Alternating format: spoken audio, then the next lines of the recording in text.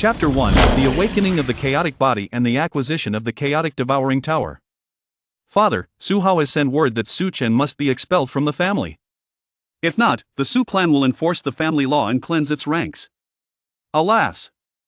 He has already crippled Su Chen's blood wheel.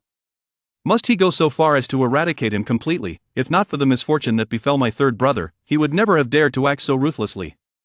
Poor Su Chen has only just awakened the imperial bone, and yet Su Hao has forcibly stripped it away. Su Hao is the foremost talent of the entire Su clan, and now he has reached the pinnacle of the true Dan realm. Is he truly willing to sacrifice the entire family for a worthless individual? In the eastern wilderness. The Pan Ding dynasty, in the city of Panyu, Su family. The elder seated at the head of the grand hall bore a face weathered by time, marked by shadows of gloom. His pitch-black eyes resembled endless abysses, instilling a sense of dread in those who met his gaze. Father, Su Hao has promised that if the family expels Su Chen, he will allow Su Yang to join the Su clan and cultivate within it. Su Yang has already awakened his blood wheel and successfully established his foundation. Silence. Upon witnessing his father's genuine fury, Su Chen dared not utter another word. With an increasingly icy demeanor, Su Yuan clenched his fists tightly. How could he be oblivious to Su Hao's intentions? Yet, he felt utterly powerless. The Su family in Panyu was merely a minor branch of the Su clan, and if the Su clan wished, they could easily annihilate the Su family with a mere flick of their fingers. When Su Hao publicly stripped Su Chen of his newly awakened imperial bone, no one in the Su family dared to intervene. It was a matter that had burdened him with guilt for an entire decade. In the Tianhuang continent, martial artists held the highest esteem. The ranks of martial artists are categorized into the postnatal realm, innate realm, foundation establishment realm, golden Dan realm, Yuaning realm, soul palace realm, and the concentration realm. At the age of 6, everyone awakens their bloodline, as it is the only means to draw the spiritual energy of the heavens and earth into their bodies. Breaking through to the innate realm for martial artists to establish their foundation, they must first cultivate their blood wheels from their bloodlines. It can be said that those who cannot cultivate a blood will have no hope of establishing their foundation throughout their lives. Su Chen awakened his bloodline at the age of 6, and moreover, he awakened an accompanying imperial bone, causing phenomena that reverberated for miles and astonished all around. A natural imperial bone would surely lead to the imperial realm, yet, unexpectedly, Su Hao happened to pass by and, upon witnessing the celestial phenomenon, immediately intervened to strip Su Chen of his imperial bone. As long as the bone was not integrated, it could be forcibly removed. Having lost his imperial bone, Su Chen did not succumb to despair or relinquish hope. Instead, he worked even harder than others, ultimately cultivating a blood will through his bloodline and successfully establishing his foundation, becoming the first in the younger generation of the Su family to do so. 3 days prior, in a bid to save his father, Su Chen ventured into the Tianfa forest to seek the heavenly soul grass, only to encounter Su Hao. Su Hao deliberately crippled Su Chen's blood wheel, yet spared his life, intending to watch him languish in his plight, looking down upon him from his lofty position. Had Su Hao not integrated his own imperial bone, would he have achieved his present success? Unable to accept such a reality, the blood wheel is the foundation of a martial artist's cultivation. Even without the imperial bone, one could continue to cultivate as long as their talent was sufficient and they worked diligently. However, the blood wheel is fundamentally different. A martial artist without a blood wheel has no hope of establishing their foundation for life. Feeling his cultivation level plummet from the foundation establishment realm to the innate realm, Su Chen could not suppress his resentment and coughed up a mouthful of blood. Buzz! Suddenly, a resounding, ancient bell echoed within his mind, and a small black tower emerged slowly from his brow, floating before him. A black tower? Gazing at the black tower before him, Su Chen felt a sense of familiarity. Previously, while searching for the heavenly soul grass in the Tianfa forest, he had inadvertently stumbled into a cave, where the stone walls bore an image of the black tower. He had not even touched it when the image had vanished, yet he had not anticipated that it would lie hidden within him all along. At that moment, a powerful force emanated from the black tower, and he was abruptly drawn into its depths. Inside the tower's space, an endless expanse of desolation surrounded him, the air swirling like thick syrup. Su Chen, forcibly drawn in, gazed around in astonishment. Welcome, Master, to the Chaotic Devouring Tower. A phantasmal figure gradually materialized before Su Chen, its features obscured, its voice mechanical in nature. Who are you? Master, I am the spirit of the Chaotic Devouring Tower. The tower spirit? Can you tell me what has transpired? The ethereal figure nodded and spoke slowly. This Chaotic Devouring Tower is a treasure born from the chaos, and only those with a chaotic body are qualified to become its master. Your chaotic body was covered by the imperial bone, and upon its removal, the chaotic devouring tower sensed you, thus granting you its power. Listening to the tower spirit's words, Su Chen felt that the stripping of his imperial bone was not a misfortune but rather a blessing. With a resigned smile, he realized that the chaotic body must indeed surpass the imperial bone, and the chaotic devouring tower was a remarkable treasure. With a sigh, Su Chen remarked, "My blood wheel is shattered. Even if I possess the chaotic body, I cannot continue to cultivate my foundation. Rest assured, Master. I can help you reconstruct your blood wheel and assist you in cultivating a new blood wheel through the devouring power of the tower." A dual blood wheel? In the Tianhuang continent, those who successfully establish their foundations invariably awaken a blood wheel, typically a singular one, with only exceptional martial artists capable of manifesting dual blood wheels. Without exception, those with dual blood wheels are destined to become unparalleled powerhouses. Su Chen never imagined that the loss of his imperial bone and the shattering of his blood wheel would turn misfortune into fortune, granting him the potential for a dual blood wheel. Please, Master, take a seat. I shall impart the chaotic devouring technique to you on behalf of the chaotic devouring tower. Su Chen wasted no time and promptly sat cross-legged, closing his eyes. Instantly, waves of information surged into his mind like a tidal wave, revealing the chaotic devouring technique the tower spirit had just mentioned. Chapter 2: The Hatred of Bone Theft and the Grudge of the Crippled Wheel. The chaotic devouring technique can only be cultivated in conjunction with the chaotic body. A resounding, ethereal voice echoed in his mind. The path of chaos involves seizing the creation of the heavens and earth, mastering the cycles of time. Only by peering into the path of chaos can one achieve immortality. The chaotic devouring technique devours all things in chaos, step by step defying the heavens, ultimately ascending the path of chaos. Buzz! The bell resonated throughout his mind. Su Chen's body trembled violently, pain crossing his visage once more, yet he gritted his teeth and persevered. The shattered blood wheel began to coalesce slowly above his head, forming a circular, blood-red wheel. For all those of the Su clan, the blood wheels they awaken are invariably swords. Su Chen was no exception. Above his head, the blood wheel materialized, filled with fragments of shattered sword pieces, and as it reformed, Su Chen could not suppress the murderous intent within him. The endless desire for vengeance against Su Hao began to converge within the blood wheel, using that desire as a medium to reconstruct his blood sword wheel that he would never forget. Su Hao. 10 years ago, he was stripped of his imperial bone, and a decade later, his blood wheel was destroyed, all at the hands of this man. The sword, forged through the medium of slaughter, erupted with an even more terrifying killing intent within the blood wheel, akin to vengeful spirits emerging from the endless abyss, recklessly devouring the vast clouds above. As the blood wheel reformed, Su Chen began to re-establish his foundation, the chaotic essence within him now manifesting. Waves of vast chaotic energy enveloped Su Chen's entire being, and a towering silhouette coalesced behind him, radiating a grayish-black light that extended throughout the towers. Space, blood wheel, gather foundation, solidify. Boom! The rolling, immense chaotic energy, under the cover of the towering chaotic entity, allowed his previously diminished cultivation to swiftly re-establish itself, with no bottlenecks to impede him. With his mind immersed in the chaotic devouring technique, Su Chen seized the rare opportunity, activating the technique, his body transforming into a vortex, fervently consuming everything around him. The devouring energy from all directions was drawn into Su Chen's vortex, continuously flowing into his body, forming an unending circular whirlpool in his dantian.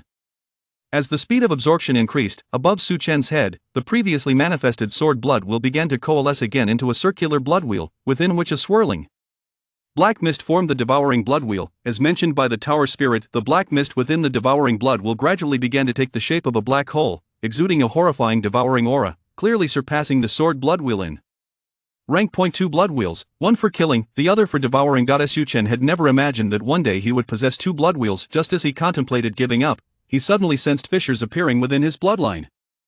What was happening? Could it be that some mysterious power had sealed his bloodline? Such a notion seemed improbable. Who would seal their bloodline for no reason?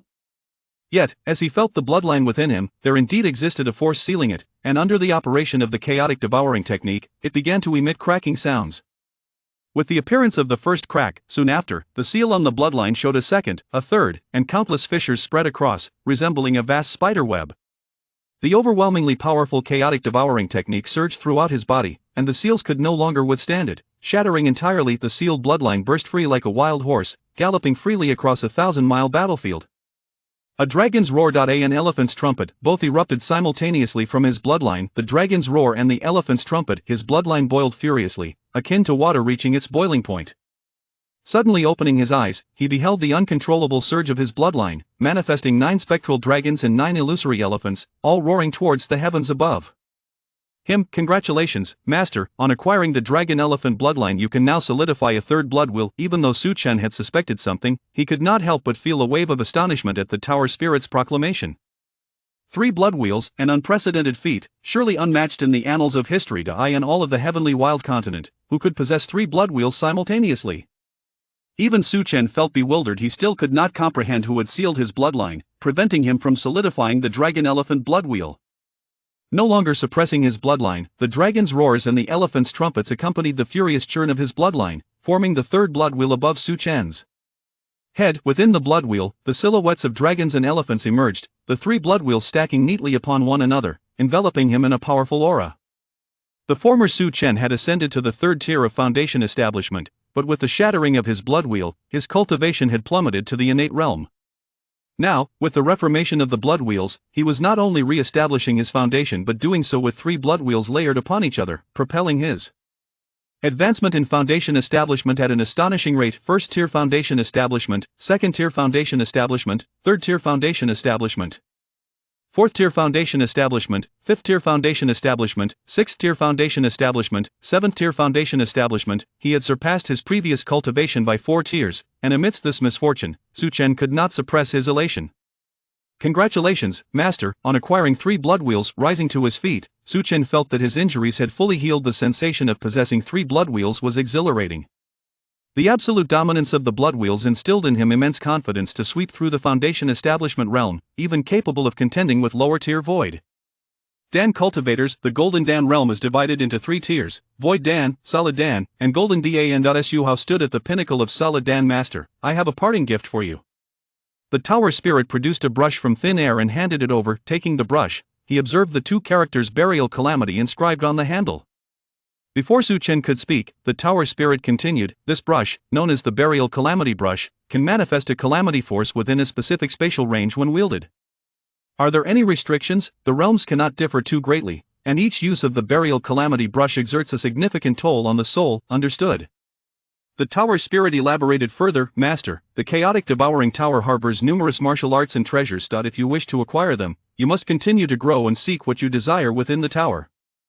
Very well. Turning around, Su Chen clenched his fists tightly, his profound gaze filled with hatred, waves of slaughter emanating from him like ancient beasts roaring at the sky, ready to devour the entire firmament. Su Hao, I will come to the Su clan to find you. For the hatred of the bone theft and the enmity of the blood wheel destruction, I will reclaim everything with interest. The Su clan stands as one of the pinnacle forces in the eastern wasteland. Even the Pandan dynasty is but an ant before them. What he needed most was time. Under his current circumstances, his cultivation speed would accelerate by dozens of times. He believed that the day of his vengeance was not far off. Chapter 3, A dog is forever a dog, never to become a human. Bang! With a resounding crash, the once massive wooden door was forcefully kicked open. Dozens of men entered, each exuding a fierce demeanor, clearly here to cause trouble. Young Master, Su Chen has yet to awaken. If we barge in like this, will the family head hold it against us? Slap! The young man delivered a harsh slap, his dark expression revealing a hint of malice as he coldly replied, what a waste. Su Chen is about to be expelled from the family.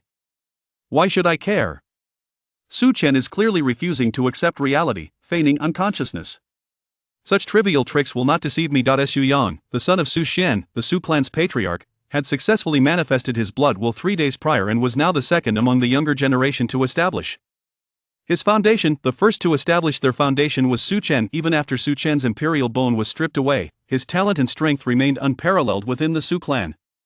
Su Yang, like a lapdog, had once followed Su Chen closely, groveling and ingratiating himself, his subservience evident now. With Su Chen's blood will destroyed and his cultivation plummeting to the innate realm, Su Yang felt an exhilarating satisfaction.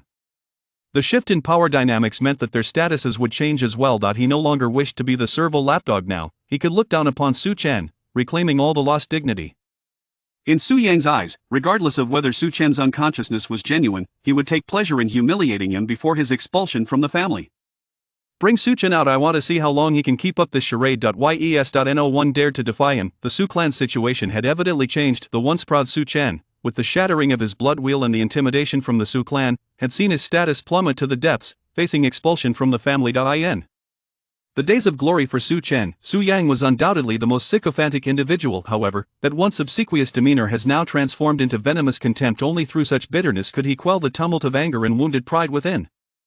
In stark contrast, Su Yang has successfully established his foundation and will soon journey to the Su clan, where even the clan leader will bow in deference upon his arrival. Before the crowd could enter the room, the creaking of the door indicated Su Chen's emergence. Observing the throng of individuals before him, his countenance was icy, and his voice dripped with chilling disdain as he commanded, "All of you, get out." Having been stripped of his blood wheel and reduced to the innate realm, how dare he continue to exhibit arrogance? Su Yang scoffed derisively, a mocking glint in his eyes. "Su Chen, do not be so arrogant. Grandfather has already decided to expel you from the family. You are but a homeless dog now. If you were to kneel before me and plead, perhaps I might show you some mercy. Otherwise, you shall face the consequences." He relished the sight of Su Chen's humiliation, eager to trample upon the pride of this once great talent of the Su family. The mere thought of having once followed in Su Chen's shadow stoked the flames of his fury. Only through humiliation could he reclaim his lost dignity. The throng behind Su Yang was eager, their eyes glinting with malice as they regarded Su Chen. To belittle a former family prodigy was an exhilarating prospect, and they were determined to curry favor with Su Yang for their own gain. "Su Yang, you were a dog before, and you remain one now. As for your bark, one must first assess the sharpness of your fangs," Su Chen retorted defiantly, unyielding in the face of their derision. Enraged, Su Yang's voice turned frigid. "Su Chen, do you still dare to act so arrogantly? Do you truly believe you remain the clan's foremost genius? Today, I shall make you kneel and beg at my feet." Cripple him, yes. The crowd surged forward, heedless of the consequences, for Su Yang was now the most influential figure in the Su family. Who would dare provoke him?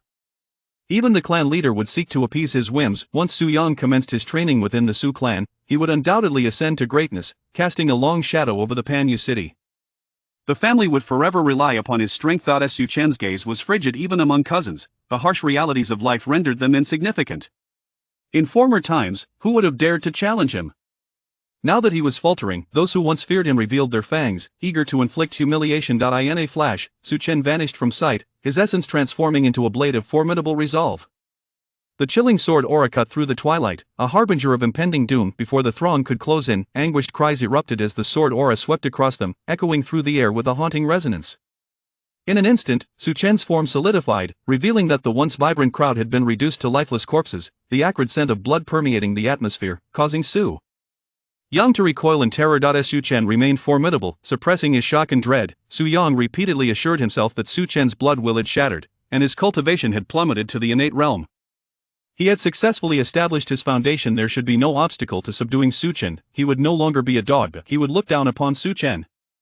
"Su Chen, I shall now demonstrate the vast chasm that lies between us." As his bloodline surged within him, a blood will materialized overhead, and a pale yellow sword shadow emerged, exuding an aura of lethal intent. "From the moment I awaken my blood wheel, you shall be the first to taste its power." The mention of the blood wheel elicited a cold laugh from Su Chen, as he summoned forth his own blood wheel above, its might far surpassing that of Su Yang. The realization of this power shift rendered Su Yang's complexion ashen. "Impossible. Your blood wheel was shattered by Su Hao. How can it be restored?" His voice trembled with disbelief, for it was common knowledge that any warrior who had their blood wheel shattered could never hope to reconstruct it. How had Su Chen defied this certainty? The family would not disseminate falsehoods. He had witnessed Su Chen's injuries firsthand just yesterday. The blood wheel indeed shattered. A dog remains a dog, forever devoid of humanity. A fear and disbelief etched across his face. Su Yang was truly terrified now.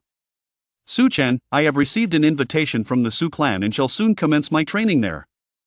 Should you dare to lay a hand on me, the wrath of the clan, not to mention that of the Su family, will be unbearable for you." Attempting to intimidate him with the Su clan? In an instant, Su Chen appeared before Su Yang, his presence like that of a specter, his gaze devoid of any emotional fluctuation. This encounter had unveiled the true faces of many around him.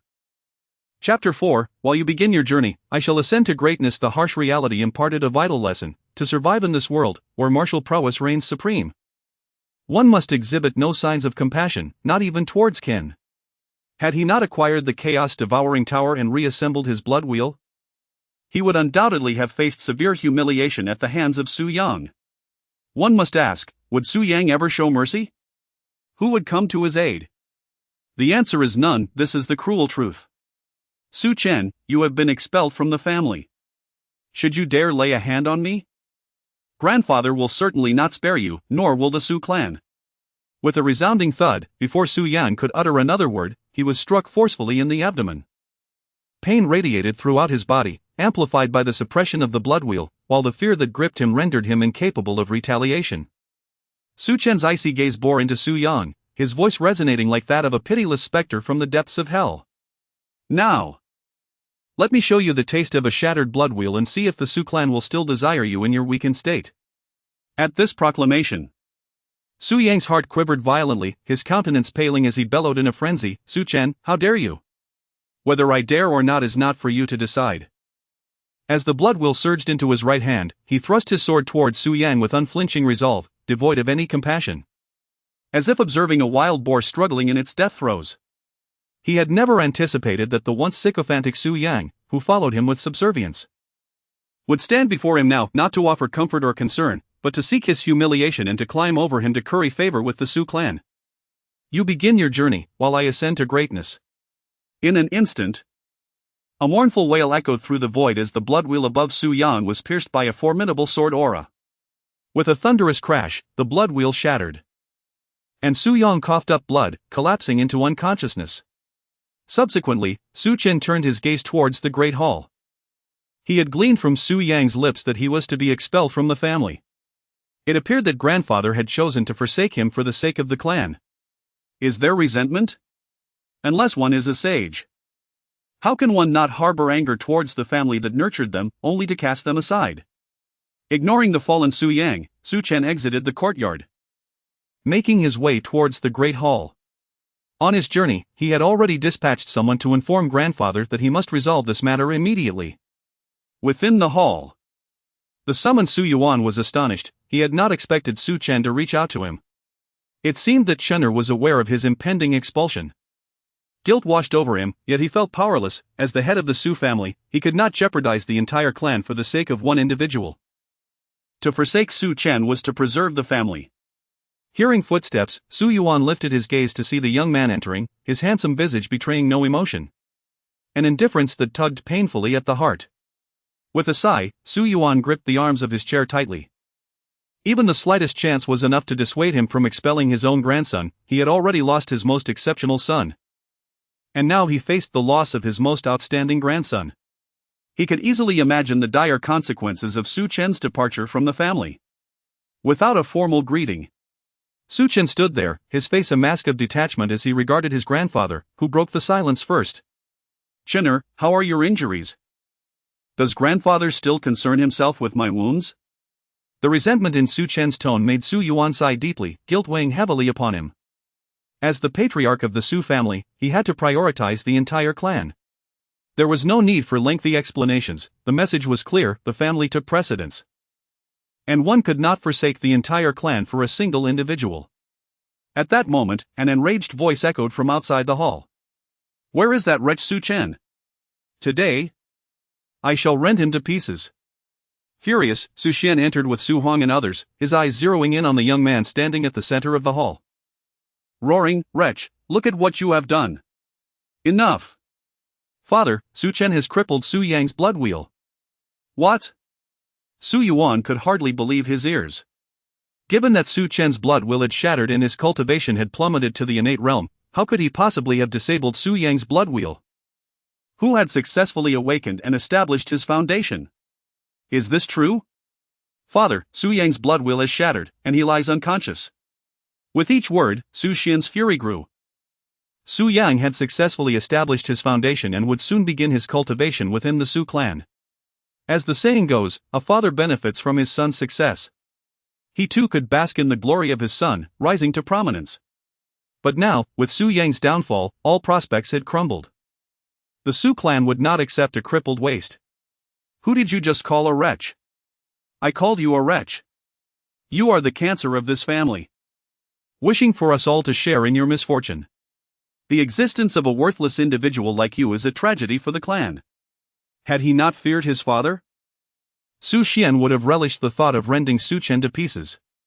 With a sudden chill, Su Chen's figure vanished from his Sig Chapter 5. "I fulfill your demands." A piercing scream echoed as Su Xian's body fell to the ground like a kite severed from its strings.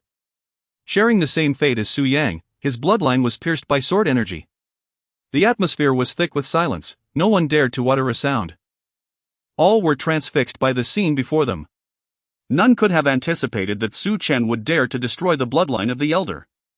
It is well known that for a martial artist, the bloodline is as vital as life itself. Losing one's bloodline means being forever trapped in the innate realm, with no hope of establishing a foundation. You may not be human, but I, Su Chen, possess my own principles. Su Chen remains my uncle. I am not a heartless beast capable of slaughtering my kin. However, I shall obliterate the bloodlines of Su Yang and Su Chen. For that is the price one pays for provoking me. Everyone was struck dumb with fear. Su Chen was truly formidable. Even the 8th level foundational elder could not withstand a single strike from Su Chen. How terrifying that was. What more, the head of the family had not intervened. Grandfather. The grievances between Su Hao and me shall not implicate the family. From this moment forth, I, Su Chen, shall sever ties with the Su family and will no longer be a disciple of the Su clan. My father is in no way connected to this. I implore you to treat him kindly. Upon hearing these words, the expressions of all present were deeply stirred. None had anticipated that Su Chen would choose to sever ties with his family. A chorus of sighs filled the air. Those who sought to protect the clan found themselves utterly powerless in the face of the mighty Su family. Watching the figure turn away, Su Yuan painfully closed his eyes. The imperial bone that rightfully belonged to Su Chen had not only been stripped away by Su Hao but, under the threat of the Su clan, he was forced to witness his grandson depart from the family. As a grandfather, all he could do was accept this fate and ensure Su Chen was taken care of. Father, are we truly allowing Su Chen to sever ties with the family and leave? This matter ends here. I command that no one is to discuss this issue without permission. Those who defy this order shall face death. Understood. Within the icy chamber, massive blocks of ice surrounded them, perpetually maintaining a frigid state. In the center lay a colossal ice coffin, radiating a deep blue hue.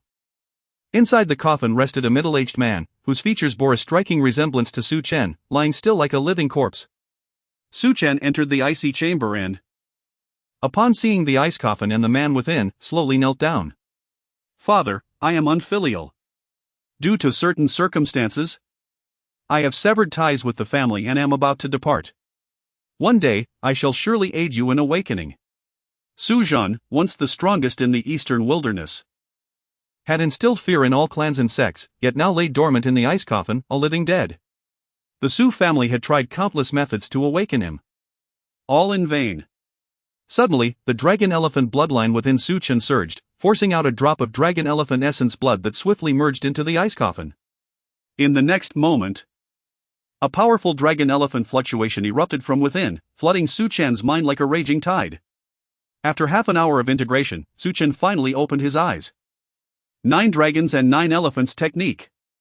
Su Chen surmised that the dragon elephant bloodline sealed within him, along with the technique newly acquired from the ice coffin, must harbor undisclosed secrets. Alas, his father, now a living corpse, could not reveal them to him. Footsteps approached. Su Yuan entered and, seeing his grandson kneeling before the ice coffin, sighed deeply. Chen I have already contacted the principal of the Eastern Wilderness Academy. Because your father once aided the academy, you may go there to cultivate. Even the Su clan would not dare offend the Eastern Wilderness Academy.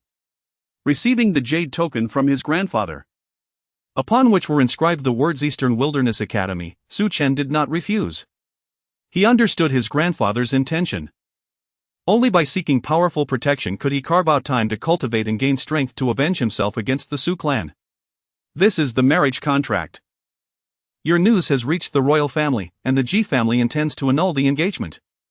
As he took the jade token and marriage contract, Su Chen's expression turned icy. The Panding royal family had sought to ally with his father during his reign in the eastern wilderness, sending envoys repeatedly to propose a union. Now, with the imperial bone stripped from him and under the threat of the Su clan, the royal Ji family could no longer sit idly by and opted to dissolve the engagement. Wish to annul the marriage? Su Chen rose and cast the jade token and marriage contract into his spatial ring. If there were to be a dissolution, it would be at his own discretion. Not the Ji family's. Watching his grandson prepare to leave, Su Yuan's face paled. He opened his mouth to speak, but the words caught in his throat. He was unsure what to say, burdened by the guilt he felt toward Chen. Without lingering any further, Su Chen departed from the family, resolved to head directly to the Eastern Wilderness Academy to secure time for his cultivation. As the foremost academy in the Eastern Wilderness, even the Su clan would think twice before confronting it, believing they would not risk a deadly confrontation over Su Hao. The bustling streets were filled with shouts and calls. Yet, Su Chen had no inclination to absorb the vibrancy around him. "Isn't that the illustrious Su genius from Panyu City?" taunted a sneering voice as dozens of youths approached, their faces twisted with mockery, their gazes toward Su Chen decidedly unfriendly. "Get lost." Su Chen recognized these individuals, disciples from various families in Panyu City, once his sycophants, now reveling in his downfall. Oh? The great Su genius has even lost his bloodline and still dares to act so arrogant? Believe it or not, I could squash you with a single kick. And your Su family wouldn't dare lift a finger. Kneel and beg for mercy. If you amuse us, perhaps you can escape unscathed. Otherwise, prepare to return home with a face like a pig's head. Despite Su Chen's icy glare, the throng showed no fear. What strength could one possess after losing their bloodline? The thrill of humiliating a former genius was too enticing to resist. "Su genius, do you not dare to fight back? Very well, I shall stand right here. If you have the ability, strike me." One of them stepped forward, grabbing Su Chen's fist and thrusting it toward his own face, taunting him incessantly. Confident that Su Chen would not retaliate, the onlookers murmured in disbelief. They could scarcely fathom that the once greatest genius of Panyu City, Su Chen of the Su family, had fallen to such depths, rendered mute by humiliation. This was the harsh reality. "I fulfill your demands." Buzz! The sound of a sword's chant erupted from within Su Chen, and a bloodline sword circle coalesced above him, startling everyone around. Before they could react, Su Chen had already unleashed his sword technique, merging it with the sword circle. A torrent of dominating sword energy surged forth, striking all present with unerring precision. None could withstand it. The sharp, iron scent of blood made it abundantly clear that the scene unfolding before them was all too real. With a single sword strike, Su Chen obliterated the throng of mockers. How utterly tyrannical. Chapter 6, If you dare to hesitate, I shall strike you down without mercy. In the harsh reality of life, Su Chen has gradually come to understand a vital truth: one must never show even the slightest mercy or compassion towards an enemy. Without lingering, he turned and departed. The forest of heavenly punishment lies to the northeast of Panyu City. To reach the Eastern Wilderness Academy in the shortest time possible, the quickest route is to traverse this forest. It is a realm inhabited by fierce beasts, with rumors suggesting that at its deepest depths, there exists a beast of the essence refinement realm. The dense canopy of trees obscures the sun, and as dusk descends, it casts a shadow over the towering giants of the forest. A sense of desolation envelopes the area, creating an unsettling atmosphere. By the time Su Chen arrived at the forest of heavenly punishment, night had completely fallen, and the oppressive, overcast sky felt suffocating. Under the cover of darkness, the forest echoed with the roars of wild beasts, interspersed with the anguished cries of those unfortunate enough to fall prey to these monsters. Many warriors, seeking to hone their skills or capture beasts for trade, choose to venture into this perilous woodland. Gazing into the inky blackness of the forest, Su Chen's eyes were icy and resolute. Just days prior, it was here that he had been defeated by Su Hao, losing his blood wheel. Now, he was determined to take his first step forward. The moment he stepped into the forest, he sensed a powerful disturbance. Something was amiss. Without hesitation, he swiftly moved towards the source of the disturbance. There, he witnessed a colossal black bear, towering over 4 meters, locked in a fierce battle with a man. Both were at the essence refinement stage. Su Chen's eyes sparkled with intrigue. Instead of intervening or retreating, he opted to observe from a distance, waiting for both adversaries to exhaust themselves in their struggle, ready to seize the opportunity to claim the spoils. Having commenced his training in the chaotic devouring technique, a martial art notorious for its ability to absorb any form of power without backlash or side effects, he was eager to put it to use. The battle between man and beast escalated, the ground cracking beneath the weight of their overwhelming energy, resembling a vast spider's web. Blood stained the earth. And despite their equal prowess, neither side dared to relent, aware that their confrontation would ultimately lead to mutual destruction. With a thunderous crash, the combatants collapsed to the ground. The sound of bones shattering echoing through the silent night. A glimmer of joy flickered in Su Chen's heart. Without a moment's hesitation, he sprang forward. The black bear, gravely injured, could do little more than glare fiercely at the approaching figure, unable to rise once more to defend itself. Utilizing his finger as a sword, he infused his blood will into the sword aura, unleashing a chillingly lethal energy that pierced through the bear's skull. As the chaotic devouring technique surged within him, waves of devouring power enveloped the bear's soul, beginning to erode it relentlessly. Su Chen understood that to rapidly enhance his cultivation, he must rely on the absorbing capabilities of the chaotic devouring technique, otherwise, his progress would be stunted. As for the cruelty of his actions, he chose to ignore it. In a world where martial prowess reigned supreme, strength dictated everything. The black bear, an essence refinement beast, had its soul consumed within Su Chen's body, where it would be forcibly refined through the chaotic devouring technique. The extent of pure power he could extract from this process remained uncertain. In mere seconds, he had successfully devoured the bear's essence. "Thank you for your assistance, I shall repay you 100-fold in the future," the man said. His heart racing at the sight of the young warrior's lethal prowess, yet he maintained his composure. Under ordinary circumstances, he would have dismissed a foundational realm warrior. But the current situation was vastly different. Having been gravely wounded in his battle against the bear, he knew he would be no match for even an ordinary person. "I am not helping you, and you need not thank me." The overwhelming murderous intent emanating from the young man weighed heavily upon him. It seemed that misfortune had indeed found him. "If you cease your actions, I am willing to share a secret regarding Chapter 7. Bloodthirsty netherwing bats. The forest under the cloak of night exuded an aura of profound desolation. Su Chen, acutely aware of the escalating danger as he ventured deeper into the woods where formidable beasts, possibly even those of the legendary divine core realm, might lurk, heightened his vigilance.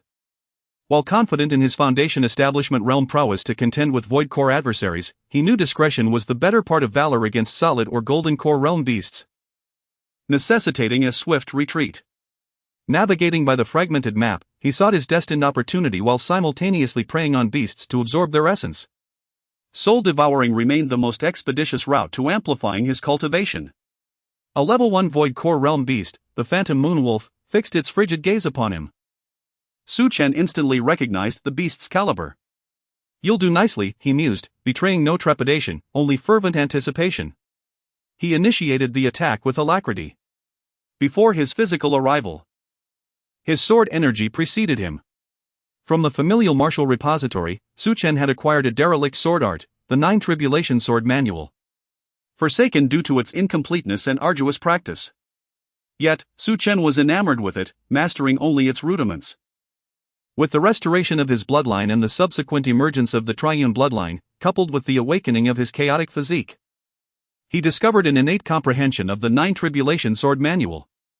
The bloodline melded seamlessly with the sword art. Infused with a subtle resonance of thunder, a domineering, lethal sword aura rent the firmament, descending ferociously upon the phantom moon wolf.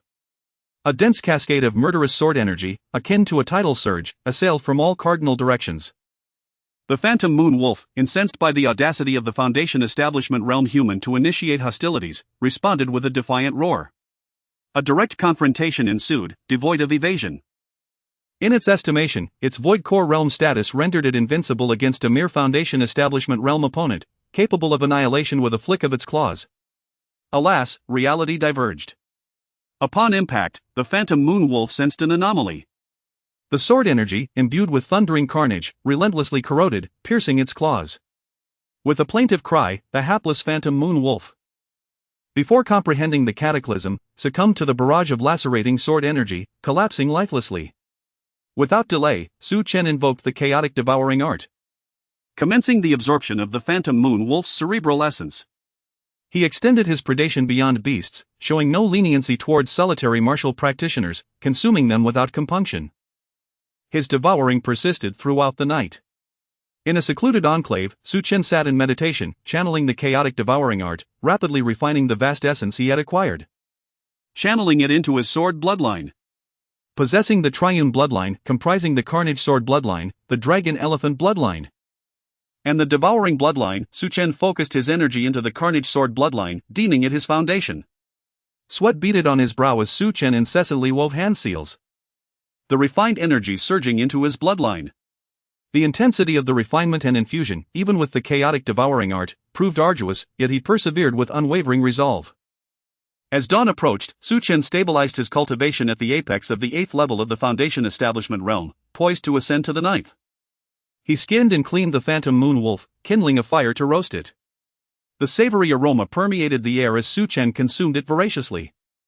Satiated, he resumed his hunt, devouring beastly souls. Su Chen? Wasn't your bloodline crippled? What brings you to the celestial punishment forest? A group of individuals approached inquisitively. Led by Wang Quan, a 6th-level Foundation Establishment realm disciple of the Wang clan of Serene Plate City. Rumors had circulated throughout Serene Plate City that Su Chen, the prodigious talent of the Su clan, had his bloodline obliterated by Su Hao, his cultivation plummeting to the acquired realm.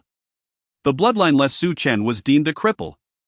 Wan Yuan, who once harbored affections for Su Chen, now lamented his fate, though her infatuation had waned. What good is handsomeness? She pondered. This world values strength. And for martial practitioners, the bloodline is paramount.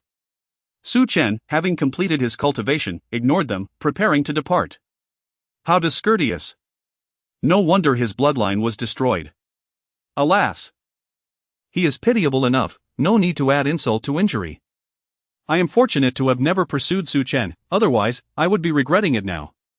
What's that sound? Chirp! Chirp! Those are bloodthirsty netherwing bats. Heavens, there are so many! As the horrified cry reverberated, colossal bats with crimson pelts and chilling eyes, radiating a dreadful aura, surged from all directions. A nauseating stench, overwhelming and pervasive, induced retching. Bloodthirsty netherwing bats, gregarious beasts, relished consuming beasts and martial practitioners. Their noxious odor and potent venom rendered them formidable. Encounters with these swarms often proved fatal, even for Golden Core realm martial practitioners. The Wang clan's faces were etched with terror and despair. Their ill fortune had led them to this gruesome encounter. They huddled together, backs against each other. Wang Quan's complexion paled. His contingent comprised the clan's core elite. Their loss would inflict irreparable damage. We must find a way to escape. Every survivor counts. Follow me. In a single exchange, a Wang clan disciple met a gruesome end, devoured by the bats, leaving no trace but a lingering, acrid stench mingling with the pervasive miasma. Kill. Witnessing their comrades' demise, Wang Yuan and others, suppressing their grief and terror, fought with desperation. Su Chen's gaze sharpened. He had not anticipated encountering such revolting creatures. The swarm of bloodthirsty netherwing bats encircled them, sealing all exits. Escape necessitated a bloody, forceful breakthrough. A crimson mist enveloped the void. Evasion proved futile. A head-on clash was inevitable. The Wang clan's ranks dwindled under the relentless assault. One by one, they were devoured, leaving no remains. In a mere 2 minutes, half of the Wang clan had perished. Chapter 8, The 8 Heavenly Dragons, the ancient sacrificial altar. Countless bloodthirsty phantom bats surged fiercely towards Su Chen. Their presence overwhelming and foul. The stench was unbearable. Su Chen, with a face contorted in disgust, observed the relentless onslaught of the bats around him. As a blood wheel materialized above him, within which the phantoms of dragons and elephants roared and surged. The blood wheel. Wang Quan and Wan Yuan, witnessing Su Chen conjure the blood wheel once more, were utterly dumbfounded. None could fathom how Su Chen, who had previously lost his blood wheel, was able to manifest it again. What kind of blood wheel was this? The entire Panyu city knew that the Su family's awakened blood wheel was that of the sword, a truth that applied universally to all core disciples, including Su Chen himself. Yet now, gazing at the blood wheel hovering above Su Chen, they were left in a state of confusion and shock. With a mighty dragon's roar and the trumpet of an elephant, 9 ethereal dragon figures and 9 illusory elephant forms erupted from the blood wheel. Su Chen unleashed the art of 9 dragons and 9 elephants, launching a fierce assault on the surrounding bats. He would slay the bloodthirsty phantom bats. Yet he would not consume them, their stench was simply intolerable, forcing him to abandon the idea of devouring them. The dragon elephant blood wheel enveloped Su Chen. Boom! Boom! The swarm of bloodthirsty phantom bats relentlessly battered against the dragon elephant blood wheel. With each impact, blood began to seep from the corners of Su Chen's mouth. His expression grew increasingly grave. If this continued, it would lead to dire consequences for him. He summoned the Annihilation Pen, a treasure bestowed upon him by the Tower Spirit, which came with substantial limitations. Not only was there a restriction on his realm, but each use of the Annihilation Pen drained his soul. In the Thunder Punishment Forest, suffering a significant depletion of his soul would place him in peril. Gathering his soul, he infused it into the Annihilation Pen and began to wield it, drawing intricate strokes. In an instant, thunderous roars surged forth, and the overwhelming power of the heavenly tribulation coalesced beneath the Annihilation Pen, establishing an absolute forbidden zone of divine punishment. Bang! Bang! As the bloodthirsty phantom bats entered the range of the Annihilation, their bodies erupted into clouds of blood mist. Yet, despite this, the bats continued their frenzied assault, rushing in from all directions like moths drawn to a flame. The slaughter of the phantom bats intensified, their blood forming a river. Witnessing Su Chen withstand the onslaught, Wang Quan and Wang Yuan's expressions brightened, prompting them to hurry towards Su Chen. The ground was soaked in blood, emanating an unbearable stench that Su Chen could no longer tolerate. He pressed onward, forcefully wielding the Annihilation Pen and continuously draining his soul. Should he exhaust his soul power? He would not require the phantom bats to strike, he would meet his demise on his own. With the aid of the Annihilation Pen, Su Chen's speed surged, carving a bloody path through the chaos. Su Chen, you cannot abandon us. Brother Su, please take us with you. Wang Yuan and the others were bewildered, utterly unprepared for Su Chen's decision to forge ahead alone, disregarding their plight. Surrounded by a sea of blood and the acrid scent of death. Their Chapter 9, God-slaying bone-severing bow, chaos suppresses black mist. The ancient sacrificial altar abruptly crumbled, with torrents of terrifying black mist surging forth from its depths. Chants emanated from the mouths of the 8 Buddha statues. The lotus pedestals beneath them expanded into a vast, spiderweb-like formation, enveloping and suppressing the black mist. Yet, despite this, wisps of black mist pierced through the Buddha's aura, corroding the bodies and minds of the warriors. A cacophony of anguished cries echoed through the void. My soul! What's happening? We must retreat. Some warriors with lower cultivation levels were unable to withstand the mist's encroachment. Their eyes turned bloodshot and wild as they turned upon their compatriots. Some warriors, caught unawares, were ambushed and brutally slain, their bodies cleaved in two, their blood instantly devoured by the black mist. The black mist roiled beneath the suppression of the 8 Buddha statues, a palpable killing intent roaring skyward, battering against the Buddha's aura and sending shivers down the spine. A dense, ear-splitting dirge began to wail, relentlessly assaulting the warriors. We must enter the altar. A desperate gamble for survival. Even Su Chen was not immune to the mist's corruption. Retreat was no longer an option. Their only hope lay in entering the altar and using the Buddha's aura to quell the black mist. With a single stride, Su Chen vanished. Warriors stampeded into the altar, abandoning all caution. Inside the altar, there may be opportunities, but remaining outside meant certain death. A fight for survival. As the last warrior plunged into the altar, only half of their number remained. The scene was eerie and macabre, the acrid stench of blood permeating the entire valley. The altar's subterranean chamber, in the dimly lit depths. The air reverberated with the incessant tolling of a funereal bell. The pervasive black mist, thick and substantial, resembled countless malevolent eyes, fixated on their prey. It hurt so much. Who are you? Who are you? As warriors entered the altar's depths, they were immediately enveloped by the black mist, descending into madness. Their eyes turning crimson, their bodies contorted. I'll kill you. They turned on each other, their crimson eyes radiating a terrifying, cold light. They struck out with unrestrained ferocity. Only carnage prevailed. The warriors, consumed by an icy bloodlust, attacked with reckless abandon, oblivious to pain, even when half their heads were severed. Su Chen retreated, his gaze hardening. Despite knowing the dangers, he had entered, driven by the desire to discover what the 8 Buddha statues were suppressing. The ear-splitting tolling of the funereal bell echoed in his mind. Even with his preparations, he could not fully resist the mist's encroachment. His expression changed as he understood the implications of succumbing to the mist. He was determined to avoid becoming a mere killing machine. 3 bloodlines materialized above him, forming the Devouring Bloodline, the Slaughter Sword Bloodline, and the Dragon Elephant Bloodline.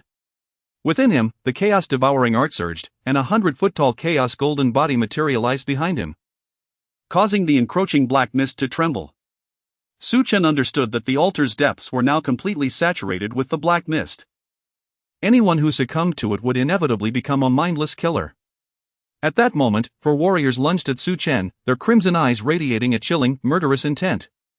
Using his finger as a sword, he unleashed the 9 Calamity Sword technique, amplified by the power of his 3 bloodlines. The 4 warriors were slain before they could even approach. The warriors consumed by the black mist fought like common brawlers, devoid of martial skill. As the chanting of the Buddhas resonated through the chamber, ethereal Buddha figures materialized, their hands clasped in prayer, chanting scriptures. The vast Buddha's aura coalesced into symbols, radiating light as they suppressed the surroundings. The symbol struck the foreheads of those transformed into killing machines, who collapsed into lifeless corpses, devoid of screams or resistance. A bow and arrows? As the 8 Buddha figures manifested, a longbow and 9 arrows materialized, exuding a terrifying aura that suppressed even the Buddha's aura, causing the symbols to crumble. The bow and arrows were undoubtedly treasures. Su Chen immediately recognized their extraordinary nature. The fact that they were suppressed by the 8 formidable Buddhas spoke volumes. In the next moment, the 8 Buddha figures joined forces to suppress the longbow. The vast Buddha's aura converged, forming a 100-foot symbol that crashed down upon it. The black longbow was slowly drawn, an arrow knocked. With a whoosh, the domineering black arrow collided with the 100-foot, shattering it and striking one of the Buddha figures. Su Chen was shocked. If he could obtain such a treasure, it would undoubtedly be beneficial. However, desire was one thing, acquisition was another. Su Chen knew that his current strength was insufficient to subdue the bow and claim it for himself. Benefactor, please aid us in suppressing the god-slaying bone-severing bow. The cycle of karma continues, and if the benefactor is willing to help us suppress the god-slaying bone-severing bow, we 8 monks are willing to assist the benefactor in purifying the bow's demonic energy, allowing it to become the benefactor's treasure. Benefactor, please act. The urgent voices in his mind could only be the 8 Buddhas. Su Chen was frustrated. He was merely at the foundation establishment stage. Even if he wanted to help the 8 Buddhas suppress the god-slaying bone-severing bow, he lacked the power. Was he supposed to sacrifice his life? That was out of the question. He was not a member of the Buddhist faith. The "I'll go to hell if it must be done" mentality did not apply to him. The benefactor need only allow us to use their divine body. Use his chaos body? Su Chen knew that if he used his chaos body as a medium to help the 8 Buddhas suppress the god-slaying bone-severing bow, he would lose control of his fate. Should he give up this opportunity? He was unwilling to do so. Seeing the domineering god-slaying bone-severing bow, which even the 8 Buddhas could not suppress, Su Chen ultimately decided to assist them. Chapter 10, The Purple Fox and the Path of Alchemy. A low hum resonated as a 100-foot-tall body of chaos rapidly coalesced behind him. The aura of chaos enveloped the subterranean space. The 8 Buddhas' ethereal figures began to chant scriptures once more. Waves of immense Buddhist energy surged into the chaotic golden body, reconstituting a colossal that advanced towards the god-slaying bone bow with the intent to subdue it. With a sudden cough, blood spewed forth, and Su Chen's complexion paled instantly. His cultivation was insufficient to suppress the god-slaying bone bow, yet he yearned to contend with this supreme treasure, hoping to assert dominance over it. Alone, he dared not act. He could perceive the overwhelming might of the bow. Rapidly circulating the Chaos Devouring technique within, he summoned voracious energies that devoured the surrounding black mist, allowing the chaos to merge with his golden body, temporarily quelling the turmoil within his heart. The 8 Buddhas, their appearances dignified, emitted a torrent of Buddhist energy akin to countless thunders, piercing through layers of void to integrate with the chaotic golden body, forcefully subduing the god-slaying bone bow. Boom! The massive spun rapidly, radiating waves of profound Buddhist energy intertwined with chaotic essence, seemingly capable of suppressing the endless abyss. The god-slaying bone bow and the 100-foot clashed violently, sending forth tsunami-like ripples that spread wildly, imbued with a chilling power. Standing upon ethereal lotus blossoms, with hands clasped, the 8 Buddhas unleashed their supreme Buddhist techniques, weaving a web of Buddhist energy that sealed the surrounding area, preventing any escape from the god-slaying bone bow. If I do not enter hell, who will? I, the Buddha, shall subdue demons. There shall be no evil in the world. The 8 heavenly dragons shall suppress the wickedness of the realm. The 8 Buddhas, their expressions solemn, appeared as holy monks descended to deliver salvation, purifying all malevolent forces. A more terrifying 100-foot manifested, directly suppressing the god-slaying bone bow. This time, it was not merely confined to the subterranean space, it was imprisoned within the chaotic golden body itself. At last, the Buddhas had not deceived him. As long as his chaotic golden body could dominate the god-slaying bone bow, he would be able to wield this treasure at will in the future. With a roar of rage and resentment, the god-slaying bone bow was forcibly subdued within the chaotic golden body. Afterwards, the chaotic golden body vanished from sight. Thank you, benefactor, for your assistance. It is only with your help that we can successfully subdue the god-slaying bone bow. From now on, we shall remain within your golden body, aiding you in its suppression. Please remember, benefactor, to refrain from using this bow unless absolutely necessary. Should you be corrupted by its influence, we would be helpless to assist you. The Buddhas began to impart their supreme techniques to him, hoping he would diligently practice to jointly suppress the god-slaying bone bow. The 8 Buddhas proved to be commendable allies. Whether for his benefit or to thoroughly subdue the bow, their sharing of superior techniques was exceptionally advantageous for him. Thank you, esteemed masters. The Buddhas revealed their titles, and one by one, their teachings flowed into his mind.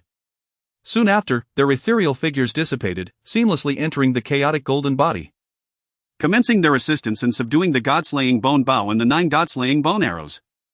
At that moment, the Buddhas remained oblivious to the fact that Su Chen's golden body was that of chaos.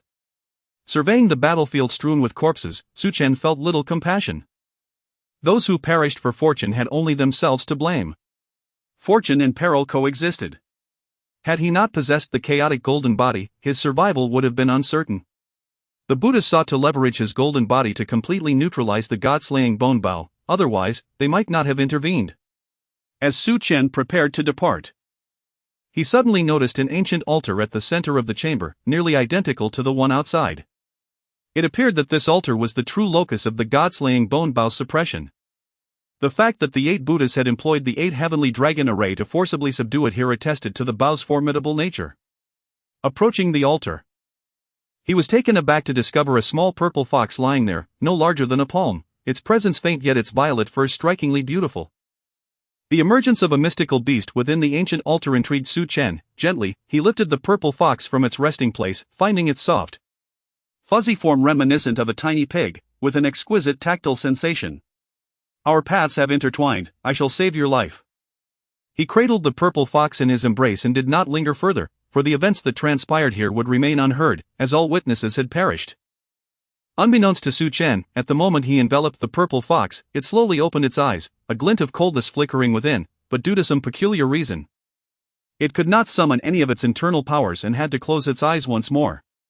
As he exited the subterranean space, with the god-slaying bone bow thoroughly subdued within his chaotic body, the valley was devoid of any black mist, and the 8 stone statues had crumbled completely.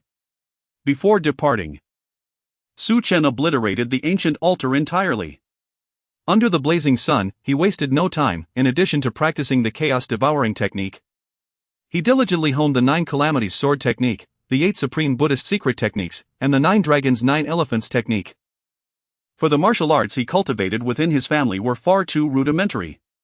He understood well that the 8 Buddhas' impartation of the 8 supreme Buddhist techniques was undoubtedly the pinnacle of martial arts, a treasure he could not afford to squander. The essence of it all lay in the Chaos Devouring technique, which comprised 9 levels. Currently, he had merely grazed the surface of the first level, yet to reach its pinnacle. At that moment, Su Chen sensed a powerful pull emanating from within the Chaos Devouring Tower, indicating the tower spirit was summoning him. Without a hint of resistance, his entire being was instantly drawn into the tower. At present, he could not enter the Chaos Devouring Tower on his own. Only by the spirit's summons could he be ushered in. One day, when he could freely traverse the tower, its inner world would become his greatest sanctuary. Should he encounter formidable adversaries, retreating into the tower's realm would ensure no one could lay a finger on him. Inside the tower, the ethereal figure of the tower spirit awaited him. Even now, Su Chen remained unaware of whether the spirit was male or female. Spirit of the tower. Do you have business with me? The spirit nodded, smiling as it spoke. Congratulations, Master, on acquiring the God-slaying bone bow and the 9 God-slaying bone arrows. Given that you have completely fused 3 blood wheels, I am making an exception to reward you with the path of alchemy, encompassing the essence of alchemical mastery. Alchemy? Indeed. The path of alchemy contains the principles of alchemical creation. Should you fully grasp the intricacies of the 3,000 alchemical techniques, you will attain the pinnacle of alchemy and be able to forge the most exceptional elixirs in existence. A small furnace materialized in its hands. And Su Chen was no stranger to the craft of alchemy. In the eastern wasteland, certain individuals held a status that far surpassed that of martial artists. They included array masters, alchemists, weaponsmiths, and talisman masters. However, to become one of these 4, one needed innate talents that far exceeded those required for martial arts. Not everyone could achieve this. Among them, alchemists particularly required extraordinary talents, and Su Chen was uncertain if he possessed such a gift. Nevertheless, since the tower spirit had bestowed upon him the path of alchemy, he was determined to seize this opportunity. Master, alchemy requires exotic flames, of which there are countless varieties in the world, and it is up to you to seek them out. As for ordinary flames, a mere understanding of the rudiments of the 3,000 paths of alchemy will suffice to condense the fire and commence the process of refining elixirs. Understanding this, Su Chen exited the tower's realm, his mind already brimming with the methods of the 3,000 paths of alchemy. Suppressing his excitement, he began to contemplate. The first task at hand was to cultivate the 3,000 paths of alchemy to condense fire, otherwise, the act of alchemy would remain mere words. As dusk fell, Su Chen found himself quite fatigued. Rising, he stretched languidly and casually seized a wild beast to roast and consume. While savoring the roasted meat, he cast his gaze upon the purple fox in his palm, growing increasingly fond of it, and resolved to adopt the creature. However, the purple fox's aura was alarmingly faint. And under such circumstances, who could say how long it might survive? It might very well perish by dawn. Observing its coat of purple fur, he decided to name it Little Purple from this moment forth. As it slowly opened its weary eyes, the purple fox shot him a glance, clearly appearing quite feeble. Very well, you shall accompany me from now on. I will first seek out some spiritual herbs or procure a few elixirs for you. At present, he had yet to condense any fire and was therefore unable to refine elixirs, leaving him with no choice but to make purchases. Chapter 11, If You Are Willing. I can take responsibility. As Su Chen departed from the city of Panyu, the prominent families within the city were thrown into a frenzy. This turmoil was ignited by Su Chen's slaying of their core disciples, including the sons of several family heads. In unison, these families marched toward the Su residence to seek retribution, only to be met with the disheartening news that Su Chen had been expelled from the Su family and was no longer one of their own. There was no doubt about this, the deterrent power of the Su clan had spread throughout the entirety of Panyu City. Surrender was simply not an option. Consequently, the families dispatched their most elite warriors, casting a wide net in search of Su Chen. Deep within the forest of heavenly punishment, Su Chen grew increasingly vigilant. The depths of the forest were teeming with formidable beasts, and a chance encounter with one could lead to significant troubles. He believed that if he could traverse the forest, he would soon reach the Eastern Wilderness Academy. Darkness enveloped the forest, creating an eerie silence that was unnerving. To save time, he deliberately traversed deeper into the forest. Knowing that encountering danger was a common occurrence, if he feared death, he might as well find a hiding place. His expression grew more solemn as time passed without any sight or sound of beasts. The unnatural tranquility heightened his sense of unease. The forest, shrouded in darkness, felt desolate and cold, causing even Su Chen to shiver involuntarily. He pressed on, calculating that with just one more day, he could successfully navigate through the forest.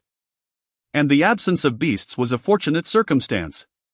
However, upon witnessing the scattered remains of beasts before him, he was taken aback.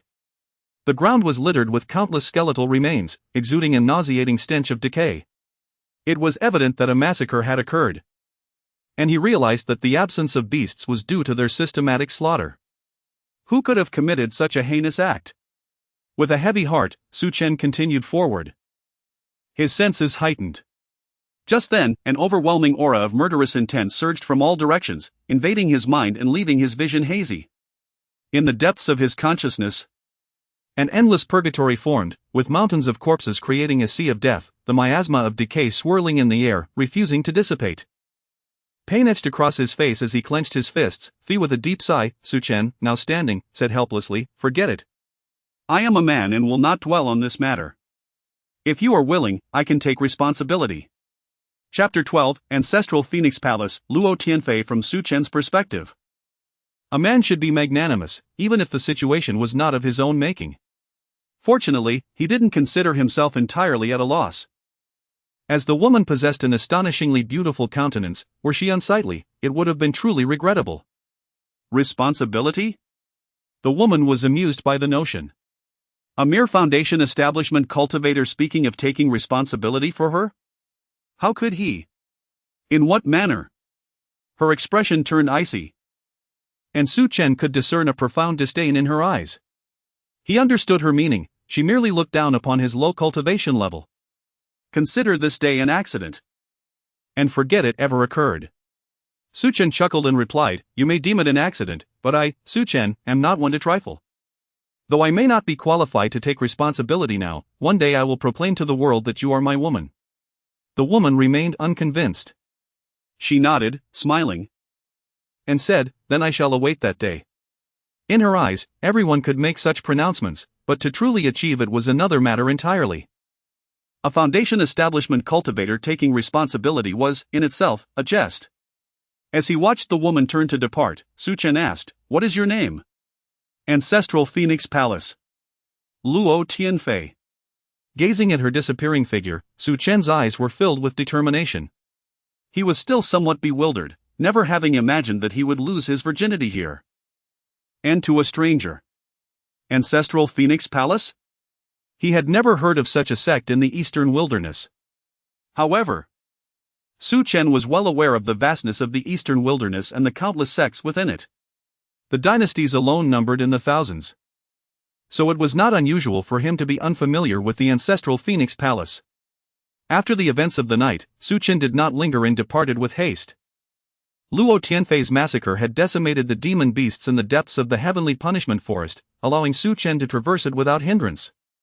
It was an escape fraught with peril. For a foundation establishment cultivator, the heavenly punishment forest was indeed a dangerous place, where one could easily perish. "Boy, hold up." Just as Su Chen exited the heavenly punishment forest, he was intercepted by two men, both in the nascent soul realm. One of them was barely 4'7", with a devious countenance. "What is it? You emerged from the heavenly punishment forest alive, so you must have some treasures on you. We won't kill you. Just hand over your spatial ring." Murder and robbery were commonplace. They did not take the youth seriously, as, being nascent soul cultivators, they could easily obliterate him, even individually. Without further ado, if they wanted to seize his spatial ring, they would have to prove their capabilities. Rolling Stone Fist. One of the martial techniques stored in the Su family martial arts pavilion. Su Chen executed it, his fists resembling boulders tumbling from a cliff, roaring and relentless. Striking fiercely towards the two men. Courting death. Enraged by the youth's preemptive strike, the two men roared in fury, their faces contorted with rage, as they launched their attacks. A mere foundation establishment trash daring to attack them first was simply suicidal. Powerful palm imprints converged from left and right, colliding with his fist strikes. The surging shockwaves rippled outwards, and the ground began to crack under the pressure, forming a vast spiderweb pattern. The most ordinary martial technique, when executed by Su Chen, possessed terrifying power. After the brief exchange, the expressions of the two men changed drastically. They had never imagined that a mere foundation establishment cultivator could possess such strength.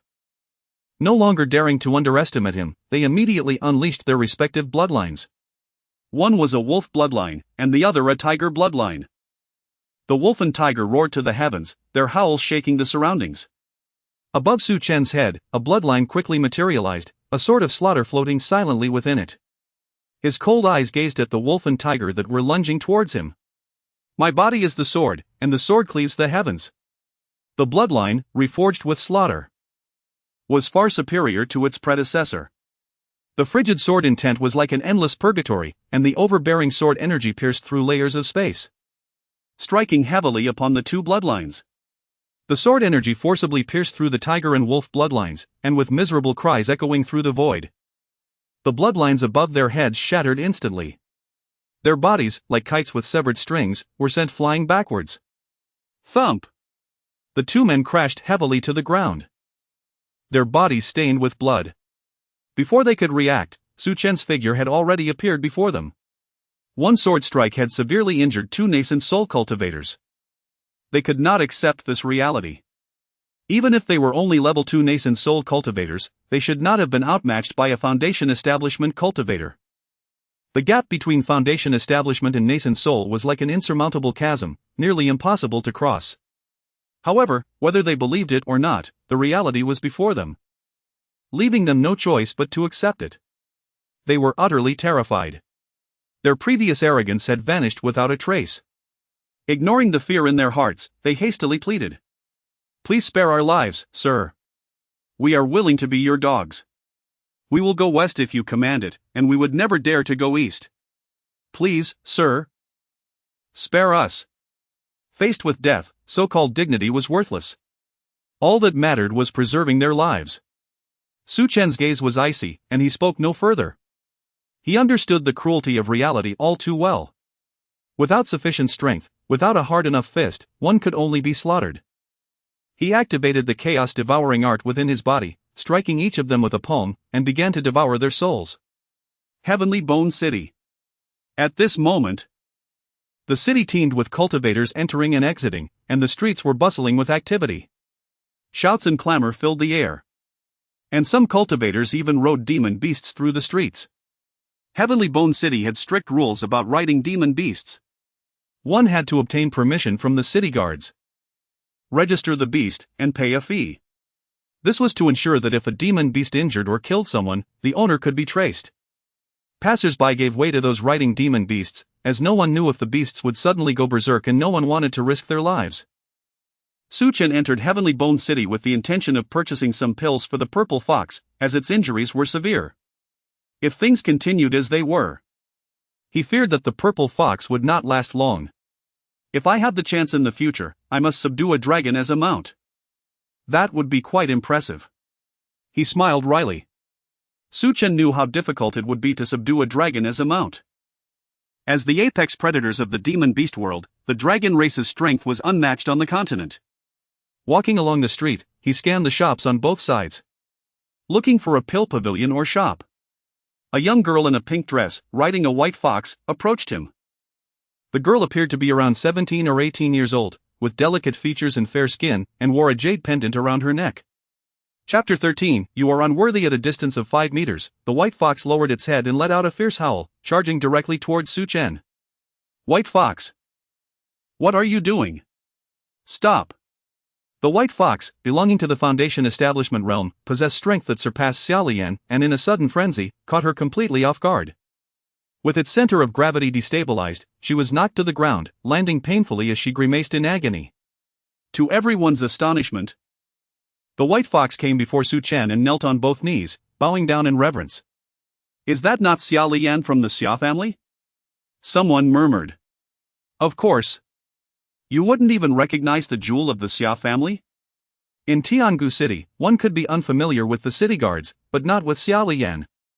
For reasons unknown, the white fox, Xiaolian's steed, was inexplicably kneeling before this stranger, and the crowd sensed that a spectacle was about to unfold.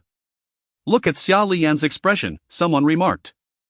Rising to her feet and brushing off the dust from her attire, Xiaolian was filled with shock. Even she could not comprehend why her mount, the white fox, had suddenly chosen to kneel before this individual. In this moment, even Su Chen, observing the white fox kneeling before him, was rendered somewhat bewildered. What is happening? Who are you to command my white fox to kneel? As Xiao Lian approached, extending her delicate hand to stroke the kneeling white fox in an attempt to soothe it. A crowd had gathered around. After all, Xiao Lian was well known in Tiangu City, and many were eager to witness why her steed would bow to a stranger. With an innocent expression, Su Chen began to feel a tinge of impatience. Perhaps my charm is so overwhelming that even your mount cannot resist. What? The crowd gasped in disbelief. They had seen arrogance before, but such shamelessness was unprecedented. The emotional dynamics between beasts and humans were entirely different. While the youth was indeed handsome, it was absurd to suggest that he could command a beast to kneel. Rolling her eyes, Xiao Lian scoffed, "You truly insult my intelligence. Do you believe I would take your words seriously? Xia Mei, what is going on? Who has angered you?" At that moment, a young man emerged from the crowd. Holding a fan and strutting with a flair, dressed in flowing white attire that accentuated his fair complexion, even sporting makeup. It was Dong Zhang from the Dong family. Approaching Xiao Lian, he coldly commanded, "Kneel and apologize to Xia Mei. If she does not forgive you, I shall hand you over to the city guards." You can imagine the consequences. It was a blatant threat, and everyone understood that Dong Zhang had the influence to back it up. Given the Dong family's formidable power in Tiangu City. Apologize? Kneel? For what offense? Why should I bow to this girl? Su Chen's gaze turned icy. Unwilling to provoke trouble yet unafraid of it. If someone dared to insult him without reason, he would simply dismiss them as delusional. At that moment, Su Chen began to piece together why the white fox had knelt before him. Technically, it was not kneeling to him, but to the purple fox nestled in his arms, suggesting that the purple fox held a significant status. He had no intention of explaining. If a discussion could clarify matters, he would have done so. Attempting to utilize his family's influence to compel him to kneel and apologize was utterly futile. Observing that the youth was ignoring him, Dong Zhang assumed the stranger was awestruck by his intimidation, relishing the moment. Yet, he was determined to impress Xiao Lian, for he had long pursued her. And such a rare opportunity for display was not to be squandered. You, boy, kneel and apologize. I can offer you a chance to become a dog at my feet. Nodding slightly, Su Chen stepped forward to face Dong Zhang, declaring, "You are unworthy." No sooner had the words left his lips than Su Chen's figure moved, leaving behind only afterimages as he unleashed the rolling stone fist, enveloping Dong Zhang in a torrent of striking force. Dong Zhang, merely a third-level foundation establishment, was 5 levels beneath Su Chen. As the blows rained down upon him, accompanied by his wretched cries, Dong Zhang was brutally sent crashing to the ground, with Su Chen stepping firmly on his left foot. "You fool, I come from the Dong family. How dare you touch me? You will regret this." The onlookers were utterly stunned, each one. Chapter 14. The next horrifying scream itself indicated that Dong Zhang was utterly terrified. He never anticipated that this individual would disregard even the city guard. Fearful of being killed, he pondered the futility of his family's vengeance. After all, he would be dead regardless. There was no need to search further. This was Tiangu City, and the Dong family had already received word. They, along with the city lord's mansion, rushed over, each one seething with anger as they beheld Dong Zhang, trampled beneath a boot. The head of the Dong family, Dong Shi, struggled to contain his fury, his expression dark as he said, "Sir, please release Dong Zhang. We can discuss this matter at length." "Father, kill him." Summer Lian, standing to the side, was momentarily dazed. She had not anticipated that events would escalate to this extent. Glancing at her father, who had just arrived and stood beside her, she was at a loss for what to do. "What is happening?" Not daring to conceal anything, Summer Lian recounted the entire affair to her father. Summer felt a deep sigh escape his lips. This incident was instigated by Lian, and a resolution to appease the Dong family was imperative. Otherwise, the enmity between the Dong and Summer families would be irrevocable. To offend the Dong family for the sake of a mere foundation establishment warrior was certainly unwise.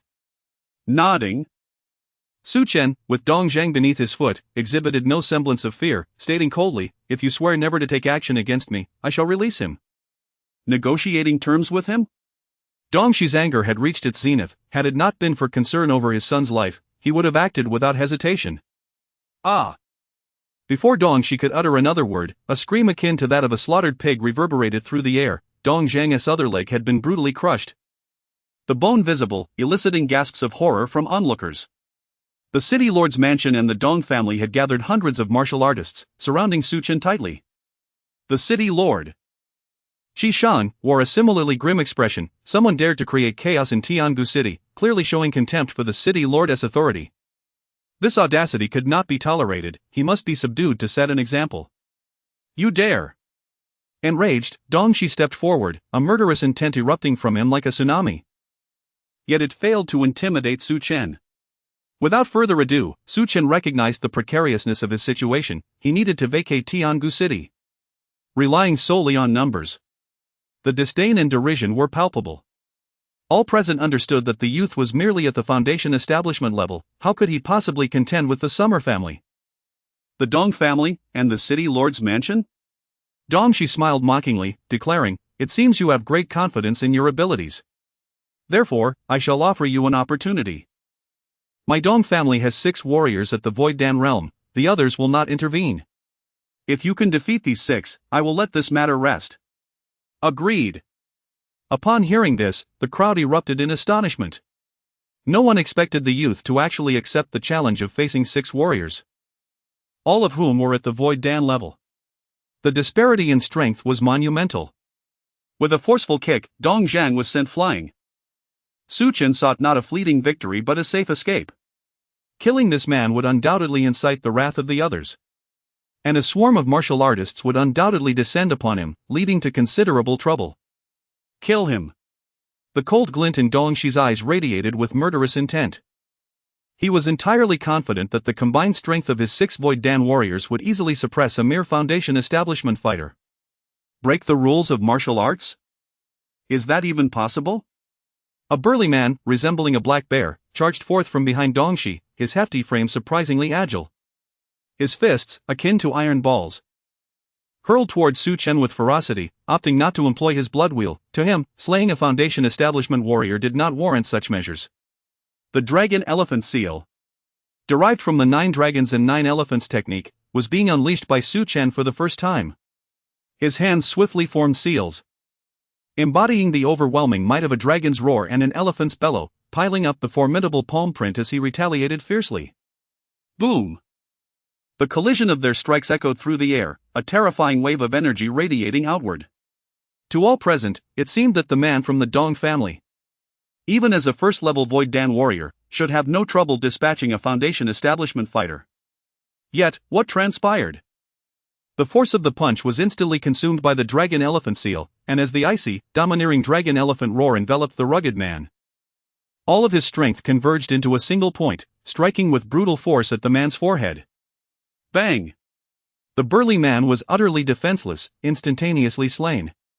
The sharp scent of blood spread through the air, causing many to recoil in shock, their expressions filled with disbelief and horror.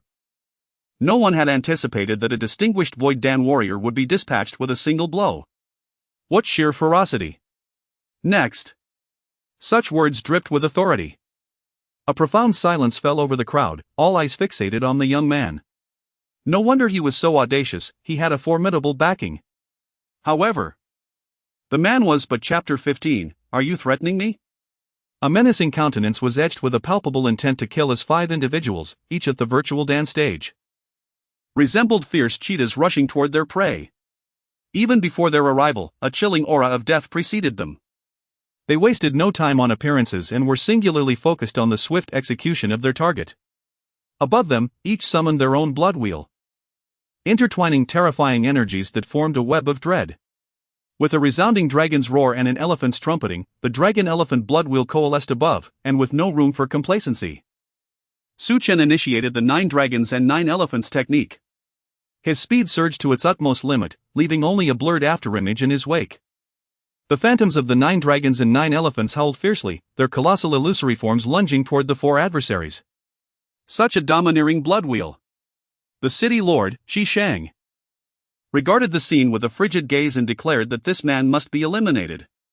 The 5 did not disperse, instead, they concentrated their efforts, seeking to suppress Su Chen through the combined might of their blood wheels. At the very moment they collided with Su Chen, Another blood wheel gradually emerged within the dragon-elephant blood wheel. This was the devouring blood wheel, cloaked beneath the formidable 9 dragons and 9 elephants, unnoticed by anyone. Su Chen wished to keep his possession of the devouring blood wheel a secret. A dark mist swiftly ensnared one of the assailants, coiling around him with a chilling, consuming presence that eroded his very essence. What is this? The man shuddered as a wave of icy dread washed over him, his eyes wide with terror. Before he could react, the black mist surged into his mind, instantly devouring his soul. Watching as the virtual Dan warrior collapsed lifelessly. All present, including the city lord and Dongxi, were left utterly stupefied. What just transpired? How had he accomplished this? The Dong family warriors were slaughtered without a trace of warning. Had they not witnessed it themselves, disbelief would have prevailed. The sheer shock was overwhelming. Su Chen's ruthless prowess instilled fear in everyone. Was this the capability one would expect from a Foundation establishment cultivator? Witnessing their companion's demise, the remaining 4 were paralyzed with fear. They had combined their strength and cast aside any semblance of pride. Yet Chapter 16, the God-slaying bow and the 3 arrows that subdue the heavens who allowed you to leave? A chilling voice suddenly resonated as the words of the city lord, Jishan, fell. In an instant, 2 martial artists at the real dance stage intercepted Su Chen. The onlookers, seemingly unfazed, understood that this individual had brazenly slain 6 members of the Dong family in public, and being in the city of Heavenly Bones, the city lord would never permit his departure. The real dance stage warriors were not to be compared with the void dance stage. Not only the city lord's residence, but even the Xia family had dispatched 2 real Dan warriors. 4 warriors surrounded Su Chen at the center. Dongxi sneered, "Kid, Dongxi, always keep my word. Our grievances end here. As for your audacity in the city of Heavenly Bones, that falls under the jurisdiction of the city lord's residence. Shameless. Utterly disgraceful." Su Chen laughed. "What are you laughing at?" Dongxi retorted. "I find it amusing that you remain unashamed. If the city of Heavenly Bones wishes to detain me, they must first prove their capability." Such words were audacious and domineering. Xia Quan, with a smile plastered on his face, remarked, "You possess remarkable prowess to have defeated the Void Dan stage, yet this is the city of Heavenly Bones. You must provide the city lord's residents with an explanation for your public killings." Suddenly, the figure of the white fox appeared before Su Chen. Icy eyes fixed on the crowd. "White fox, return," he commanded, choosing to disregard Xia Lian's presence, as the creature chirped in response. Patting the white fox's head, Su Chen said with a smile, "Thank you for your kindness, but you must leave this place." The white fox pondered for a moment before ultimately obeying Su Chen's words, vanishing swiftly from sight. Assessing the 4 real Dan warriors surrounding him, Su Chen surmised that the city lord of Heavenly Bones, along with the other 2 family heads, must be at the Golden Dan stage. While he could vanquish those at the Void Dan stage, he was uncertain about confronting those at the real Dan or Golden Dan stages. Abandoning the fight was not an option. "All of you, step aside. Those who obstruct me shall perish." He resolved to leave the city of Heavenly Bones. At this proclamation, Jishang chuckled, a derisive and contemptuous laughter evident in his tone. Killing 6 Void Dan warriors did not equate to defeating those at the real Dan stage. And it certainly did not imply he could contend with the Golden Dan City Lord. Kill. Jishang showed no mercy to him, as the city lord.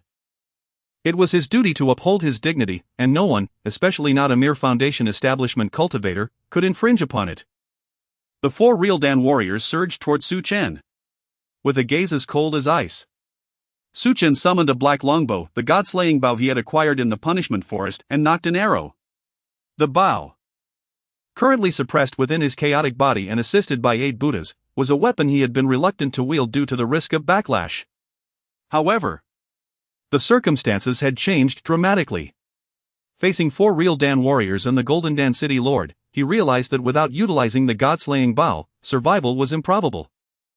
He drew the bowstring taut, and in an instant, an overwhelming aura of murderous intent erupted, causing every onlooker, including the 4 real Dan warriors, to shudder in fear. Without hesitation, Su Chen released the arrow, which tore through the air with a ferocious shriek. "Avoid it!" came the desperate cries of the warriors.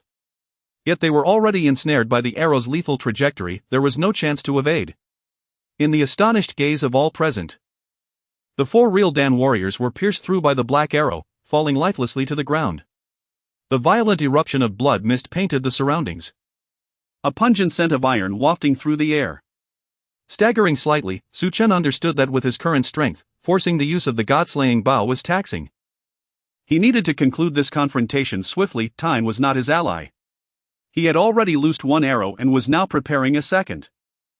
Gritting his teeth against the waves of weakness coursing through him, he set his sights on Dongxi and Xiaoquan. Realizing the imminent danger, they turned to flee. But the speed of the god-slaying arrow surpassed theirs, slicing through the air toward them like lightning. In that fleeting moment before the arrow vanished from the bow, Su Chen too disappeared. A shriek akin to that of a dying beast echoed through the void. Dong Zhang's eyes widened in disbelief. He could not fathom why.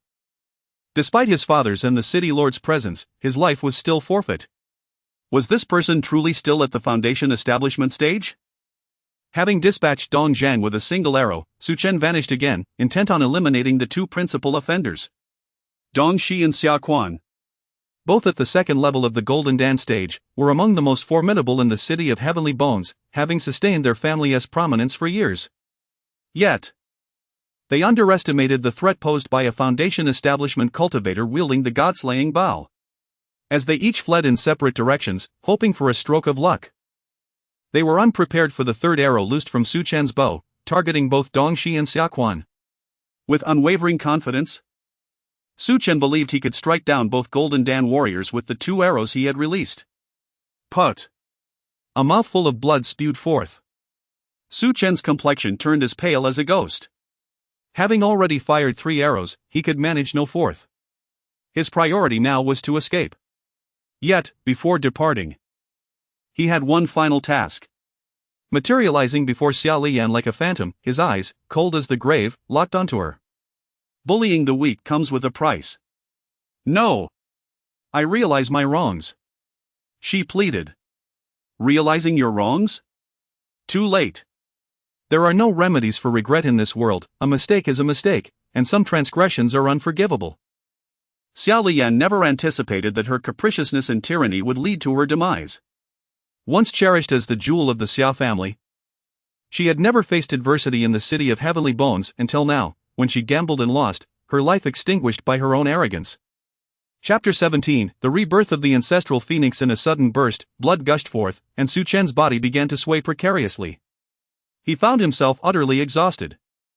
Unable to release a 4th arrow, to do so would surely lead to his demise, yet he was determined to eliminate this so-called city lord. The necessary foes had been vanquished, and perfection was an unattainable ideal.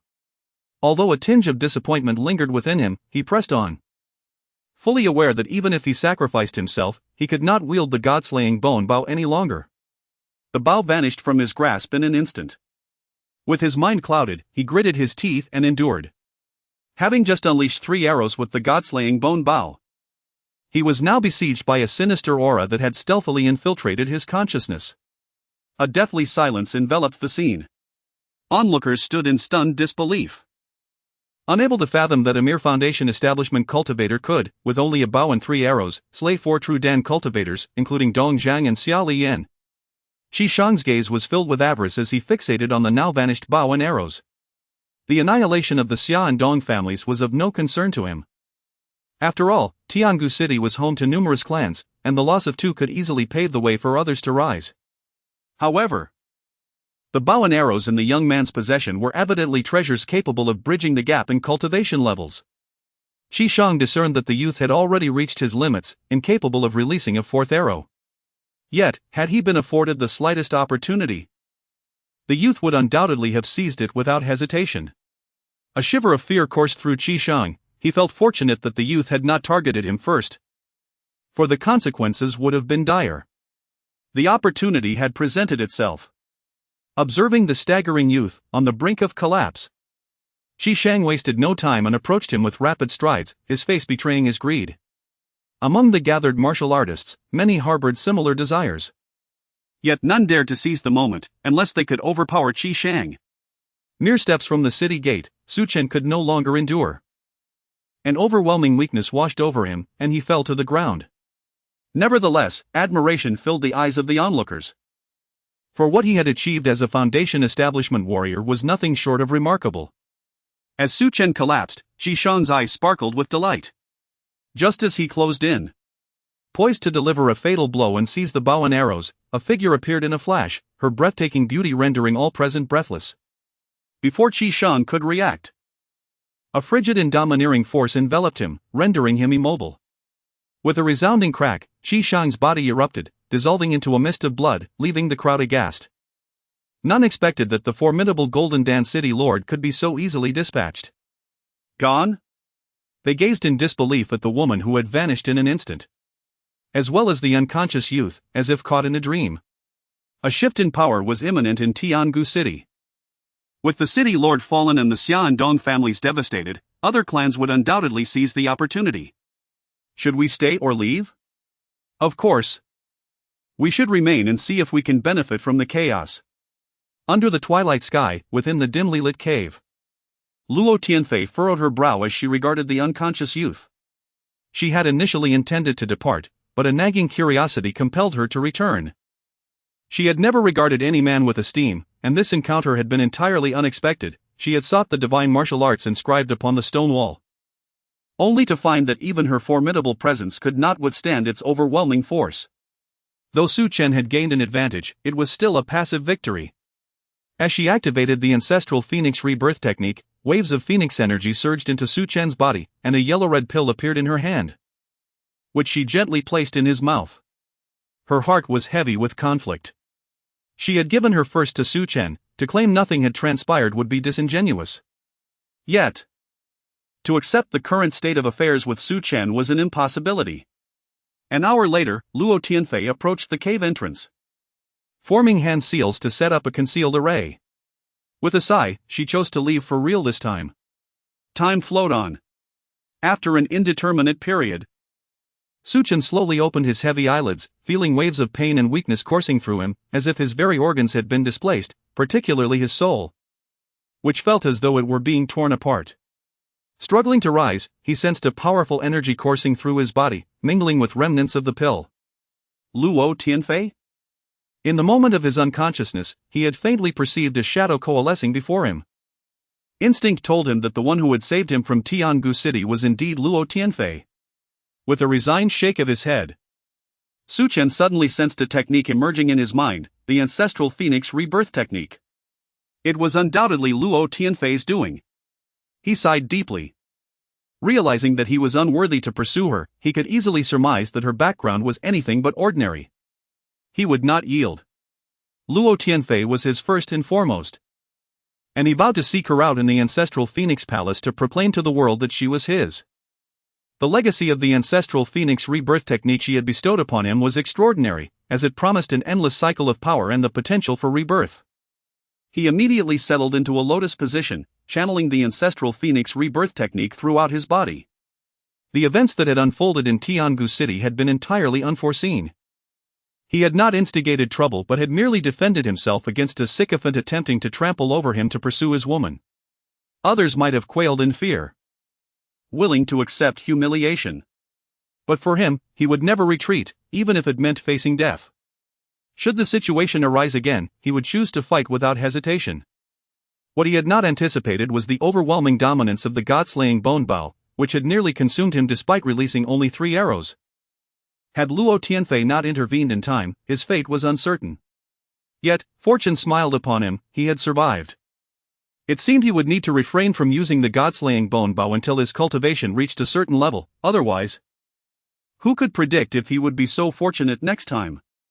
After an entire night of cultivation and recovery, the dawn's light bathed the world as Su Chen finally stabilized his injuries and regained the ability to move. Luo Tianfei had not returned, it appeared she had departed. Reaching the cave entrance, he felt an invisible barrier and a ray cloaked the cave, preventing detection. Chapter 18, An apparent beneficiary of nepotism, the Su clan. A paramount force in the eastern wilderness, holds dominion over vast territories in the southwest, governing countless dynasties and sections. The Su family of Panyu City is but one of its many branches. Nestled on a secluded mountainside, a handsome young man, Su Hao, sat cross-legged upon a colossal stone, his hands weaving intricate seals as he cultivated the 7 slaughter sword art. He was the one who had seized Su Chen's emperor bone. His prodigious talent had earned him the title of the Su clan's foremost prodigy, having awakened the 7 slaughter sword bloodline, enabling him to create unique martial techniques. His recent expedition to the celestial punishment forest had yielded fruitful rewards, allowing him to ascend to the intermediate golden core realm. The power within him surged like a torrential ocean, and above his head, the manifested bloodline shimmered, revealing a crimson-black sword radiating a chilling aura of slaughter. 7 slaughters ascendant. Break! The golden core within him solidified further, transcending its limitations and propelling him from the intermediate to the advanced golden core realm. At that moment, a shadowy figure materialized. Kneeling on one knee. "Young master," he reported, "news from Panyu City indicates that Su Chen has been expelled from the family." Su Hao nodded, a hint of satisfaction in his eyes. He had always regarded Su Chen as an insignificant ant, someone he could crush with a mere flick of his wrist. However, Su Hao had deliberately refrained from acting in the celestial punishment forest. He relished the sensation of looking down upon Su Chen, of making his life a living torment. "Send someone to humiliate him, but remember, do not kill him." Understood. The shadowy figure vanished without a trace. Having just attained the advanced golden core realm, Su Hao wasted no time. He closed his eyes and began his ascent towards the peak golden core realm. After 5 days of relentless travel, Su Chen finally entered the domain of the Eastern Wilderness Academy. A colossal valley, shrouded in ethereal mist, appeared to rest upon the summit of the clouds. At the valley's entrance stood a plaque bearing the inscription Eastern Wilderness Academy, the renowned institution of the Eastern Wilderness. The academy possessed formidable strength and a profound heritage. Its enduring presence was attributed to the countless martial artists it had nurtured who had become powerhouses, some even venturing beyond the Eastern Wilderness to the mainland. No force dared to provoke the Eastern Wilderness Academy. Su Chen, once hailed as the strongest warrior in the Eastern Wilderness, had been a benefactor to the academy's dean. Consequently, Su Yuan sought the academy's assistance, hoping to provide Su Chen with a haven from the Su clan. "Greetings, student. May I see your identity jade token?" "Greetings, instructor. My name is Su Chen, and I am a new student here to register." The middle-aged man at the entrance nodded. "The enrollment period has passed. I encountered some delays along the way." The man consulted a register, meticulously examining it for half an hour before finally putting it away. "Su Chen. Here is your identity jade token. You have been assigned to the 22nd beginner class." "Thank you." He accepted the jade token, inscribed with his name, Su Chen. Su Chen. All the beginner classes are currently participating in the Submerged Dragon Tournament. If you wish to join, proceed directly to the Eastern Wilderness Forest. Submerged Dragon Tournament? Before Su Chen could respond, the man proceeded to explain the academy's structure and the nature of the Submerged Dragon Tournament. The Eastern Wilderness Academy was divided into 5 tiers: beginner, intermediate, advanced, elite, and royal classes. Foundation Establishment Realm Cultivators were placed in beginner classes. Core Formation Realm Cultivators in intermediate classes, Solid Core Realm Cultivators in advanced classes, and Golden Core Realm Cultivators in elite classes.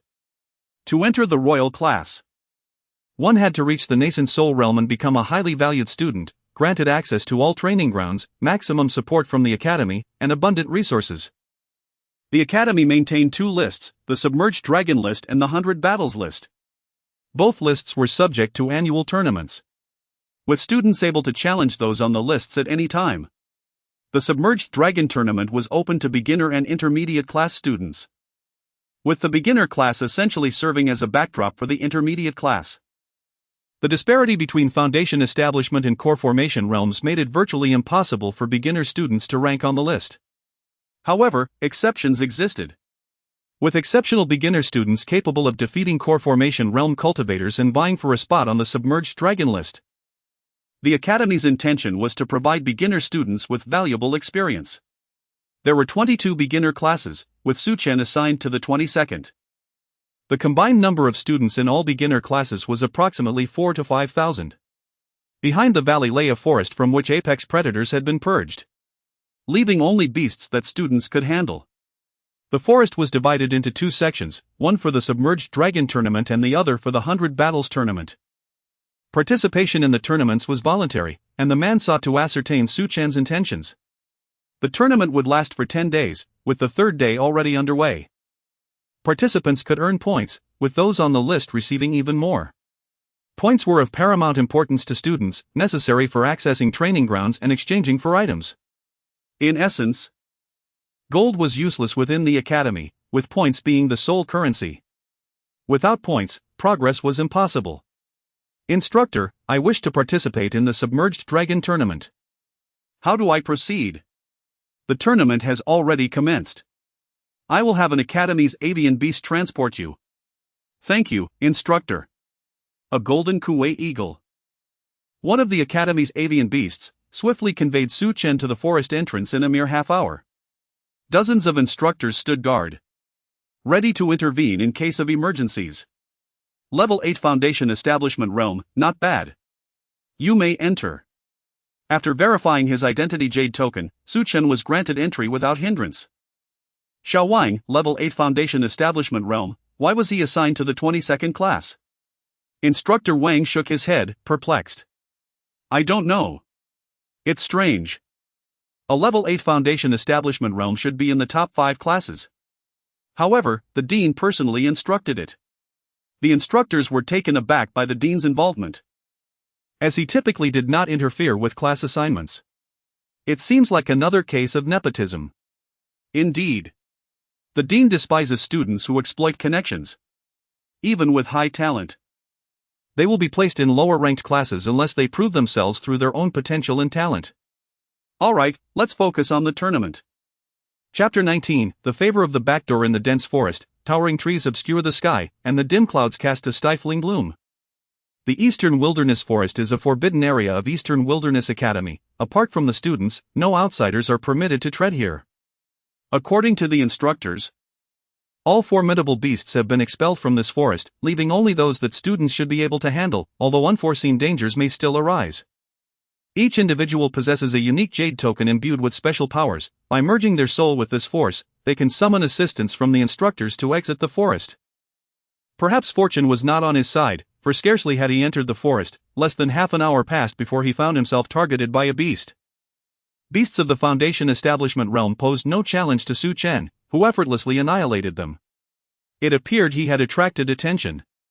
In the Dragon Selection Competition, each student's jade token bore a unique score solely for the purpose of the dragon ranking. The more points one accumulates, the higher their standing. Here, there are no classmates, only the pursuit of points. Even in the junior class, no one is willing to concede. For even a mere minute atop the dragon ranking could yield generous rewards.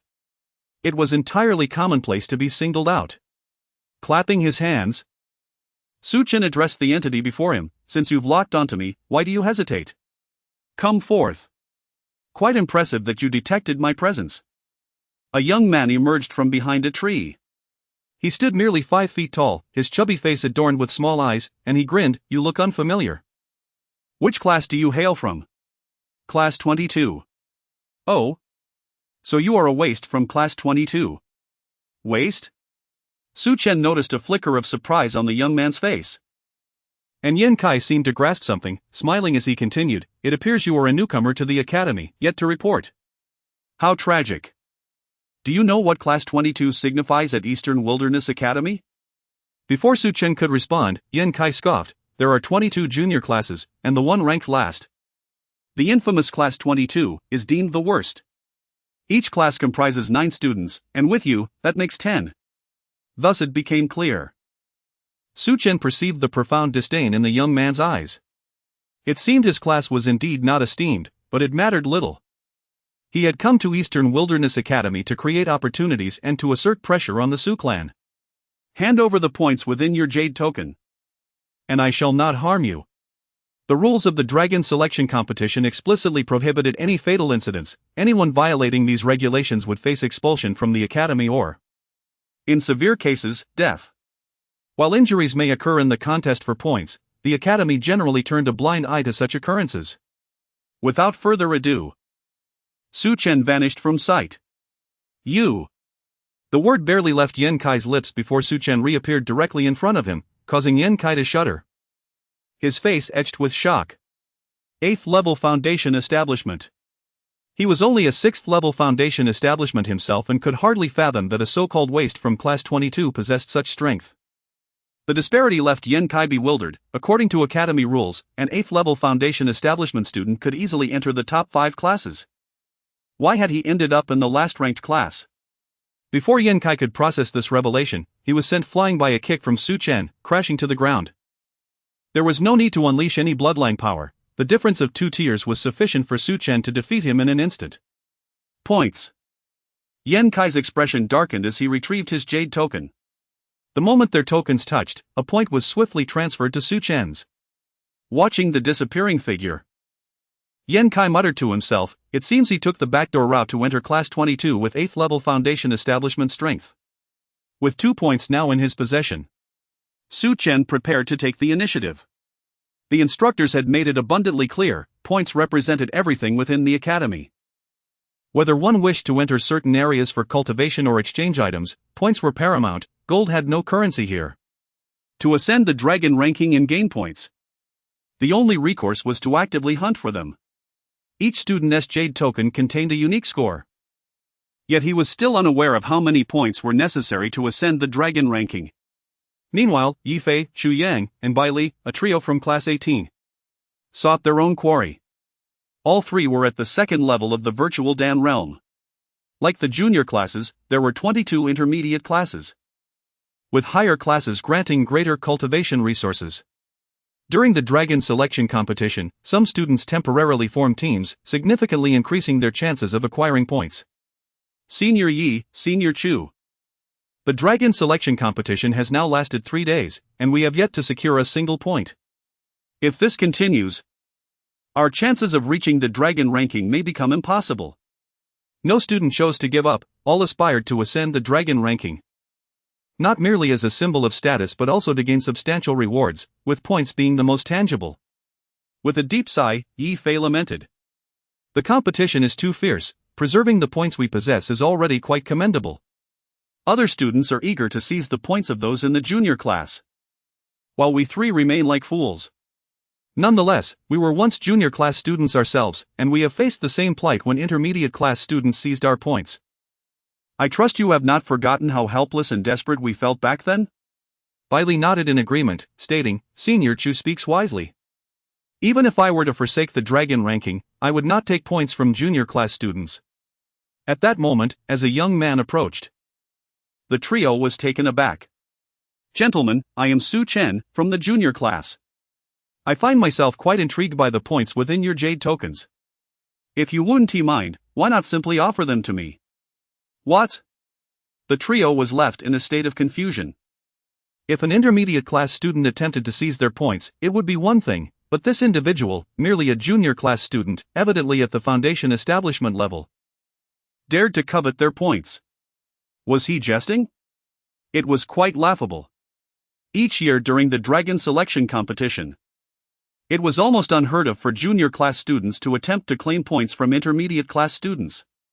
The disparity between the foundation establishment and virtual Dan realms was significant. Though there were indeed prodigious individuals who could overpower those at the virtual Dan level even within the junior class. Even the most patient among them could be provoked.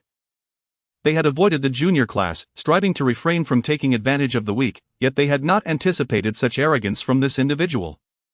Enraged, the youth fixed an icy gaze upon the figure before him. To have his points snatched by a mere novice was infuriating. Your arrogance is quite remarkable, Xu Yang remarked with a chuckle. Do you truly believe you can prevail against the 3 of us? Despite the audacity, both Xu Yang and Yi Fei recognized that a junior student wouldn't act without considerable confidence. After all, attempting to seize points from intermediate students could easily backfire. Surrendering their points was out of the question. Points were the essence of the Hidden Dragon tournament, and relinquishing them would undermine their chances of success. Moreover, their reputation was at stake. Being robbed by a junior student would make them a laughingstock throughout the academy. Su Chen smiled, stating, I'd prefer not to resort to force. So I suggest you hand over your points willingly. Bai Li, incensed, retorted, Don't be so presumptuous. I'll show you how you fare against our combined might. defeat was not an option. They couldn't afford to lose. The trio simultaneously unleashed their bloodlines, emanating formidable auras. Their expressions were grim. They launched their attack, resembling predators darting towards their prey. Their objective was to subdue Su Chen, seize his points, and teach him the consequences of his arrogance. Even before their arrival, the oppressive aura of their bloodlines surged forth, akin to a hawk swooping down on a rabbit, engulfing everything in a torrent of fury. They displayed no negligence or underestimation, sensing the unwavering confidence radiating from Su Chen. Such assurance could only stem from genuine strength. As their bloodlines coalesced, ethereal swords filled with murderous intent materialized within their cores. Their whispers accompanied by the pervasive aura of domineering sword energy. Suddenly, Su Chen vanished, leaving behind a trail of afterimages. Their forceful attacks struck empty air. But they swiftly adjusted. Spotting the direction of the afterimages, they redirected their assault towards Su Chen. Such speed! Let's end this quickly. They were taken aback by Su Chen's velocity, which left behind a series of phantasms. Like a specter, Su Chen appeared behind Bai Li in an instant. Careful, Bai. Someone warned. But it was too late. Su Chen's voice was chilling as he channeled sword energy with his fingers.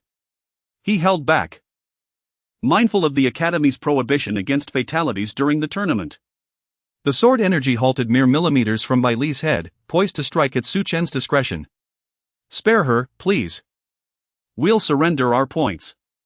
They couldn't bear to witness Bai Li's injury.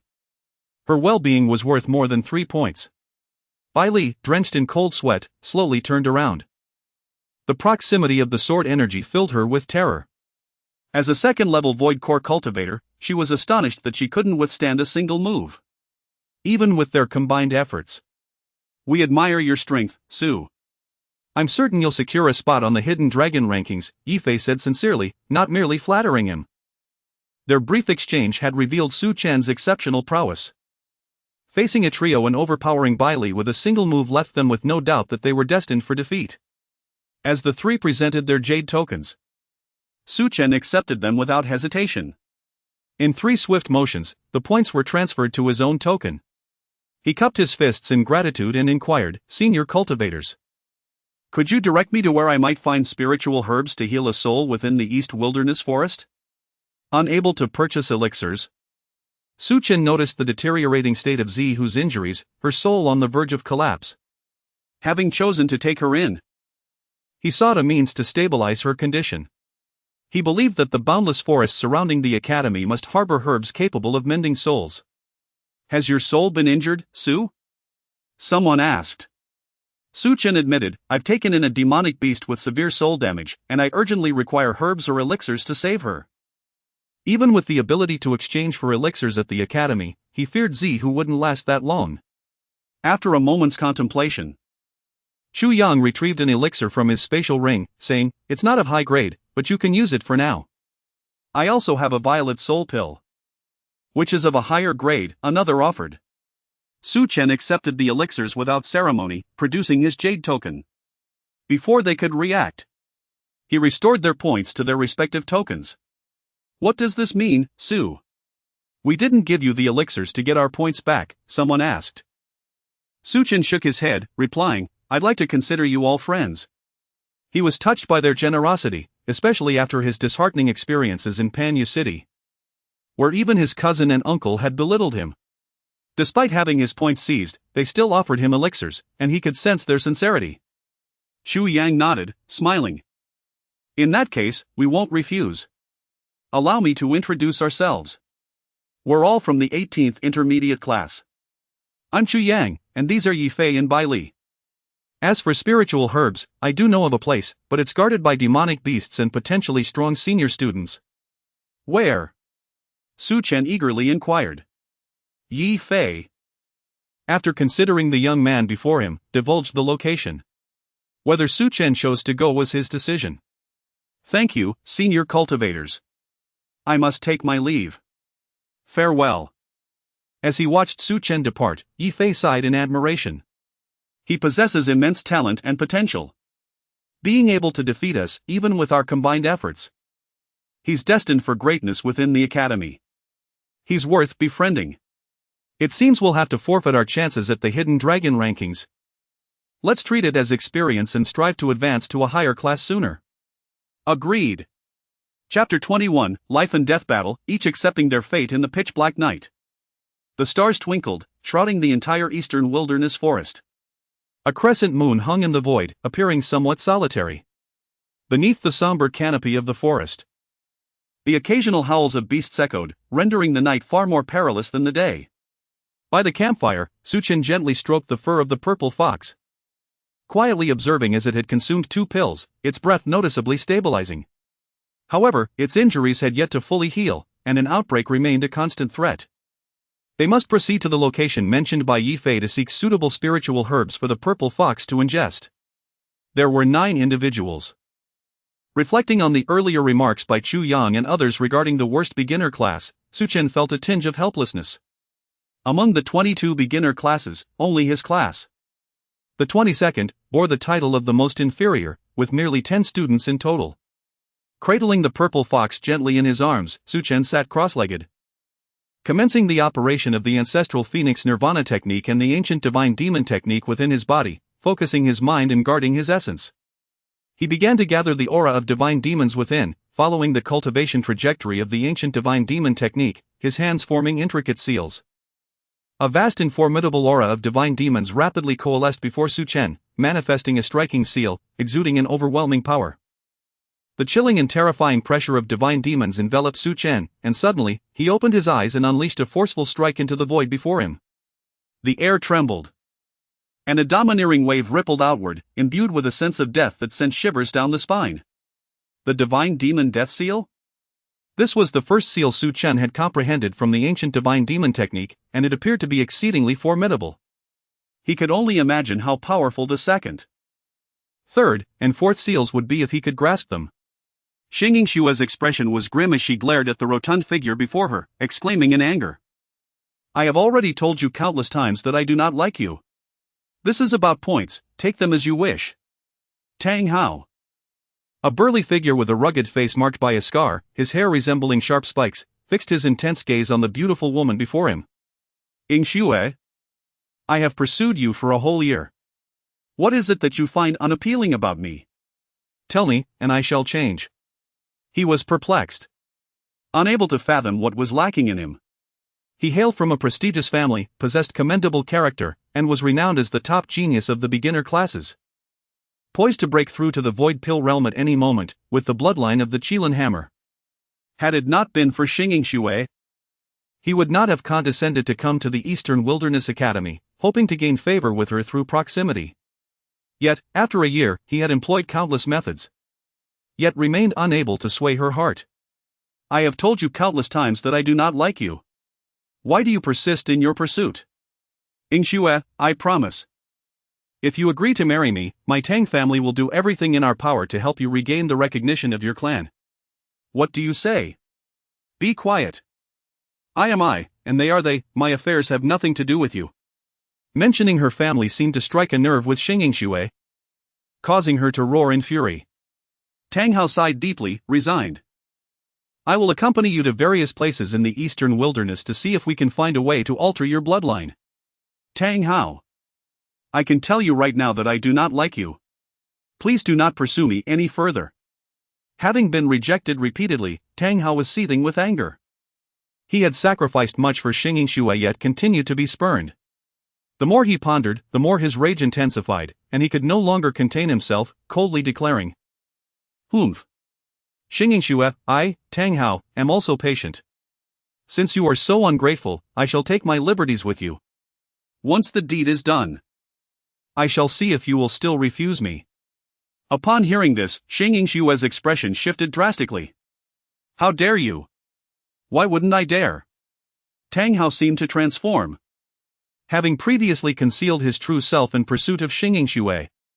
After all, he hailed from the Tang clan and had humbled himself to court her, only to be met with rejection time and again.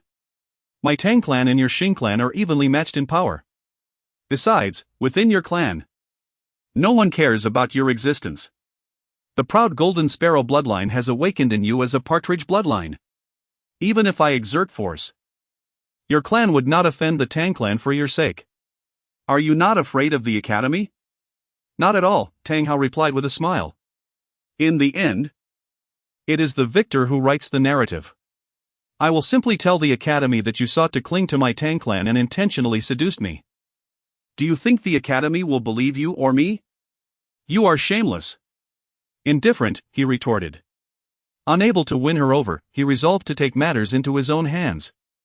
Tang Hao was unwilling to wait any longer. He had given Xingyin Xue ample time and face, but her ingratitude left him no choice. As he approached her step by step, despair etched itself on Xingyin Xue's face.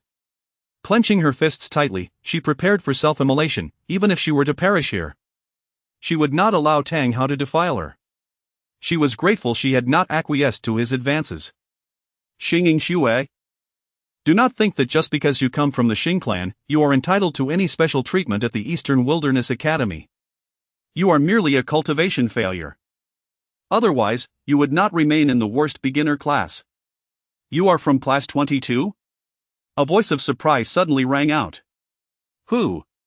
Show yourself. Su Chen's figure gradually emerged. He had merely been passing by and, upon seeing the two, had no intention of intervening, as it was of no concern to him. His focus was solely on competing for points, planning to wait until their private matters were resolved before seizing points for himself. However, he had not anticipated that the so-called Xingyin Xue was from the same class as him, the academy's most inferior beginner class. Yes, I am from class 22. My name is Xingyin Xue. Approaching Xingyin Xue, Su Chen directly ignored Tang Hao and smiled. I just entered the Eastern Wilderness Academy and am also a student of class 22. Do you require assistance?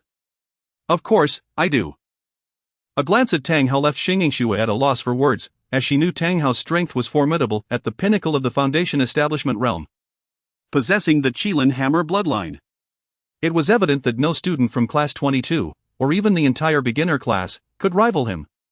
Being disregarded, Tang Hao's anger flared. Kid!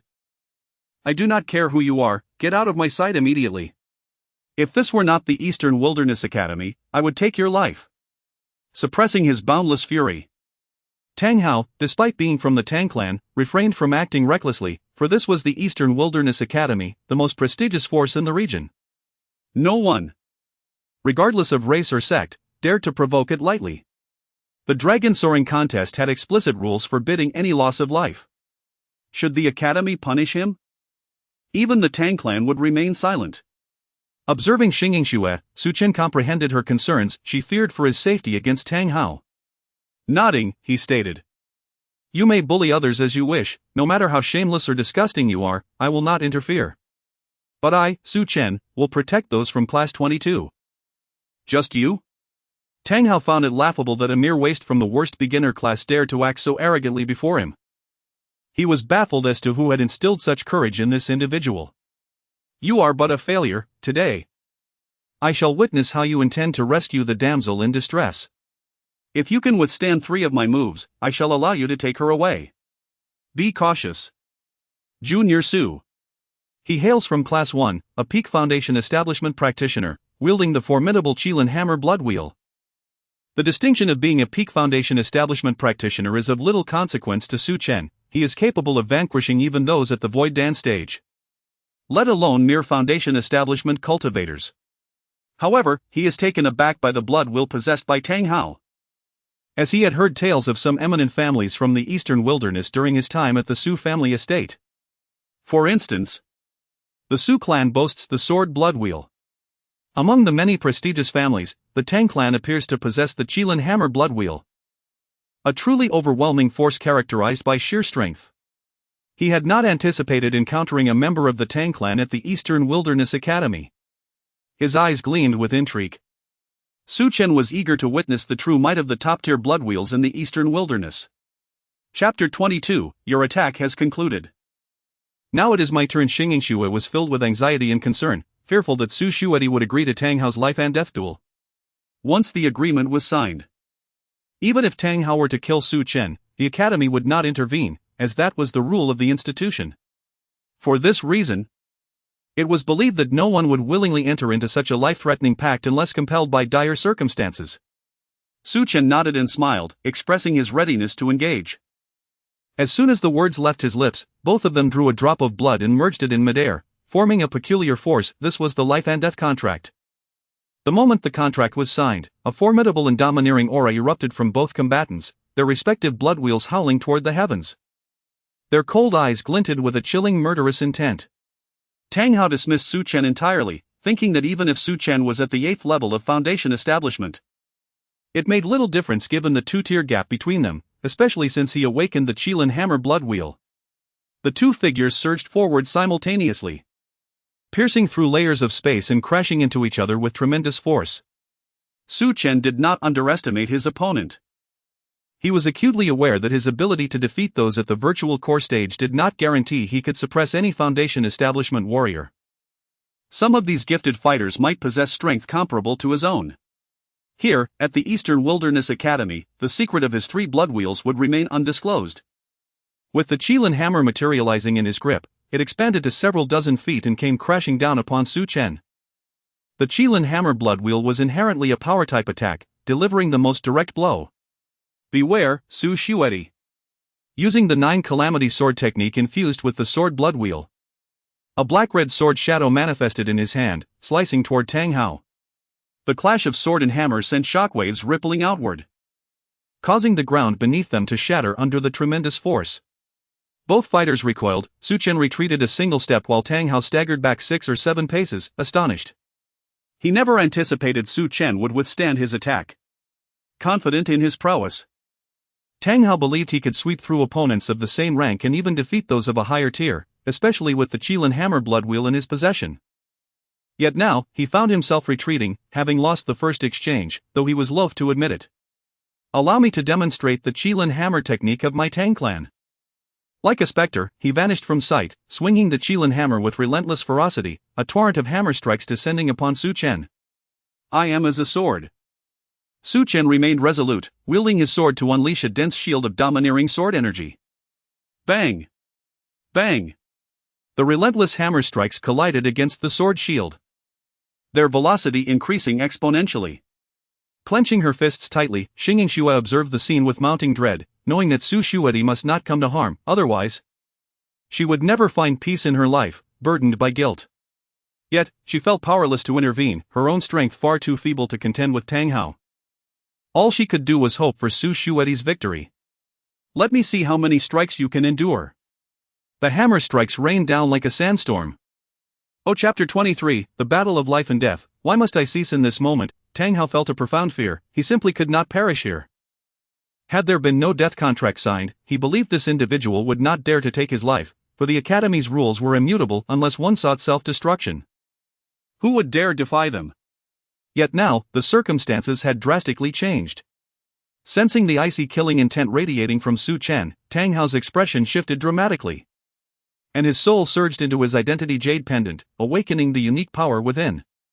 Su Chen, even with the death contract in place. This is still a contest for the hidden dragon. Should you slay me, the Academy will undoubtedly hold you accountable.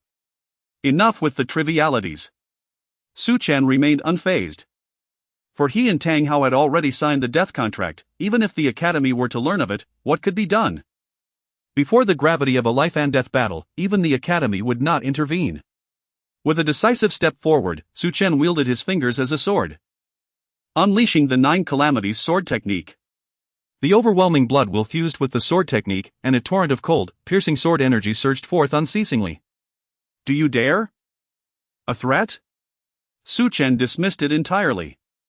As he watched the sword energy approach, Tang Hao, with no recourse, grasped the Qilin hammer and swung it with all his might, fighting desperately. If he could just hold on until the teacher arrived, he would be safe. Cease! An urgent voice echoed from a distance, accompanied by a formidable aura as a teacher from Donghuang Academy rushed to the scene. A surge of joy welled up in Tang Hao's heart as he coldly retorted. Su Chen, if you wish to kill me, you'll have to wait until your next life. Bang! Before Tang Hao could finish his words, a barrage of domineering sword energy relentlessly bombarded the blood wheel of the Qilin hammer. This time, Su Chen showed no mercy. The ferocity of the sword energy rendered Tang Hao utterly defenseless. Even the blood wheel of the Qilin hammer shattered in an instant. With a scream reminiscent of a slaughtered pig, Tang Hao's body was violently propelled into the air before crashing to the ground. Blood staining his chest as the blood wheel above his head collapsed like shattered glass. A figure materialized instantly, a man towering at nearly 6 feet tall. With a square face and small eyes, swiftly placed a pill into Tang Hao's mouth.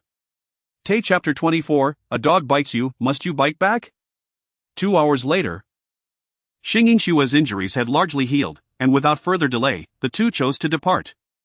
Su Chen's decision to assist Xing Yingxue stemmed not only from their shared class but also from a sense of sympathy. Both were abandoned by their families, united in their misfortune. A terrifying roar echoed through the void as hundreds of armored rhinoceroses surrounded them, each one glaring coldly at its prey. Releasing the blood wheel, Su Chen wielded an ethereal sword shadow, positioning himself protectively in front of Xing Yingxue while unleashing the 9 calamities sword technique. The fierce, domineering sword energy rippled outward, sweeping across the surroundings. Faced with the onslaught of numerous armored rhinoceroses, Su Chen exhibited no fear, but rather an exhilarating thrill as he slaughtered and devoured. Believing that with sufficient devouring power, combined with the Chaos Devouring technique and the enhancement of his chaos body, he would soon transcend his limits and successfully advance to the 9th level of foundation establishment. After several dozen minutes, Su Chen and Xing Yingxue sat cross-legged, instructing each other to focus and maintain their essence, urging her not to resist his power but to simply absorb it. Su Chen's intention was clear: using his body as a conduit, he would allow her to absorb the strength of the armored rhinoceroses. Confident that once refined through the Chaos Devouring technique, it would pose no backlash. Gratitude welled within her. Having been forsaken by her family and relegated to the lowest tier in the academy, she found solace in Su Chen's willingness to assist her, her gaze becoming somewhat dazed as she regarded him. Do not dwell on distractions, focus on your cultivation, she admonished herself, feeling Su Chen's firm grip on her hand, her heart racing with conflicting emotions. Above them, a blood wheel gradually formed, revealing the shadow of a small bird, the partridge blood wheel that Xing Yingxue had awakened. With Su Chen's full support, her cultivation advanced to the 3rd level of foundation establishment. Su, what's wrong? Grasping Xing Yingshue's hand tightly, Su Chen looked up at the blood wheel hovering above her, his surprise evident. Your blood wheel seems peculiar. If you trust me, allow me to assist you. Please, Su, she replied, placing her faith in him. In her current state, she could no longer trust anyone from her family, but she found solace in Su Chen. The chaos body manifested within her as the sword blood wheel above merged with the ominous devouring blood wheel. Su Chen began to channel the Chaos Devouring technique. Waves of devouring energy flowing into Xing Yingxue, enveloping the blood wheel. Sweat beaded on her pained visage as she gritted her teeth to endure. The devouring forces relentlessly consumed her partridge blood wheel, and had she not chosen to trust Su Chen, she might have doubted his intentions. Xing, hold on, he urged. Yes. She gasped, experiencing increasing agony, as if her body were being devoured by countless ants, gnawing at her flesh and bones, rendering her nearly lifeless. Half an hour later. Just as Xing Yingxue was on the verge of collapse, the blood wheel above her head suddenly shattered, a brand new ethereal figure emerging from within. A pure white lark. Adorned with countless black markings, its cold eyes radiating fierce brilliance, let out a long cry towards Chapter 25, the mantis stalks the cicada. While the yellow bird lies in wait. How audacious! Mo Lin and Mu Shuangshuang were both seething with anger. They hailed from the same elite class and were at the pinnacle of the 8th level of foundational cultivation. They believed that apart from the students of their own class, no one from the junior classes could pose a challenge to them. To dare to insult them so brazenly was nothing short of provocation. Today, I shall teach you a lesson on behalf of Senior Tang Hao. How contemptible! Seeking death. With a decisive step forward, Mo Lin fiercely struck out at Su Chen. His domineering palm imbued with a chilling intent to kill, intending to demonstrate the consequences of provoking him. However, Su Chen did not unleash his blood wheel. Instead, he began to form seals with his hands, invoking the divine demon death seal. Having successfully manifested the first seal, he was eager to see the terrifying power contained within this technique derived from the ancient divine demon scripture during its second application. An aura of death rapidly coalesced, forming a seal in his hands, and just as Mo Lin closed in within a meter, Su Chen unleashed it. Both were at the 8th level of foundational cultivation. And in that moment of collision, Mo Lin suddenly felt the overwhelming force of the seal, which effortlessly shattered his offensive stance, surging forth like a tsunami into a stream. He didn't even have the opportunity to activate his blood wheel before being struck by the seal. A mouthful of blood spurted forth as his body was violently propelled backward, crashing against a great tree with a resounding thud. The tree splintered under the impact, and Mo Lin's form was stained crimson. Had it not been for the Academy's regulations against killing, he would surely have met his demise. You dare! Mu Xuanxuan was utterly bewildered, only catching a fleeting glimpse of shadows before Su Chen, with ruthless precision, rained down slap after slap upon her without mercy, delivering a flurry of over 100 strikes. The once delicate features of Mu Xuanxuan transformed into a visage akin to that of a pig, her eyes swirling with stars, before she was sent flying by a kick, landing beside Mo Lin. There was no surprise in Xing Yingshue's eyes, after all. She had witnessed Su Chen defeat even Tang Hao, let alone other students. Approaching them, Su Chen wore a cold smile. What do you intend to do? We are in the East Wilderness Forest, where the Academy has strict rules against death. In the face of life and death, so-called dignity is utterly meaningless. Fearful that he might lose control and kill them, they begrudgingly produced their identity tokens, transferring their points to Su Chen despite their reluctance. How contemptible, he muttered, before swiftly departing with Xing Yingxue. Following the directions provided by Yi Fei, after several hours of relentless travel, they finally arrived before a colossal peak. Towering trees surrounded the giant mountain, creating a protective embrace. This is the place. Senior Xing, why not wait here for me?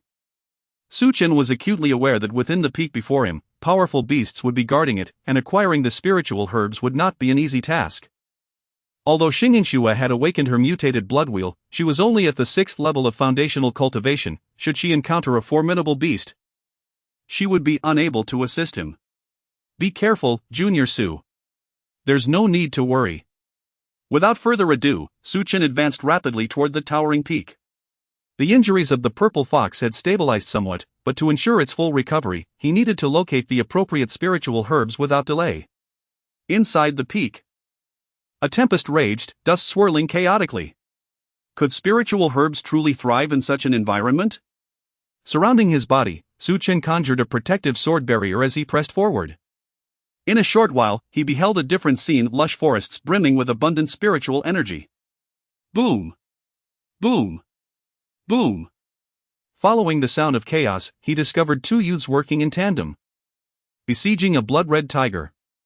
A virtual Dan realm beast, the blood demon tiger. Su Chen sensed that both students were at the 9th level of the virtual Dan realm. Despite their combined efforts, subduing the blood demon tiger would not be an easy feat. It seemed that the tiger was at least at the 9th level, possibly even at the pinnacle of the virtual Dan realm. Though the two appeared to have the upper hand, the outcome remained uncertain until the end. Not far from the fierce battle, a cluster of blood-red spiritual mushrooms caught his eye, their vines twisting like a divine dragon, exuding an eerie allure. The blood-rooted Lingji. A glint of greed ignited in Su Chen's eyes as he fixated on the plethora of blood-rooted Lingji, approximately 100 in total. He recalled the texts within the Su family's martial library that detailed various spiritual beasts and herbs, including the blood-rooted Lingji, renowned for its extraordinary effects on the soul and its suitability for concocting the blood-rooted pill. Without a moment's hesitation, he disregarded everything else. He had ventured on this perilous quest expressly to seek out spiritual herbs. To let such an opportunity slip away would be foolishness. Kid, you dare. Don't touch the blood-rooted Lingji. Xiao Ming and Su Chen were desperately engaged with the blood demon tiger, which, though injured, remained a peak-level threat. They had only dared to confront it because it was wounded. Should they abandon their assault, they would inevitably face retaliation, resulting in a disastrous outcome. Yet, they had not anticipated that someone would seize the opportunity to snatch the prize from under their noses, leaving them seething with rage. Choosing to ignore them, Su Chen swiftly approached the blood-rooted Lingji, greedily harvesting the abundant crop, collecting them into his spatial ring. In a mere 2 minutes, he had stripped the area bare, leaving not a single stalk behind. Kid, you are courting death. Xiao Ming roared in fury, realizing that they had finally managed to suppress the blood demon tiger, and acquiring the 100-odd blood-rooted Lingji would grant them substantial points upon their return to the academy, allowing them to exchange for what they desired. Yet now? The mantis stalked the cicada while the yellow bird lay in wait. The most infuriating part was that this yellow bird was merely at the foundational level. Undoubtedly a student from the junior class. Had a junior class student truly dared to pilfer from the intermediate class? They had never heard of such an audacious act. If word of this reached the academy, it would surely become a source of ridicule. Enraged, Xiaoming and Su Chen intensified their assault, but even in a 2-on-1 scenario, the blood demon tiger, despite its injuries, continued to withstand their relentless onslaught. A promising location, indeed. Su Chen noted that the ground surrounding the blood-rooted Lingji was rich with spiritual energy, making it an excellent spot for cultivation. Without hesitation, Su Chen immediately assumed a cross-legged posture, wasting no time. He initiated the chaos devouring art within his body, and a vast devouring force engulfed the entire ground. Rivulets of power ceaselessly surged into every part of his being, creating a sensation akin to basking in the sun's warmth. He was experiencing some discomfort, as the rapid rate of absorption posed a challenge to his body's ability to refine and integrate the energy, potentially leading to complications. However, Su Chen disregarded these concerns, as his priority was to absorb all available power before it dissipated, ensuring a seamless breakthrough to the 9th level of the Foundation Establishment realm. An immense and boundless power flooded his body, raging like a wild torrent through every part, converging within his blood wheel. He retrieved a blood spirit fungus and consumed it without delay, foregoing the process of refining a blood revival pill. He was in dire need of the fungus to elevate his soul's grade. The blood spirit fungus dissolved upon entering his mouth, swiftly coursing through his throat and permeating his body. Fortunately, the chaos devouring art enabled him to withstand the overwhelming influx of power. Others would not dare to recklessly absorb such a massive amount of energy, as failure could lead to dire consequences. Unexpectedly, Su Chen noticed that the purple fox, which had been dormant, was gradually absorbing the energy around it. He retrieved 3 more blood spirit fungi from his spatial ring and carefully fed them to the fox. He then channeled the refined power from the chaos devouring art into the purple fox, hoping that this dual approach would stabilize its condition. The chaos devouring art proved to be remarkably potent. Despite the high-speed absorption, only a third of the ground's power had been depleted. The remaining 2/3 were completely devoured. With the aid of this absorbed power, Su Chen not only broke through to the 9th level of the Foundation Establishment realm but also reached its peak, standing only 1 step away from the core formation realm. Meanwhile, after navigating perilous challenges, Su Chen and Xiaoming finally managed to slay the blood demon tiger. However, they were severely wounded and gasped for breath as they beheld the absence of any blood spirit fungi. Their expressions conveyed their dismay, as not a single blood spirit fungus had been left for them. Furthermore, they observed Su Chen seated in meditation, absorbing the residual power from the fungi. Before they could utter a word, Su Chen's figure materialized before the blood demon tiger's corpse with ethereal swiftness. His eyes gleamed with avarice, recognizing the potential of the peak core formation realm beast's soul as a potent restorative. The rapid absorption had destabilized his realm, and he urgently needed to devour the beast's soul to harmonize and solidify his cultivation. Without hesitation, he activated the chaos devouring art and placed his palm on the tiger's head. Under the influence of the art, the tiger's power began to flow from its body into Su Chen's palm. What is he doing? We risked our lives to slay the blood demon tiger, yet you are reaping the rewards. Is that not unreasonable? Hand over all the blood spirit fungi. You may keep one. They dismissed him as insignificant, as the disparity between the beginner and intermediate classes was well established. Even the weakest intermediate student could defeat the strongest beginner. They could not kill him, as they had to abide by the academy's rules. Having successfully absorbed the blood demon tiger's soul essence, Su Chen exhaled deeply and shook his head. I obtained the blood spirit fungi. Why should I give them to you? Besides, I need your assistance. Before they could respond, Su Chen continued. I believe you possess a considerable number of points. Surrender them. Surrender our points? They found it amusing. They had never imagined that someone would demand their points. How could they possibly assist him? It was impossible. They were both on the Hidden Dragon rankings, ranked 14th and 13th, respectively. They were confident in their ability to climb higher in the upcoming Hidden Dragon tournament. Surrendering their points would mean losing their positions on the hidden dragon rankings. Even if they could challenge those on the rankings later, the damage to their reputations would be irreparable. The fact that a Foundation establishment student from the beginner class dared to attempt to seize their points was preposterous. Xiao Ming scoffed. In my 2 years at the Eastern Wasteland Academy, you are the most audacious student I have ever encountered. Not even the 100 battle ranking seniors are as arrogant as you. Do you believe that because we are injured from slaying the blood demon tiger, you can flaunt your power before us?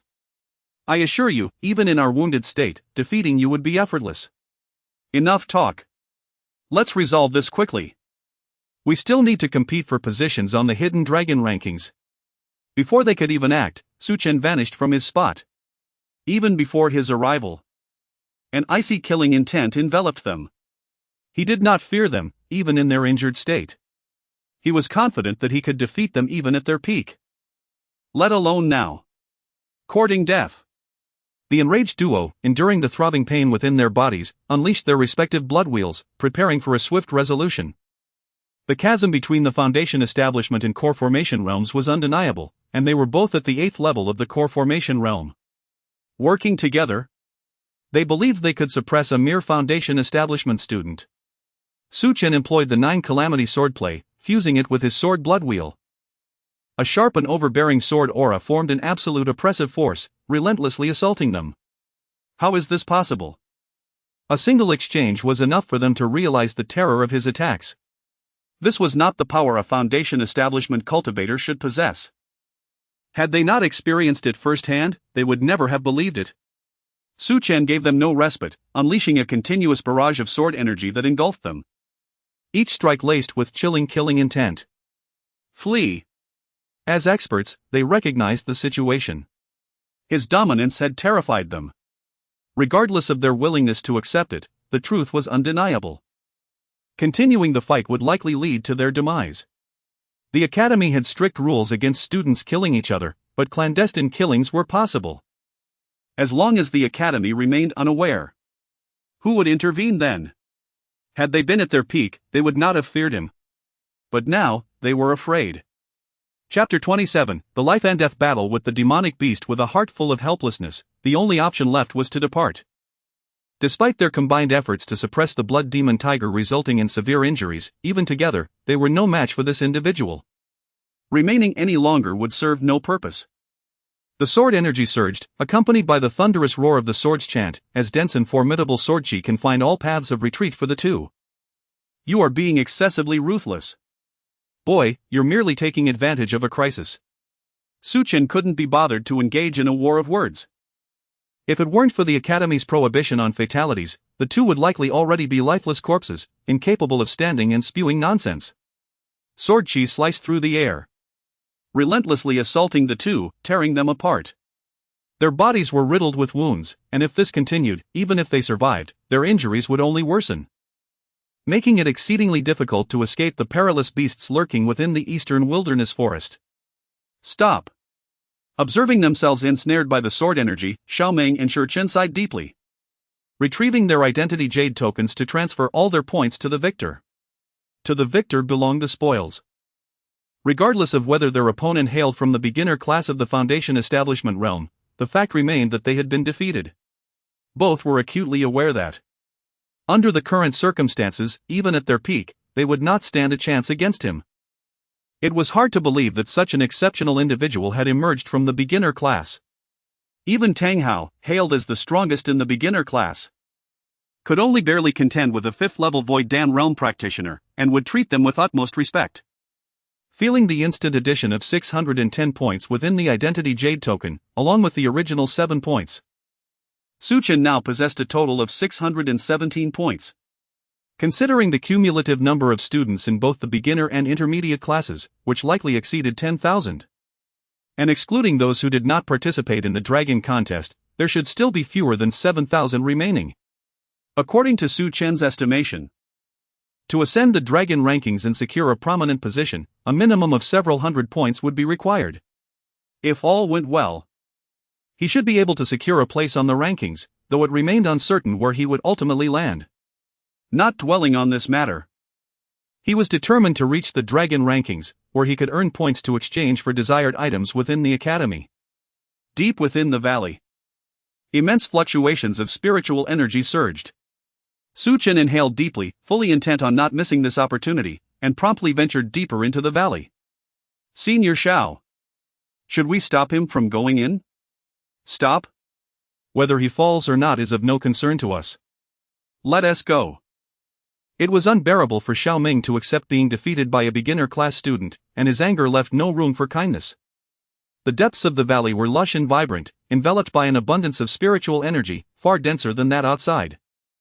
Su Chen surmised that there must be some hidden secrets here, otherwise, such a remarkable place would surely attract many students. Thus, he remained vigilant, fully alert to his surroundings. Channeling the ancient god-demon art, he was ready to cast the demon death seal at any moment. The purple fox absorbed the blood spirit mushroom and its energy, stabilizing its aura. With its wounds healing, it was expected to recover completely in a few months at this rate. Furrowing his brow, the eerie silence of the valley was unsettling, devoid of any sounds, as if even the wind had ceased to stir.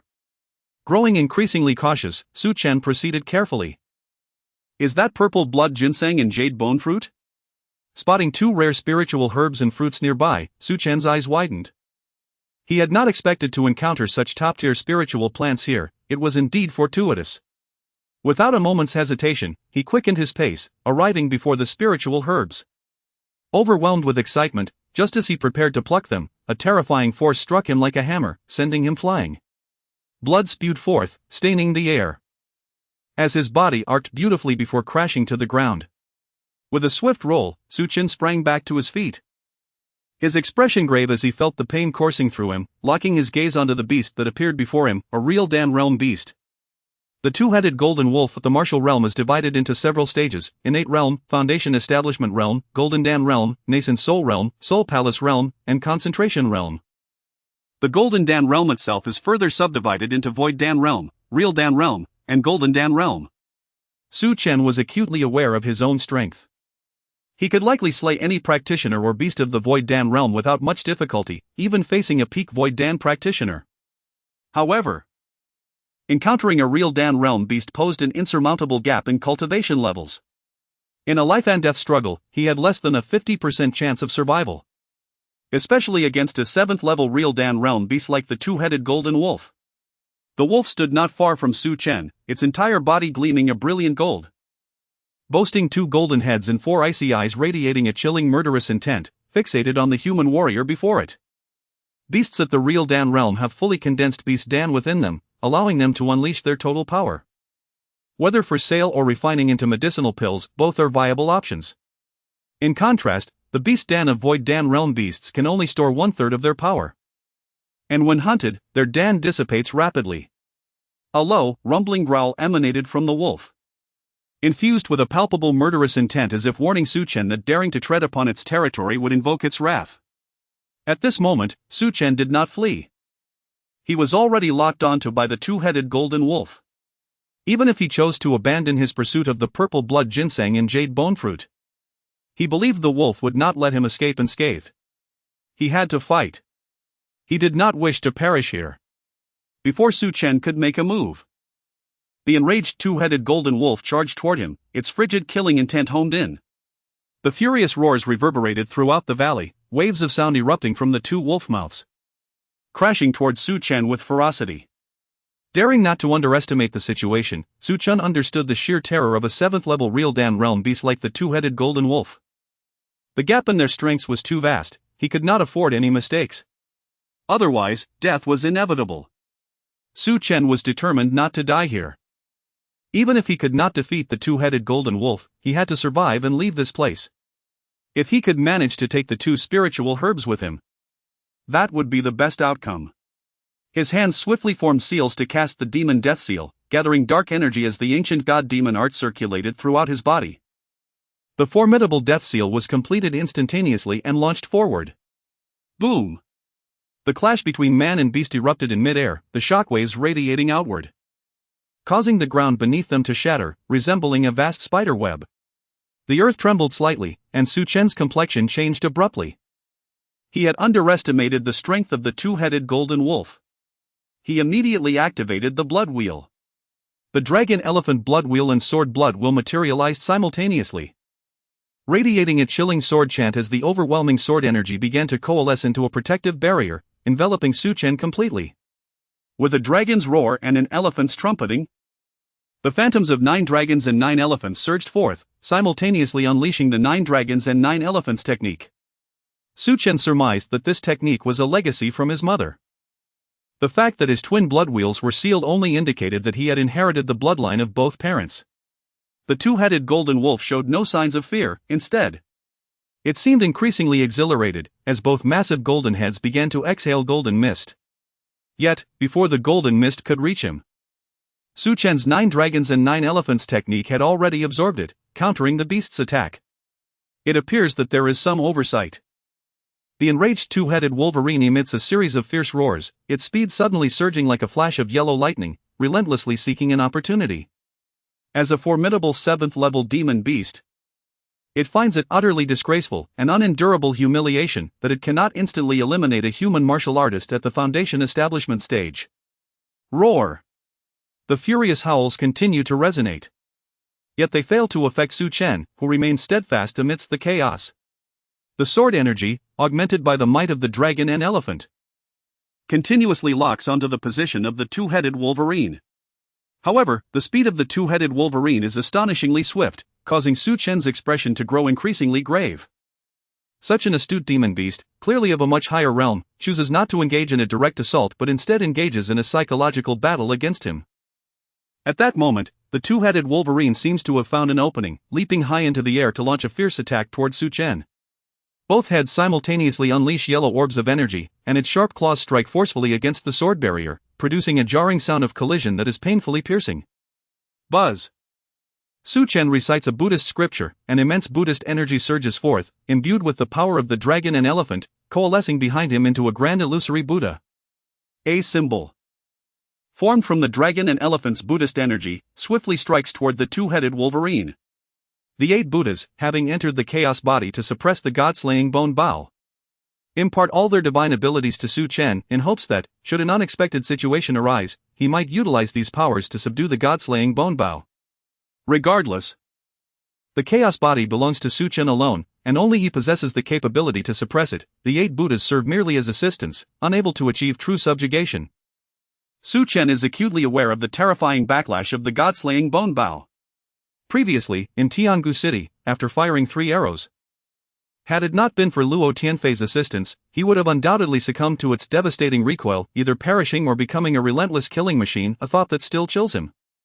Thus, Su Chen vows not to wield the god-slaying bone bow lightly, reserving its use solely for dire circumstances. He has no desire to fall victim to its treachery, whether through demise or backlash, becoming a mindless instrument of slaughter, which is an outcome he fervently wishes to avoid. Chapter 28, The Burial Calamity's Confinement. The self-detonation of souls empowered by the formidable Buddhist techniques and the overwhelming might of the dragon and elephant, coupled with the enveloping sword energy. Su Chen descended into utter madness. It was a battle of life and death, it was either his demise or that of his foe. He was acutely aware of the peril posed by facing a level 7 essence realm beast, understanding that a moment's carelessness could lead him to irrevocable doom. Boom! Boom! Boom! The relentless clashes reverberated within him, and a mouthful of blood erupted forth, draining the color from his face. He recognized the vast chasm of disparity between himself and the level 7 essence realm beast. Continuing down this path seemed insurmountable, survival appeared increasingly elusive. In his grasp appeared the burial calamity pen. Employing this pen would significantly deplete his soul energy, akin to the god-slaying bone bow, albeit with slightly lesser backlash. The current circumstances were decidedly unfavorable, and regardless of his reluctance, he had no choice but to wield the burial calamity pen. With resolute determination, he began to wield the pen, swiftly inscribing intricate patterns in the air. Thunder roared as an absolute calamity of heavenly tribulation enveloped the surroundings.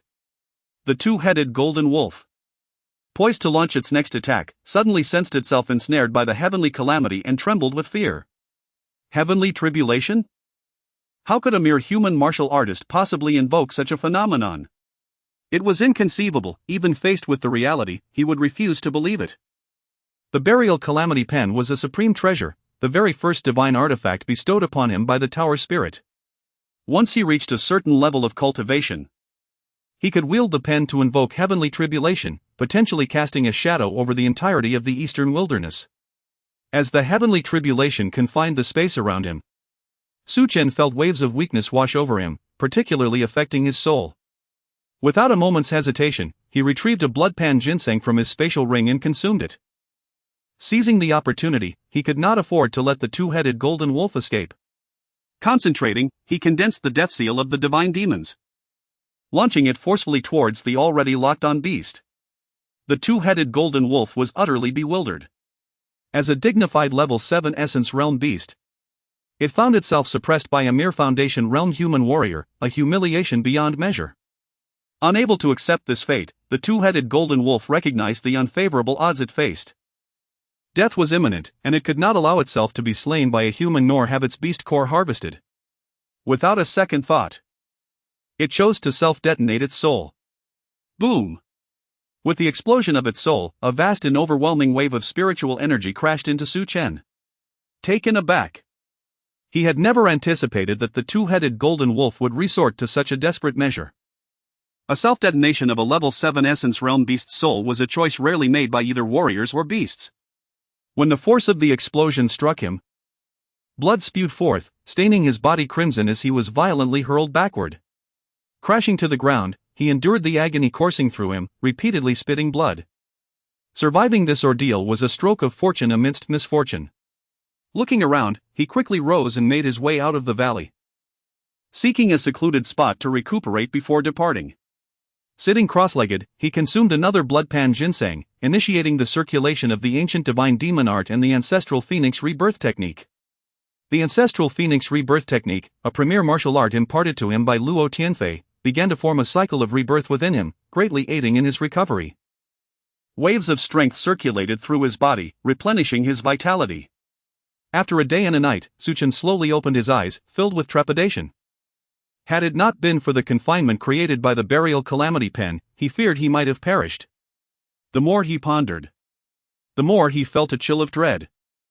He had initially intended to use the burial calamity pen and the death seal to slay the two-headed golden wolf and harvest its beast core, along with absorbing its soul. Yet, he had nearly fallen victim to the wolf's self-detonation. Having recovered about 90% of his injuries, he was no longer in critical condition. Calculating the time, he realized less than 5 days remained until the conclusion of the potential dragon competition. He needed to expedite his efforts to secure points and ascend to a prominent position on the potential dragon ranking. There was no need to inquire. He fully understood the rules of the ranking. The higher one's position, the greater the benefits, with the most immediate reward being points. In the Eastern Wilderness Academy, points equated to gold coins, which could be exchanged for whatever one desired. Surveying his surroundings, the vast valley remained eerily silent, as if time had come to a standstill. He knew there must be other spiritual herbs hidden within this valley. To abandon the search would be a disheartening decision. Yet Su Chen understood that lingering here could lead to further peril. The risk of encountering another soul detonation like that of the two-headed golden wolf was far too great. He was deeply afraid of death. Su Chen acknowledged his profound fear of demise. Taking a deep breath, he ultimately resolved to remain in the valley a while longer, hoping to discover other spiritual herbs. However, before embarking on his search, he decided to refine some pills. Having acquired knowledge of alchemy, he felt compelled to practice. For if he did not, who knew when he would truly master the art? A palm-sized Qianquan furnace appeared in his hands, expanding to a height sufficient for 2 individuals. He tossed the blood pan ginseng directly into the furnace. Forming hand seals, he conjured a flame the thickness of a finger. An hour later, the alchemical endeavor failed. Su Chen felt neither surprise nor disappointment, for failure was often the precursor to success. Merely grasping the flames derived from his understanding of alchemy was insufficient. Acquiring a specialized technique to cultivate flames would be most beneficial. As for the exotic flames, they were a matter of luck. Though myriad types existed in the world, obtaining even one was no simple feat, it relied entirely on fortune. Even if one stood before an exotic flame, poor luck could render it unattainable. Most critically, The terrifying power of exotic flames made mastery exceedingly challenging. For alchemists, exotic flames were of paramount importance. It could be said that alchemists of the same level, one possessing exotic flames and the other relying on ordinary flames, belonged to entirely different realms, resulting in a significant disparity in the quality of the pills produced. Many alchemists devote their entire lives to the pursuit of exotic flames, aspiring to master them as their ultimate goal. Retrieving the Qiankuan furnace, Su Chen lamented. I must find an opportunity to acquire a larger spatial ring. Chapter 29, The Condensation of the Ethereal Pill. A pleasant sensation. A single failure in alchemy was hardly a setback. Once the competition for the hidden dragon concluded, he intended to visit the Eastern Wilderness Academy to seek out techniques for cultivating flames in exchange for one. Remaining within the depths of the valley, Su Chen desired to tempt fate once more, hoping to discover other rare spiritual herbs.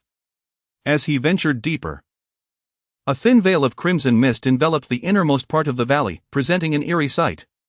Could the unusual phenomena here be the reason for the valley's profound silence? Su Chen could only speculate. At that moment, the purple fox leaped from Su Chen's embrace, nodding towards the mist before them. You wish to enter? The purple fox's injuries had stabilized, yet a full recovery would likely require months, if not years. He could surmise that the purple fox was of a high level, otherwise the white fox would not have knelt before it in Tiangu City. Then go ahead. The purple fox shook its head and chirped. You want me to accompany you?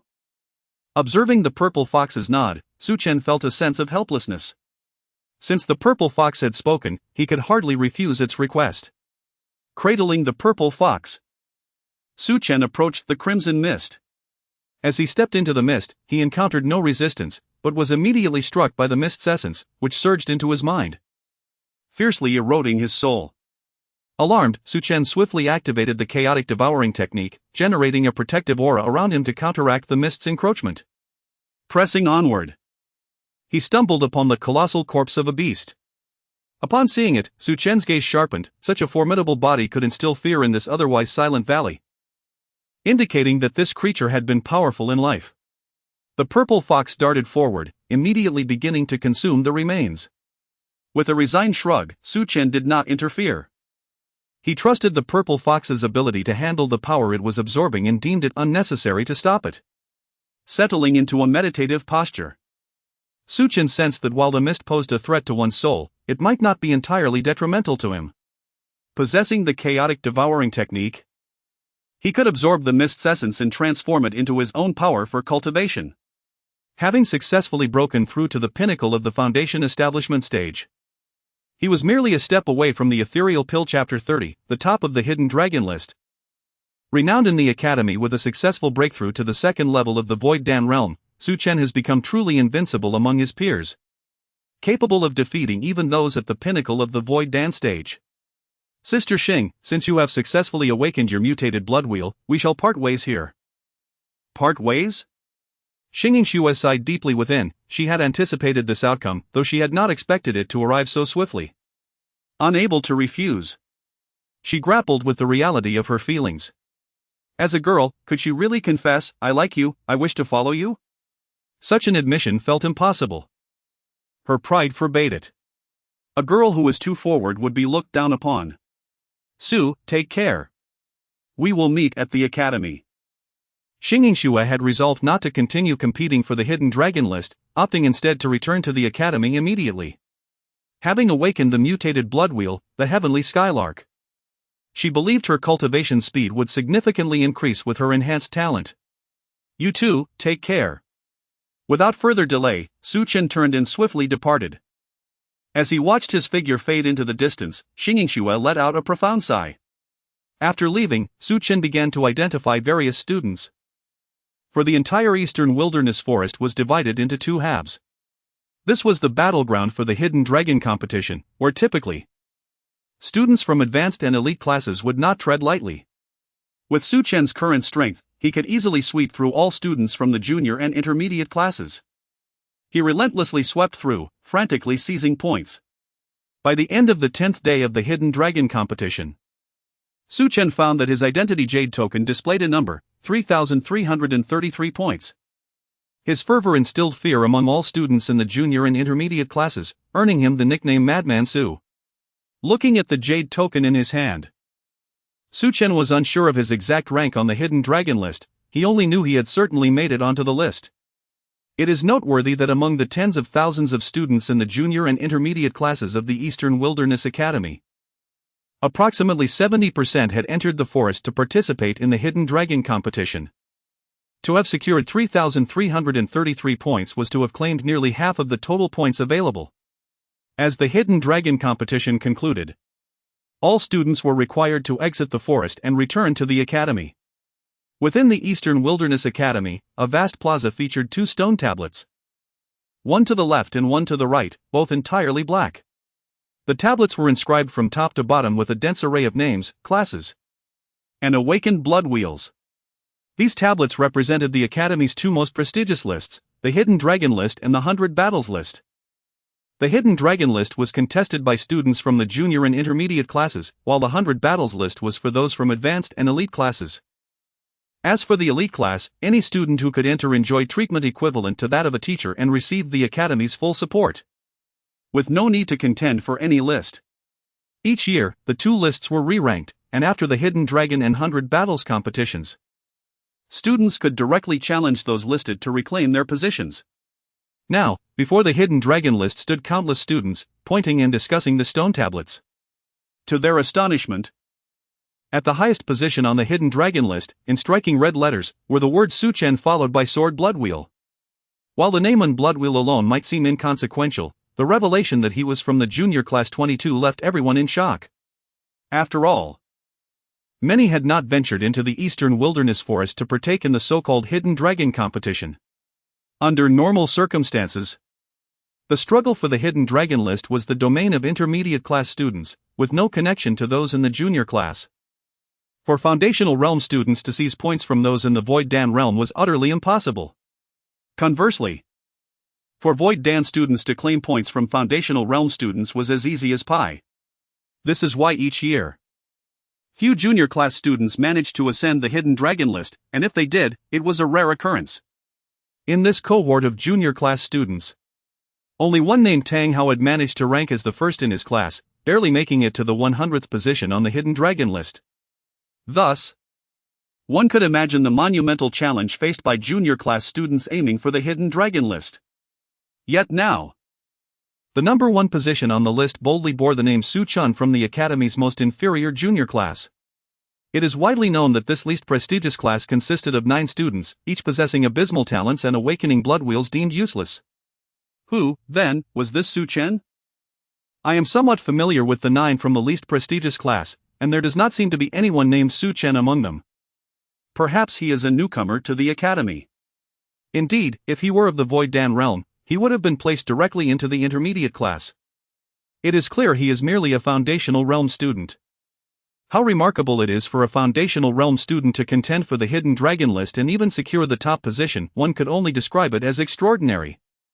It remains to be seen. We can simply inquire among the junior class students. Shi Xiaoman, Fang Cheng, and Yi Xianxian are present, let us go and ask them. The least prestigious junior class consists of 9 students, 5 males and 4 females, among whom are Shi Xiaoman, Fang Cheng, Yi Xianxian, and Xingning Xue. The 3 girls did not participate in the Hidden Dragon competition, they remained concerned for Xingning Xue, as she was the only one among the 9 to enter the Eastern Wilderness Forest for the competition.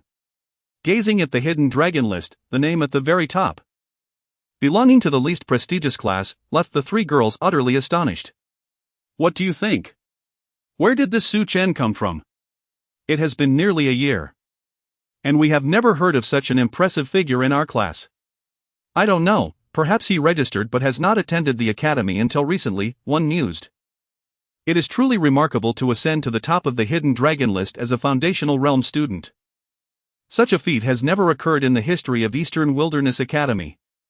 Our least prestigious class has indeed made a name for itself. The 3 girls were astounded.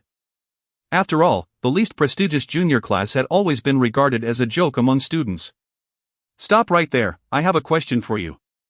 What is it? Upon seeing students from other junior classes, they instinctively felt inferior. Unfortunately, no matter where they were, strength dictated status. What is the background of this Su Chen? Xiaoman shook her head, stating helplessly, we too wish to know who this Su Chen is. We have never seen him, nor have we even heard of him. They were indeed surprised. The fact that even the students from the least prestigious class had no knowledge of this individual made Su Chen an enigma. Chapter 31, his treatment must be on par with the advanced class. Su Chen's ascension to the top of the hidden dragon list sent shockwaves through the Donghuang Academy. Everyone was eager to uncover the identity of this enigma. A mere foundation-level student hailing from the lowest junior class had managed to secure a position on the hidden dragon list during the competition. As all participating students returned to the academy, information regarding Su Chen began to circulate rapidly. Su Chen possessed the blood sword wheel and had reached the virtual Dan realm, exhibiting a frenzied zeal for accumulating points that rendered him unmatched by his peers. A mere entry-level student from the lowest class? For an entire day. Rumors about Su Chen resonated throughout Donghuang Academy. Even before his arrival, the name Madman Su Chen had already gained considerable notoriety. In the northwest corner of the academy lay its most secluded area, a series of independent bungalows neatly arranged, serving as the dormitories for the lowest junior class. These accommodations, simplistic in nature, paled in comparison to those of other classes. Upon returning to the academy, Su Chen first completed his enrollment procedures and received a reward of 30,000 points for his position at the top of the hidden dragon list. In addition to the 3,333 points he had already accrued, bringing his total to 33,333 points. Are you Su Chen? Before Su Chen could locate his dormitory, he heard someone calling his name. Turning to see 5 individuals approaching, he nodded and replied, I am Su Chen. Ha ha. It's really you. I'm Xiao Hong, and these 4 are Liu, Wan Nian, Huang Qi, and Fang Zhu. We all come from junior class 22. The other 4 have yet to arrive. Who says we haven't arrived? A melodious voice chimed in as Xinging Xue and her 3 companions approached. Su Xueti. Allow me to introduce you. This is Xinging Xue, Fang Cheng, Shi Xiaoman, and Yi Shenyan. Including you, our junior class 22 comprises 10 members, making it the smallest class in the entire Donghuang Academy.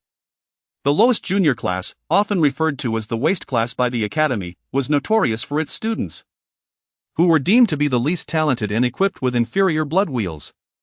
Those who failed to pass assessments faced expulsion. Are you Su Degu?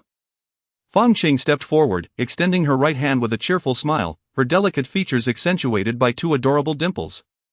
Su Chen reciprocated the gesture, shaking her hand and replying, Greetings, Fang Xuejie. Please, don't call me Xuejie. Though you are newly enrolled and rank first on the hidden dragon list, thereby garnering attention throughout the academy. If others hear you address me as such, I would be mortified. Yet, Su Chen insisted, I don't care about others, in junior class 22.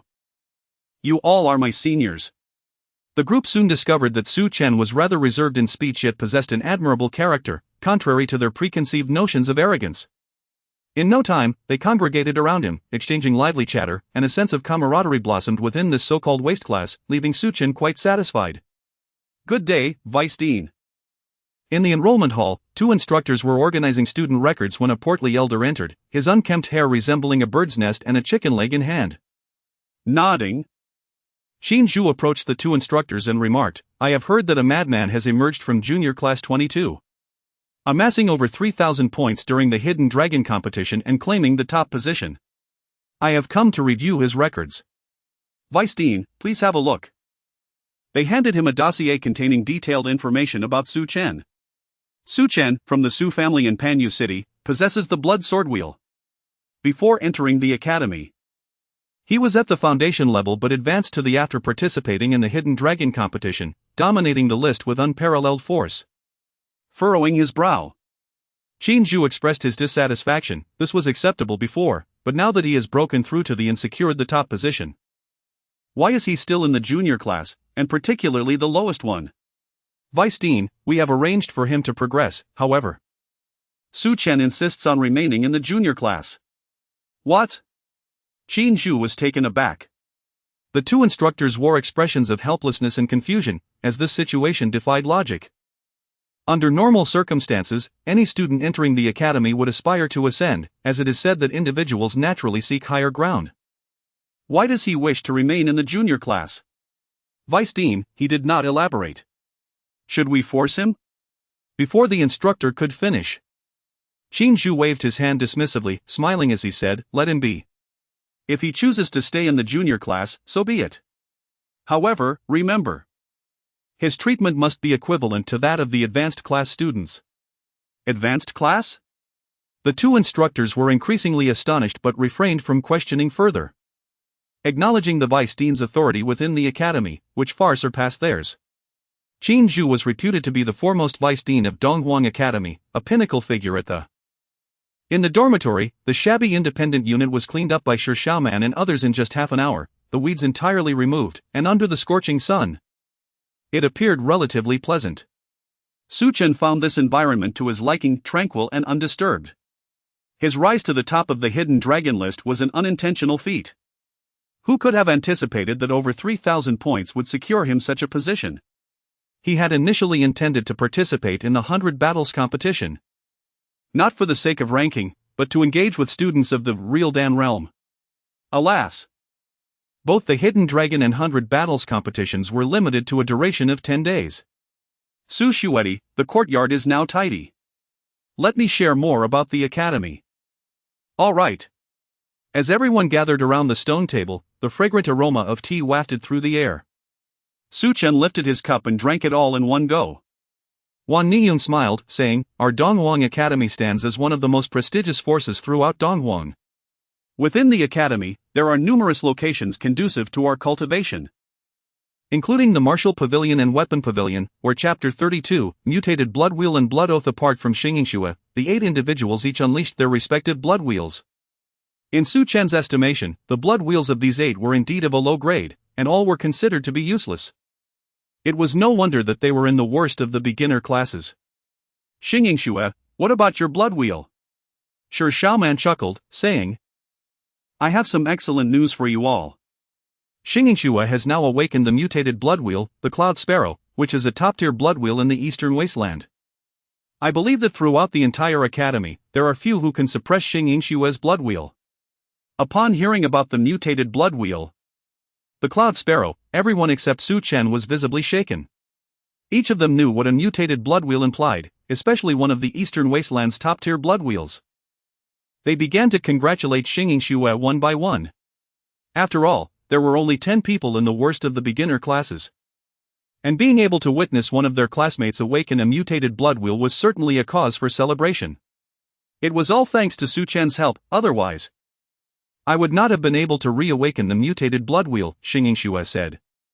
Upon hearing this, everyone guessed that Su Chen must have assisted Xingyingshui in awakening the mutated blood wheel during the Hidden Dragon tournament. The academy is not yet aware that Xingyingshui has awakened the mutated blood wheel. If they knew, they would immediately have Xingyingshui leave the class. "I will not leave," Xingyingshui stated firmly. Su Chen then said, "Huang Qi, your blood wheel is also a bit peculiar. Let me help you test it." Upon hearing this, Huang Qi's heart trembled. He knew what Su Chen meant. He had awakened the blood wheel stone, which was the most unremarkable blood wheel, practically the most useless of the useless. "Su Chen, are you suggesting that my blood wheel might also be a mutated blood wheel?" Huang Qi asked. Seeing Su Chen nod, Huang Qi was overjoyed. Regardless of how useless a blood wheel was, as long as it was mutated, it had a high chance of being a top-tier blood wheel. "What should I do?" Huang Qi inquired. "Follow me," Su Chen replied. As the two entered the room, everyone except Xingyingshui was filled with envy. A mutated blood wheel was a top-tier blood wheel, and awakening one meant a brighter future in martial arts. Who would have thought that the worst of the beginner classes, with only 10 students, would produce 2 mutated blood wheels and 1 hidden dragon list champion? Su Chen is truly extraordinary. Someone like him will surely be valued by the academy's higher-ups. "I imagine Su Chen will soon be leaving our beginner class," one student said. "Perhaps not. Logically, since Su Chen has already topped the hidden dragon list, the academy would not allow him to remain in the beginner class. The fact that he has stayed suggests that he himself does not wish to leave," another student replied. That's quite possible. Half an hour later, the door slowly opened.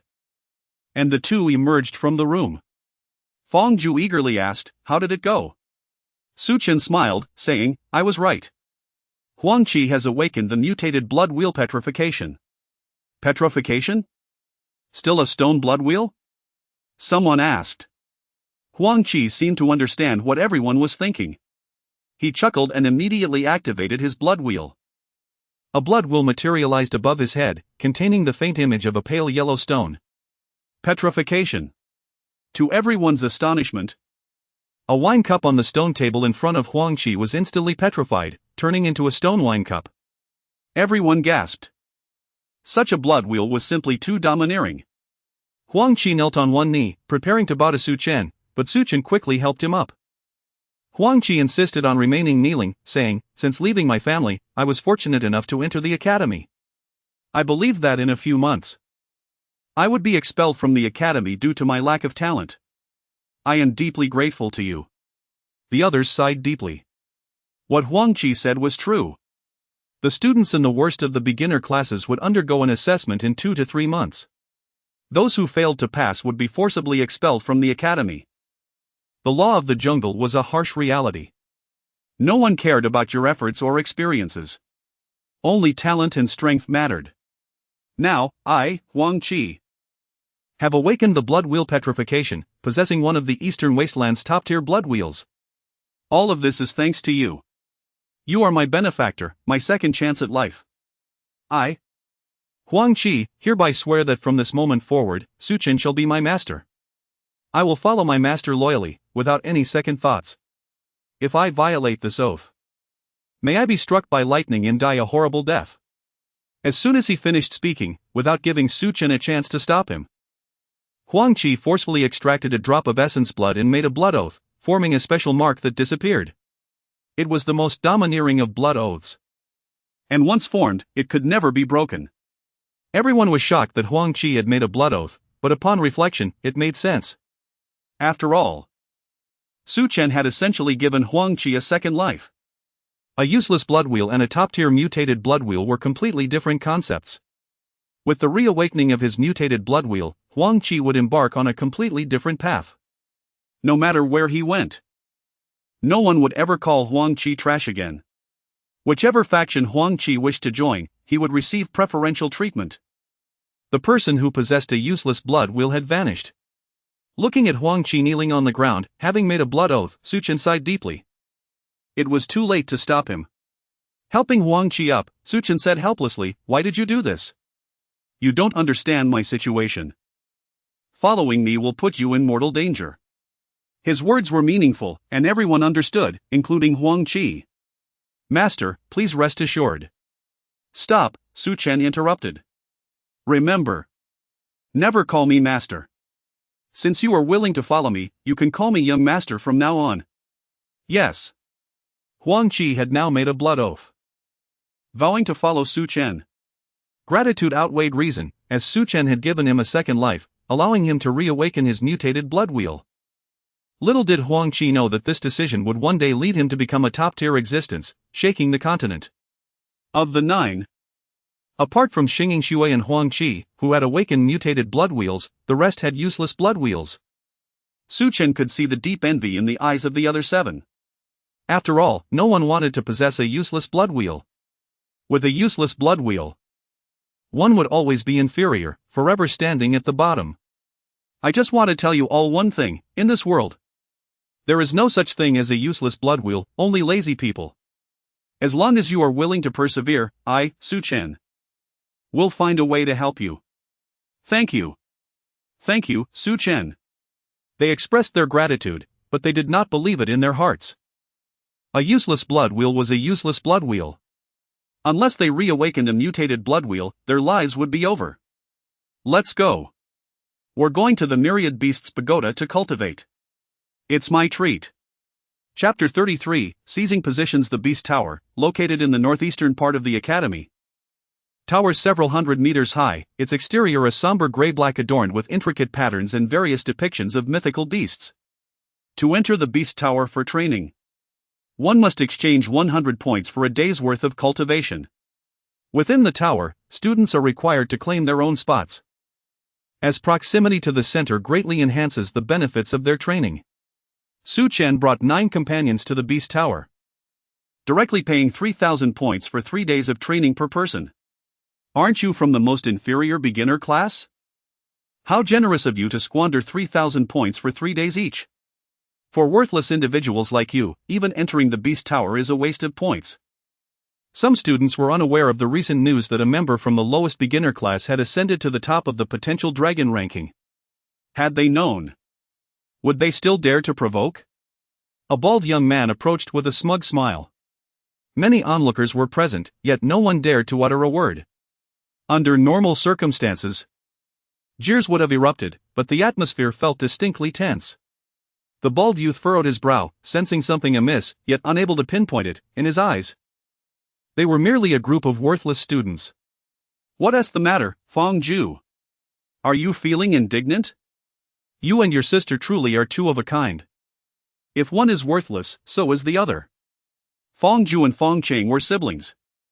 Huang Qi, what if a dog comes barking madly? Just beat it. Will the academy intervene? The academy won't care, the dog barked first. Huang Qi's words ignited the bald youth's fury. He was taken aback by Huang Qi's blatant provocation, feeling utterly disrespected. Before he could retaliate, Su Chen's figure vanished in an instant. For Su Chen, a second-tier void pill realm cultivator, dealing with students from the beginner class was an effortless task. In an instant, the air was filled with the agonizing cries akin to that of a slaughtered pig.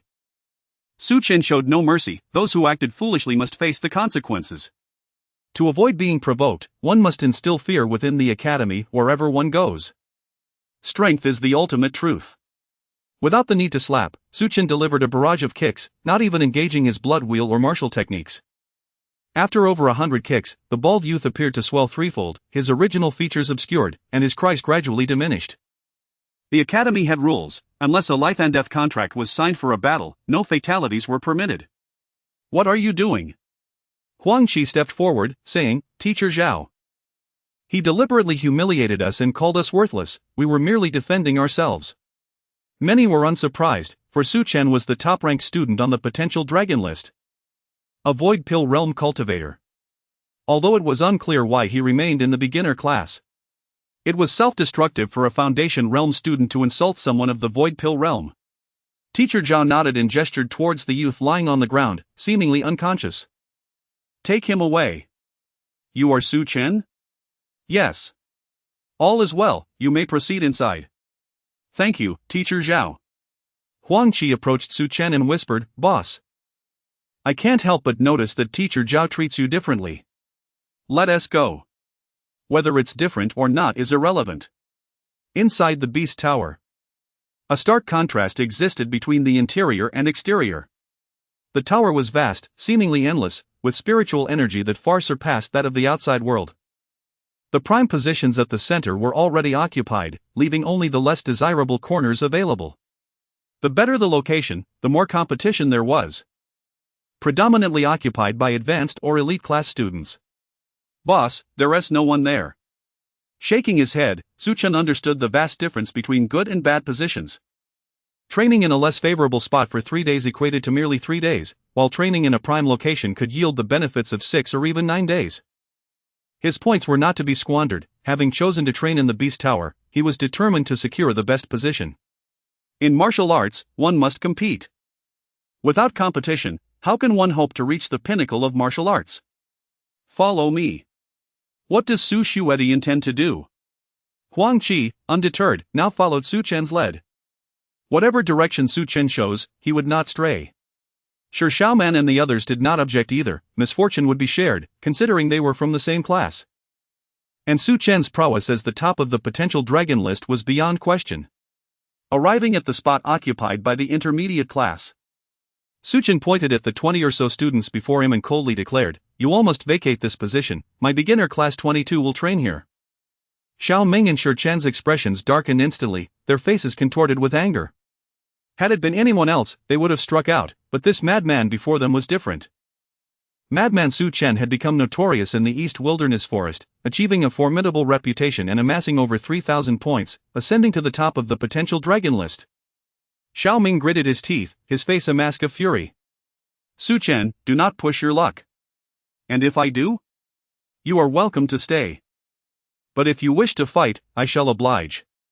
At the Beast Tower, such disputes for positions were beyond the Academy's jurisdiction as long as no death occurred. It was a realm ruled by strength.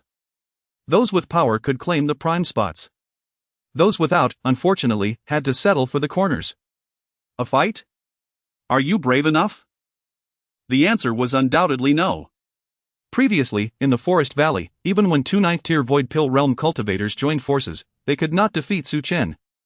Now, with so many witnesses present, to simply leave without a word would be a blow to their pride.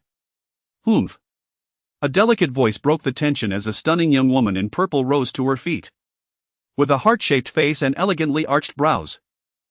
Her beautiful eyes seemed to convey thoughts unspoken, radiating an aura of icy composure, resembling a glacier. When did the lowest beginner class become so arrogant? Today? I shall see how you intend to drive us, the advanced class, away.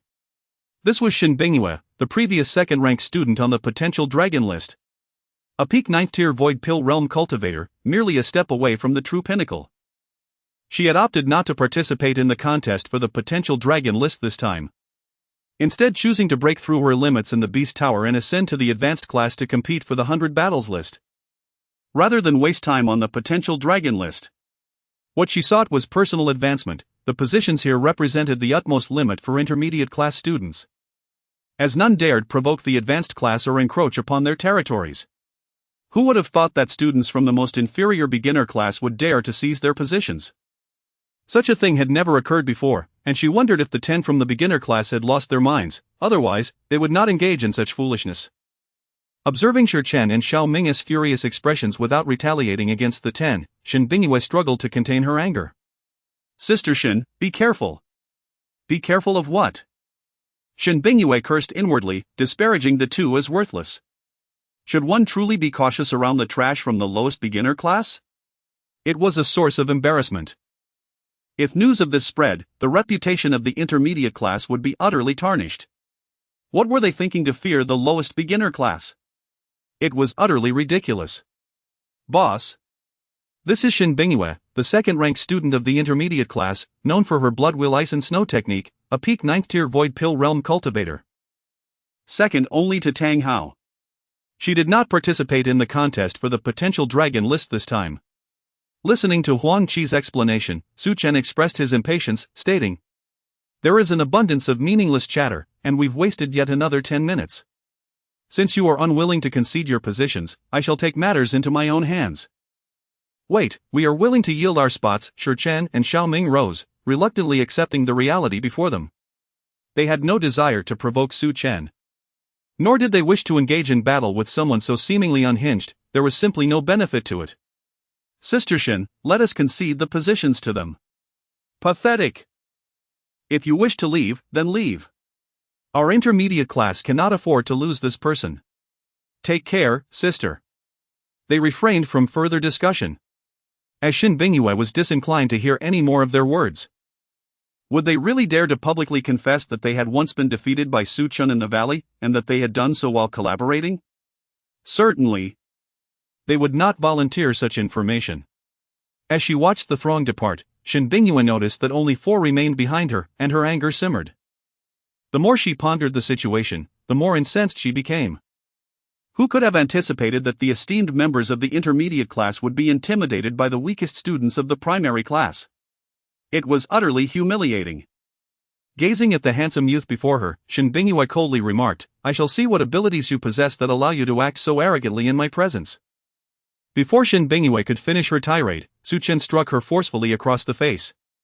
It appeared unremarkable, yet it concealed an overwhelming power. The 9 Calamities sword technique infused within his palm strike layered upon itself with immense force, and Su Chen was now a second-level Void Dan practitioner. No longer the Foundation establishment warrior he once was. This strike nearly drove Shin Bingyue to a furious outburst. It was the utmost humiliation, one she could scarcely endure. Boom! Neither party unleashed their blood wheels, and Shen Bingyue had no intention of doing so either. If they were to contest strength, let them witness the true prowess of a peak 9th level Void Dan practitioner. In the astonished gazes of the onlookers, the simple clash resulted in Shen Bingyue's offensive palm strike being utterly shattered, followed by the resounding sound of a slap. Indeed, Shen Bingyue had been publicly slapped across the face. Moreover, this occurred even as Shen Bingyue exerted her full strength, albeit somewhat caught off guard. The identity and strength of Shen Bingyue spoke volumes, revealing just how formidable this student from the primary class truly was. He was certainly not to be trifled with.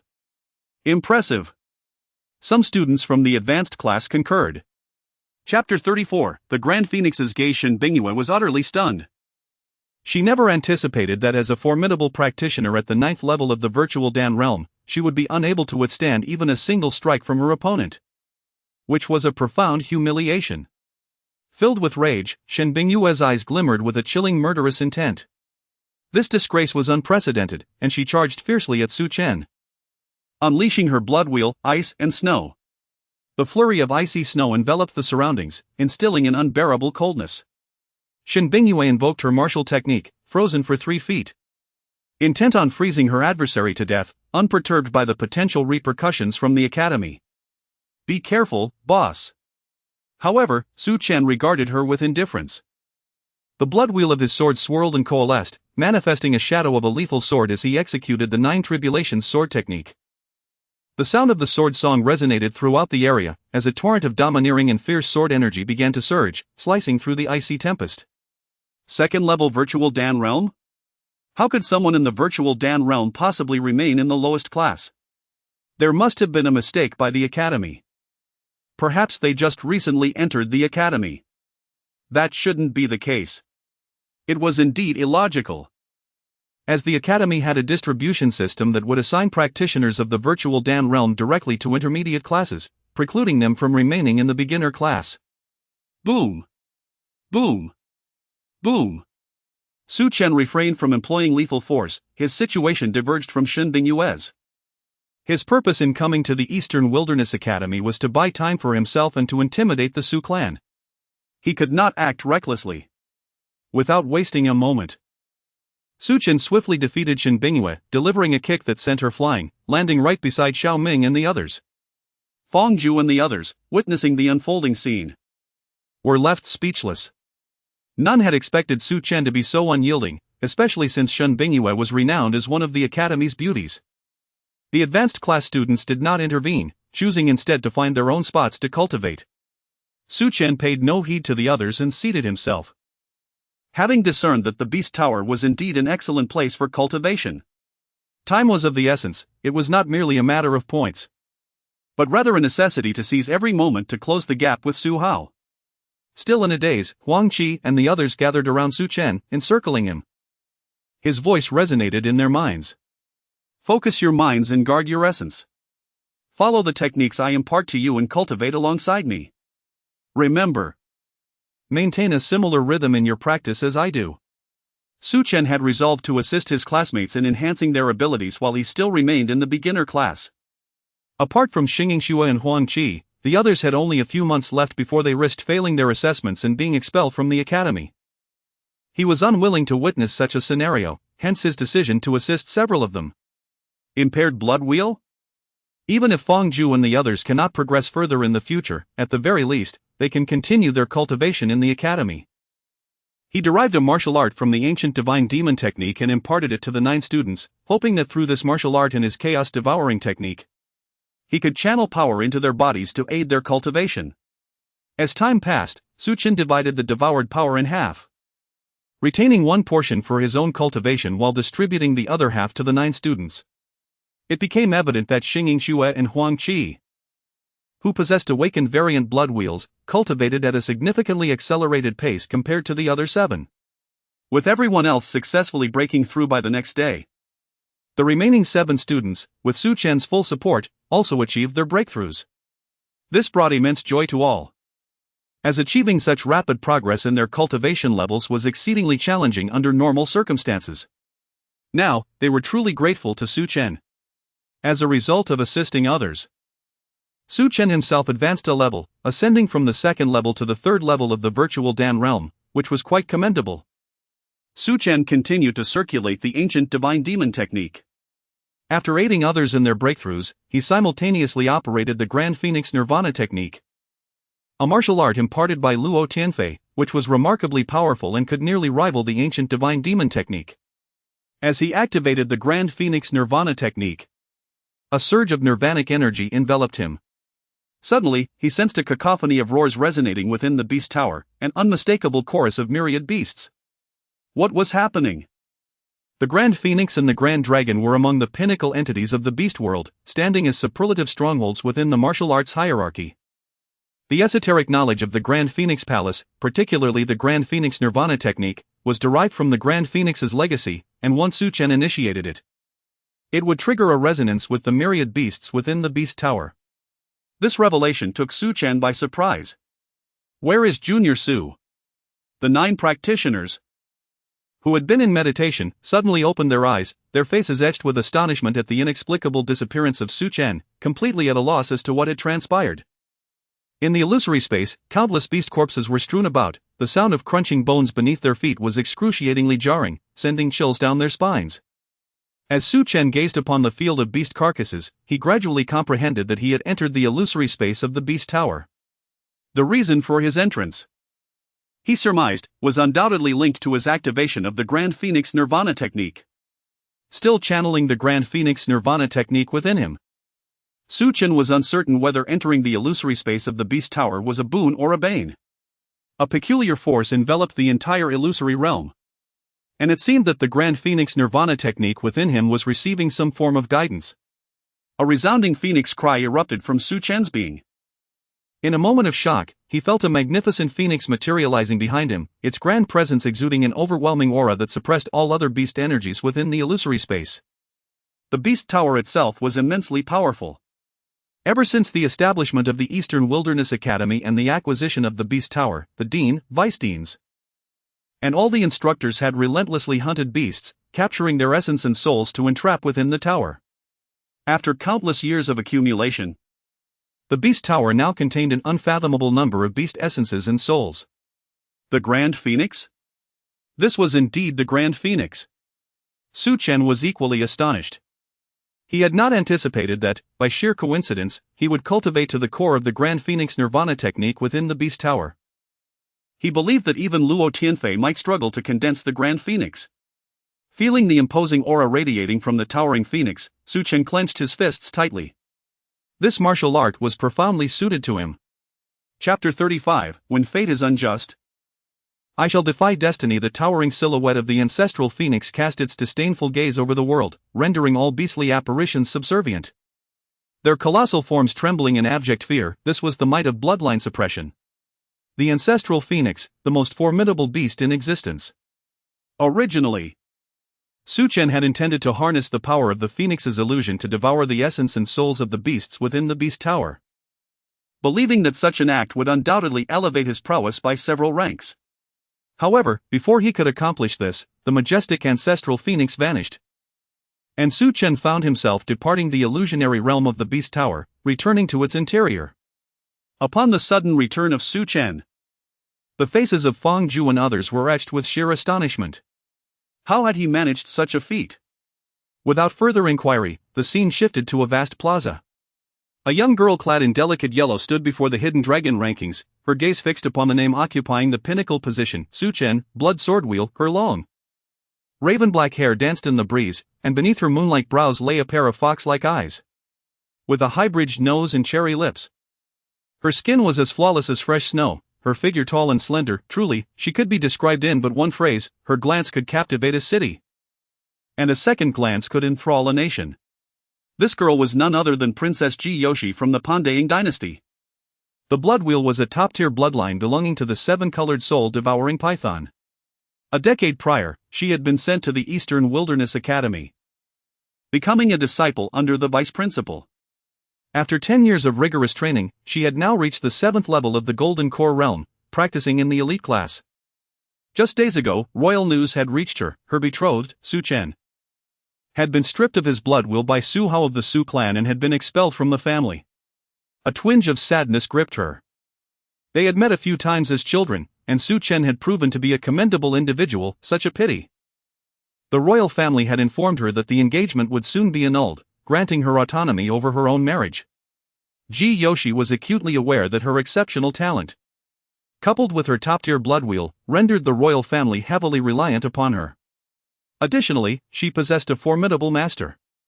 Once she advanced to the nascent soul realm, she would ascend to the elite class, becoming a core student of the academy, with the promise of focused cultivation. In the entire Eastern Wilderness Academy, there were only 5 elite classes. Seeing the familiar name, which also bore the blood sword wheel, she initially presumed it to be her betrothed. However, upon further reflection, she deemed it impossible. Su Chen had been stripped of his blood wheel. Even an emperor-level powerhouse could not reforge a bloodline, let alone Su Chen himself. With a resigned shake of her head, she resolved to enter a special training area within the academy. Meanwhile, in a secluded spot halfway up a mountain, Su Hao suddenly opened his eyes, letting out a long howl that echoed into the sky. The golden core he had formed within began to shatter, coalescing anew into the ethereal form of an infant, his nascent soul. The golden core realm was divided into 10 ranks, from the first to the peak, with the first to third ranks classified as low level, the fourth to sixth as mid level, and the seventh to ninth as high level, culminating in the peak golden core realm. With the golden core shattered and the nascent soul taking shape, Su Hao successfully broke through to the nascent soul realm. Observing the figure of the man floating within him, Su Hao immediately knelt, saying, "Master, I extracted Su Chen's imperial bone years ago, awakening the 7-kill sword blood wheel. Why have I only now broken through to the nascent soul realm?" He was filled with frustration, tinged with reluctance. His natural talent was exceptionally strong. Even without the imperial bone, he believed he could have achieved the nascent soul realm solely through the blood wheel. The ethereal figure smiled and replied, "Do not be alarmed, my disciple. For the past decade, I have intentionally suppressed your imperial bone in cultivation. Do you know why?" "I do not," Su Hao replied, puzzled.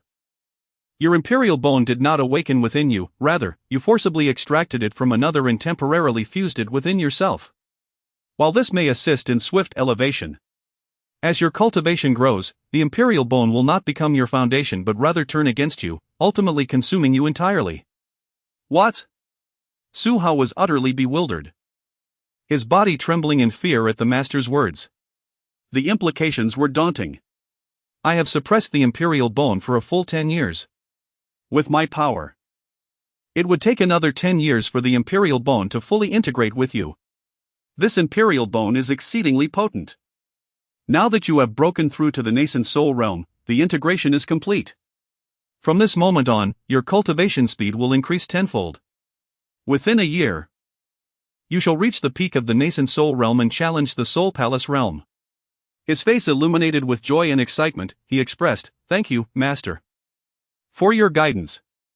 You are my most outstanding disciple. Regardless of the origin of your imperial bone, possessing such a bone ensures that you will become one of the mightiest beings in the world.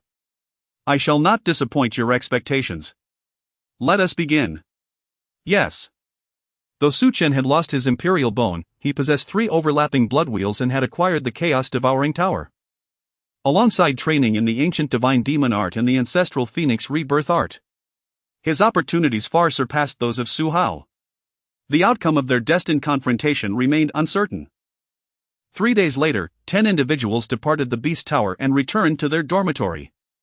However, no sooner had Su Chen returned than he received word from the academy, summoning him to the principal's office. Without a moment's hesitation, he left his dormitory and made his way to the principal's office. Deep within the academy stood a simple white building, understated yet elegant, its walls adorned with peculiar marble patterns. Upon arriving at the principal's office, Su Chen knocked on the door. "Enter." He pushed the door open to find a middle-aged man seated behind a desk, exuding an air of cultured elegance. His resolute features were complemented by 2 sword-like eyebrows and penetrating eyes, which were currently engrossed in a book.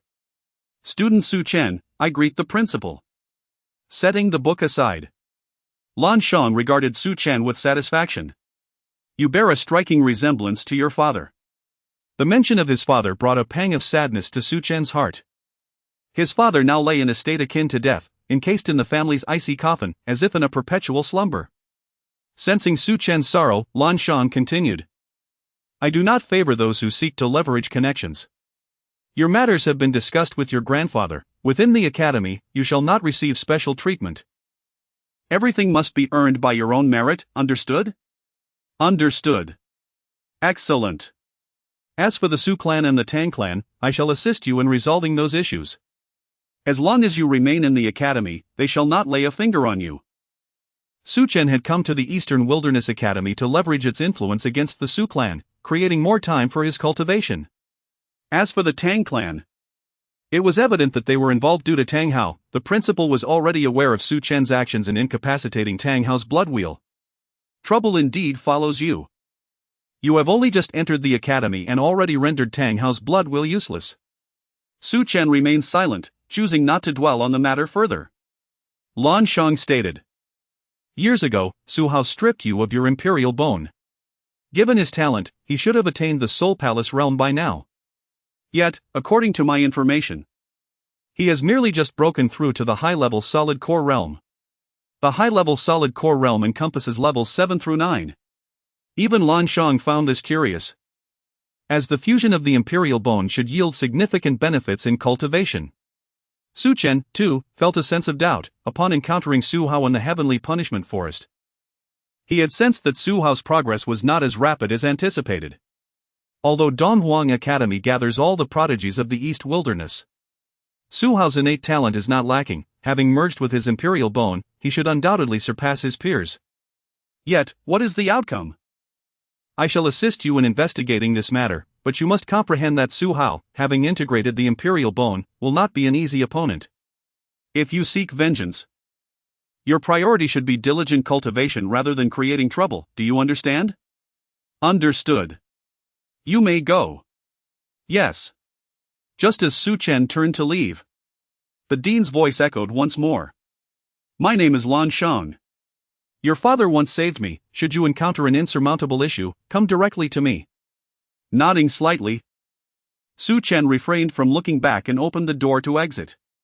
Watching the vanishing figure, Lan Shang sighed deeply. His stern demeanor was merely to spur Su Chen to cultivate earnestly, without a moment's delay. With Su Hao, who was merged with the imperial bone, and a discarded waste of blood wheel, both the Su and Tang clans represent the pinnacle of races within the East Wilderness. Even if Donghuang Academy can deter both clans, once Su Chen departs from the academy, it is certain that both clans will take action. Can one truly guard Su Chen indefinitely? Not just oneself. But no one can maintain such a vigil eternally. Su Chen must rely on his own strength, not that of others. I hope you surpass your father. Losing the imperial bone, alas. Possessing the imperial bone guarantees ascension to the imperial realm. What a pity. Throughout the vast expanse of the East Wilderness, for over a millennium, there has seemingly been no record of anyone awakening the imperial bone.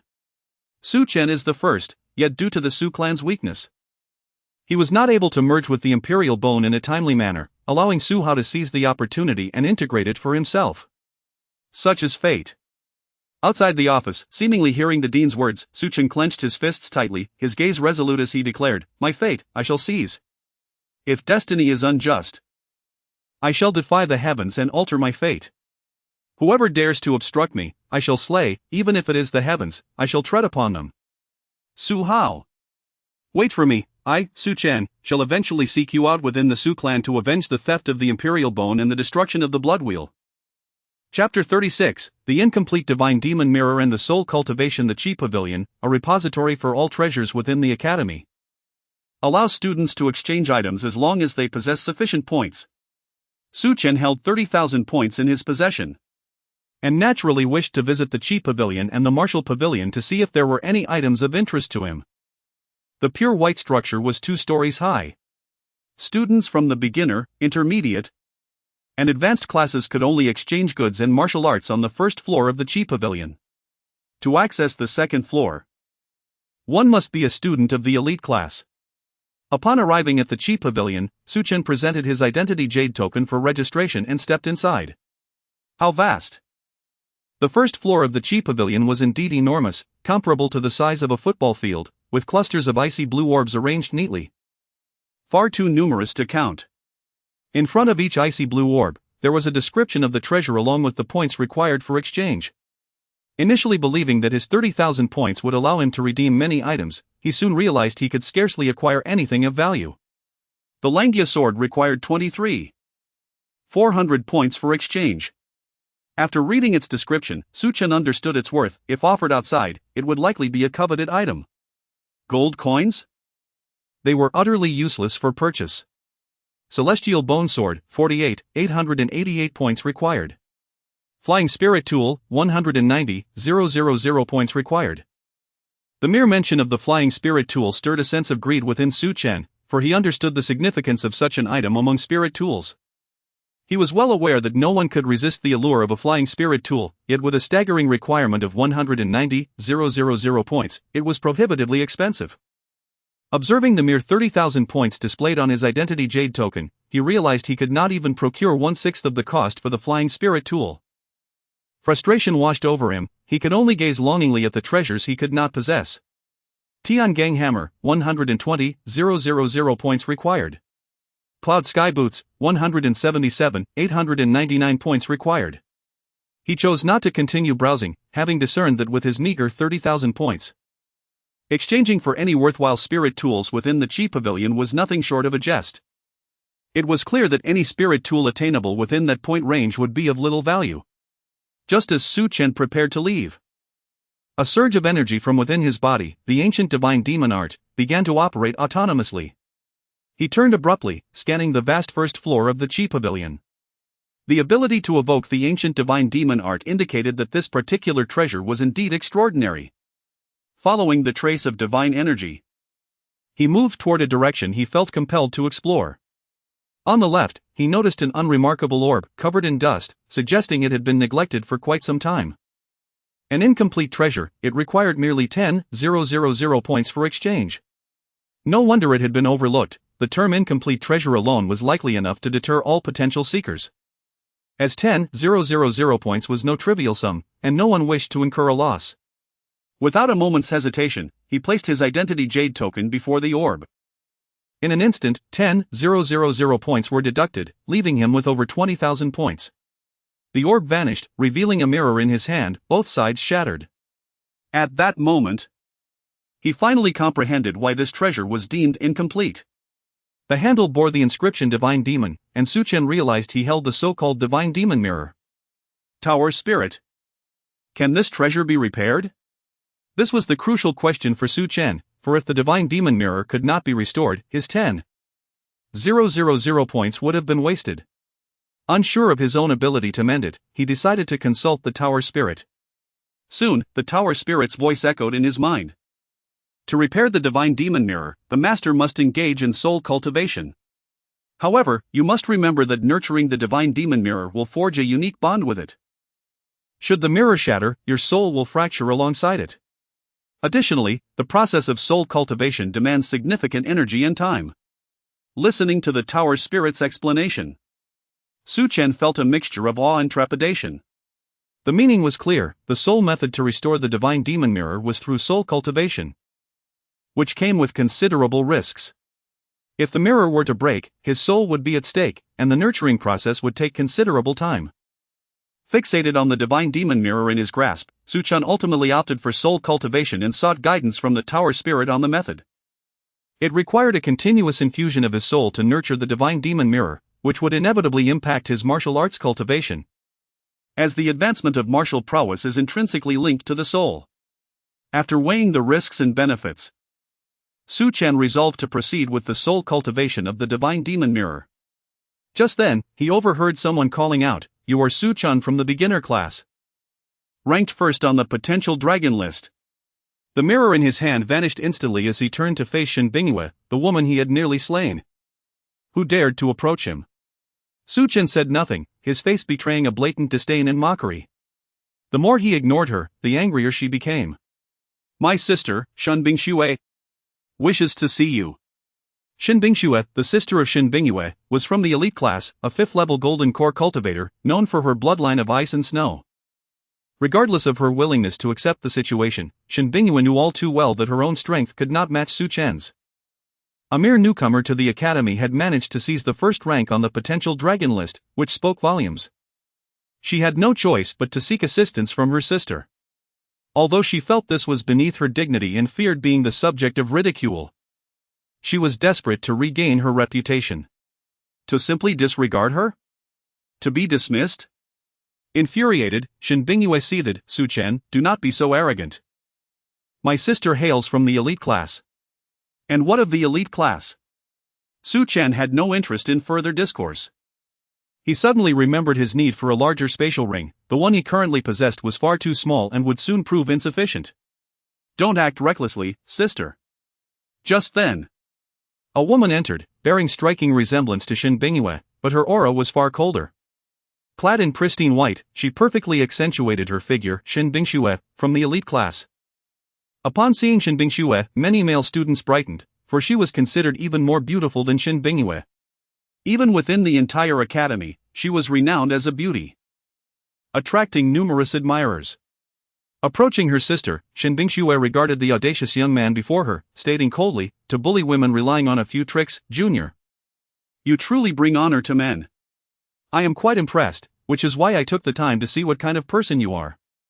Her words, devoid of vulgarity, were nonetheless piercing.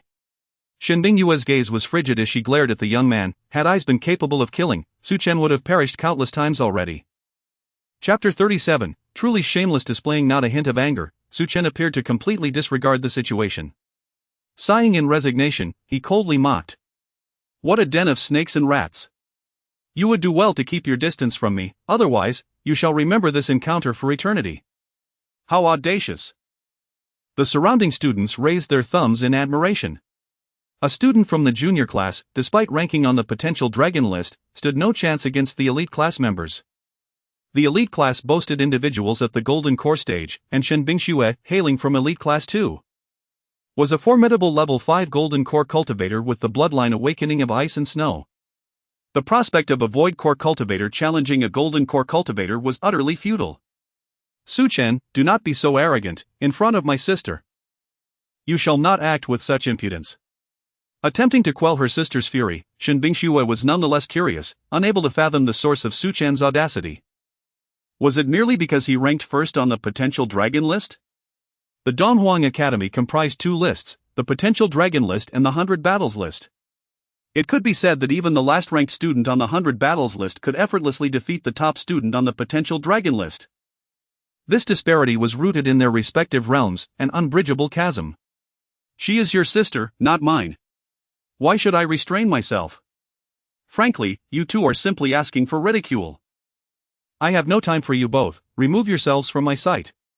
Showing no regard for either Shen Bingyue or Shen Bingyue, Su Chen regarded their beauty as utterly worthless. The crowd around them murmured in astonishment, such a person was a rare find. Shen Bingyue nodded with a smile, though it was evident to all that her anger had reached its peak, merely suppressed for the moment. After all, coming from the elite class, if she were to act recklessly against someone from the junior class, not only would there be the risk of punishment from the academy, but her pride could not endure the humiliation. Thus, Shen Bingyue, suppressing her fury, coldly declared, Su Chen, I, Shen Bingyue, formally challenge you. I am open to any form of contest, including life and death battles. Will you accept? A life and death battle? Su Chen had already engaged in one with Tang Hao, where he had decisively crippled Tang Hao's bloodline. Up until now, neither the academy nor the Tang clan had made a move, suggesting the academy had sealed the information. To this day, no one in the academy knew of Tang Hao's fate. Only that he had participated in the potential dragon competition and had not returned from the Donghuang forest.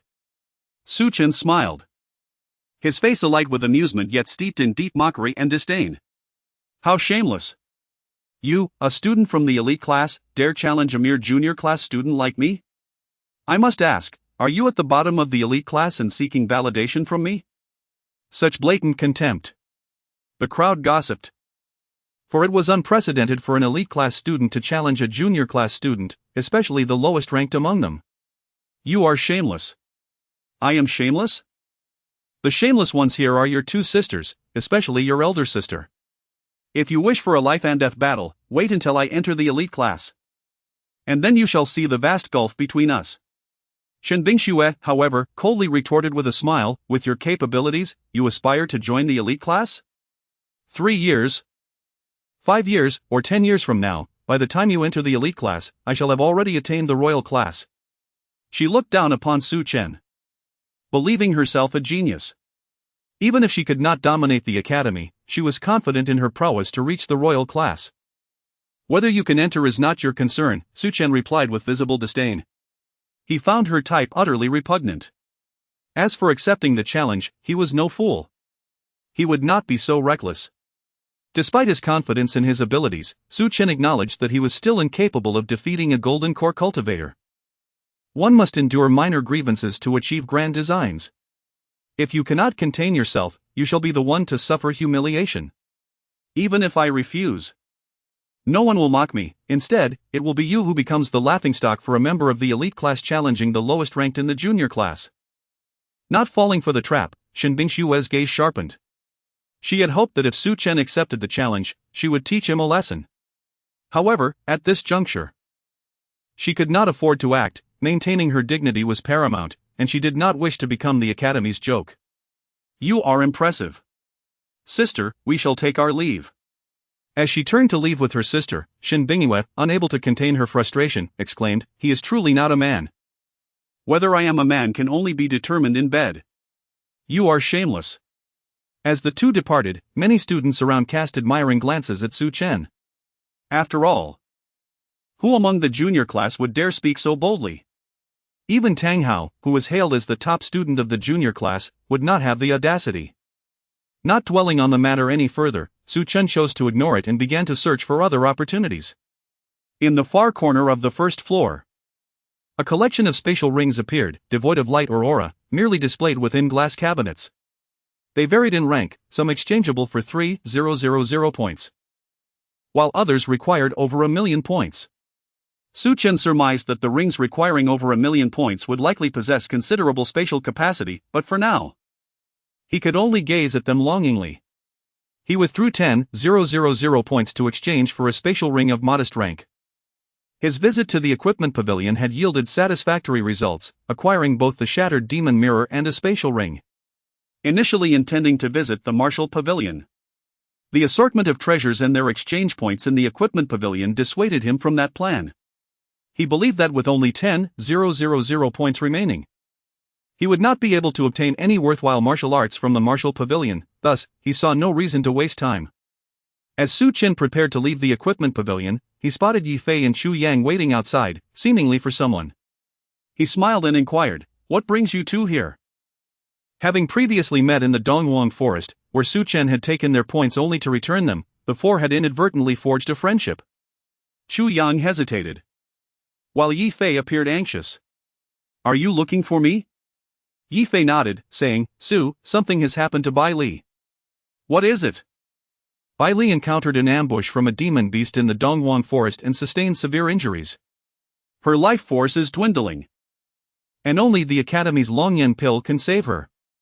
Then you must hurry to the academy and request their assistance.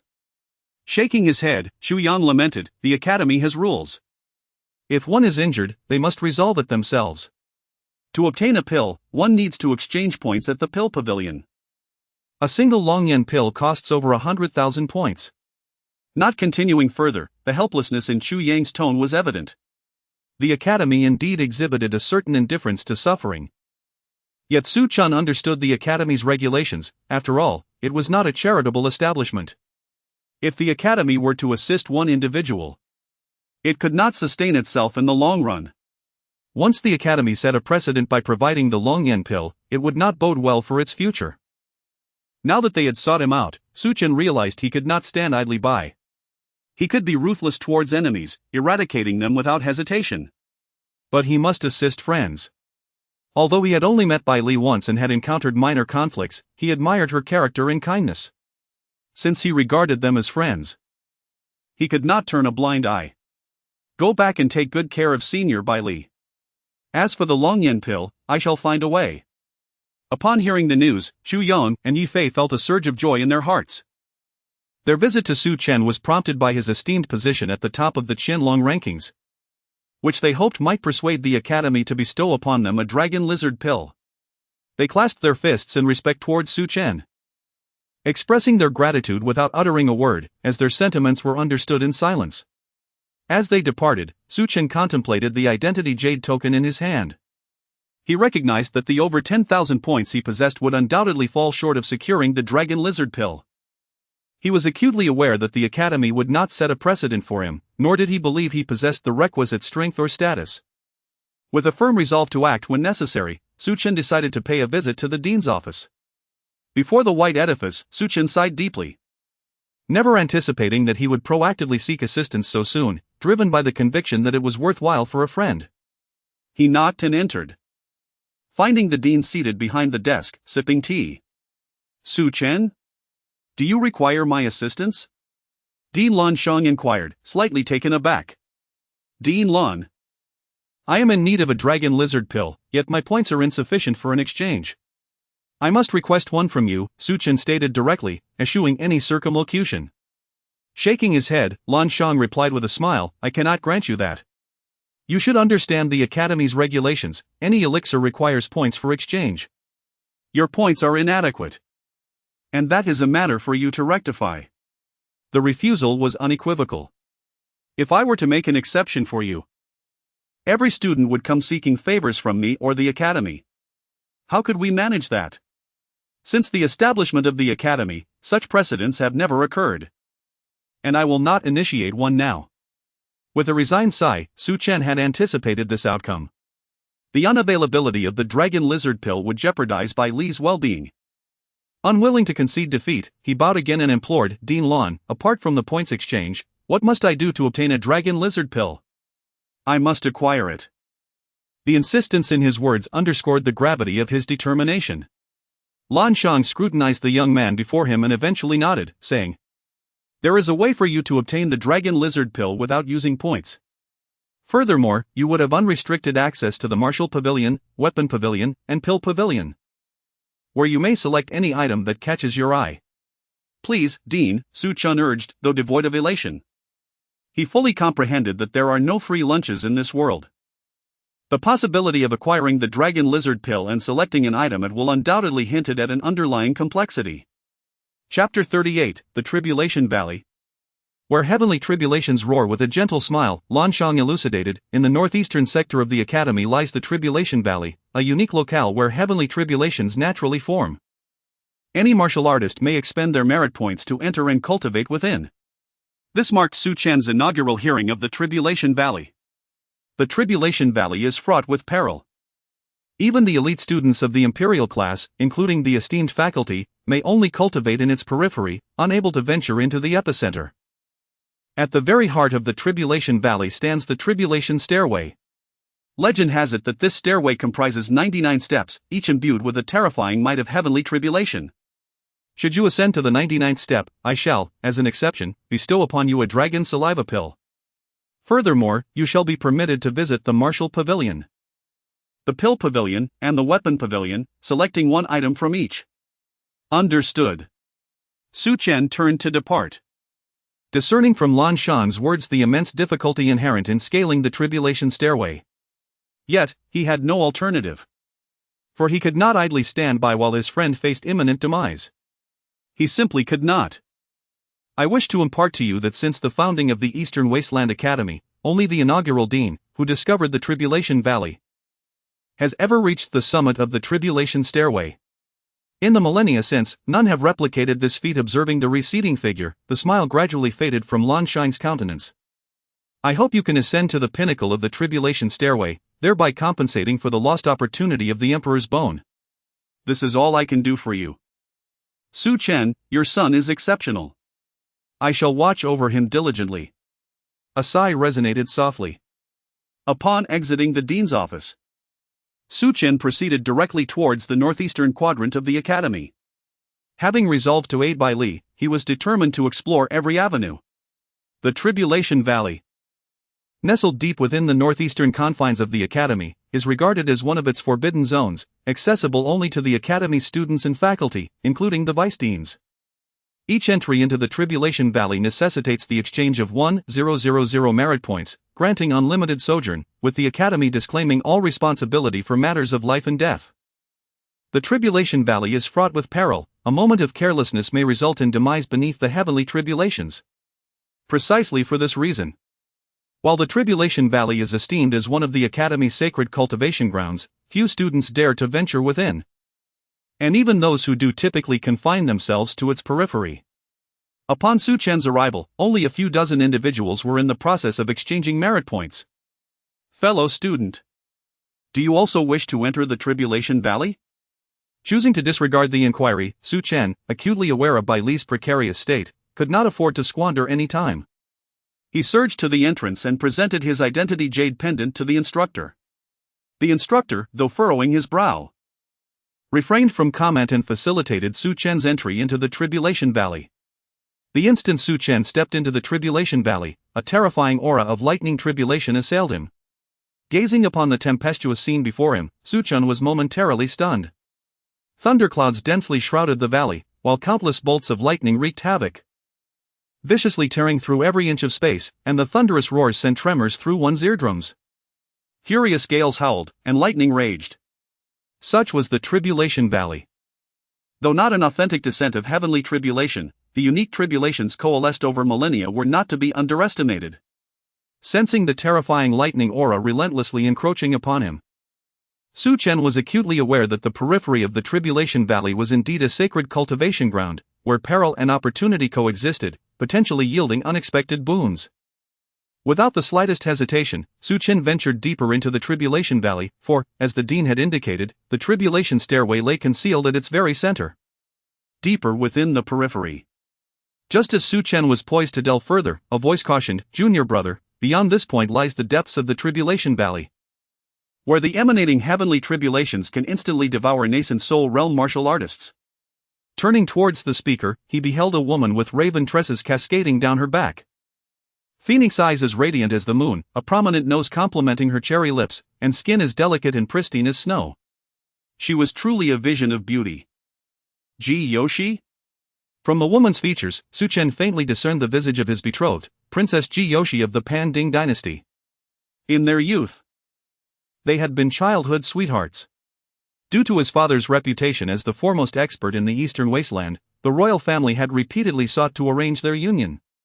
However, times had changed. With Su Chen's bloodline being crippled by Su Hao, and his father rendered a living cadaver, the royal family sought to annul the engagement.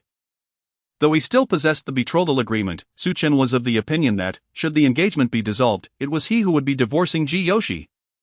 Not the other way around. "Are you Princess Ji Yoshi of the Pan Ding dynasty?" Nodding, Ji Yoshi thought nothing of it, for within the Eastern Wasteland Academy, she was widely recognized, while she, in turn, did not recognize many. Having entered the academy a decade prior and apprenticed under the vice dean, her status, talent, and beauty placed her among the top 3 within the academy, attracting countless admirers.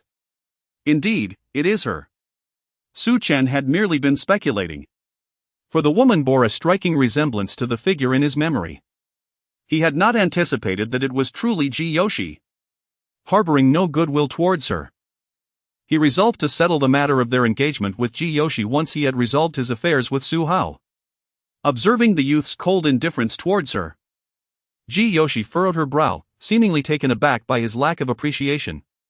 She had merely offered a well-intentioned reminder. Serves him right if he dies.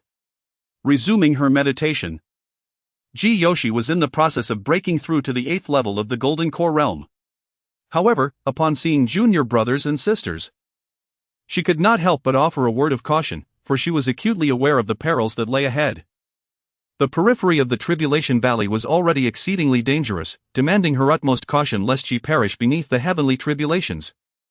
Once one ventured into the depths of the Tribulation Valley, even the Academy's faculty could not guarantee their safety.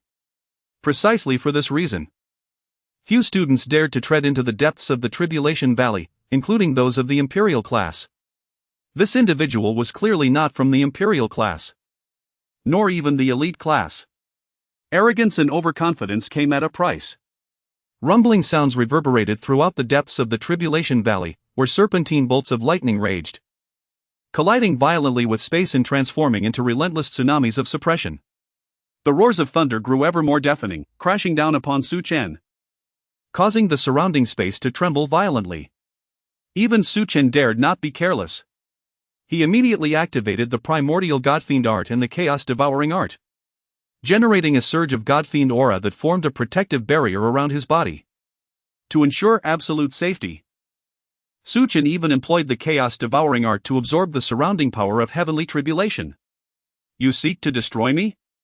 Then I shall devour you. Su Chen harbored an audacious ambition to devour the heavenly tribulation and surpass his own limits.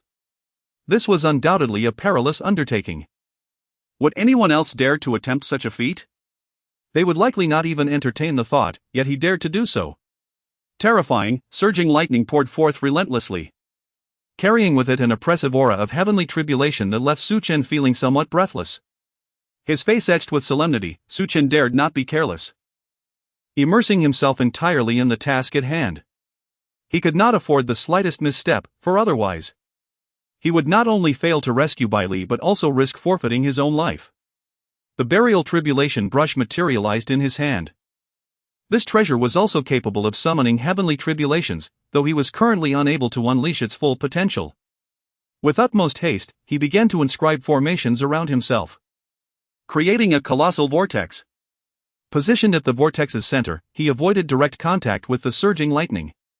Step by step, he advanced towards the tribulation stairway, employing the Chaos Devouring art to continuously absorb the power of heavenly tribulation, rapidly forming a vortex within his body that enveloped his nascent core.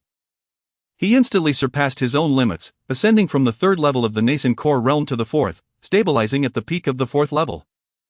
The thunder roared and the heavenly tribulation surged forth. Su Chen, with the aid of the burial calamity pen, advanced step by arduous step. Each movement proved to be exceedingly challenging, yet his face radiated with surprise and anticipation. Under such immense pressure and engulfing forces, training held unparalleled benefits for his personal breakthrough. After traversing hundreds of steps, a purple-black staircase gradually came into view. This was the heavenly tribulation ladder, consisting of 99 steps. According to Dean Lon, throughout the ages, only the first dean of the Eastern Wilderness Academy had ascended to the pinnacle of the heavenly tribulation ladder. No other soul had ever set foot there. The tempest of thunder and lightning howled across the sky, ruthlessly tormenting each step, while the dense bolts of lightning deterred all who dared approach. Chapter 39, Perhaps you should seek another. With the funeral calamity pen in hand, he continued to sketch the surroundings. The ancient deity and demon technique, along with the Chaos Devouring art, intertwined and enveloped his entire being. The ladder of heavenly tribulation consisted of 99 steps, each obscured by an overwhelming storm of lightning. From a distance, only the first step was visible, the second and beyond remained concealed in the tempest. Without a moment's hesitation, as Bai Li's injuries were too severe, he had to ascend to the pinnacle of the ladder to obtain the dragon lizard pill swiftly. As he stepped onto the first rung, a torrent of majestic and overwhelming lightning surged forth, akin to a barrage of sharp blades, threatening to hurl him back. The electric onslaught tore at his body. Yet Su Chen gritted his teeth, fully aware that the initial steps of the ladder were likely the least formidable. Holding the funeral calamity pen, he swiftly crafted a vortex of power. Like a leopard, Su Chen leaped forth, hastily making his way to the second step. Pain coursed through him. He understood that he could not continue to absorb indefinitely, as his body could not withstand it. He had to proceed gradually, utilizing the funeral calamity pen to divert the encroaching tribulation. In just 2 hours, Su Chen managed to ascend 33 steps, most of which was due to the assistance of the pen. Without it, he doubted he could have even conquered 10 steps. The pressure of the heavenly tribulation was truly terrifying, even those at the Soul Palace realm might not dare tread here. Ah! There is someone. He spotted a woman not far away, lying on the ground, bloodied and in a semi-conscious state. Su Chen could not turn a blind eye to her plight. Anyone who could reach this point undoubtedly possessed remarkable strength, certainly beyond the capabilities of mere students, likely a teacher from the academy. As he stepped forward, just moments before the lightning would consume her, Su Chen deftly wielded the funeral calamity pen, conjuring a swirling force that diverted the lightning and spared her from calamity. Observing the pale-faced woman, Su Chen's gaze sharpened. She was extraordinarily beautiful, rivaling only Luo Tianfei among all the women he had encountered. Her flawless visage was captivating. Particularly her eyes, which ensnared one's attention, capable of enchanting anyone with a mere smile. "Thank you for your assistance. Are you a teacher of the academy?" Yen Merwan's expression stiffened, seemingly taken aback that he did not recognize her. Nodding, she replied, "I am Yen Merwan, a teacher of the academy's elite and royal classes." Nodding in acknowledgement, Su Chen stated, "I must continue ascending the steps." "What about you?" He could almost guarantee that, given Yen Merwan's grave injuries, it was uncertain if she could even leave the ladder, let alone ascend further. He could not simply watch her perish here. "If you stay by my side for 1 hour, I can recover a significant part of my injuries." "All right." Immediately, he sat cross-legged, wasting no time as he began to employ the Chaos Devouring art to absorb the surrounding heavenly tribulation, transforming it into his own strength. With the protective force generated by the funeral calamity pen, the tribulation could not approach, which was Su Chen's greatest reliance and source of confidence. Yen Merwan, momentarily stunned, could not fathom this student's indifference, dismissing her beauty. With a helpless shake of her head, she realized that not every man was driven by lust. Time was of the essence. She had merely an hour to recuperate and would then be able to leave the steps. Her journey to the heavenly tribulation valley had been fruitful, as she had finally broken through to the peak of the heavenly soul realm. Just one step away from the spirit condensation realm. The soul palace realm is divided into the human soul, earth soul, and heavenly soul realms. Yen Merwan was at the 9th level of the heavenly soul realm, seeking to advance further in the heavenly tribulation valley, testing how many steps she could conquer. 33 steps had been her limit. Had this person not arrived in time, she would likely have been consumed by the tribulation, a thought that sent shivers down her spine. After an hour of absorption and refinement, Su Chen broke through to the 4th level of the Void Dan realm, successfully advancing to the 5th level. A sense of bewilderment washed over him, however, he recognized the sheer might of the Chaos Devouring art. Especially when combined with the Grand Phoenix Rebirth art and the ancient deity and demon technique, granting him unparalleled fortune. Suddenly, a mouthful of blood erupted from Yen Merwan. And the blood wheel above her head revealed minor cracks, a phantom fox appearing in a state of distress. The blood wheel charm fox.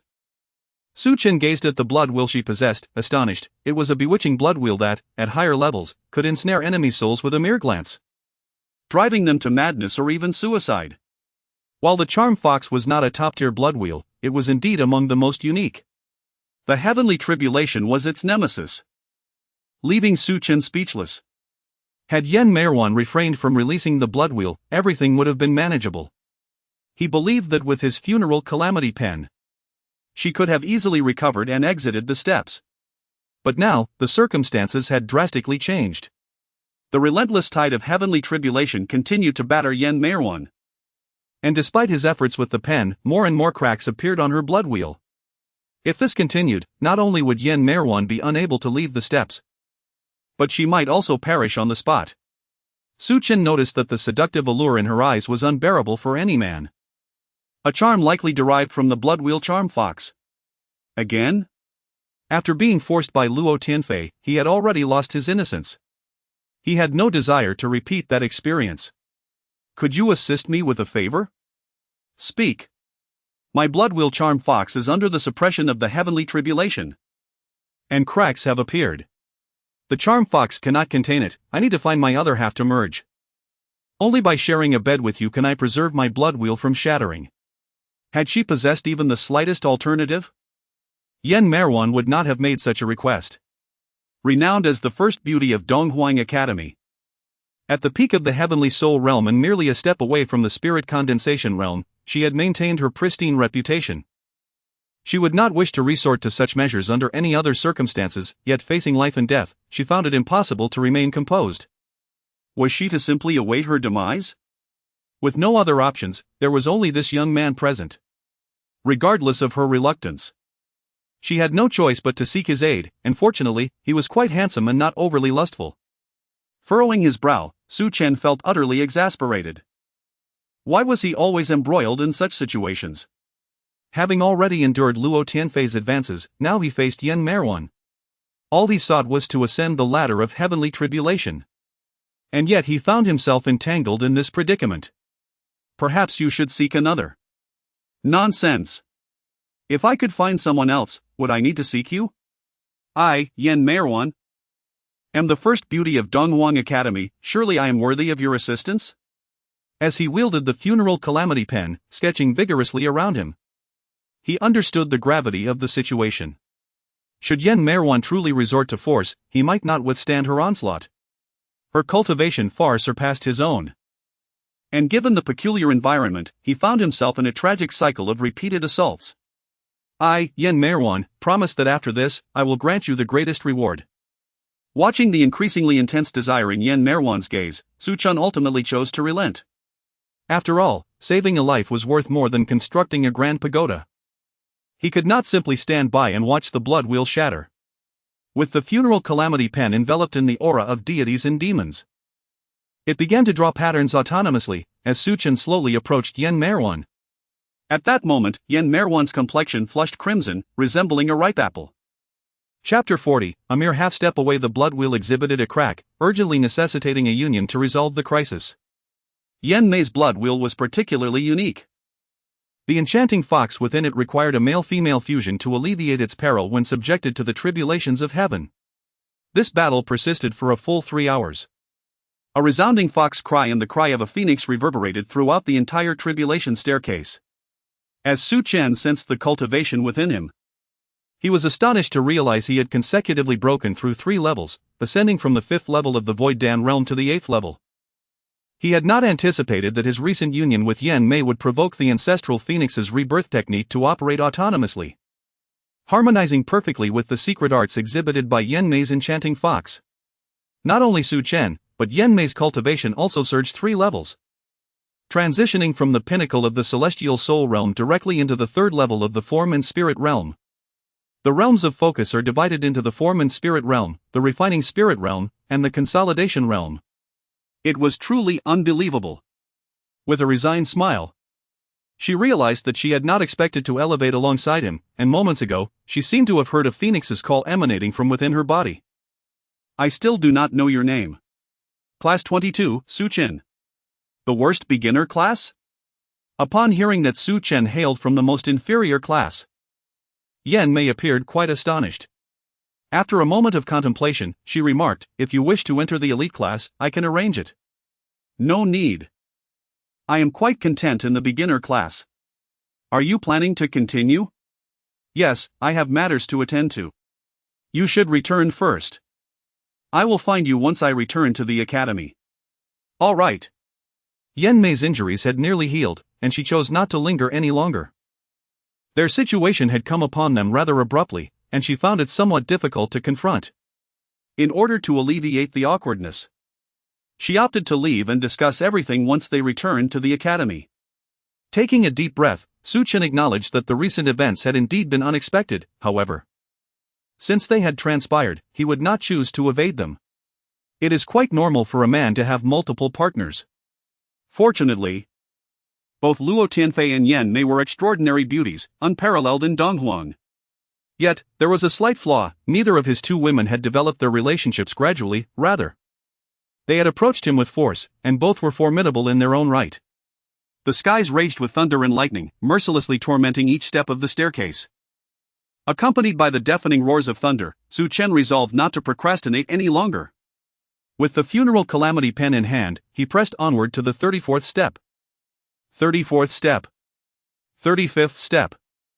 36th step. 48th step. As Su Chen ascended to the 88th step, drenched in sweat and feeling as though his body might collapse, he knelt on one knee, supporting himself with one hand. The funeral calamity pen floated above him, continuously drawing and forming an absolute protective barrier, rendering the might of the tribulation impotent. Nevertheless, each step upward felt like an insurmountable challenge. The pressure of the tribulation grew increasingly intense, causing the chaotic essence within him to boil, manifesting a phantom of the chaotic golden body behind him, gasping for breath. The final 11 steps represented the ultimate test of his resolve. His cultivation had stabilized, and he had not anticipated such a substantial elevation during his visit to the Tribulation Valley. He needed to muster the strength to ascend several more steps, as he feared he might not endure. Were it another individual, even a teacher or vice dean, they might struggle to reach the 88th step. After all, Su Chen's ability to stand there was chiefly attributed to the funeral calamity pen hovering above him. Press on. The thunder roared with ferocity, bearing the terrifying force of a tempest, attacking from all directions as if intent on tearing Su Chen apart. This time, he did not hesitate. Under the protection of the funeral calamity pen, he accelerated, hastening toward the 89th step. The further he ascended, the more aggressive the lightning became, mercilessly attempting to suppress him. Fortuitously, the funeral calamity pen could withstand 90% of the tribulation's might, otherwise, he could not have arrived at this juncture. Gritting his teeth, he pressed on, refusing to concede. Su Chen was drenched in sweat, each step feeling like traversing vast mountains and rivers. Clenching his fists tightly, he reached the 96th step, with only 3 steps remaining. The final 3 steps proved to be hundreds of times more arduous than the previous 96 combined. Standing at the 97th step, even with the assistance of the funeral calamity pen, he could not suppress the tearing sensation within him, letting out a long howl toward the heavens. The 100-foot chaotic golden body materialized, and 3 blood wheels appeared simultaneously, overlapping and intertwining. A trickle of blood emerged from Su Chen, yet he chose to persist, refusing to abandon his quest.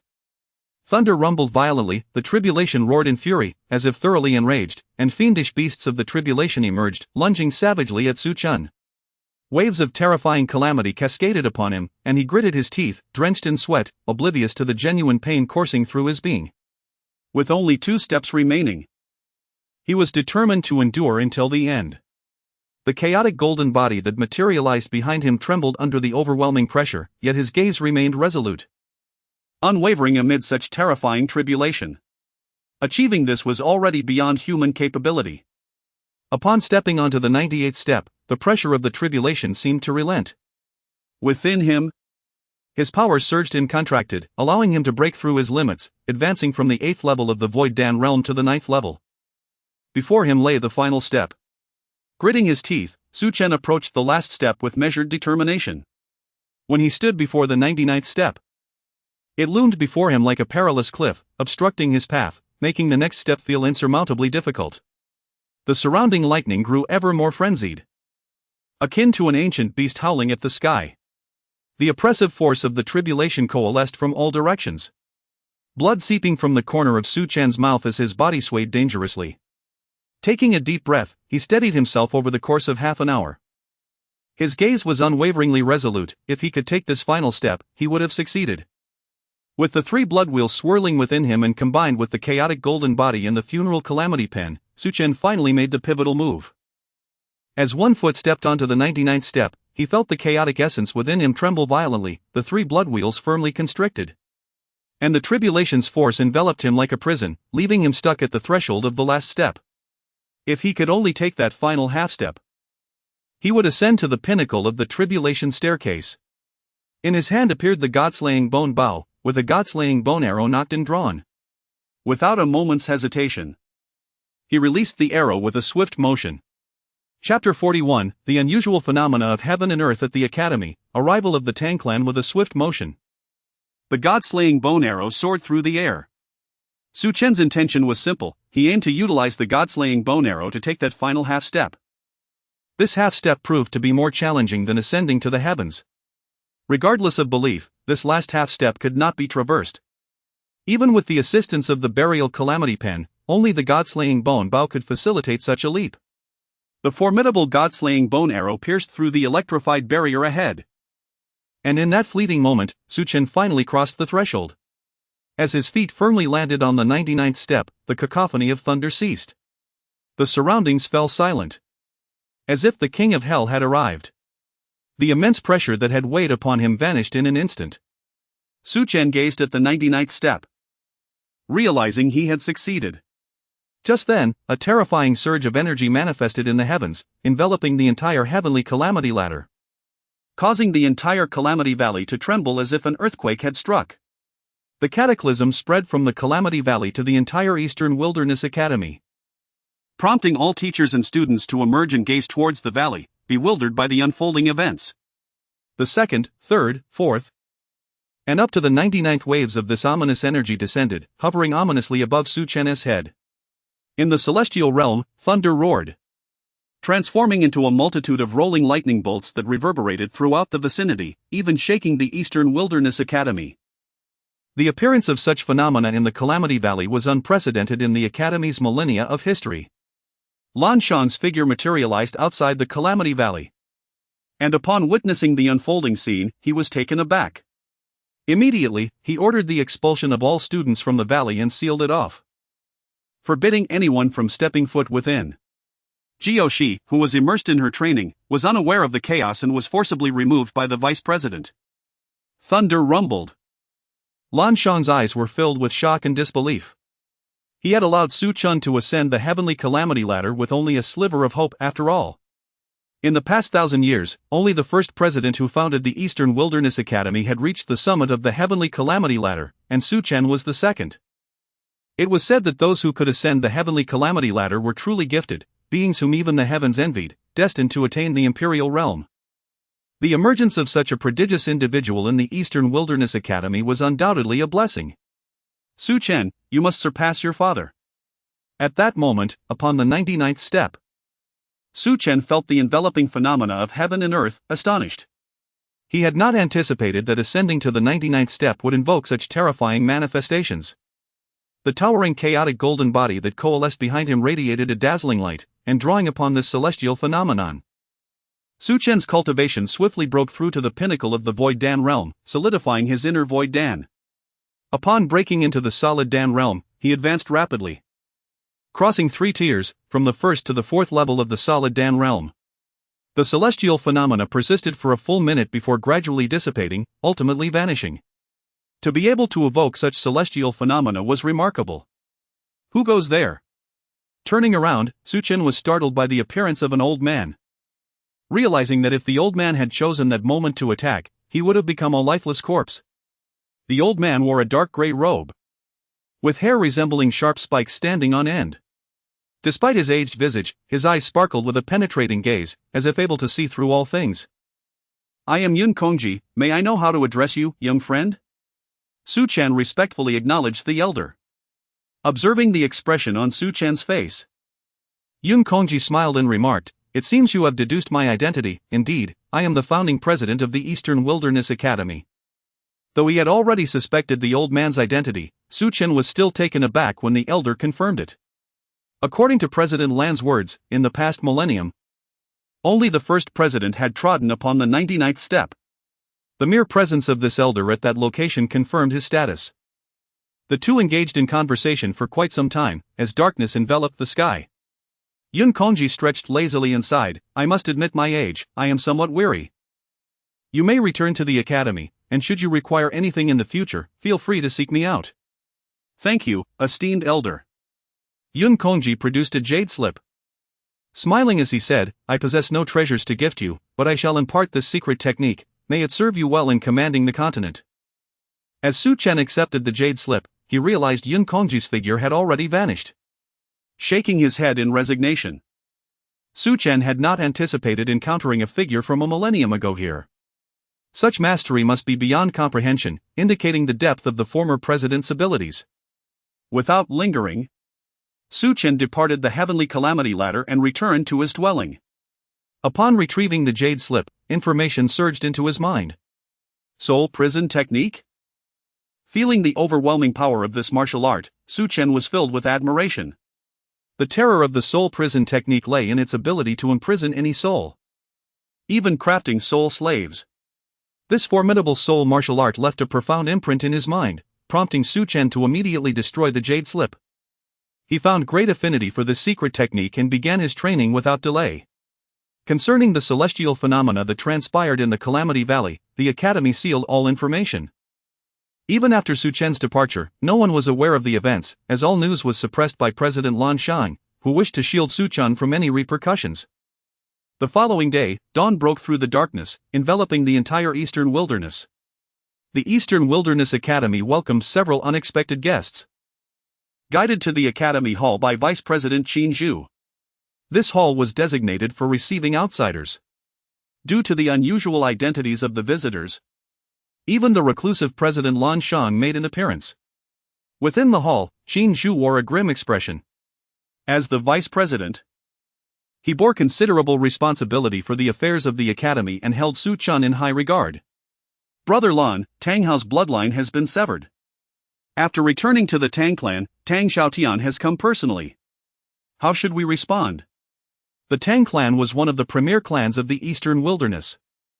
It was only natural for a father to seek out those responsible after his son had his bloodline severed within the Eastern Wilderness Academy. Lan Shang felt a sense of helplessness. Su Chen's actions had been ruthless. He had been fully aware of Tang Hao's identity yet chose to sever his bloodline. We shall observe the situation. No sooner had he spoken than a burly middle-aged man entered, bearing a striking resemblance to Tang Hao. His muscular frame was marked by an expression of fury as he entered with a contingent of dozens. He was none other than the clan leader of the Tang clan. Tang Xiaotian, a formidable presence at the Gathering Pill realm. In the Eastern Wilderness, the Gathering Pill realm represented the pinnacle of power. The realms of martial arts included Innate Realm, Foundation Establishment Realm, Gold Core Realm, Nascent Soul Realm, Soul Palace Realm, Spirit Gathering Realm, and Gathering Pill Realm. Chapter 42. He brought this upon himself, so he cannot blame me. Director Lan, it has been 5 years since we last met. I trust you have been well. Lan Shang replied with a smile. It is rare for clan leader Tang to visit our East Wilderness Academy. I have been rather lethargic myself. Tang Xiaotian entered the hall and took a seat on the left, his countenance dark and foreboding. With a clasped fist towards Director Lan, he addressed him directly. Director Lan. My son has been cultivating at East Wilderness Academy, a matter I was initially reluctant about. However, he was insistent, and given the Academy's esteemed position in the East Wilderness, I did not intervene. Your institution has always been heralded as the foremost academy in the region. Yet I am dismayed to learn that my son has had his blood will destroyed within its walls. I wonder how you intend to explain this situation. The crux of the matter had arrived. Qin Zhu interjected, Clan leader Tang, you may not be aware, but Tang Hao and another have signed a life and death pact to engage in a duel. Even the academy cannot intervene in such affairs. This was precisely what angered Tang Xiaotian the most. Had there been no life and death pact, he could have confidently demanded an explanation. Now, the situation was quite convoluted. For as Qin Zhu had stated, such pacts between warriors are beyond anyone's ability to obstruct. I wish to meet the Su Chen, is that permissible? Before Qin Zhu could respond, Lan Shang nodded, saying, Vice President Qin, please fetch Su Chen. Understood. With a deep sigh. Qin Zhu was acutely aware of the trouble that offending the Tang clan could bring. The academy itself was of little concern, the real trouble lay with Su Chen. In the dormitory courtyard, Su Chen, who had been diligently practicing the soul-capturing technique, heard a knock at the door and rose to open it. Who are you? I am Qin Zhu, the vice president of the academy. The director wishes to speak with you, please come with me. The personal summons from the vice president hinted at something amiss. Without further inquiry, Su Chen followed Qin Zhu out of the dormitory towards the hall. Regarding the matter between you and Tang Hao, clan leader Tang Xiaotian has come personally to seek retribution. You may rest assured that the academy will not hand you over. However, you must also prepare yourself. The Tang clan is formidable, and once you leave the academy, they are likely to take action against you.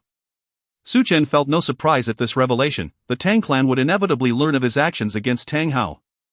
Had it not been for the academy's deterrent, he was certain that the Tang clan would have already acted against him. When soldiers come, we will defend. When waters rise, we will build levees. He felt no fear. What could the Tang clan do? As they entered the hall, Qin Zhu led Su Chen inside. The adage that enemies see each other with heightened animosity rang true. As a warrior from the condensing spirit realm, standing behind Tang Xiaotian, launched a fierce attack against Su Chen the moment he stepped in.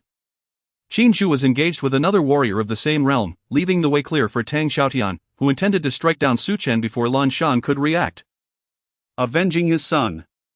If Su Chen were slain, even if East Wilderness Academy were to become enraged, would they truly go to war with the Tang clan over a single student? Such a notion seemed implausible. Impudent! Lan Shang's figure vanished in an instant. A terrifying killing intent coalescing around him, and with a resounding crash, the assailant was sent hurtling backwards. Had it not been for Lan Shang's restraint, the warrior would have surely perished. Tang Xiaotian's gaze sharpened as he personally struck out at Su Chen, his desire for vengeance eclipsing all else, even his own dignity. Boom! Boom! Boom! Tang Xiaotian found himself firmly suppressed by Lan Shang's overwhelming presence. As he unleashed a punch, he gasped, "Nine-flower convergence. You have actually reached the nine-flower convergence realm. Above the condensing spirit realm lies the convergence realm, which differs from the preceding levels. It does not divide into 3 stages but rather involves the soul condensing into flowers, with each flower representing a world. This progresses from 1 flower to 9 flowers, culminating in the so-called 9-flower convergence. As the leader of the Tang clan, Tang Xiaotian had only recently condensed 7 flowers. Yet he was astounded to discover that Lan Shang had achieved the 9-flower convergence. Qin Zhu was equally astonished. He understood the significance of the 9-flower convergence. Within the entire East Wilderness, it represented the pinnacle of power. Clan leader Tang, I implore you to maintain decorum. This is East Wilderness Academy, not your Tang clan. Should you dare to attack again, I will annihilate you and your entire entourage. Tang Xiaotian fixed his gaze on Lan Shang, unyielding in his conviction. While others might hesitate, Lan Shang would undoubtedly act, for the Academy's foundation was irrefutable. In the East Wilderness, no faction had ever dared to provoke East Wilderness Academy. The 2 men returned to their seats, their cold gazes fixed upon the youth before them. Tang Xiaotian suppressed his boundless murderous intent, stating icily, even with a life and death pact. You should not have destroyed his blood wheel. For a warrior, the blood wheel is fundamental. He brought this upon himself, so he cannot blame me. Tang Xiaotian nodded in satisfaction. You are quite arrogant, however, it is a pity that your arrogance is merely a facade supported by East Wilderness Academy. The Academy cannot protect you forever. I hope you never leave its confines. We shall take our leave. Tang Xiaotian had not anticipated that Lan Shang would sever ties with the Tang clan over a mere student. He had believed that with the Tang clan's influence and intimidation, the Academy would grant them some measure of respect. Instead, he was left with a stinging rebuke. Clan leader Tang, I shall not see you out, Qin Zhu remarked coldly. While others may fear the Tang clan, East Wilderness Academy showed no trepidation. Especially now that the director had transcended to the 9-flower convergence, standing proudly above the East Wilderness. Humph. Tang Xiaotian and his retinue departed swiftly. Throughout the exchange, Su Chen remained silent, fully aware that with the Academy's backing, any words from him would be futile. If the Academy wished to protect him, they would act regardless of his input. If they chose not to protect him, no amount of protest would change that. East Wilderness Academy did not disappoint him. Even in the face of the Tang clan, they did not retreat a single step, even engaging in combat with the clan's leader. Su Chen, Director. Concerning the Tang clan, you need not concern yourself overly. As long as you remain within East Wilderness Academy, they cannot harm you. Your focus should solely be on your cultivation. Understood. Be off with you. Yes. Once Su Chen departed, Qin Zhu's expression turned grave as he addressed Lan Shang. Brother Lan, now that we have irreparably severed ties with the Tang clan, do you believe they will resort to underhanded tactics? Lan Shang smiled and shook his head. Tang Xiaotian is no fool, he will not engage in a losing endeavor. And what of Su Chen? Keep a close watch on him. Ensure he does not leave the Academy's grounds. Understood. Lan Shang, somewhat speechless, was resolute in his determination to protect Su Chen. Presently, it was merely the Tang clan. But in the future, they would also have to contend with the Su clan. Facing 2 top families would make Su Chen's rise exceedingly difficult. Upon returning to the dormitory, Su Chen approached Yan Mei, who awaited him outside. Where have you been? Nothing much, just wandering about. Since arriving at the academy, I haven't explored anywhere. Yan Mei nodded. Have you heard about the events at the Heaven's Tribulation Valley? The celestial phenomenon has descended. I was forcibly expelled from the Heaven's Tribulation Valley by the director. Su Chen remained tight-lipped about the matter, recalling Yun Kongji's warning to keep it confidential. After all, everyone understood the principle that a guilty man fears the truth. There was no doubt that the Academy had sealed off the Heaven's Tribulation Valley and expelled everyone due to the celestial phenomenon yesterday. She had already gathered information about Su Chen, a newcomer placed in the lowest introductory class yet holding the top position on the potential dragon list. Have you broken through? With a smile, Su Chen replied, I was fortunate enough to encounter an opportunity on the 34th step, allowing me to advance to the true Dan realm. Astonishment enveloped the atmosphere as Yin Meirui, fully aware of the duration required to ascend from the virtual Dan realm to the real Dan realm, marveled at the fact that Su Chen had achieved this breakthrough in nearly one day. While opportunities are indeed paramount, innate talent holds even greater significance. Su Chen, she proclaimed. Having successfully advanced to the real Dan realm, you are more than qualified to enter the advanced class for training. If you are amenable, I can petition the academy to allow you to enter the elite class under exceptional circumstances. Before Su Chen could decline, Yin Meirui continued. Remaining in the junior class will yield meager resources, which could hinder your martial prowess. Moreover, only by joining the elite class can you access certain knowledge and resources unattainable in the junior or intermediate classes. Do you comprehend? Su Chen recognized the sincerity behind Yin Meirui's words. With his cultivation, he could indeed join the advanced class, yet entry into the elite class seemed implausible, as one must reach the Golden Dan realm to qualify. He was uncertain whether Yin Meirui could successfully advocate for such an exception.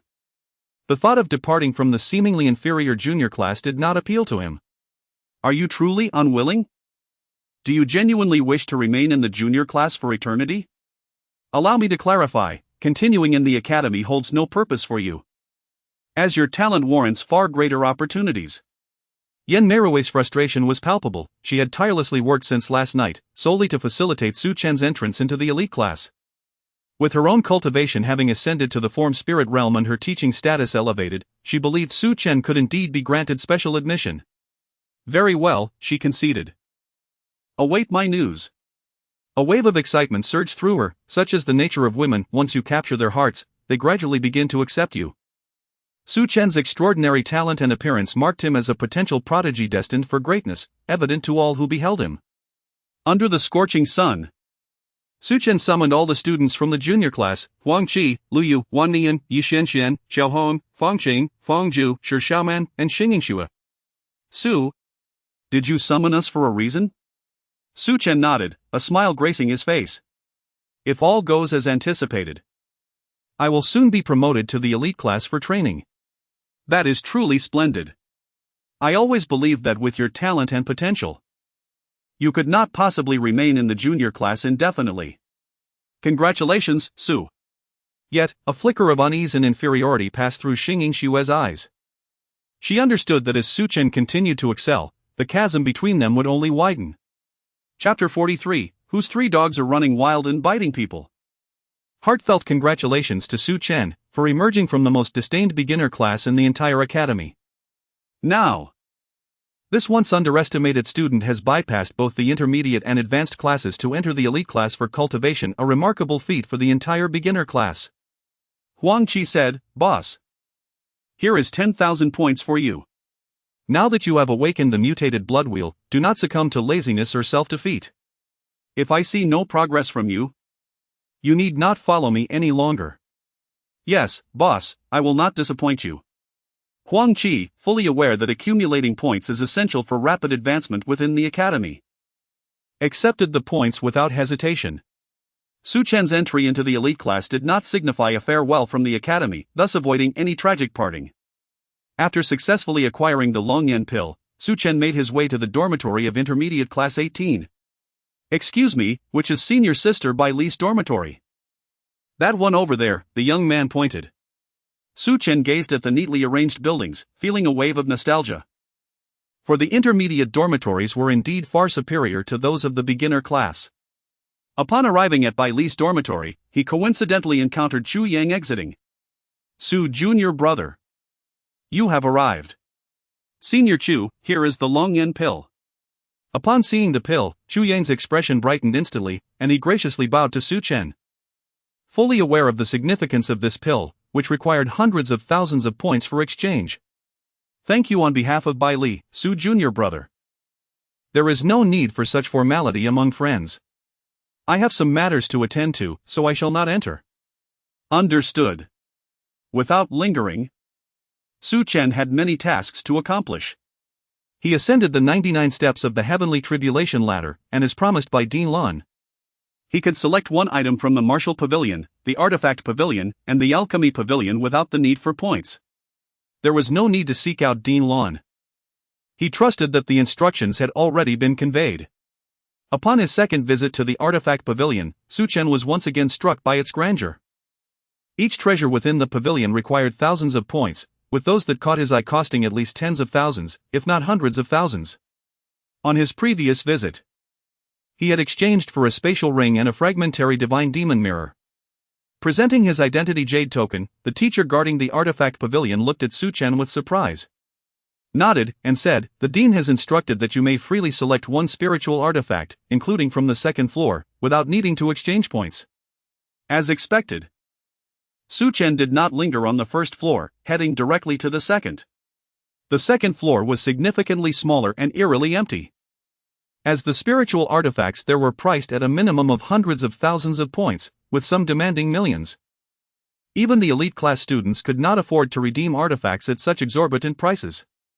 Each glowing orb contained an introduction to a spiritual artifact along with its point requirement.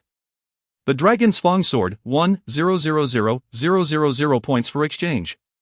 1,000,000 points? Su Chen was taken aback. Such a figure was enough to intimidate countless students. He could only select one item and had to choose wisely. As he walked, his eyes darted among the glowing orbs showcasing various spiritual artifacts, each more enticing than the last.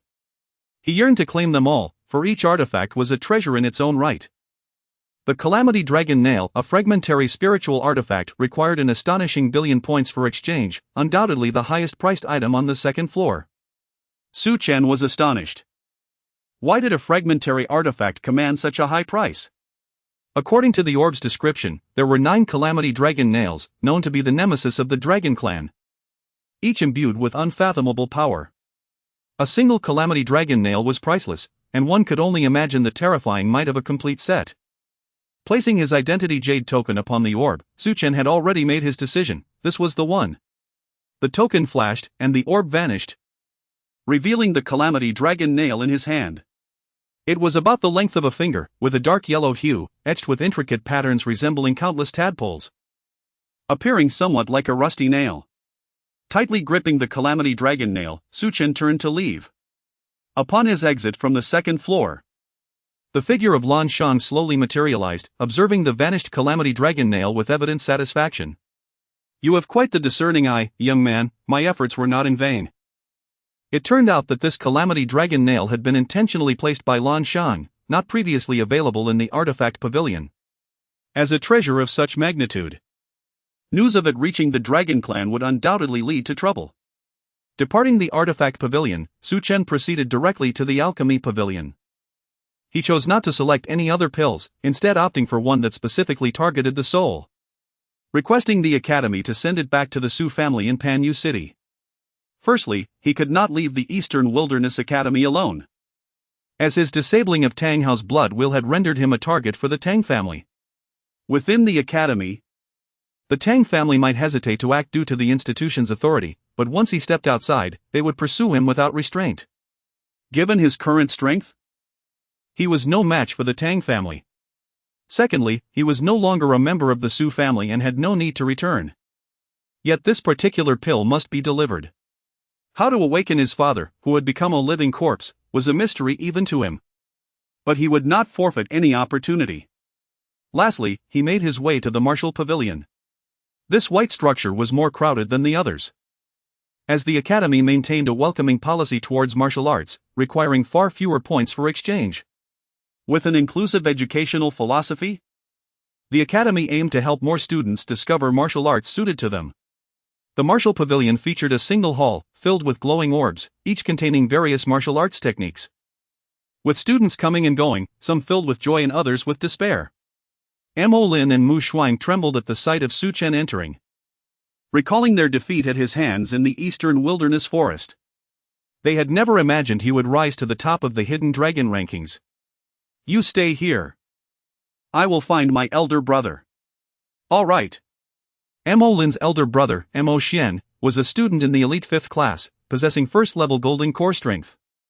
Mo Lin could not swallow his pride, believing his brother could surely subdue Su Chen. Although the academy forbade high-level students from bullying lower-level ones, he trusted they would turn a blind eye to a minor intimidation. As Su Chen examined the glowing orbs containing various martial arts, his interest was not particularly piqued. He sought a martial art focused on body movement or one that offered concealment. Another fragmentary martial art caught his eye. For reasons unknown, Su Chen had a penchant for fragmentary spiritual artifacts and martial arts, believing them to be treasures. The divine demon mirror he had obtained previously could even invoke the operation of the ancient divine demon art, indicating its significance. Upon reading the introduction beneath the orb, Su Chen's eyes lit up. This fragmentary martial art was a soul-based technique. Previously, he had acquired a soul martial art named Soul Prison Technique from Yun Kongji. Without hesitation, he placed his identity jade token on the orb, and in the next moment, the orb vanished, revealing the jade slip in his hand. Waste is indeed waste. Only capable of selecting incomplete martial arts. Mo Lin, I have long warned you not to associate with the most inferior students from the beginner class, for they will render you foolish. Mocking sarcasm hung in the air as Mo Xian approached with Mo Lin and Mu Shuangshuang, their disdain evident for all to see. Choosing to ignore them was the most prudent course of action. However, Mo Lin stepped forward, sneering as he spoke, Su Chen, this is my elder brother, Mo Xian. From the elite class 5. I can overlook past grievances, but you must kneel and admit your mistakes to me, otherwise my brother will strike you every time he sees you. With a slight furrow of his brow, Su Chen expressed his impatience with a hint of disgust. Which family's mud has come out to bite indiscriminately? If no one intervenes, I shall not hold back. Many students, engrossed in selecting martial arts, could not contain their laughter at his bravado. This person was indeed audacious, daring to provoke even Mo Xian from the elite class. You do not even know him? Is he famous? Of course, he is Su Chen, ranked first on the hidden dragon list. In less than 20 days since entering the academy, it is perplexing that he remains in the beginner class without promotion. Su Chen? So he is Su Chen? Even if he ranks first, he could never be a match for the elite class students. The elite class comprises approximately 400 individuals. All at least at the first level of the Golden Core realm. The hidden dragon list is but a joke in comparison. It is well known that the academy has two lists, the hidden dragon list and the 100 battles list. The hidden dragon list is contested by beginner and intermediate classes, while the advanced and elite classes contend for the 100 battles list, making any comparison between the two utterly futile. Furious, Mo Lin retorted, Su Chen, do not be so arrogant. Do you dare accept my brother's challenge? Mo Xian interjected, Kid, you are indeed quite arrogant, but arrogance requires backing. I wonder if you possess such backing, or are you merely a paper tiger, all bark and no bite? My brother, I see he is not even a paper tiger. Merely a little ant, daring to boast before my brother without the strength to back it up. How laughable. With disdain written all over their faces, many onlookers shared a collective scorn for Mo Lin. Were it not for his brother Mo Xian, would he dare act so brazenly? The answer was a resounding no. Mo Lin felt a sense of satisfaction. He knew Su Chen was no match for him. Without the protection of his powerful brother, he would remain subservient, unable to provoke anyone. But now, emboldened by his brother's reputation, he relished the moment, ignoring the ridicule from the surrounding students, content in his own sense of superiority. Both Mo Xian and his brother were utterly convinced that Su Chen would not dare to accept the challenge. A student from the beginner class, no matter how high his rank on the hidden dragon list, could never rival an elite class student. The disparity in their realms was vast. Accepting such a challenge would be tantamount to humiliation, a blunder Su Chen would surely not commit lightly. To the astonishment of all, Su Chen nodded in satisfaction and declared, Since you wish to challenge me, if I do not accept, you will likely continue to bark. What? Is Su Chen really going to accept the challenge? Has he lost his mind? Everyone gazed at Su Chen, who had agreed to the challenge, believing him to be impulsive. After all, anyone would feel anger and lash out after such humiliation and provocation by Mo Lin. However, the circumstances were unique. Mo Xian hailed from the elite class, a formidable Golden Core warrior, making it implausible for a beginner class student to stand a chance against him. Mo Xian and Mo Lin exchanged glances of delight. This was precisely the outcome they desired, an opportunity to teach Su Chen a lesson. You have spirit, I admire your audacity. Before Mo Xian could finish his sentence, Su Chen interjected, let us sign a life and death contract for a battle to the death, fate will decide our outcomes. Do you dare accept? Gasps of shock rippled through the crowd. No one expected Su Chen not only to accept the challenge but to propose a life and death duel. The Eastern Wilderness Academy had strict regulations forbidding any form of death at any time, regardless of the grievances involved. Violation of this principle would result in severe repercussions from the Academy, which had maintained a record free of fatalities for years unless under extraordinary circumstances, such as a life and death battle.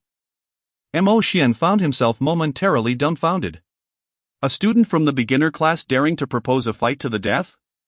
Even ranked first on the hidden dragon list? He could not defy the rules of martial arts. Su Chen, are you out of your mind? Mo Lin merely sought to teach Su Chen a lesson. Not to kill him, their feud had not escalated to such fatal extremes. If the dog wishes to act foolishly, I shall oblige. Are you too afraid? A blatant provocation. With many students watching, Mo Xian understood that if he did not accept the challenge, word would spread quickly. And he would become the laughingstock of the academy, an outcome he could not tolerate. Kid, since you seek death, I shall grant it. Time and place? Su Chen immediately drew forth a drop of his blood, allowing it to hover between them. It became apparent to all that Su Chen was not jesting. He was serious about engaging in a battle to the death with Mo Xian from the elite class. The onlookers were astonished, lamenting Su Chen's audacity. Recognizing him as a true madman, fearless and reckless. Having reached this point, Mo Xian realized he could not refuse. He too drew a drop of blood, which mingled with Su Chen's, forming a unique symbol that vanished. The life and death contract was sealed, even the academy would not intervene in their affairs. 3 days hence. On the death platform, Mo Xian stated. The academy possessed a dedicated arena for life and death battles. Very well, I shall await you. I hope you are not merely boasting. Let us depart. With that, Mo Xian and Mo Lin turned to leave. Silence enveloped the crowd, all eyes fixed on Su Chen. No one held out hope for him. For the chasm between him and Mo Xian was insurmountable. A student from the beginner class versus one from the elite class, such a life and death battle had never occurred in the academy's storied history. This was an unprecedented event. Without lingering, Su Chen had successfully acquired the martial arts technique and prepared to return to his dormitory to cultivate this incomplete skill, eager to discover how to mend its flaws. In the dormitory, he inquired, Tower Spirit, can you assist me in restoring this incomplete martial arts technique? Su Chen believed he lacked the ability to mend it. His instincts told him that this soul-based martial art was extraordinary, and if he could not repair it, all would be in vain. The voice of the Tower Spirit resonated in his mind. Master, the Chaos Devouring technique you are cultivating can indeed restore the martial art. Though the extent and speed of the restoration depend on your realm. Ah, I see. Without hesitation, Su Chen settled into a meditative position, channeling the Chaos Devouring technique to envelop the jade slip floating before him. Waves of devouring energy completely enveloped the fragmented information, gradually initiating its restoration within his mind. Half an hour later, Su Chen felt a flicker of understanding regarding the incomplete martial art, and 4 ethereal characters materialized, primordial divine pattern. Suddenly, a voice from the vastness of antiquity emanated from the 4 characters, resonating throughout his mind. In the beginning, the cosmos was formed, and the essence of the soul became the foundation. Through the refining of myriad spirits, the intricate patterns emerged, shattering the heavens and establishing the firmament. Known as the primordial divine patterns, waves of vast energy relentlessly assailed the soul, causing beads of sweat to cover Su Chen's anguished face as he gritted his teeth in perseverance. He had never anticipated that this soul martial art would be so overwhelmingly formidable. Simultaneously, 2 pieces of news erupted from all junior classes, igniting a frenzy. Both concerning Su Chen, the first on the dragon ranking. The first piece of news reported that Su Chen accepted a challenge from Mo Xian of the Elite Class 5 and signed a life and death contract, set to engage in a fatal duel on the arena 3 days hence. The second announcement stated that Su Chen was exceptionally promoted to an Elite Class 1 student. These revelations sent shockwaves through the junior classes, reverberating even into the intermediate and advanced levels, astonishing even the elite class. While the first piece of news was somewhat expected, many regarded Su Chen's audacity as a path to self-destruction. For it was indeed a folly for one from the junior class to aspire to defeat a student from the elite class. There was no suspense. Such was the law of martial arts, an immutable truth no one could defy. As for the second announcement, discontent brewed among many, for according to the Academy's regulations, the prerequisite for ascending to the elite class was to have achieved the Golden Core realm. Yet, Su Chen was merely a practitioner at the Void Core stage. He lacked the qualifications even for the advanced class. Many students felt disgruntled and resentful, though none dared to voice their discontent. As night fell, a knock echoed at the door. Su Chen opened it to find Xingxue standing outside, and he inquired with a smile, "What brings you here so late? Aren't you going to invite me in? Please, come in." Observing the concern etched on Xingxue's face, Su Chen surmised her purpose for visiting. Seated on the stone bench in the courtyard, Xingxue looked at Su Chen and said helplessly, "Mo Xin hails from Elite Class 5. Although his strength ranks at the bottom of the elite class, he is not to be underestimated. As long as you are unwilling, he cannot force you." Before she could finish, Su Chen waved his hand to interrupt her, smiling, "The life and death contract has already been signed, there is no turning back. Do you not trust me?" "Trust? How can I trust?" Xingxue was genuinely fearful for Su Chen's safety yet hesitated to disclose her feelings for him, not wanting to dwell on such matters. Su Chen, well aware of her concerns, responded resolutely, "But a life and death battle is inevitable. What is your current cultivation level?" "9th level of foundation establishment." "Oh? 9th level of foundation establishment?" Su Chen was somewhat astonished by the rapid progress Xingxue had made, as she had managed to break through 2 ranks in such a short span of time. It seemed he had underestimated the potential of her awakened variant bloodline. "Have you been practicing the secret techniques of the Xing clan?" Su Chen understood that powerful clans possessed secret techniques unique to them. He had learned from others that Xingxue held a significant status within the Xing clan, yet had been marginalized due to her perceived inadequacy. Now that she had awakened her variant bloodline, if she could cultivate the clan's secret techniques, her progress would surely accelerate. Nodding, Xingxue responded, "Although I have been overlooked by the clan due to my bloodline awakening, they are still willing to impart the clan's secret techniques and martial arts to me. I have begun my training, and that is how I could achieve these breakthroughs in such a short time." Suddenly recalling something, she said, "Su Shueti, why not allow me to share these techniques and martial arts with you?" Shaking his head, Su Chen declined, "There is no need." It wasn't that he lacked interest. He simply did not wish to burden Xingxue with any trouble. The Xing clan, being one of the premier clans in the eastern wilderness, would undoubtedly seek the source should their secret techniques leak, rendering such matters unnecessary. "Su Shueti," she persisted, "let's not dwell on that. Tell me about your experiences in the Xing clan." Xingxue recognized that Su Chen was deliberately changing the subject. With no other option, she nodded and began to recount her experiences within the clan, stories she had always been reluctant to share, having never spoken of them to anyone before. Su Chen was the first. Thus, under the cloak of night, Su Chen listened quietly, refraining from interjecting. Chapter 45, The Wrath of Yen Meihui in the Elite Zone. There exist 5 distinguished classes, comprising over 400 students. Among them, Class 1 boasts the most exceptional talents, totaling 39 individuals, with Su Chen being the 40th. Excluding the 7 students who are currently cultivating elsewhere, all 32 remaining members have been summoned, as each new arrival is warmly welcomed by Teacher Yen. What has prompted Teacher Yen to request the admission of a junior class student into the elite class, thereby lowering the standards of Class 1? Indeed.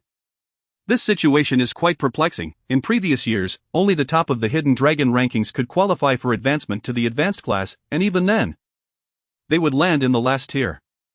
Unlike this instance, where an individual has been directly promoted to the elite class and assigned to Class 1. If there isn't some hidden agenda at play, I would gladly eat my words. Sure Kai, you might as well eat stones instead, why resort to such extremes? Do you think this person could be a relative of Teacher Yen? Sure Kai, silence yourself.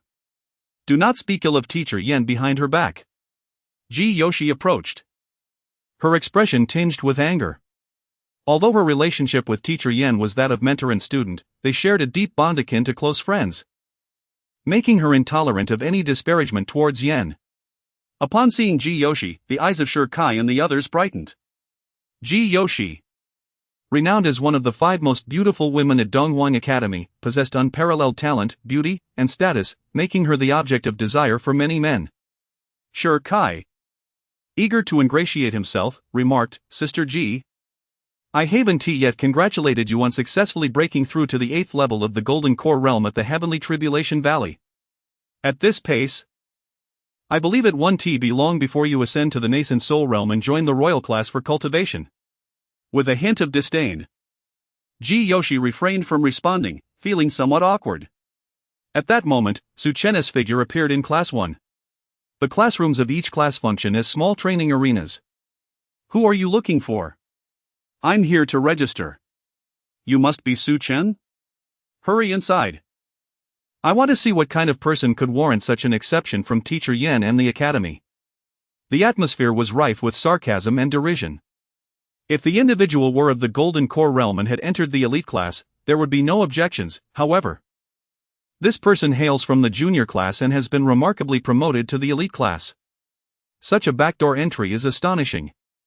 What puzzled them most was that the entire academy was well aware that their dean despised those who took shortcuts. Why would she allow this person such privilege? "It's you."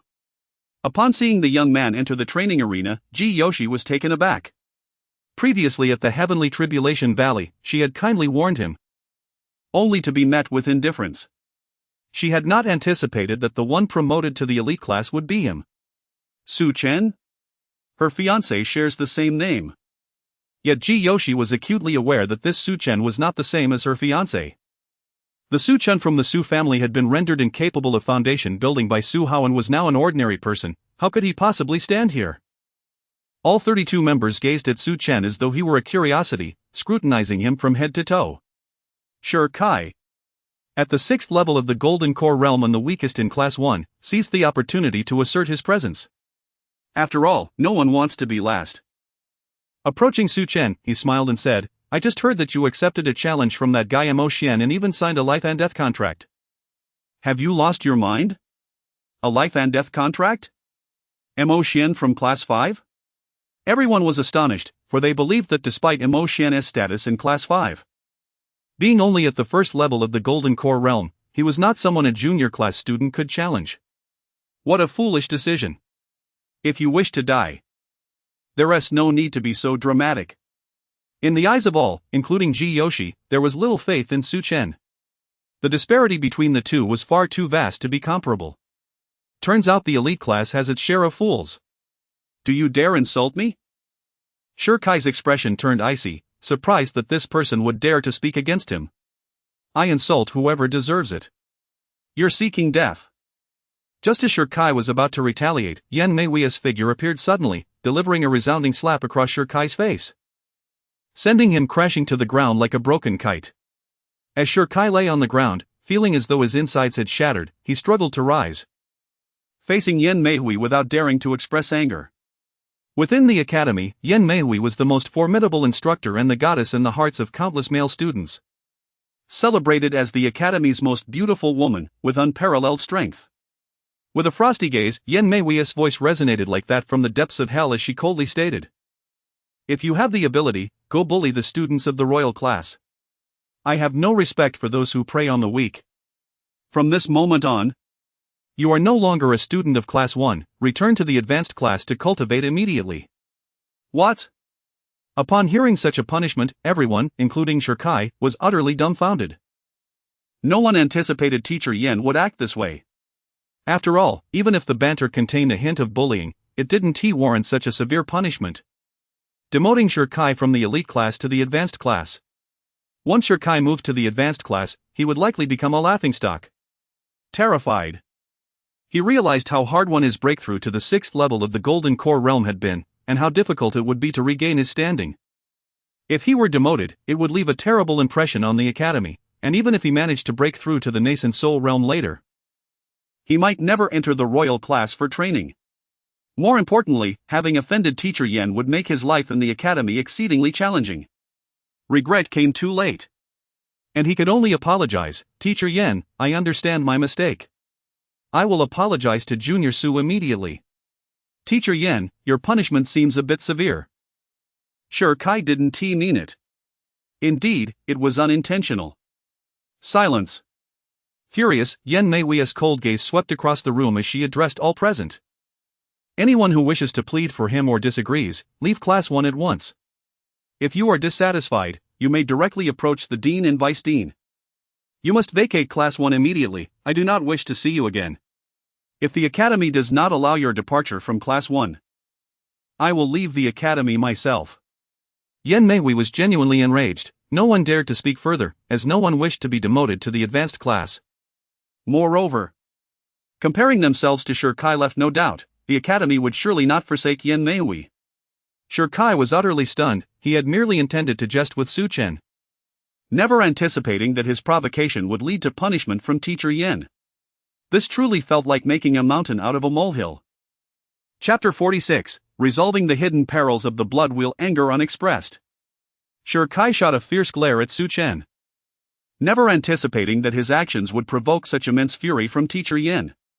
While Teacher Yen was known for her stringent demeanor and had previously disciplined students, a demotion as severe as this had never occurred before. After Sure Kai departed, Yen Meiji turned to the others and coldly declared, regardless of your esteemed backgrounds or exceptional talents, remember this: if you cannot even enter the elite class, you are not the strongest in the academy. You merely bully your classmates, and your potential has been irrevocably constrained. Teacher Yen, please don't be upset. We understand. Ji Yoshi, who had a close relationship with Yen Meiji, dared to intervene. Nodding impassively, Yen Meiji approached Su Chen and said, allow me to introduce this individual, Su Chen. From the junior class, currently ranked first on the potential dragon list, and possesses a bloodwill sword that has reached the 4th level of the Real Dan realm. Welcome, Junior Su. Welcome. With the recent incident fresh in their minds, no one dared to mock or bully the newcomer any longer, as none wished to face demotion to the senior class. Su Chen, please follow me. As Su Chen followed Yen Meiji, the rest were left in a daze. Once the two had completely vanished, whispers ensued among the students. What on earth happened today that made Teacher Yen so furious, demoting Sure Kai to the senior class? I've never seen her this enraged before. Who knows? The only thing I'm certain of is that Su Chen's background is extraordinary. Sure Kai was simply unfortunate to cross paths with him. To be able to enter the elite class at the 4th level of the Real Dan realm is indeed a miracle for the academy. Shu, are you trying to get yourself killed? Do you wish to follow in Sure Kai's footsteps? Gazing at the fading figures, Ji Yoshi furrowed her brows, sensing that her good friend and mentor seemed entirely transformed today, as if something was amiss. In a private chamber, do not take it to heart, Su Chen said as he embraced Yen Meiji from behind, smiling helplessly. There was no need for you to be so angry today. I could have managed this myself. Even in the face of a 6th-level Gold Dan realm practitioner, Su Chen was confident he could prevail. Yen Meiji shook her head, expressing her helplessness. I went to apply for your exceptional promotion to the elite class, expecting some resistance. To my surprise, the Vice Dean agreed immediately. As for today's incident, if I hadn't asserted my authority, they would only grow bolder in the future. Inhaling the faint fragrance emanating from Yen Meiji, Su Chen gradually relaxed. For half an hour, neither moved, both unwilling to disrupt the tranquility enveloping them. Yen Meiji, filled with concern, understood that Su Chen must be weary. Once he sat down, she perched herself on his lap and asked, I heard you accepted Mo Shan's life and death challenge? A trivial matter. Noticing Su Chen's reluctance to elaborate, Yen Meiji refrained from pressing further. She held absolute faith in him, after all. He had ascended from the illusory Dan realm to the Real Dan realm in just 2 days, suggesting he possessed remarkable abilities. How do you plan to resolve the situation with Yoshi? Yen Meiji was well informed about Su Chen's circumstances. He hailed from the Su family in Panyu City and was engaged to Ji Yoshi, the princess of the Panding Empire. Recently, news had spread that Su Chen had been stripped of his blood wheel, prompting the royal family to seek an annulment. Yet, here he stood, unscathed, at the academy. The Su family of Panyu City had once basked in glory, producing the unparalleled genius Su Chen, renowned as the strongest in the eastern wilderness. But misfortune had since befallen them, leading to Su Chen's mysterious disappearance after sustaining severe injuries. I will personally annul the engagement. Unsurprised, Yan Meiji sighed deeply. As Su Chen's beloved, she certainly wished to prevent him from marrying another woman. Yet, as she considered Ji Yoshi a friend, she also didn't want to see her distressed. Yan Jia, regarding the events at Tianjie Valley, I discovered that your charm fox blood will has certain drawbacks. It can be controlled once, but if misused a second or third time, the consequences could be dire. Mentioning the blood wheel, Yan Meiji's expression revealed her frustration. The charm fox blood will possessed innate enchanting powers, however, this allure came with a natural flaw. Once suppressed by absolute strength, the enchantment would backfire. She had contemplated numerous solutions, yet none could completely eliminate this peril. Yan Jia, I have a method to entirely eradicate the risks associated with your blood wheel. Really? What is it? Yan Meiji asked eagerly, as the troubles of her blood wheel had long plagued her, necessitating a swift resolution to avert significant complications. A hint of intrigue lit up Su Chen's face. What is it? Yan Jia, this method is somewhat unconventional. What do you mean? Summoning his courage, Su Chen replied. Do not misunderstand, I merely wish to heal your blood wheel. To resolve the perils of the charm fox blood wheel, we need to combine our efforts. His intent was genuinely to assist, rather than to take advantage. During their previous connection, Su Chen had discovered a way to utilize his chaos body in the operation of the Chaos Devouring technique to aid Yan Jia in addressing the blood will as hazards. With guaranteed effectiveness. Yan Meiji's face flushed crimson at his words, seemingly taken aback. Had it been anyone else, she would have swiftly dismissed them. Fixating on his face, which was now mere inches away, she nodded and said, I trust you. Considering them both as Su Chen's, the question of whether to combine their efforts became inconsequential. Yan Meiji was quite open-minded, since they were together, regardless of intent. She would strive to embrace this relationship fully, relinquishing any pretense, as it was entirely unnecessary. Gently cradling Yan Meiji's face, Su Chen leaned in closer. The news of Su Chen's exceptional promotion to the elite class reverberated throughout the academy. Even with the rumors of his breakthrough to the 4th level of the real Dan realm, disbelief lingered.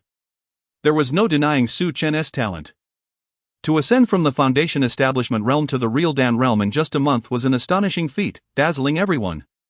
Such a terrifying aptitude for cultivation and speed. Yet, to gain entry into the elite class, one typically needed to reach the Gold Dan realm. To be admitted based solely on being in the real Dan realm was unprecedented. For 3 days, Su Chen remained in Yan Meiji's office, tirelessly assisting her in overcoming the hazards of her blood wheel. It was a genuine exertion of effort. Aside from their intimate encounters, Su Chen dedicated the remaining time to honing various techniques in martial arts, particularly the soul prison technique and the primordial divine patterns. With the support of his chaos body, he successfully repaired the initial segments of the primordial divine patterns, enabling him to cultivate them fully. After 3 days, the threats posed by Yan Meiji's blood wheel were entirely resolved, having engaged in 30 rounds of intense efforts. Su Chen had indeed put forth considerable strength. The following day, as she gazed into the mirror, Yan Meiji noticed her complexion radiant, feeling more beautiful than ever before. She relished her time with Su Chen, caressing her cheek as she prepared to head to the life and death arena, for today marked the day of Su Chen's life and death duel with Mo Xian. The life and death martial arena featured 3 platforms designated for students to settle irreconcilable grievances through life and death contracts. Once a life and death contract was signed and the platform stepped upon, there was no opportunity for regret. Fate would determine the outcome, and even the academy would remain uninvolved. Today, a life and death battle awaited. One is Mo Xian, a first-grade golden core cultivator from the elite class, while the other is Su Chen, who has just advanced from the junior class to the elite class. At the 4th level of the reality core stage, the disparity between the two is stark, and none anticipate any outcome other than a resounding victory for Mo Xian. The life and death martial arena is teeming with students from both the junior and intermediate classes, as well as those from the advanced and elite classes, all eager to witness the unfolding of this battle. Even the vice president has graced the event with their presence. The academy boasts 8 vice presidents, with Qin Zhua at the helm. It is quite unexpected that such a life and death duel would attract the attention of a vice president. Chen, who oversees all matters of the academy, has never before seen any teachers or vice presidents attend such a duel. Yet here we are, with 4 vice presidents and numerous teachers, including Teacher Yan, in attendance, indicating the academy's significant investment in this confrontation. I surmise that Su Chen's background must be rather extraordinary. My inquiries yielded no information whatsoever. How could this be possible? Thus, I assert that Su Chen is indeed special. It is inconceivable that his identity remains undisclosed. To safeguard Su Chen, the academy has directly sealed his identity information, and Teacher Yan, due to her position within the academy, was able to uncover the truth. Mo Xian has arrived. Accompanied by Mo Lin and Mu Xuanxuan, he strides into the life and death martial arena. Upon seeing the gathered teachers and vice presidents, he is taken aback by the attention his duel has garnered from the higher-ups. As he steps onto the arena platform and observes the multitude of students surrounding him, Mo Xian feels no trepidation. Even though Su Chen is at the 4th level of the reality core stage, he poses no threat to him. The designated time for the duel has elapsed, causing a stir among the spectators. Do you think Su Chen is too afraid to show up?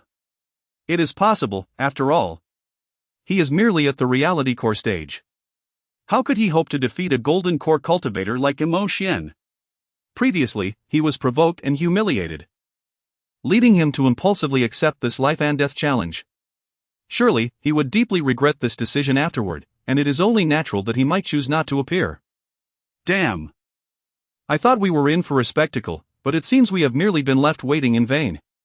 Chapter 47, I Surrender.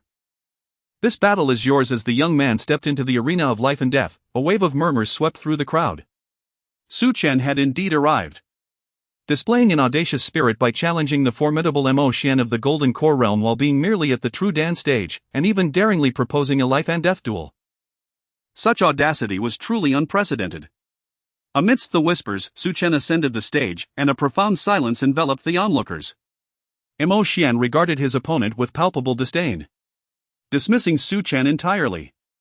The chasm between the True Dan and Golden Core realms was akin to an insurmountable divide, nearly impossible to bridge. Upon reaching the stage, Mo Xian declared, "The fate of this duel lies in my hands.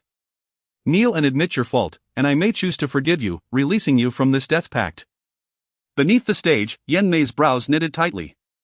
Though she had faith in Su Chen's abilities, apprehension lingered, for Mo Xian was indeed a genuine Golden Core expert. Conversely, Qin Zhu bore an expression of calm assurance, unwavering in his belief in Su Chen. Old Qin, one of the other vice deans, grumbled. "Why have you dragged us here so early? This life and death duel between 2 students lacks any suspense. What is there to behold? Wait and see." "A spectacle is about to unfold," Qin Zhu replied enigmatically. The atmosphere was thick with anticipation. Su Chen moved his lips, and Mo Xian discerned the words "fool" uttered with disdain. "You seek death." Mo Xian roared, unleashing an overwhelming assault upon Su Chen. The clash of their energies reverberated through the arena, defying expectations of a one-sided slaughter. To the astonishment of all, Mo Xian staggered back, struggling to regain his footing, while Su Chen remained steadfast as a mountain, his strength unmistakable. Did I just witness that? Su Chen repelled Mo Xian with a single strike. Surely, I must have been sleep-deprived last night. How did he manage this? The crowd's murmurs grew in intensity. It became clear that Su Chen had a foundation upon which to challenge Mo Xian, and the unfolding drama promised further intrigue. Mo Xian had unwittingly dug his own grave. Mo Lin and Mu Xuan were left utterly flabbergasted, having anticipated an easy victory over Su Chen, believing the death pact would shield them from any interference from the academy. Instead, they found their elder brother unable to withstand even a single blow. The most bewildered of all was Mo Xian, his gaze fixed on Su Chen. He struggled to accept this reality. In a desperate bid, he unleashed his blood wheel, the phantom image of a 2-headed wolf emanating a chilling aura of death. Its icy gaze locked onto its prey. Wolf's extreme slash. He bellowed, transforming into a whirlwind as he charged at Su Chen once more. Waves of energy rippled through the arena, yet a protective barrier contained their ferocity, ensuring that the duel remained contained. Above them, the blood wheel coalesced, Its spectral sword intent radiating coldness, the air thick with the resonance of clashing blades. Su Chen's eyes glimmered with a frosty resolve. He was no mere pushover. Having been humiliated by Mo Xian, he felt no obligation to show mercy now that the death pact was in effect. The two-headed wolf and the sword collided mid-air. The Nine Calamities sword technique harmonizing with the blood wheel, creating a tempest of sword energy that offered Mo Xian no respite. Such a formidable display of power. Mo Xian found himself thoroughly suppressed. Under these circumstances, defeat was inevitable. This individual is truly formidable. The disdain and mockery that had once accompanied Mo Xian's demeanor faded, replaced by a stark realization that strength spoke volumes. Having been promoted to the elite class, Su Chen had drawn ire and dissatisfaction from many. Yet his prowess now served as undeniable proof of his worthiness.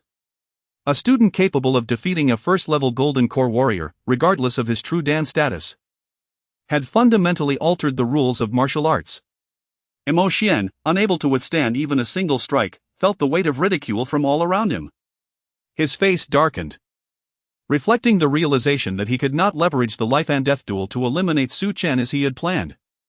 Receive my strongest blow, two-headed explosion. The two-headed explosion was not a true self-detonation but a temporary surge of power, albeit with severe backlash. Yet, in this moment, Mo Xian cared not for the consequences. He was determined to kill Su Chen at any cost to salvage his reputation. Bang! Bang!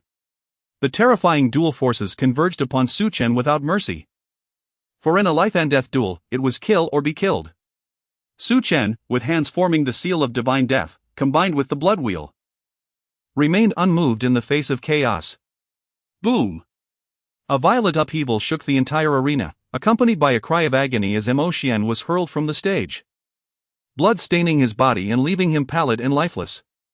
His face, devoid of color, reflected the stark truth: even his most powerful attack could not match Su Chen's might. This battle was not merely a defeat, it was a complete rout. As Su Chen advanced toward him, Mo Xian fought to suppress his rising terror. Under ordinary circumstances, he would have been unafraid, for the Academy's rules were absolute, no one could defy them. However, the current situation was drastically different. They had signed a death pact. And this was a life-and-death battle. Even with the vice-deans and teachers present, he doubted any would intervene. Regret gnawed at him, yet he found no opportunity for repentance. Terror etched on his face, Mo Xian stammered, "Su Chen, I concede, this battle is yours." Conceding defeat? The spectators were left in disbelief, astonished that a prominent Golden Core warrior from the elite class had been bested by a true Dan practitioner.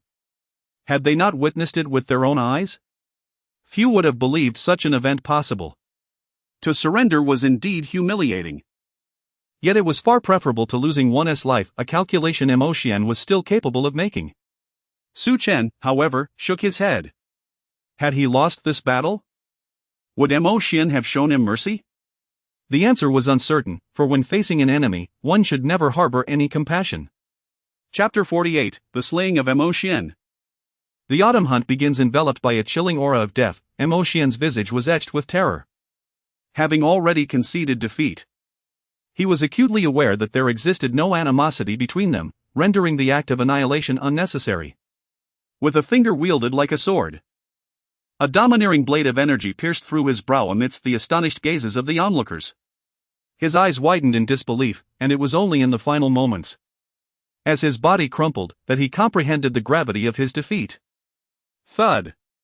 His form crashed heavily onto the arena of life and death. A profound silence enveloped the crowd. The sound of a pin dropping would have been audible as all eyes were fixated on the unfolding events upon the stage of mortality. Unable to fathom that Su Chen had indeed slain Mo Xian. Mo Xian had fallen. Su Chen emerged victorious. Observing the departing figure from the arena, an eruption of astonishment and incredulity spread through the crowd. "Qin, do you harbor an interest in this lad?" Qin Zhu nodded with a smile, responding, "What are your thoughts?" Gifted beyond measure, brimming with potential, this youth is certainly no ordinary talent. In due course, he shall soar like a dragon into the heavens. Laughter resounded from Qin Zhu, for he had indeed taken a liking to Su Chen. In all his years, he had never held such admiration for any disciple. This time, his heart was moved by a true talent. News of the life and death duel seemed to sprout wings and spread throughout the academy. A remarkable student from the elite class had vanquished the first-level Golden Core Su Chen, and Su Chen's name resonated throughout the institution. Upon returning to his dormitory, Su Chen wasted no time and immediately entered a state of cultivation. 3 days elapsed in the blink of an eye. Suddenly, he received a summons from Yan Mei to convene at the martial arts arena. In the vast arena, except for a few students unable to attend under special circumstances, over 400 Golden Core students had gathered, including nearly all the top 100 from the battle rankings. 20 instructors stood solemnly before the students. The autumn hunt was about to commence, and it was rumored that Vice Dean Qin would lead the expedition personally. Is that true? Absolutely true. Vice Dean Qin has reached a high level of concentration realm. We never expected him to personally escort us to the Lost Forest. The Academy must hold us in high regard. Need I say more? At the back of the crowd, Su Chen was well aware of the purpose of this assembly. Each autumn, the Academy summoned all students from the Elite 5 classes to hunt beasts in the Lost Forest, with the obtained beast cores convertible into points. The Vice Dean entered the arena and, surveying the 400 students, said with a smile, "I trust everyone knows the situation. Indeed, the annual autumn hunt is upon us. And our target remains the Lost Forest. This forest is one of the largest in the East Wilderness, fraught with myriad dangers. Even the Academy cannot guarantee your absolute safety. Should anyone wish to withdraw, now is the time to leave the arena." No one departed. All were eager to venture into the Lost Forest to hunt beasts. On one hand, they sought to hone their skills by slaying beasts, while on the other, they aimed to acquire beast cores for points. Seeing no one opting to withdraw, Qin Zhu nodded in satisfaction, declaring, "Prepare yourselves, we shall depart in 1 hour." Just as Su Chen was about to leave, he was intercepted by Qin Zhu. "Vice Dean, do you require something from me?" Qin Zhu nodded, saying with a smile, "You cannot participate in this expedition to the Lost Forest. As for the reason, I believe you understand it better than I do. However, the Academy will not compel you, your decision is yours to make." Su Chen grasped the implications of Qin Zhu's words. Having incapacitated Tang Hao's blood wheel, he had undoubtedly incited the wrath of the Tang clan, who would not let this matter rest easily. Within the Academy's protective bounds, the Tang clan dared not act, but once he stepped outside, the situation would change dramatically. Should he venture into the Lost Forest, the Tang clan would surely catch wind of it, and the outcome was all too predictable. For others, the fear of the Tang clan would deter them from leaving the Academy. But Su Chen merely nodded, affirming, "I shall go to the Lost Forest." If he were to fear the Tang clan, he would never have disabled Tang Hao's blood wheel. No one could hinder his resolve. Pleased, as if he had anticipated this response from Su Chen, Qin Zhu remarked, "In the Lost Forest, if you secure one of the top 3 beast cores, I shall present you with a surprise." "Thank you, Vice Dean. Go now, prepare yourself." "Understood." Qin Zhu's admiration for Su Chen grew, and he nearly wished to take him as a disciple immediately. However, as the Vice Dean of the Academy, he had to maintain a semblance of aloofness and authority. An hour later, within the expansive courtyard, numerous golden-winged eagles, the Academy's trained flying beasts, were ready. All students were to be accounted for. 4 students would ride on each eagle. Su Chen remained still, waiting for everyone to board the golden-winged eagles. "Follow me." He accompanied Yan Mei onto one of the eagles, the 2 of them being the only occupants, as she had informed him prior. The golden-winged eagles soared skyward, vanishing into the clouds, leaving the Academy behind. In the junior class dormitory, Xingyin Shui wore a helpless expression. She had received word that Su Chen was accompanying the elite class to the Lost Forest, yet she had no means to join them. With a sigh, her frustration was palpable. The Tang clan, one of the foremost lineages in the East Wilderness, wielded considerable power and influence. Tang Xiaotian, returning from the East Wilderness Academy, seethed with anger, feeling increasingly resentful yet wary of confronting the Academy. Firstly, the East Wilderness Academy possessed formidable strength, with Dean Lanshan having reached the pinnacle of the 9-flower gathering realm. No one in the Tang clan could rival him. Secondly, throughout the millennia, countless formidable warriors had emerged from the East Wilderness Academy. Should a life-and-death conflict arise, who could predict whether it would summon top-tier experts from the academy? His sole target was Su Chen, seeking vengeance for his son, yet he was reluctant to provoke the East Wilderness Academy. Report to the clan leader, we have just received news from the East Wilderness Academy that all students from the Elite 5 classes have departed for the Lost Forest for the autumn hunt. Oh? His eyes gleamed with opportunity. At last, a chance had presented itself. While he could not act against the academy, once Su Chen left its confines, it would be his opportunity. Such a rare chance for revenge was not one to be easily forsaken. He promptly summoned the elders for a council. Yes. Clenching his fists tightly, Tang Xiaotian's gaze grew increasingly frigid, a chilling malice surging forth like a tsunami, enveloping the hall in a palpable tension. Su Chen. You tread upon paths meant for heaven, yet you choose to tread into hell. You may seek refuge within the East Wilderness Academy, but perhaps I cannot reach you there. However, now, I shall ensure your return is forever denied, and you shall meet your demise in the Lost Forest. Chapter 49, From now on. We have no further relations in the vast emptiness. Atop the majestic golden eagle, Su Chen sat quietly with Yan Mei, feeling the fierce winds rush towards them. Their bodies devoid of any protective aura, allowing the gusts to whip against them. Su Di, we are about to arrive at the Lost Forest. Let me explain the rules to you, she stated.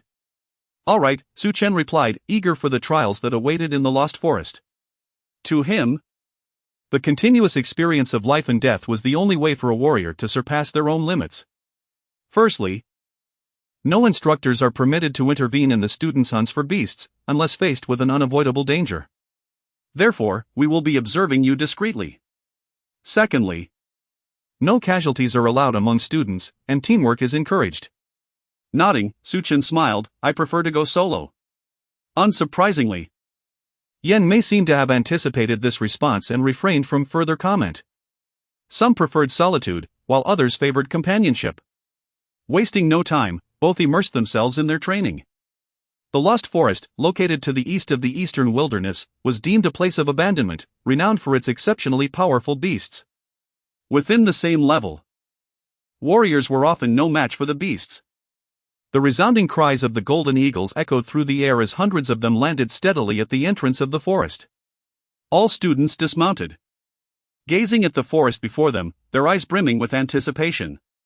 Among the 400 students, approximately 80% had previously ventured into the Lost Forest, with some having done so multiple times. Xin Zhue's whereabouts were unknown. One of the instructors, observing the crowd, spoke sternly, you have 5 minutes to form teams. Those wishing to hunt alone may enter the Lost Forest now for a duration of 1 month. With a swift rush, students hurried towards the forest, with many opting to team up, recognizing the dangers that lay ahead. Yan Mei, concerned for Su Chen, clutched his hand tightly, detailing the various perils of the Lost Forest. Look, Yan Laosher is holding Su Chen's hand, someone remarked. Yan Mei, the most beautiful instructor of the Eastern Wilderness Academy, was usually stern and aloof, rarely showing kindness to any man. This was the first instance anyone witnessed her holding a student's hand. Enough idle chatter, let us gather more people to form a team. We must be prepared for any dangers in the Lost Forest, Ji Yoshi interjected, not having formed a team herself. She approached Su Chen and Yan Mei. Her brow furrowed as she observed them holding hands, knowing well her friend's romantic situation and that she had no beloved. Yan Jia, she called out. Do you need something? Yes, Yoshi? Yan Mei replied, referring to her friend by name. Pointing at Su Chen, Ji Yoshi declared. I wish to team up with him to enter the Lost Forest. Both Su Chen and Yan Mei were taken aback by her request. I'll go ahead, Su Chen said nonchalantly. Be careful, came Yan Mei's cautious reply. Ignoring Ji Yoshi entirely, Su Chen headed towards the Lost Forest, causing a flicker of surprise in her eyes. She never expected to be rejected. In the Eastern Wilderness Academy, she was regarded as a top beauty, possessing beauty, talent, and an esteemed lineage. Yet, she had never been this proactive before. Countless suitors had pursued her, but she had never accepted anyone. Seeing Su Chen as unique, she thought he would certainly not refuse her, but the outcome was contrary to her expectations. Yoshi, I must be blunt, you are not suited for him, Yan Mei remarked. I am not pursuing him, Yan Jia, what do you mean by suitability? Jiyoshi sighed deeply, aware that Yan Mei had not disclosed Su Chen's true identity. The matter between them was one that needed to be resolved by Su Chen and Jiyoshi themselves, without her interference. I am going in too. Stay safe, Jiyoshi stated. Understood, Yan Mei replied. Jiyoshi felt a surge of frustration, unaccustomed to being rejected for the first time. The dense forest was cloaked by towering trees, allowing only slivers of sunlight to filter through. Su Chen moved swiftly, akin to a cheetah darting through the underbrush. The hunt for beasts was secondary. His primary objective in the Lost Forest was to continually push his own limits through rigorous training. Ideally, he aspired to break through to the Golden Core realm before leaving. Su Chen, stop right there, a voice called from behind. Furrowing his brow, Su Chen turned, his icy gaze filled with profound disdain, evident to all. Seeing the disgust etched on Su Chen's face only fueled Jiyoshi's anger and made her feel aggrieved. She did not deny her feelings for him but felt continually overlooked. Just say what you need, he replied coldly, his impatience palpable. I merely wish to team up with you, why do you push me away so? Do you truly despise me? She implored, desperate to understand Su Chen's attitude. Out of 400, why choose me? He retorted. I simply prefer teaming up with you. She insisted. Growing increasingly impatient, knowing that the hunting period was limited to half a month, he retrieved a marriage contract from his spatial ring and coldly stated.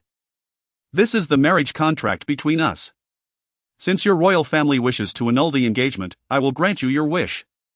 Completely taken aback, Su Chen revealed himself to be from the Su family, her betrothed. The reason for his cold demeanor suddenly became clear.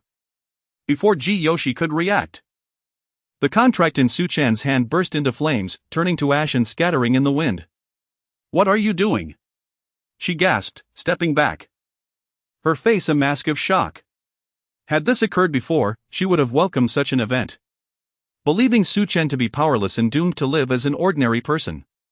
But now, the situation was entirely different. Su Chen's extraordinary talents and capabilities were evident. And the memory of his initial dismissal lingered in her mind, igniting a spark of regret. With a deep sigh, she said, Su Chen, the annulment was not my decision. Waving her off dismissively, Su Chen replied, your intentions are irrelevant. The contract has been burned. From this moment forth, we have no further relations. Farewell. Chapter 50, The Departure of the Purple Fox into the Tomb Cavern. Watching the gradually fading silhouette, Jiyoshi took 3 steps back, her face etched with remorse. She should have intervened to prevent the royal family from annulling the marriage, but now it was too late for regrets.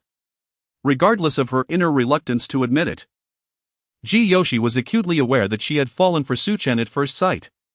Her affection was an undeniable flame within her heart. As she gazed at the ashes of the marriage decree, she slowly picked it up from the ground and stored it within her spatial ring. After leaving, Su Chen began to track the demonic beast. The purple fox? It had vanished from his arms. It had been sleeping during their journey, how could it have suddenly disappeared? In a state of anxiety, Su Chen sighed deeply, the most likely explanation being that the purple fox's injuries had stabilized and begun to improve, prompting it to leave. Such ingratitude! Yet, Su Chen chose not to dwell on the matter. It was as the saying goes, when it rains, a mother must marry. He could not prevent the purple fox from departing. As he looked into the distance, a figure flashed by rapidly, Shan Bingxue. Su Chen sneered coldly. Previously, when Shan Bingxue challenged him, he had not responded. Now, however, he felt confident in his ability to decisively eliminate her. The autumn hunt forbade the slaughter of fellow students. But what was said and what was done were two different matters. Su Chen understood a crucial truth: when dealing with enemies, one must be ruthless, decisive in slaughter, and never show a flicker of mercy or compassion. Night descended. The inky void was sprinkled with stars, enveloping the vast cloud layers. Originally intent on following Shan Bingxue to find an opportunity to strike, Su Chen did not expect to encounter a massive lake, surrounded on all sides by dense forests. Hundreds, if not thousands, of martial artists gathered here, all fixated on the lake before them, Shan Bingxue included. Third uncle, is the information reliable? Shen Huan nodded in affirmation. Look at the crowd, there are at least 2,000 people here, all drawn by the tomb cavern. The news has not spread widely, so the turnout isn't massive. Upon arriving at the abandoned forest, she received word from her family about the tomb cavern's emergence, although the treasures within remained unknown. Everyone was filled with anticipation. Darn it! Do you think the tomb cavern marked on the map is real? I've waited here for 12 long days, what terrible luck! You've only waited 12 days? I've been here for 15. The lake remains utterly still. What if this is a prank? If the tomb cavern truly exists, how could there be only 2,000 martial artists here? I'm not waiting any longer. Some could no longer bear the wait and chose to leave. Su Chen, however, gazed at the tranquil lake, oblivious to the so-called tomb palace's existence. With powerful allies by Shen Bingshue's side, attempting to eliminate her would prove far from simple. Look! The lake is stirring. Amid the astonished expressions of the crowd, the entire lake began to ripple, gradually coalescing into a whirlpool, revealing a spatial stone door, the entrance to the tomb palace. Greed was etched on every face. No one knew whether the tomb cavern was real. Otherwise, how could only 2,000 martial artists have come to compete? Most believed the news was false. Who could have guessed that it was, in fact, true? Without a moment's hesitation, the martial artists hastily made their way toward the spatial stone door, vanishing into it one after another, including Shen Hua and Shen Bingxue. Once all had entered, Su Chen stepped forward, contemplating whether he should follow. I must see what opportunities lie within. With a single step, Su Chen vanished into the spatial stone door. The instant he crossed the threshold, a wave of dizziness washed over him, as if he might vomit. He quickly realized that the stone door functioned as a small-scale spatial teleportation array, and where he would be transported was uncertain. Mere seconds later, the dizziness in his mind dissipated as he surveyed the dimly lit cavernous space, a heavy atmosphere pressing down upon him, making it difficult to breathe. Su Chen? Among the 2,000 martial artists teleported to the underground space, Shen Bingxue spotted Su Chen at first glance, seemingly surprised to encounter him here. Do you know him? Shen Bingxue nodded. He is a student of the academy. He did not attack you? This caught Su Chen off guard. For given their past grievances and the powerful allies surrounding her, she should have attempted to eliminate him here to prevent any news from reaching the academy. Sensing Su Chen's thoughts, Shen Bingxue approached him, her voice cold. Su Chen, you need not worry that I will use my family's influence against you. Our enmity as students is entirely normal, but it has not escalated to the point of life and death. Moreover, this is the abandoned forest, and I will abide by the academy's rules. Shen Bingshue's demeanor genuinely astonished Su Chen, making him realize that he had indeed overthought the situation. I do not care how you found this place. Since we both hail from the Eastern Wilderness Academy, I must caution you, according to rumors. This is a tomb cavern containing the legacies of powerful beings and fortuitous encounters, but danger also lurks within. If you wish, you may accompany me. Thank you. But that won't be necessary. Rejection? Shen Bingxue snorted softly, saying nothing further as she returned to Shen Hua's side. The onlookers surveyed the murky underground space, their expressions grave yet tinged with greed and anticipation. Yan Meiran had not paid attention to others, consistently following Su Chen, but his speed was too swift, and she sensed she was beginning to fall behind. According to academy regulations, during the autumn hunt, no instructor was permitted to intervene, and she would not compromise the academy's rules for her personal feelings. From a distance, she watched Su Chen suddenly vanish, her figure appearing at the lake. However, the spatial stone door would only remain open for 3 minutes, and by the time Yan Meiran arrived, it had already closed. Filled with self-reproach, Yan Meiran understood the dangers of the abandoned forest. She could not let Su Chen come to harm. If she were with him, she could intervene should danger arise. But now, having lost track of him, she could not determine his fate. How could she not feel anxious? Her expression was serious, due to the distance. She could only sense the presence of martial artists without knowing why so many, including Su Chen, had suddenly disappeared. Su, I will find you, I promise. Chapter 51, Alter Ossuary, Apprenticeship to a Demon God. Subterranean space. Once everyone had ascertained their bearings, they advanced directly. Having entered the spatial gateway, they were resolved to uncover the secrets within rather than retreat prematurely. They proceeded cautiously, their senses heightened. Here, a profound silence reigned, amplifying the sound of each breath, creating an atmosphere of increasing unease. I perceive a disquieting aura, akin to being in a purgatory. Do you not sense it? Cease your imaginings. I detect no such sensation.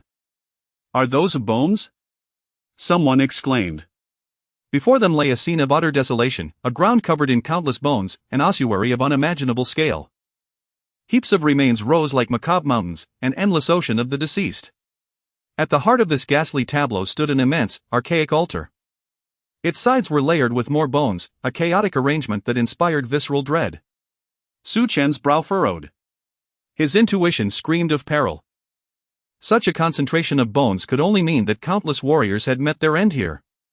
The altar's colossal size was staggering, its summit lost to sight. Each step was etched with intricate, repulsive patterns that sent shivers down the spine.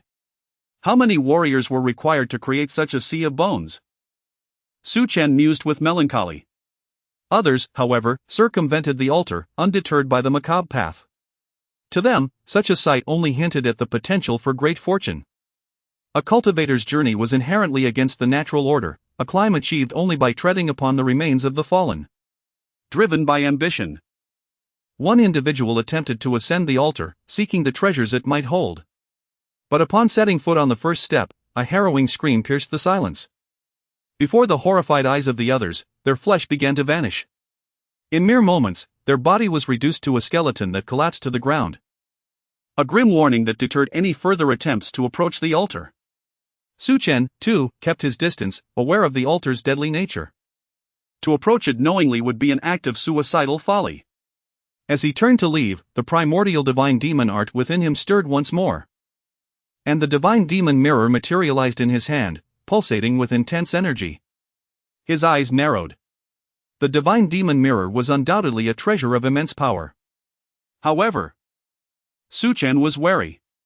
He was in the midst of nurturing the mirror with his soul and could not afford any setbacks. If the mirror shattered, so would he.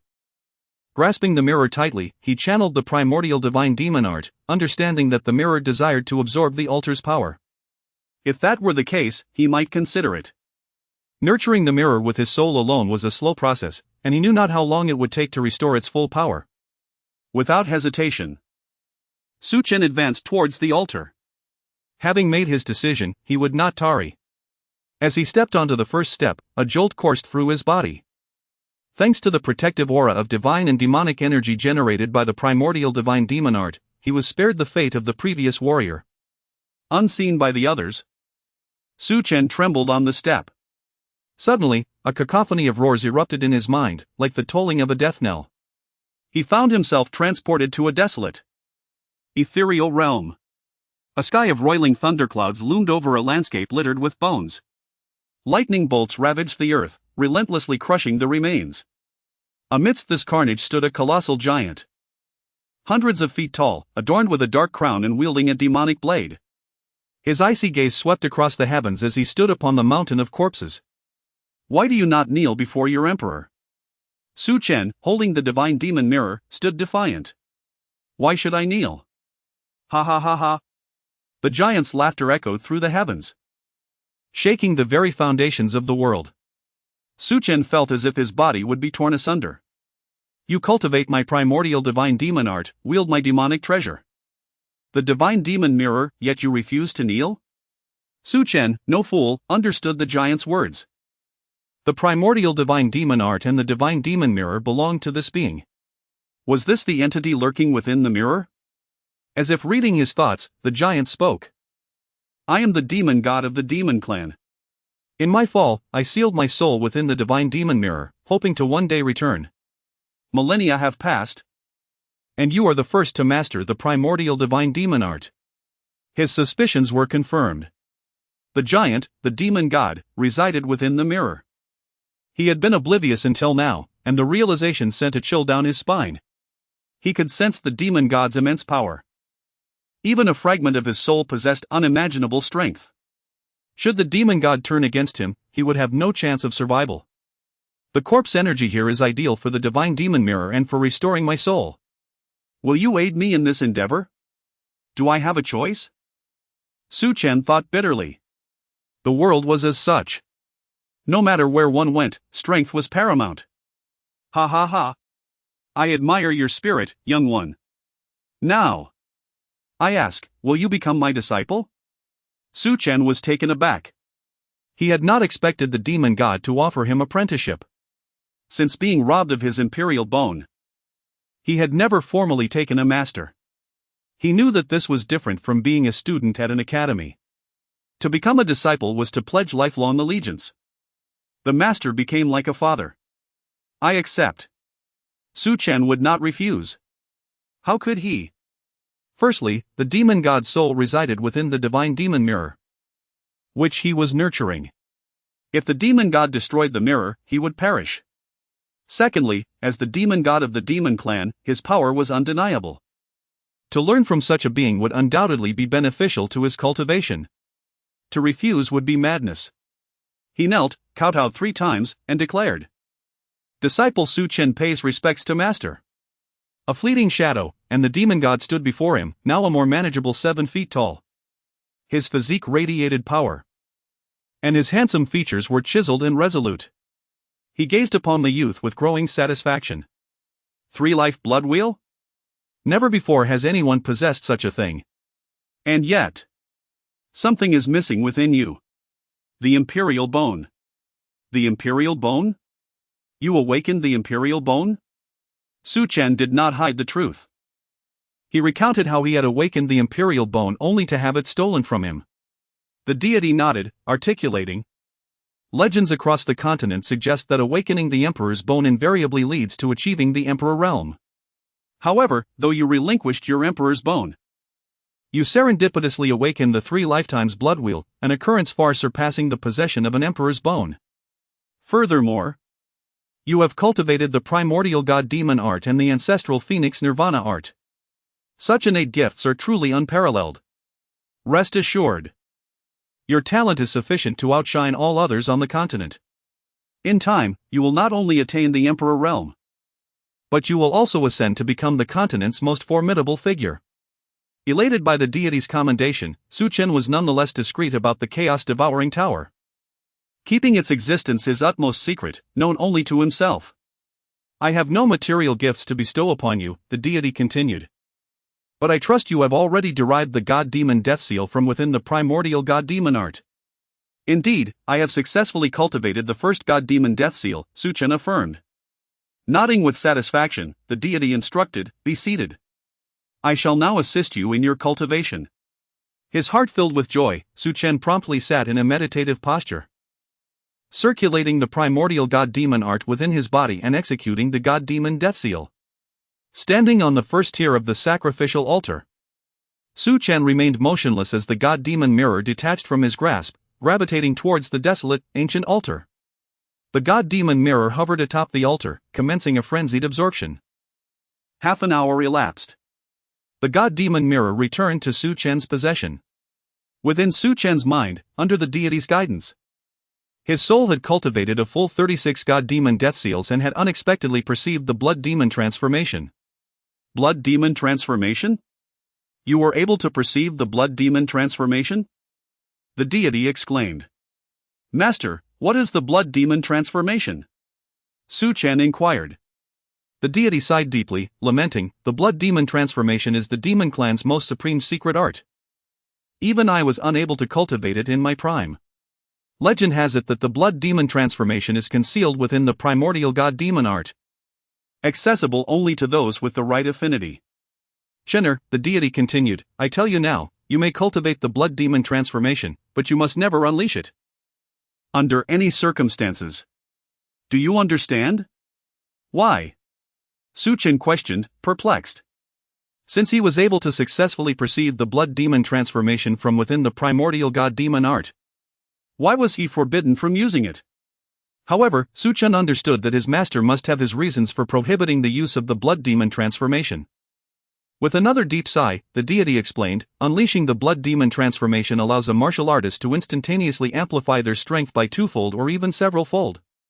However, the sole drawback is that during the process of unleashing the blood-demon transformation, one becomes a killing machine and may even be consumed by the blood-demon transformation itself." "I understand now. Su Chen finally comprehended why his master forbade him from using the blood demon transformation. Chapter 52, Bone Fragments. Su Chen smiled. Regardless of the potency of the blood demon transformation, given its significant backlash and aftereffects, it was unlikely to be employed, unless one disregarded their own life. Shen. A voice declared, I must now reveal to you that I am a demon god, originating from the demon clan. On this continent, the demon clan is ostracized. Should it become known that you are a disciple of a demon god, you may find yourself unable to establish a foothold in this world. This disciple is undaunted. Good. The demon god seemed pleased, nodding. I must now resume my cultivation. You may depart. Understood. As his soul returned, Su Chen sighed with emotion.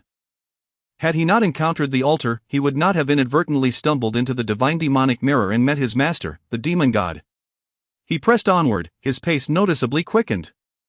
The altar had cost him a substantial amount of time, and he feared that any fortuitous opportunities might now be beyond his grasp. Wasting no further time, he dashed like a cheetah across the apex of the boundless clouds. The ground was a macabre tapestry of scattered bones, with tendrils of dark miasma enveloping the subterranean space.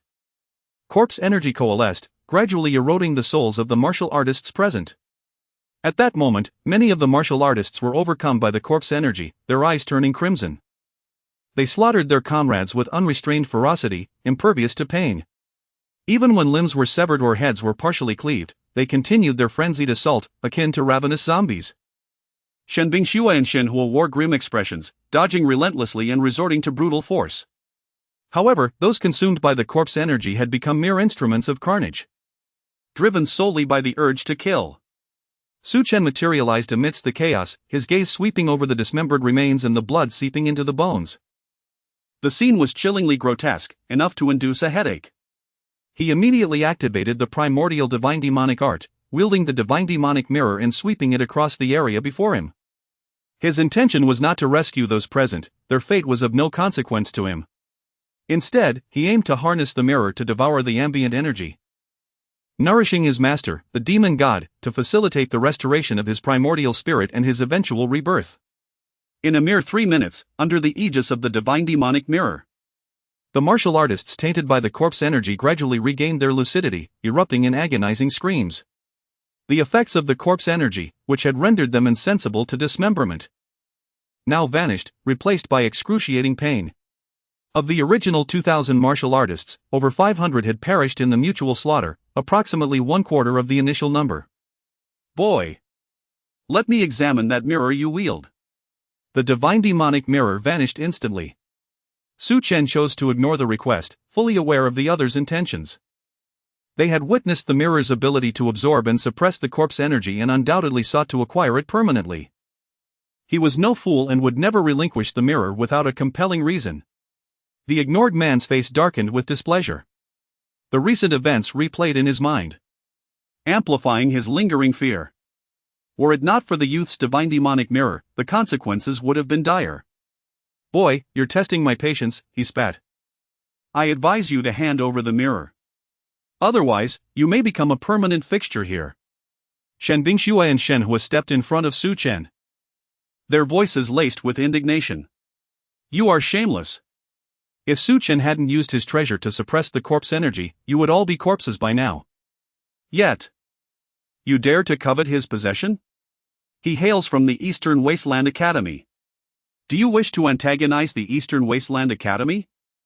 Su Chen was taken aback by Shen Bingshua's intervention, especially since their relationship had been somewhat strained. The man beside Shen Bingxue was a formidable nascent soul realm expert. Moreover, the mere mention of the Eastern Wasteland Academy instilled fear in those who sought to seize the treasure.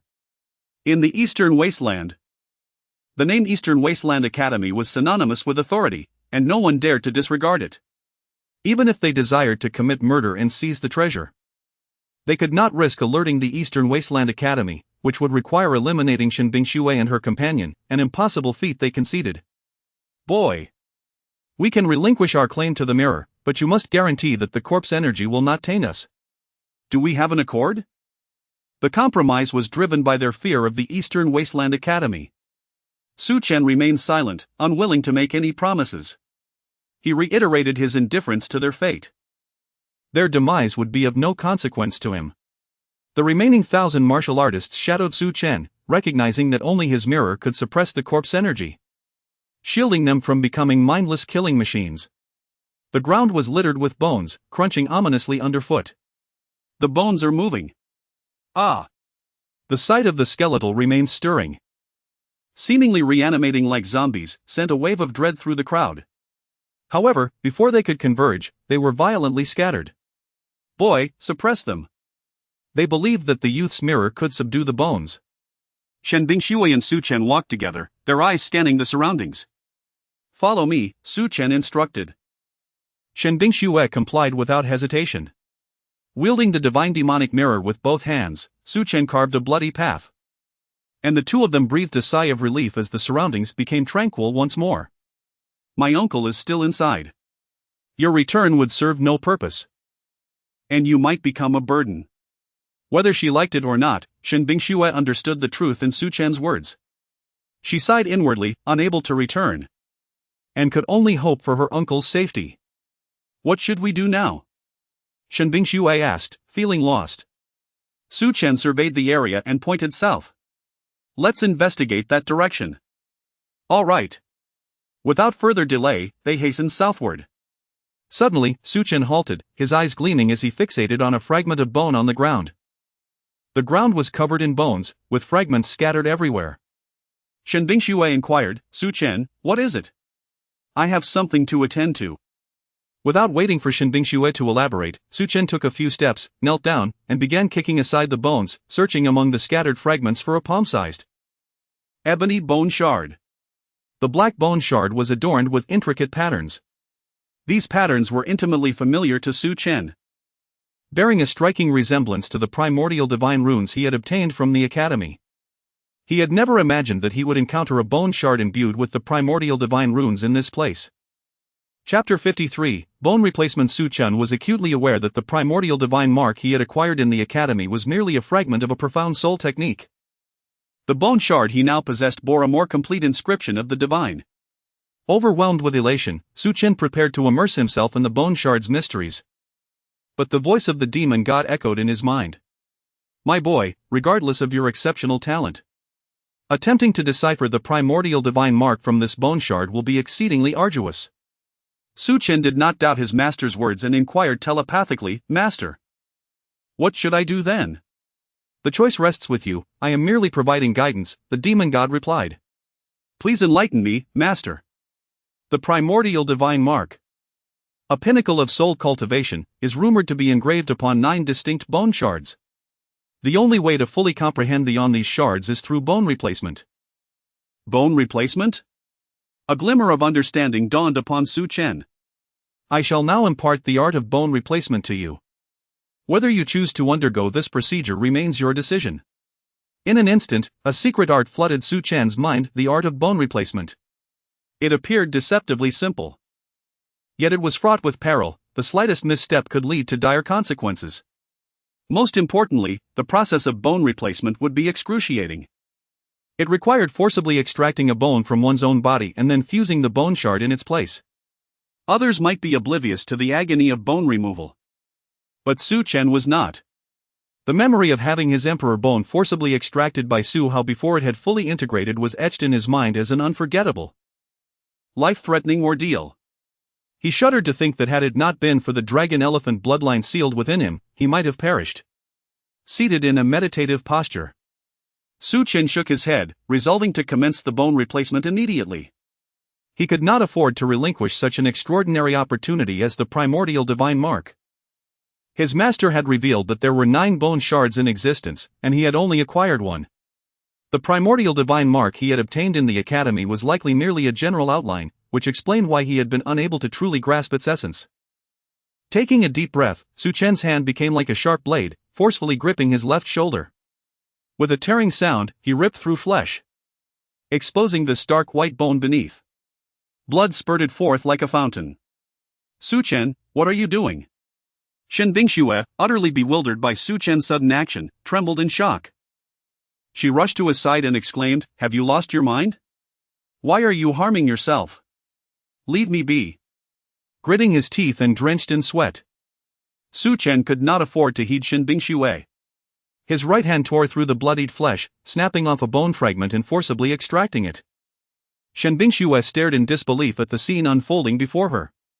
She could not fathom why Su Chen would do such a thing. Her scalp tingling. Shen Bingxue wanted to intervene, but Su Chen had already told her to leave him alone. Moreover, she knew that Su Chen was not foolish and would not act without reason. Without hesitation, he tossed the bone fragment extracted from his left shoulder into his spatial ring and inserted the bone shard into its place, wincing in pain and drenched in sweat. Gathering his power, he channeled it into his left shoulder, attempting to fuse the flesh. Despite his efforts, Su Chen could not help but tremble. Bone replacement infusion proceeded smoothly, leaving Su Chen with a deathly pale complexion. He coughed up a mouthful of blood. But the successful fusion of the bone shard marked the completion of 1/9 of the process. The primordial divine mark consisted of 9 bone shards. And he had only fused the first. However, for now, it was more than sufficient. With the bone fusion complete, he began to refine the bone shard. He circulated the chaos devouring art within his body, and tendrils of devouring energy surged into his left shoulder, enveloping the bone shard and initiating the refinement process.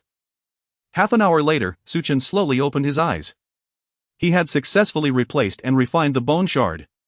In the time to come, he would gradually refine the bone shard and cultivate the primordial divine mark. Shen Bingxue, watching Su Chen rise to his feet, felt a sense of frustration. She was at a loss for words. She had never encountered someone who would willingly carve out their own bones. She refrained from asking questions, knowing that it would be futile. Su Chen would not reveal his secrets. With a sigh, Shen Bingxue realized that she had underestimated Su Chen. The fact that such a person had been granted a special promotion to the ace class spoke volumes. To her knowledge, there had never been a case of a solid core realm cultivator being promoted to the ace class. The Eastern Wilderness Academy placed great emphasis on the quality of education in the ace and royal classes. Regardless of one's background, one could not be promoted to the ace class without meeting the required cultivation level. It seemed that Su Chen was no ordinary individual. Will you proceed alone? Or will you join me? Su Chen, remembering Shen Bingxue's defense of him earlier, had forgotten their past disagreements and now regarded her as a friend and classmate. She was worthy of association. Together. Let's go. Without hesitation, the two continued their journey. They had no choice but to press on, but in their minds, the bizarre nature of this place hinted at the possibility of extraordinary opportunities. They traversed the desolate landscape of corpses, the crunch of bones beneath their feet sending shivers down their spines. The scene was enough to shock the entire eastern wilderness. It must have taken the slaughter of countless cultivators to create such a spectacle. Skeletal remains adorned the gnarled, withered trees, like macabre fruit-bearing plants. Shen Bingxue could no longer contain herself and stopped to vomit. As a woman, she had never encountered such a sight. This was her first experience. And it was fortunate that Su Chen was using the divine demon mirror to absorb the corpse chi. Otherwise, Shen Bingxue would have long succumbed. Even so, her complexion grew increasingly pale. Are you all right? Ah, if I had known it would be like this, I wouldn't have come here, even if there were opportunities. Su Chen nodded in sympathy. Such a scene was indeed unsuitable for women. The further they went, the more corpses they encountered scattered on the ground and hanging from the trees. From now on, stay within 3 steps of me. Su Chen suddenly emanated waves of Buddhist aura. Within his chaotic body resided 8 Buddhas, suppressing the god-slaying Bone Bao. These 8 Buddhas had imparted all their Buddhist powers to Su Chen. Initially, Su Chen had not wanted to use Buddhist powers. He possessed the divine demon mirror, which allowed him to absorb corpse chi and aid his master's recovery. He also did not fear the corrosive effects of corpse chi. However, the situation had changed. It was evident that Shen Bingxue was beginning to falter. At this rate, she would likely be completely consumed by corpse chi within 2 hours, transforming into a killing machine. Left with no choice, he had to resort to Buddhist powers and create a protective Buddhist barrier to prevent Shen Bingxue from being further tainted by corpse chi. Buddhist powers? Su Chen, are you from the Buddhist sect? Shen Bingxue immediately regretted her question. It was foolish to ask. Su Chen could not possibly be a member of the Buddhist sect. Stay close to me and do not stray more than 3 steps away. Understood. Hugging Su Chen closely, Shen Bingxue could even detect a faint masculine scent emanating from him. Her heart fluttered, and her face flushed with the shyness of a young woman. Corpses littered the ground, creating a veritable hellscape. The air was thick with the stench of corpse qi, and not even a gentle breeze could be felt. They continued their relentless journey for what seemed like a day and a night. Look, what is that? Following the direction indicated by Shen Bingxue, Su Chen gasped in astonishment. For not far away stood a series of small altars, forming an immense circle. Upon counting, Su Chen discerned that there were a total of 9 altars, each occupied by a diminutive, blood-red infant apparition, seemingly infused with the essence of blood. In the very center floated a crystal sphere, the size of a soccer ball, radiating a verdant hue and encircled by the 9 altars.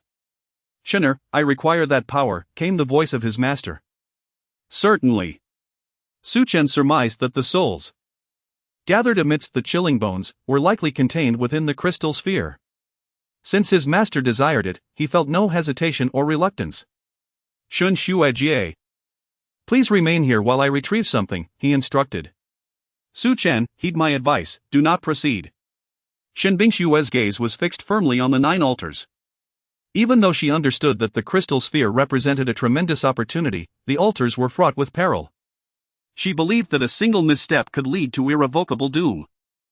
In the past, she might have been indifferent to his fate, however, after sharing life and death experiences with Su Chen, she could not bear the thought of any misfortune befalling him. Shaking his head, Su Chen smiled reassuringly. "It's all right, I know my limits." Without waiting for Shen Bingxue to respond, he advanced towards the 9 altars. The closer he drew, the more he could perceive a sense of ancient, desolate oppression emanating from them, as if they had endured the trials of countless ages. The creator of the blood puppets has perished. The power of the 9 altars has been entirely consumed by the blood puppets. Your fortune is indeed remarkable. The blood puppets have all been successfully forged, and only the final refinement remains, his master's voice echoed with excitement. Blood puppets? Listening to his master, the demonic deity, Su Chen could infer that the 9 crimson figures upon the altars were far from ordinary, especially given his master's esteemed identity. Chapter 54, Never Surrender. Even when the odds are insurmountable standing before the crystal orb, Su Chen felt a deep sense of nostalgia. Outside, the orb's power was sealed by 9 altars, rendering it undetectable. Now, as he sensed the vast soul energy emanating from within the crystal, he was filled with a profound lament. He could easily surmise that, if all went as expected, the souls contained within the orb were gathered from the countless bones scattered outside. One could only imagine the immense soul power contained within this orb. Without hesitation, he summoned his inner devouring force and enveloped the crystal orb. For his master required it for cultivation, and Su Chen was not one to withhold assistance. After securing the crystal orb, Su Chen turned his gaze towards the 9 altars surrounding him.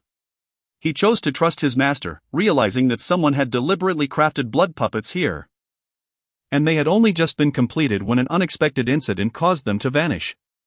Who could be so ruthless as to slaughter so many beings for the sake of creating blood puppets? Truly, a callous disposition. Approaching each altar, he gathered several crimson infants into his hands. "Master, what exactly are blood puppets?" Blood puppets are among the most challenging creations within the secret arts of puppetry. Particularly, those like these blood puppets require the essence of millions of beings and specific materials to be successfully forged. The 9 blood puppets necessitate the life force of billions. And from the setup here, it seems likely that this has taken thousands of years. The demon god shared Su Chen's sentiment, expressing astonishment at the cruelty of the individual who could regard life as mere fodder. "Shunner, if you drip your essence onto the blood puppets, you may begin their gestation.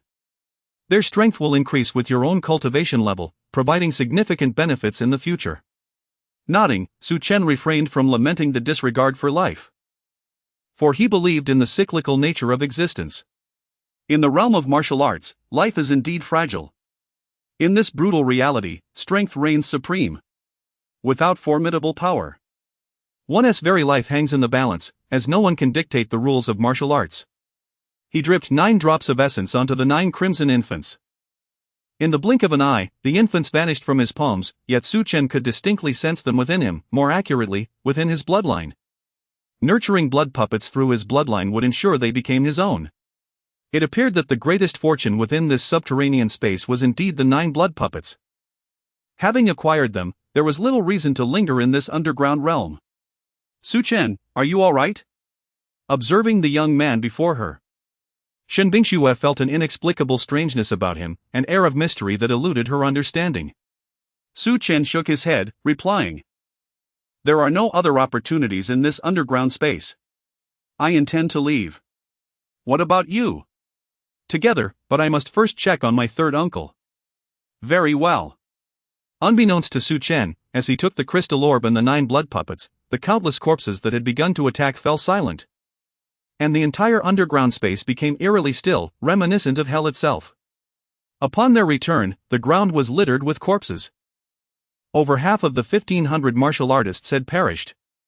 Xinhua was covered in wounds but had survived. Breathing heavily, he finally felt relief upon seeing Shen Bingxue before him.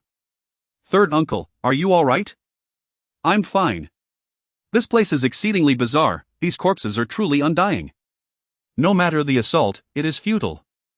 Thankfully, they ceased their attacks, otherwise, none of us would have survived." "Third uncle, I wish to leave this place." "Agreed." This time, Xinhua did not resist or oppose, for the strangeness of this place was overwhelming.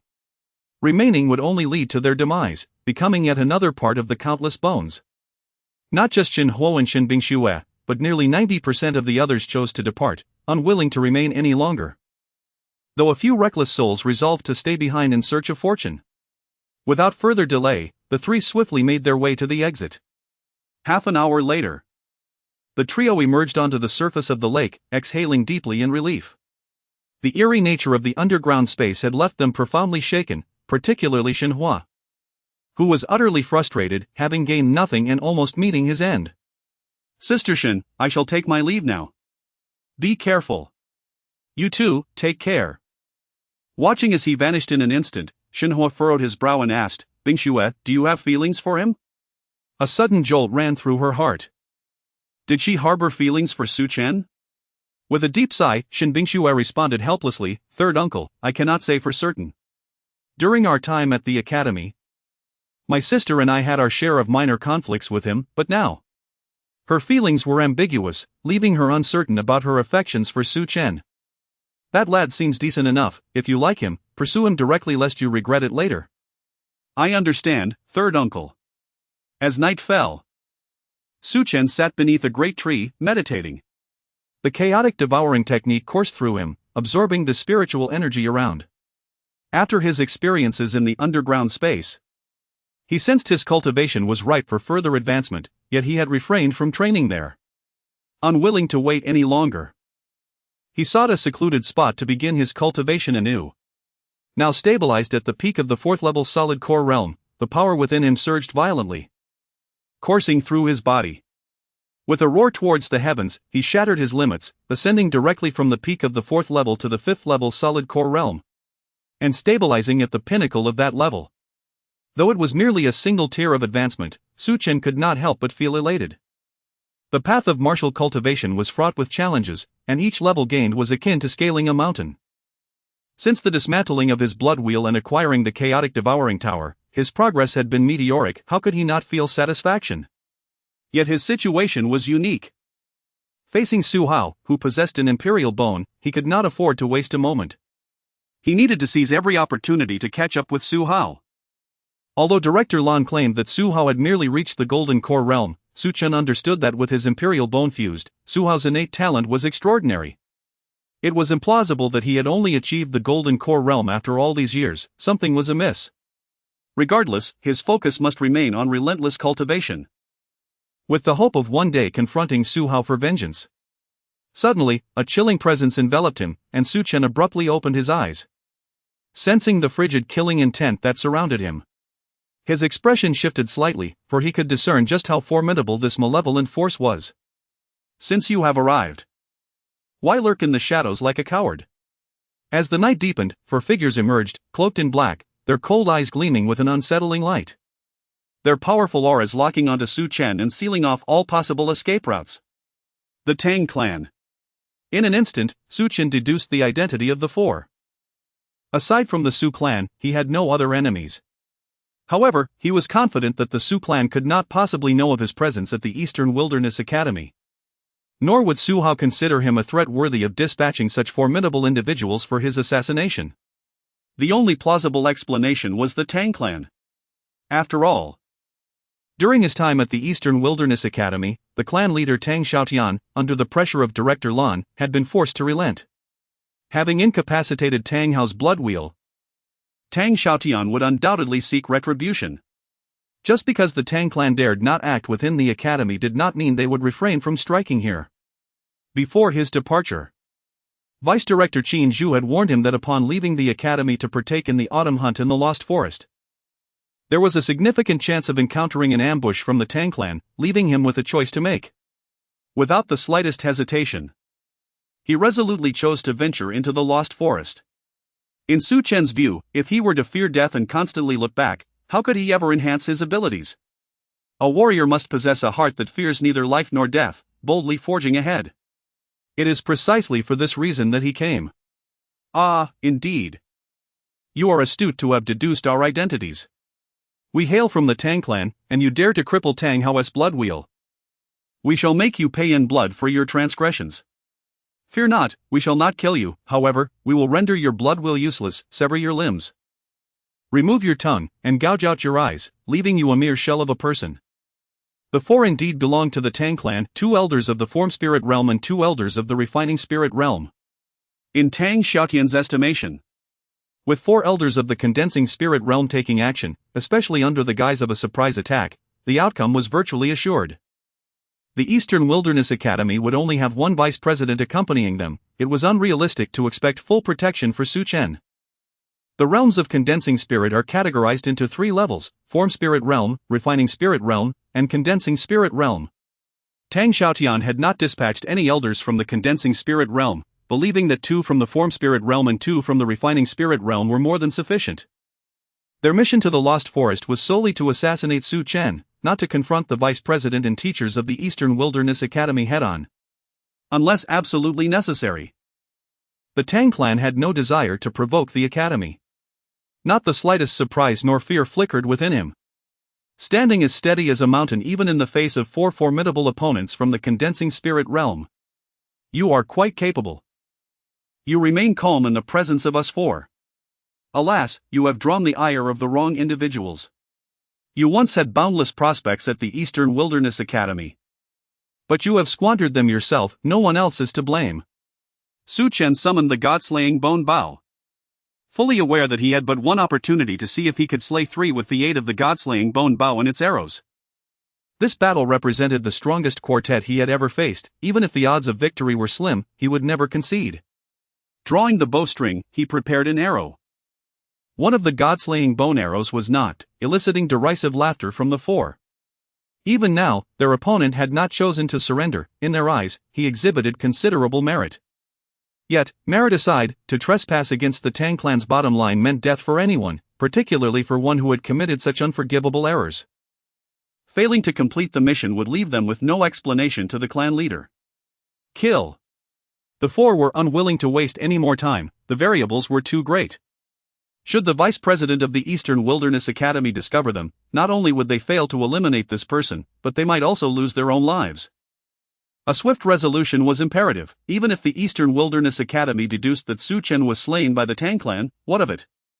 Would the academy go to war with the Tang clan over a mere dead man? Such a notion was undeniably unrealistic.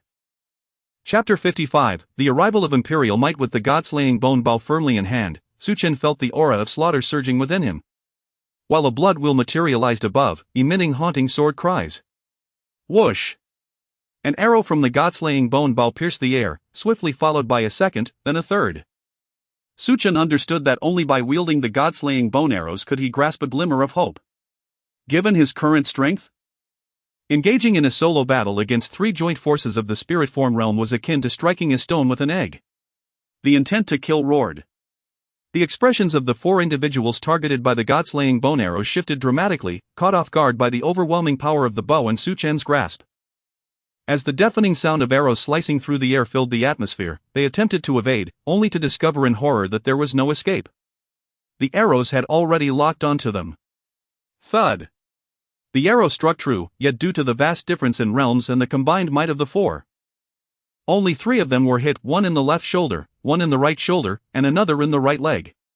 Blood mist enveloped the area, accompanied by their anguished cries, as all 3 spirit form warriors sustained injuries. In an instant, the god-slaying bone bow and arrows vanished. Su Chen's pale visage reflected a sense of helplessness, his body swaying precariously. Despite his elevation in cultivation, the forced release of 3 god-slaying bone arrows still bore a backlash. At present, he could hardly contend against 3 spirit form warriors, let alone face those of the nascent soul realm. Kill!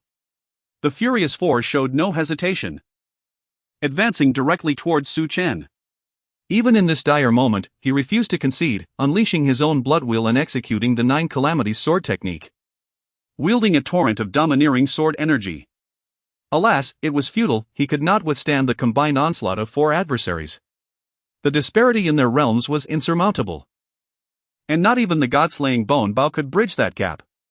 The sword energy shattered, unleashing a terrifying wave of slaughter that erupted in the air, striking mercilessly upon Su Chen's form. Blood gushed forth, and the wounds on his body multiplied.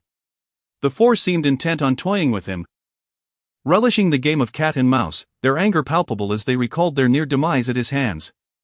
To be slain by a mere warrior of the reality pill realm would be an unbearable fate. As Su Chen felt himself slipping into unconsciousness, the 4 were suddenly halted by a formidable aura, preventing their approach. They could only unleash their fury in frenzied attacks, yet the invisible barrier remained unbroken. In an instant, a violet figure coalesced, her cold gaze gleaming like a sharp blade, defying the heavens. The 4 stared dumbfounded. The woman in the purple attire was breathtakingly beautiful, her ethereal beauty sending tremors through their very souls. Clad in form-fitting purple garments, she possessed a statuesque figure, with almond-shaped eyes gleaming like amber, lips reminiscent of ripe peaches, and eyebrows that evoked the delicate wisps of smoke. Her enchanting eyes held an indescribable allure, and her skin glowed like refined jade, captivating all beneath the night sky. Such a wondrous visage! The 4 gazed, entranced, their hearts quaking with unrestrained desire. To spend a night with such a woman, they would willingly forfeit years of their lives. You cannot kill him. The elder of the Tang family clasped his fists in a gesture of respect towards the violet-clad woman, his voice tinged with resignation. I implore you not to interfere in the affairs of the Tang family. If we do not slay this man, we cannot face our patriarch. Please, depart. After a brief moment of shock, they regained composure. Su Chen lay unconscious, and their sole objective was to eliminate him swiftly. Should he escape under these circumstances? Facing their patriarch would be impossible, they could not bear the disgrace. Who could have anticipated the sudden intervention of a woman intent on rescuing Su Chen? Without further ado, a tremendous force erupted from the violet figure, pressing down heavily upon the 4. Imperial might. You are a power of the imperial realm. Senior, we acknowledge our mistakes. Please show mercy. Before their pleas could finish, their bodies erupted, transforming into clouds of blood mist. The unfortunate elders of the Tang family had scarcely grasped what had transpired before they were all annihilated. The violet woman had not even lifted a finger. Her sheer aura had suffocated them, a testament to her formidable strength. Gazing at the unconscious Su Chen, the violet woman stepped forward, her eyes momentarily softening before the warmth vanished. She retrieved a pill from her robe and gently placed it in Su Chen's mouth. The pill dissolved instantly, coursing through his body. Shameless. The words slipped from her lips, causing her cheeks to flush slightly before she turned and vanished without a trace. Crack! A bolt of lightning cleaved through the air, dark clouds gathering ominously from all directions. Thunder rumbled as torrential rain poured over the lost forest. The terrifying storm lashed down upon Su Chen, and he slowly opened his heavy eyelids, surprised to find himself alive. How could this be? He should have perished at the hands of the 4. Rising from the ground, he surveyed the area, finding it devoid of life. Frowning deeply, he pondered the absurdity of the Tang family's mercy. Surely, that was preposterous. He had crippled Tang Hao's blood wheel, an affront that could not be easily forgiven. Pills? Sensing the immense power surging within him, Su Chen swiftly sat cross-legged. Although he had yet to refine a pill as an alchemist, he could discern that he had ingested a high-grade medicinal pill. Harnessing its energy, he experienced a breakthrough, elevating from the 5th level of reality pill realm to the 6th. This unexpected advancement left him astounded. His injuries were not as severe as anticipated. He believed recovery within 3 days was feasible. The Tang family had indeed spared no expense in their pursuit to eliminate him, dispatching 4 spirit form warriors. Who had rescued him? Could it have been Luo Tianfei? In Su Chen's estimation, if it had been Vice Dean Qin Zhu or a faculty member, they would not have departed without a word. Among those he knew, only Luo Tianfei possessed such formidable strength. While he was unaware of her exact cultivation level, her ability to vanquish 4 spirit form warriors suggested she was indeed powerful. It seems Luo Tianfei did not leave. She has been watching over me all along. The Su clan. Su Hao slowly opened his eyes. Having successfully advanced to the 7th level of the Void Infant realm. The stages of the Nascent Soul realm are Void Infant, Reality Infant, and Nascent Soul. He had only recently transcended to the Void Infant realm, yet here he was, ascending to the 7th level, an astonishing pace that even he found remarkable. Master. A spirit emerged, revealing Su Hao's master. Tu Can observing his disciple, Tu Can nodded in satisfaction. The imperial bone has begun to show results. At your current cultivation speed, I believe you will not need to wait a year. You should be able to challenge the Soul Palace realm within 3 months and reach the spirit form realm within a year. Within 2 years, you may attain the gathering pinnacle realm. Excellent, truly excellent. Thank you for your guidance, Master. Your talent is unparalleled in the Eastern Wilderness. However, you must understand that the Eastern Wilderness is but a drop in the ocean of the entire Tianhuan continent. Your aspirations should extend beyond this region. Yes, Master. From this day forth, I shall impart to you my unique secrets and extraordinary abilities. You must remember to diligently cultivate your skills and not squander your innate talents. In the future, when you ascend to greatness across the continent, it will be my way of fulfilling my duty to you. As your disciple, I vow not to disappoint your profound expectations. As for my disciple, Tu Ranue grows increasingly pleased. Your innate talent is already of the highest caliber, further enhanced by the fusion of the Emperor's bone. Whether the Emperor's bone awakens within you or not, it is sufficient for Su Hao. Su Hao holds a prominent position within the Su clan and has been designated as the young clan leader. Merely possessing the Emperor's bone renders him unmatched among his peers. And the Su clan harbors exceedingly high hopes for him. Chapter 56, The repugnant nature of the Su clan's scum. The Forsaken Forest was a domain of ceaseless carnage. Myriad demonic beasts preyed upon martial artists, and ill fortune could lead one into the path of a nascent divinity realm beast. As his cultivation base stabilized at the 6th level of the solid core realm, Su Chen relentlessly hunted demonic beasts, hoping to elevate his cultivation by 2 ranks before returning to the academy, through the devouring of their souls. Having just consumed the soul of a beast, Su Chen perceived a sound cutting through the air. Su clan? Upon hearing the word Su clan, Su Chen's countenance turned frigid. He had not anticipated encountering disciples of the Su clan within the Forsaken Forest. With a disdainful snort, Su Chen hastened toward the source of the sound. A terrifying aura permeated the air as a woman in yellow robes was besieged by 3 youths.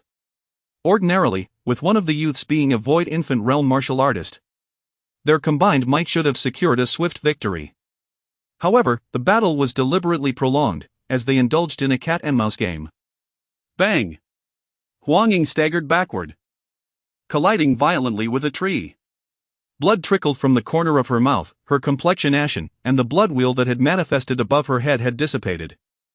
I hail from the Eastern Wilderness Academy. Do you dare to assault me, risking the Academy's wrath? Huang Ying, a student of Class 1 at the Eastern Wilderness Academy, possessed an 8th-level Golden Core Realm cultivation base and a blood wheel of the Oriole. While hunting demonic beasts alone, she had inadvertently discovered 2 Golden Core grasses. These spiritual herbs could be consumed directly by any martial artist in the Golden Core Realm, instantly elevating their cultivation by 1 rank, without any adverse effects. The sole drawback of the golden core grass was that its benefits were limited to a single consumption. Even if one were to ingest 100 such herbs, the effect would remain the same. Under normal circumstances, she would have relinquished them. However, the golden core grass was different. Exchanging such a spiritual herb at the academy would require an exorbitant number of points, a price that even the elite students of the academy could not afford. She had resolved to offer one of the golden core grasses to the three youths, but they had proven to be insatiably greedy, demanding both. Eastern Wilderness Academy? We tremble with fear. You think you can frighten us? What can the Eastern Wilderness Academy do? Our Su clan does not fear your Eastern Wilderness Academy. We offered you a chance, but you failed to seize it. Now, we not only desire both golden core grasses but also your company. If you serve us well, perhaps we shall allow you to leave alive. My esteemed brother's suggestion is quite agreeable. The three individuals were all members of the Su clan. Su Chen, at the first level of the Void Infant Realm, and two 9th level Golden Core Realm martial artists had ventured into the Forsaken Forest for training. Su Chen found the situation amusing, his face filled with mockery as he gazed upon the woman before him. He had to concede that Huang Ying's beauty was among the top 10 in the entire Eastern Wilderness Academy. Within the confines of the Eastern Wilderness Academy, they would have been wary of provoking its wrath. However, throughout the entire Eastern Wilderness, there was no force that dared to antagonize the Academy. But this was not the Eastern Wilderness Academy, it was the Forsaken Forest. Even if they were to slay this woman and seize her possessions, the Eastern Wilderness Academy would remain oblivious to the matter, leaving them free from retribution. Huang Ying's face was ashen, her eyes filled with rage. She was not afraid of death, but she dreaded being defiled. I will give you both golden core grasses. It is too late for that. We want both the golden core grasses and your person. Her body trembled slightly as she watched the three men approach. Huang Ying had nowhere left to retreat. Her complexion grew increasingly somber and pale as she steeled herself to commit suicide. Even in death, she would not allow herself to be defiled by these three. So, it appears that the Su clan's refuse is as loathsome as rumored. At that moment, a mocking laugh echoed from behind. Su Chen's figure materialized before the four. His chilling gaze filled with an icy killing intent. The three men slowly turned around, their expressions momentarily stunned as they sensed the aura emanating from the youth before them. Only a solid core realm? Su Chen chuckled derisively. So, it's a solid core realm piece of trash trying to play the hero and rescue the damsel? It seems to me that you are the real garbage here. They could not fathom why a mere solid core realm martial artist would dare to meddle in their affairs. With their combined strength, or even with any one of them acting alone, they could easily obliterate this interloper. Su Junior brother. Seeing Su Chen's sudden appearance, Huang Ying's face lit up with joy. Even though she knew that Su Chen was no match for the three, she could not suppress her elation. She did not wish to die, nor did she wish to be defiled. She hoped that a miracle might occur. I will assist you in slaying these three pieces of trash. In return, I require one of the golden core grasses. Agreed. Without hesitation, Huang Ying accepted. She would have given both golden core grasses to Su Chen, as long as he could eliminate the three and help her escape this predicament. Witnessing the youth's audacity, the enraged Su Chen and his companions glared at him with increasingly sinister eyes, filled with an icy, murderous intent. If looks could kill, Su Chen would have been slain countless times over.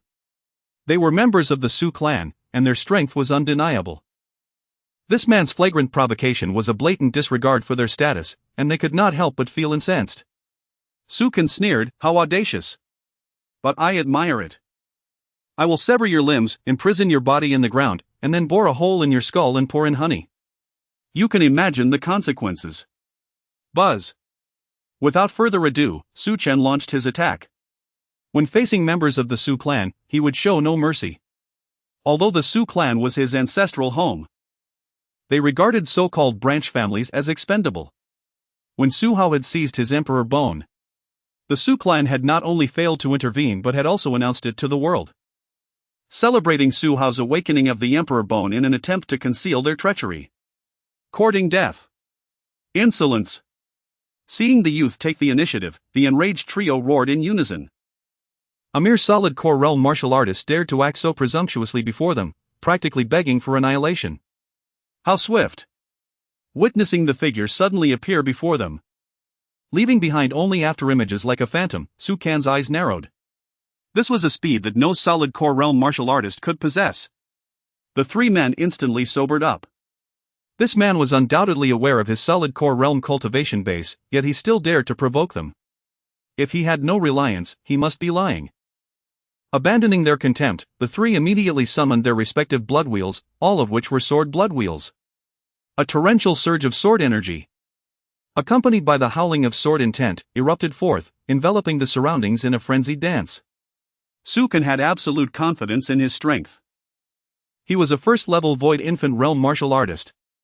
And even the weakest of the nascent soul realm could effortlessly slaughter martial artists of any level in the golden core realm. The violent sword energy poured forth from the three, carrying an unmatched might that engulfed the heavens and the earth, causing the surrounding space to tremble slightly. Su Chen merely snorted coldly. The illusory sword that materialized in his hand contained a domineering killing sword energy. The sword blood wheel, reconstructed by the Chaos Devouring Tower, was, in essence, a killing sword blood wheel. An astonishing sword energy assault swept out like a sandstorm, colliding fiercely with the three men's attacks in the void. Sword energy crisscrossed, and the collision instantly ignited a sword energy storm that spread in all directions, devouring the heavens and the earth like a massive spiderweb, tearing apart the ground and causing it to crumble into countless fissures. What terrifying killing sword energy! Huang Ying sensed the sword energy unleashed by Su Chen, finding it to be exceptionally domineering and sharp. Her expression changed drastically, and she finally understood why Su Chen had been exceptionally promoted to the elite class by the academy. With a solid core realm cultivation base, he could not only contend with golden core realm martial artists but also rival void infant realm martial artists. This feat was unparalleled throughout the entire Eastern Wilderness Academy, and perhaps even the entire Eastern Wilderness. Fixated on the fierce battle before her, Huang Ying chose not to flee. If Su Chen were to perish at the hands of the three adversaries, she would follow suit in despair. She could not abandon Su Chen and escape alone. The ground trembled with the sound of clashing forces. As seasoned combatants engaged, the three were quick to discern the source of their opponent's formidable courage. Though the young man was merely at the True Dan realm, his strength was remarkably formidable, especially with the blood sword wheel he had summoned, exuding an overwhelming dominance. However, it must be noted that in the Eastern Wilderness, the Su clan was the progenitor of the blood sword wheel. Any manifestation of this technique was but a mere shadow in their presence. Employing the Nine Tribulations sword technique and merging it with the ancient divine demon technique, Su Chen faced three opponents, including one at the Void Infant realm and two at the Golden Dan realm. Even he dared not underestimate them. The surging demonic aura fused with his sword energy, causing waves of sword chi to accumulate and launch a fierce assault upon the trio, as if the very heavens and earth were being torn asunder. Demonic aura. You hail from the demon clan. Upon hearing the mention of the demon clan, Huang Ying's body trembled violently, fully aware of what such an affiliation entailed.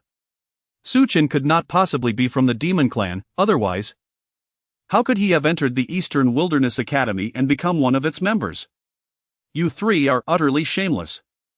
Su Shueti is from the Eastern Wilderness Academy. How could you even suggest a connection to the demon clan? Eastern Wilderness Academy? When did its students practice the martial arts of the demon clan? Yet the trio understood that since he was indeed from the Eastern Wilderness Academy, the likelihood of him being affiliated with the demon clan was exceedingly slim, as the academy would never risk incurring such infamy. Even if he were not of the demon clan, their anger had been thoroughly ignited. Being defeated by a mere True Dan realm practitioner would render them utterly humiliated. Victory was the only acceptable outcome. The three simultaneously unleashed the Su clan's secret martial art, the demon suppression sword technique, directing waves of oppressive sword energy towards Su Chen, intent on suppressing his demonic aura. Su Chen, undeterred, showed no signs of faltering against three opponents. As the battle intensified, the trio grew increasingly alarmed and incredulous, struggling to comprehend how a True Dan realm warrior could unleash such a dominating offensive. The demon suppression sword technique. Impossible. How can you wield the demon suppression sword technique? Witnessing the young man execute this legendary technique left the three utterly dumbfounded. It was common knowledge that the demon suppression sword technique was a closely guarded secret of the Su clan, inaccessible to outsiders. Not only had he awakened the blood sword wheel, but he was also capable of employing the demon suppression sword technique. Could it be that he hailed from the Su clan as well? Who exactly are you? Speculation was one matter, determining whether he truly belonged to the Su clan was another entirely. Su Chen remained silent. Indeed, he was from the Su clan. Albeit not from the main family, but rather a branch, the Su family of Pinyu City. To the entirety of the Su clan, the Pinyu City branch was but a minor offshoot, and whether they would even recognize it was debatable. The demon suppression sword technique, as an esoteric secret of the Su clan, could be practiced by branch families, but only in a superficial manner. The core essence of the technique was never imparted to any branch, without question. Boy, who are you? Where do you come from? We wish to avoid mistakenly killing the wrong person. If you do not answer soon, do not blame us for being impolite. Chapter 57, Seize the opportunity while he is weak for reasons unknown. Upon witnessing the young man wield the demon-slaying sword technique, releasing a blood-red sword wheel, the trio instinctively sensed that he hailed from the Su clan. They remained silent, unable to ascertain the truth. Their anger reached a boiling point as the young man completely disregarded their existence. However, before they could eliminate him, they needed to confirm his origins within the Su clan. Initially brimming with confidence, believing they could swiftly overpower him with sheer might, they were met with a shocking reality. Together, they found themselves unable to exert absolute dominance over him. Had they not experienced it themselves, they would never have believed such a thing could be true. The two remaining Su clan Golden Core warriors flushed with exertion, their faces dripping with sweat, a clear indication of their struggle against the overwhelming pressure around them.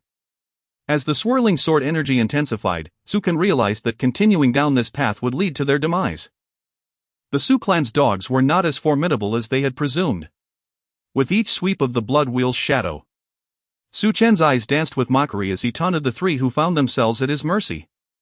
The two Golden Core warriors remained unfazed. Yet he was wary of the lone void infant among them. Su Chen was almost certain that this void infant had only recently broken through, otherwise, he would not be so easily suppressed. As Su Chen unleashed the primordial divine mark, a silent wave surged into the minds of the two Golden Core warriors. Taken by surprise, they ceased their attacks, clutching their heads and screaming as if they were being slaughtered like pigs. Soul martial arts. Watching the two collapse, Su Chen gasped in horror, fully aware of the implications of soul martial arts. Just as Su Chen had surmised, Su Chen had only recently ascended to the void infant realm after entering the Lost Forest, and his strength had yet to stabilize, otherwise, he would not be in such a dire predicament. Seizing the moment of his vulnerability, Su Chen showed no mercy, believing that given his enmity with Su Hao, he and the Su clan would inevitably become mortal enemies. It was a foregone conclusion, especially since the imperial bone, regardless of its owner, was currently fused with Su Hao. The Su clan would undoubtedly safeguard their possession of the imperial bone at all costs. There was no resentment, no blame. Different perspectives yielded different interpretations. The Su clan had its own agenda, while he had his own. However, one truth remained: Su Hao must die. Su Chen had no inclination to continue the battle. Although this individual was merely at the real Dan realm, his strength was extraordinarily formidable. He dared not gamble, losing would mean forfeiting his life. A risk he could not afford. Even his two companions chose to abandon the fight. In the moment Su Chen turned to flee, Su Chen unleashed the primordial divine mark, layering it with the demon death seal. The overwhelming primordial divine mark tore through the void, invading Su Chen's mind. Had he been resolute in battle? Even if he ultimately fell to Su Chen, he might have had a chance to escape, yet now he had lost all confidence and dared not prolong the conflict. In combat, a warrior's mindset is paramount. Accompanied by a blood-curdling scream, the demon death seal surged forth, relentlessly bombarding Su Chen's body. The unfortunate Su Chen, who had originally aimed to seize a pandan herb to elevate his rank, found himself ambushed, facing the prospect of demise in this very place. Consumed by boundless fury and unwillingness, Su Chen's body crumpled to the ground, battered beyond recognition by the demon death seals. Please, spare us. We won't disclose today's events to the Su clan. We are from the Su clan, and if you dare to kill us, they will not let you go. Witnessing Su Chen's slaughter, the remaining two Su clan warriors trembled in terror. Their souls had already sustained fractures from the earlier assault, and even if they survived, their future cultivation would be severely hindered. Regret washed over them as they faced a formidable foe, leaving them with only a prayer for survival in the lost forest. "Are you threatening me?" They did not intend to intimidate. Faced with death, what else could they do but invoke the Su clan, hoping for a glimmer of hope? Before they could speak further, Su Chen shook his head and smiled. "The dogs of the Su clan shall meet their end. I will slay each one without exception." His eyes turned cold, devoid of patience, as a torrent of sword energy surged towards the two, disregarding their cries. The relentless sword energy pierced through their bodies. He immediately activated the Chaos Devouring technique, voraciously consuming the souls of the three, one from the Void Infant realm and two from the Golden Core realm, ensuring that nothing would go to waste, as they were undeniably valuable. As the scene unfolded before her, Huang Ying stood in stunned disbelief. She had not anticipated Su Chen's capability to single-handedly vanquish three opponents, especially with one being a Void Infant warrior among them. Even if the Void Infant was merely at the first stage of the Yuan Infant realm, it was still far beyond what someone at the real Dan realm could contend with. Rubbing her eyes in disbelief, she found herself overwhelmed with astonishment. Addressing Su Chen, Huang Ying remarked, "Su, you are truly remarkable. With your current prowess, you are more than qualified to enter the elite class for training." Shaking his head, Su Chen held little interest in the so-called elite class. His sole focus was on continuous self-improvement. His goal was Su Hao. "Su, this is a pandan herb. Even without refining it into a pill, consuming it directly can elevate any warrior of the Golden Core 3rd stage by one level, without any backlash." Nodding, Su Chen accepted the pandan herb from Huang Ying, fully aware of its value. For warriors at the Golden Core 3rd stage, it was indeed a treasure. Albeit with the caveat that each warrior could only consume one, any additional would bear no benefit. "Huang Ying, to avoid unnecessary complications, I suggest you consume the pandan herb immediately." Acknowledging the wisdom of his words, Huang Ying understood the value of the herb and the urgency of the situation. Without further ado, both she and Su Chen consumed their respective pandan herbs. Huang Ying, already at the 8th level of the Golden Core realm, experienced no barriers upon consumption and effortlessly broke through to the 9th level. As for Su Chen, the moment he ingested the pandan herb, a wave of warmth coursed through his body, affirming its extraordinary properties. Even without refining it, it proved remarkably effective, enabling a swift breakthrough for warriors in the Golden Core 3rd stage. Chapter 58, The Liquidation of Spiritual Energy upon consuming the pandan grass. Su Chen effortlessly ascended from the 6th level of the True Dan realm to the 7th level. The pandan grass was indeed a remarkable substance, however. It left a lingering sense of dissatisfaction, as a martial artist could only consume one. Were it possible to ingest it without limitation, it would be perfect. A wry smile crossed Su Chen's face as he acknowledged the rules governing such matters. He understood that to alter these rules, one must grow increasingly powerful. With several dozen days remaining until the end of the autumn hunt, Su Chen found his cultivation firmly anchored at the 7th level of the True Dan realm. It seemed feasible to attempt a breakthrough to the 8th level, or even the 9th. For a martial artist, gaining experience through external trials was paramount. Remaining within the academy would not yield comparable progress. "Junior Su, I shall not disclose today's events to anyone," Huang Ying assured him. Nodding, Su Chen grasped her intention. Having slain a disciple of the Su clan, should this matter come to light, it would undoubtedly provoke their ire. Even if they feared the deterrent of the Eastern Wilderness Academy, his identity would likely be compromised, which was an unnecessary complication. What he needed now was to carve out more time for cultivation, avoiding any distractions until he was powerful enough to defeat Su Hao decisively. A single strike must be lethal, leaving no opportunity for Su Hao to catch his breath. After resolving the matter with the three members of the Su clan and consuming the pandan grass to transcend his limits, Su Chen prepared to depart. He preferred hunting beasts alone rather than in a team. "Junior Su, I am grateful for your rescue today. I know of a spiritual spring. I wonder if you might be interested." A spiritual spring? Su Chen's heart raced with astonishment, as he was acutely aware of what it represented for a martial artist, an unparalleled sanctuary for cultivation. A spiritual spring is, by definition, a reservoir of earthly spiritual energy, formed through the sedimentation of a unique environment over the years, gradually coalescing into a spring, regardless of its location. A spiritual spring is an object of desire for all martial artists. Huang Ying nodded, saying, "This particular spring is situated in the southeastern corner of the Lost Forest. We stumbled upon it by chance during our last visit." "Is there trouble?" Su Chen was no fool, he detected a hint of unease in Huang Ying's words. Such a prized resource would not be easily abandoned by anyone who had discovered it. "Yes, the area surrounding the spring is guarded by the Moonlit Wolf clan. And their Wolf King has reached the condensation realm. When we informed the Vice Dean, he strictly forbade us from approaching, not permitting us even a single step closer. The condensation realm ranks among the most formidable existences beneath the Pillar realm. Even the Vice Dean of the Academy would not dare provoke the Wolf King." Su Chen finally understood why Huang Ying and her companions had opted to forego the spring during their last encounter. It was not due to a lack of desire but rather the formidable guardianship posed by the Moonlit Wolf clan. Huang Ying felt immense gratitude towards Su Chen but could offer nothing substantial in return, save for sharing this secret. Yet, as she divulged it, a sense of regret washed over her, for it was hard for a martial artist to resist the allure of a spiritual spring. "Junior Su, the Vice Dean has forbidden us from approaching, so we must choose to abandon it. Were it anyone else, faced with the intimidation of the Moonlit Wolf clan, they would undoubtedly refrain from pursuing the spring." Yet Su Chen shook his head, smiling as he replied, "Let us go take a look. Perhaps fortune favors us?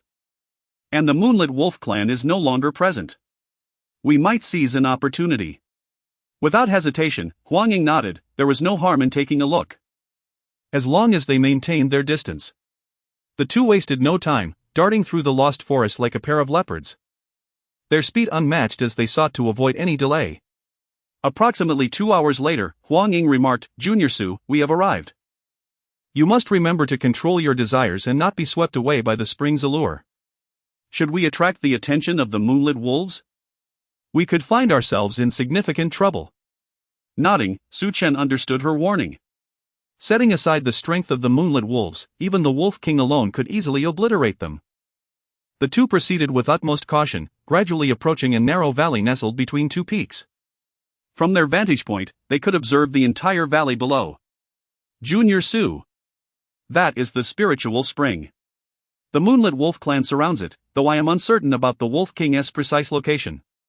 Following Huang Ying's gesture, Su Chen beheld the center of the valley, where a large stone pool brimmed with a verdant liquid. He marveled, spiritual energy in liquid form. Huang Ying nodded, her face alight with greed as she affirmed, "Indeed, it is liquid spiritual energy. Such a spring would be beneficial for both martial artists and beasts of the condensation realm. The Moonlit Wolves guard this place to gradually consume its essence. The Wolf King, having attained the condensation realm, could leverage the spring to ascend to the Pillar realm." Su Chen comprehended Huang Ying's implication. The Moonlit Wolf clan's guardianship of the spring was the only logical explanation. The Wolf King had not directly consumed it, likely due to the overwhelming quantity of spiritual energy contained within, necessitating a gradual approach to ensure stable advancement. The valley was teeming with Moonlit Wolves. A cursory glance revealed no fewer than 100. Su Chen recognized that whether through brute force or stealth, reaching the spring was an impossibility. With a glint in his eye, Su Chen was unwilling to concede defeat. After all, a spiritual spring of such caliber was a rare treasure, one that could not be sought after lightly. Should he miss this opportunity, who could say when he might encounter another? Su Chen was even bold enough to assert that, faced with the liquid spiritual energy of the spring, even Vice Dean Qin Zhu would not easily relinquish it. However, the presence of the Wolf King, a being of the condensation realm, rendered even Vice Dean Qin cautious. "Junior Su, we should depart." Huang Ying regretted revealing the secret to Su Chen. For a martial artist, such temptation was hard to resist, even she felt an urge to plunge into the spring and cultivate within. Now, having reached the 9th level of the Golden Dan realm, she was confident that if she could enter the spring, she could harness its power to break through to the pinnacle Golden Dan realm, or even achieve the fragmented Dan, advancing to the nascent Soul realm. Yet, thinking was one thing, and daring to act was another. Faced with the Wolf King of the condensation realm and the entirety of the Moonlit Wolf clan, it was certain that no one would dare to proceed. Night had descended, and a firmament of stars enshrouded the mountain peaks, rendering the small valley nestled within the crevices picturesque. The entirety of the Demon Moon Sky Wolves had succumbed to slumber, save for a score of their brethren vigilantly guarding the entrance. At this juncture, a formidable figure, spanning over 4 meters in length and adorned with lunar patterns, ambled towards the spirit spring and immersed itself within to commence cultivation. Until now, the duo had remained stationary. Huang Ying discerned Su Chen's intentions, recognizing his unwavering resolve to possess the spirit spring. Despite her desire to dissuade him, she stifled her words, content with merely observing, even if they could not enter. As for the perceived waste of time, it was inconsequential to her. Irrespective of their standing in the autumn hunt, she was already gratified by her advancement in cultivation. Anomalous activity, Su Chen murmured, his gaze fixed upon a location not far from the valley. A black tiger, exceeding 4 meters in length, was swiftly approaching, its velocity remarkable. Bathed in the moonlight, it promptly infiltrated the valley. Another world dark demon tiger, a nascent divinity realm fiend, Huang Ying exclaimed, taken aback by the sudden appearance of the formidable beast. Su Chen, however, wore a smile, sensing that the opportune moment had arrived. It seemed his day-long vigil had not been in vain. The netherworld dark demon tiger's presence in the valley was immediately marked by the indiscriminate slaughter of the Demon Moon Sky Wolves. Its nascent divinity realm power rendered the wolves helpless. Upon reaching the spirit spring, the tiger cast an icy glare upon the wolf emperor, who was immersed in cultivation. "You seem rather leisurely," it hissed. The wolf emperor slowly rose from the spring, his countenance betraying no surprise or anger, as if he had anticipated the tiger's arrival. "Netherworld. We have contended for a century, yet you have never been my equal. This spirit spring belongs to me, I suggest you depart." "Humph." The netherworld dark demon tiger retorted. "Crippled wolf, if not for your cultivation within this spirit spring, would you be my superior? You are nothing more than a crippled wolf." "Who are you calling a crippled wolf?" The wolf emperor roared. "I am calling you a crippled wolf. Just look at your repulsive appearance. I wonder why your parents were so careless as to bring such a defective whelp into this world."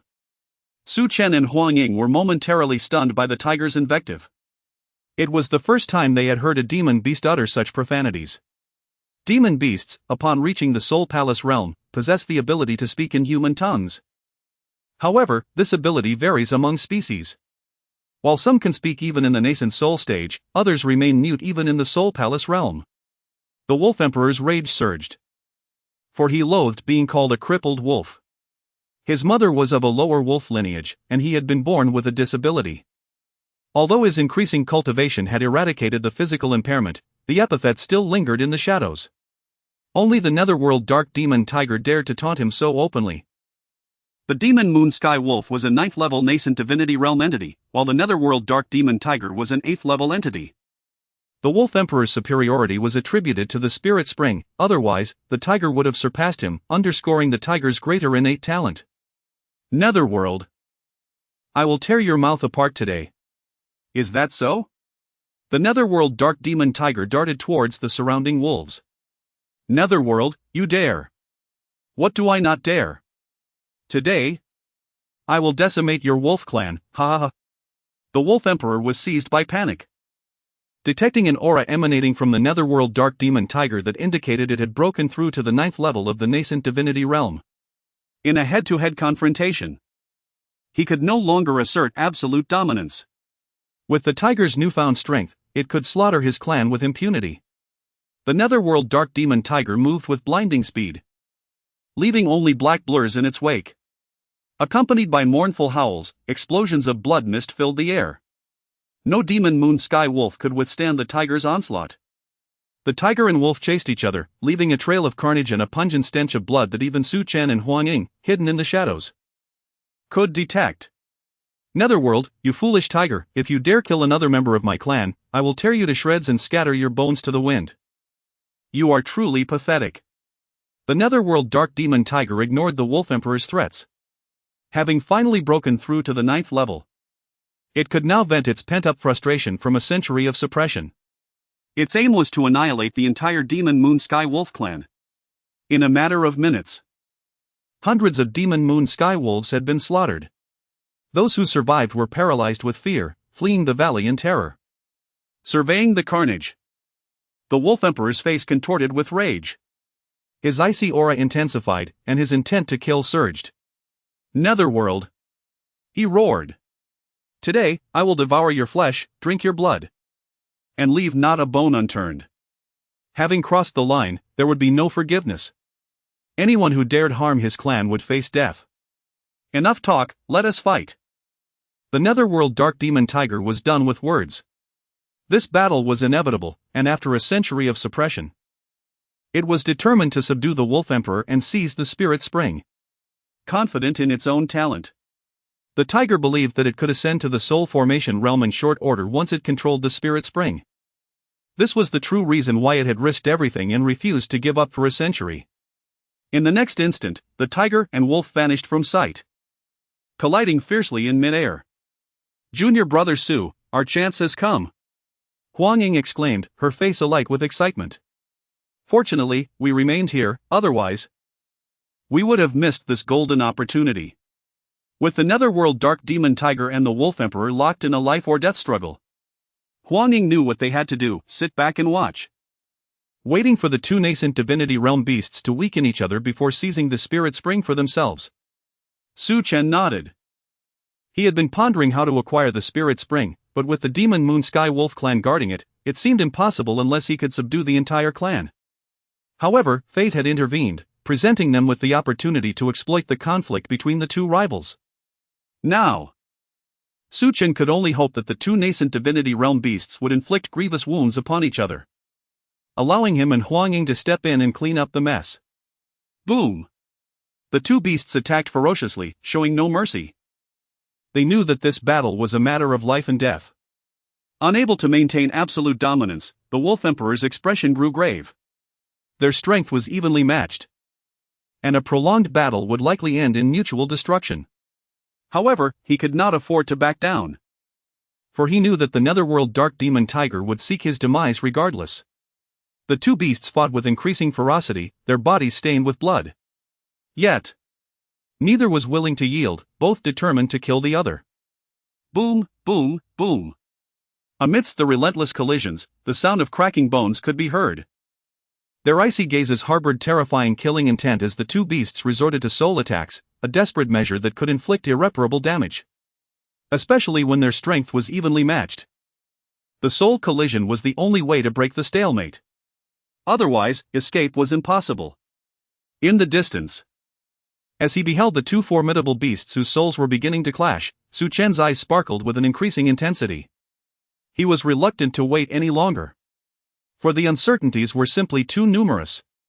Although the two beasts had chosen to engage in a collision of souls, the ultimate outcome remained shrouded in mystery. Thus, the most prudent course of action was to take matters into his own hands and seize the initiative. Su Chen was acutely aware of the potential consequences of his direct involvement. One misstep could lead to his own demise. "Huang Ying, wait for me here. What are you planning to do? Their battle to the death may not yield a clear victor if we do not witness their mutual destruction. Obtaining the Spirit Spring will be exceedingly difficult. This is a rare opportunity, and I wish to seize it." Huang Ying stood there, utterly bewildered, as she had never anticipated such a choice from Su Chen. Even though the two beasts were in a unique state, they were beyond their capacity to contend with. Should an unforeseen event arise, they might not even have the chance to leave the valley safely. Yet, gazing at the resolute expression on Su Chen's face, Huang Ying understood all too well that no amount of persuasion would sway him. Thus, she deemed it unnecessary to waste her breath. "Su, I will accompany you." "No. Do you think I am one to cower in fear of death? If we must leave, we shall go together. If we are to perish, we shall perish together. I refuse to sit idly by and reap the rewards while you face the danger alone. If you disagree, then you cannot go either." Her determination was such that even Su Chen found it impossible to refuse her, conceding with a nod. "Huang Ying, wait. Do not intervene, I will handle it. If anything goes awry, remember, do not concern yourself with me, just leave at once." Agreed. However, agreeing was one matter, following through was another. Huang Ying had resolved that should any life-threatening situation arise, she would not abandon Su Chen but would face it alongside him.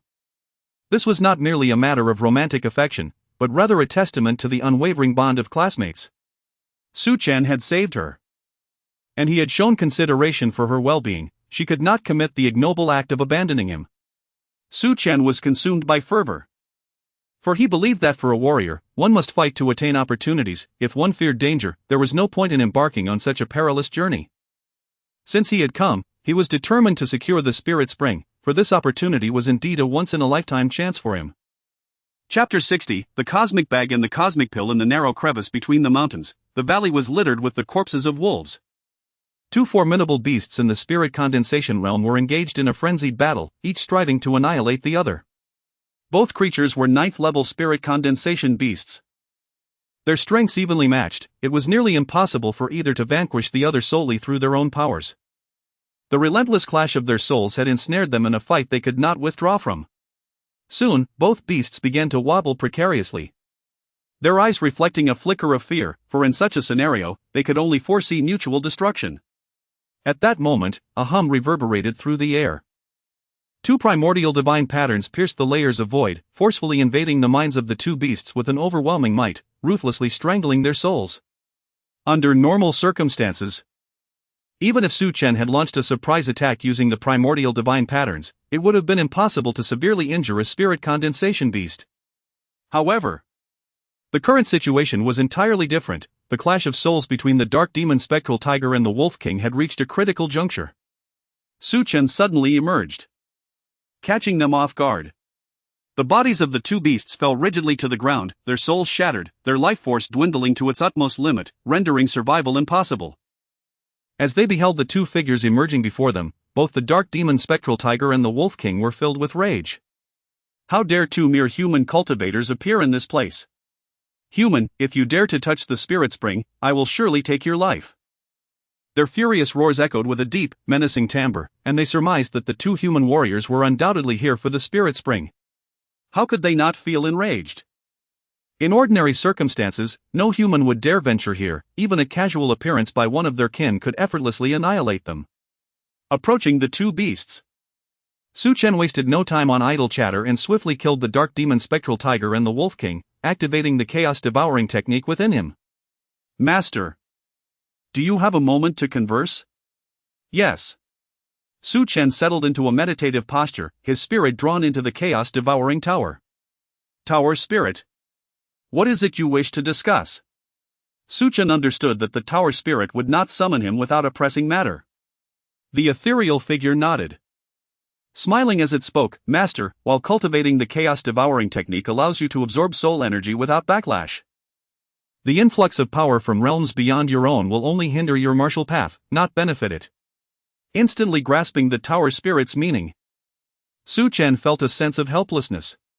He recognized that he could not endlessly consume, he needed to refine and assimilate before continuing to devour. Watching souls dissipate without action was truly lamentable. For instance, the souls of the two spirit condensation beasts could have been absorbed had his cultivation level matched theirs. Tower Spirit, do you have a solution for this? Su Chen was not naive. Since the Tower Spirit had called him here, it surely possessed a remedy. And he looked on with anticipation, unwilling to waste the souls. The Tower Spirit nodded and replied, Master, I shall impart to you a unique alchemical technique. Distinct from the 3,000 paths of alchemy, specifically designed for concocting pills from devoured souls. It can only be practiced in conjunction with the Chaos Devouring technique. Are you suggesting that I can refine the absorbed souls into soul pills? Indeed, Master can utilize the absorbed souls, aided by this alchemical technique. With the Chaos Devouring technique as a foundation and the cosmic furnace as a basis, to concoct the cosmic pill. The cosmic pill can store over 95% of the soul, with the remaining 5% being uncontrollable and inevitably lost. Furthermore, by refining the cosmic pill, Su Chen will not need to absorb everything at once, he can gradually assimilate and refine it, ensuring a smooth journey along his martial path. Since Master has already cultivated the Chaos Devouring technique and has the cosmic furnace to assist, you can commence the refinement immediately. Understood. With his consciousness returning, Su Chen activated the Chaos Devouring technique within him, voraciously consuming the souls of the two beasts and opting to refine them as he summoned the cosmic furnace. His previous attempt at alchemy had failed, but this time was different. Although the Tower Spirit had not explicitly stated it, Su Chen deduced that the alchemical technique imparted to him was entirely complementary to the Chaos Devouring technique, without the ladder as a foundation. Practicing the alchemical art would be futile. His hands formed seals, continuously channeling the absorbed power into the cosmic furnace, commencing the refinement process. Refining pills? Observing Su Chen as he began the alchemical process, Huang Ying was utterly bewildered, for she had never anticipated that Su Chen was also an alchemist. In the continent, the status of warriors was exalted, surpassing all else, and among warriors, alchemists, weapon masters, talisman masters, and formation masters held an even higher status. The talent required to become an alchemist, weapon master, talisman master, or formation master was exceedingly demanding. How many secrets did Su Chen harbor? Such talent, not just in the Eastern Wilderness Academy but throughout the entire Eastern Wilderness, would make him unparalleled among his peers. Reflecting on this, it dawned on her that the Eastern Wilderness Academy had never admitted a student from the pill realm into the elite class. Su Chen was an exception. His talent and potential prompting the academy to break its own precedent. After 2 full hours of effort, Su Chen successfully refined the cosmic pill for the first time, albeit with a loss of 50%. Despite this, he felt quite satisfied, understanding that alchemy required patience. One could not expect to achieve perfection instantly. If not for his cultivation of the Chaos Devouring technique and the assistance of the cosmic furnace, he would have faced insurmountable challenges, even just in controlling the flames. Gradually opening his eyes, Su Chen stored the cosmic furnace, revealing 2 pills in his hand that he placed into his spatial ring.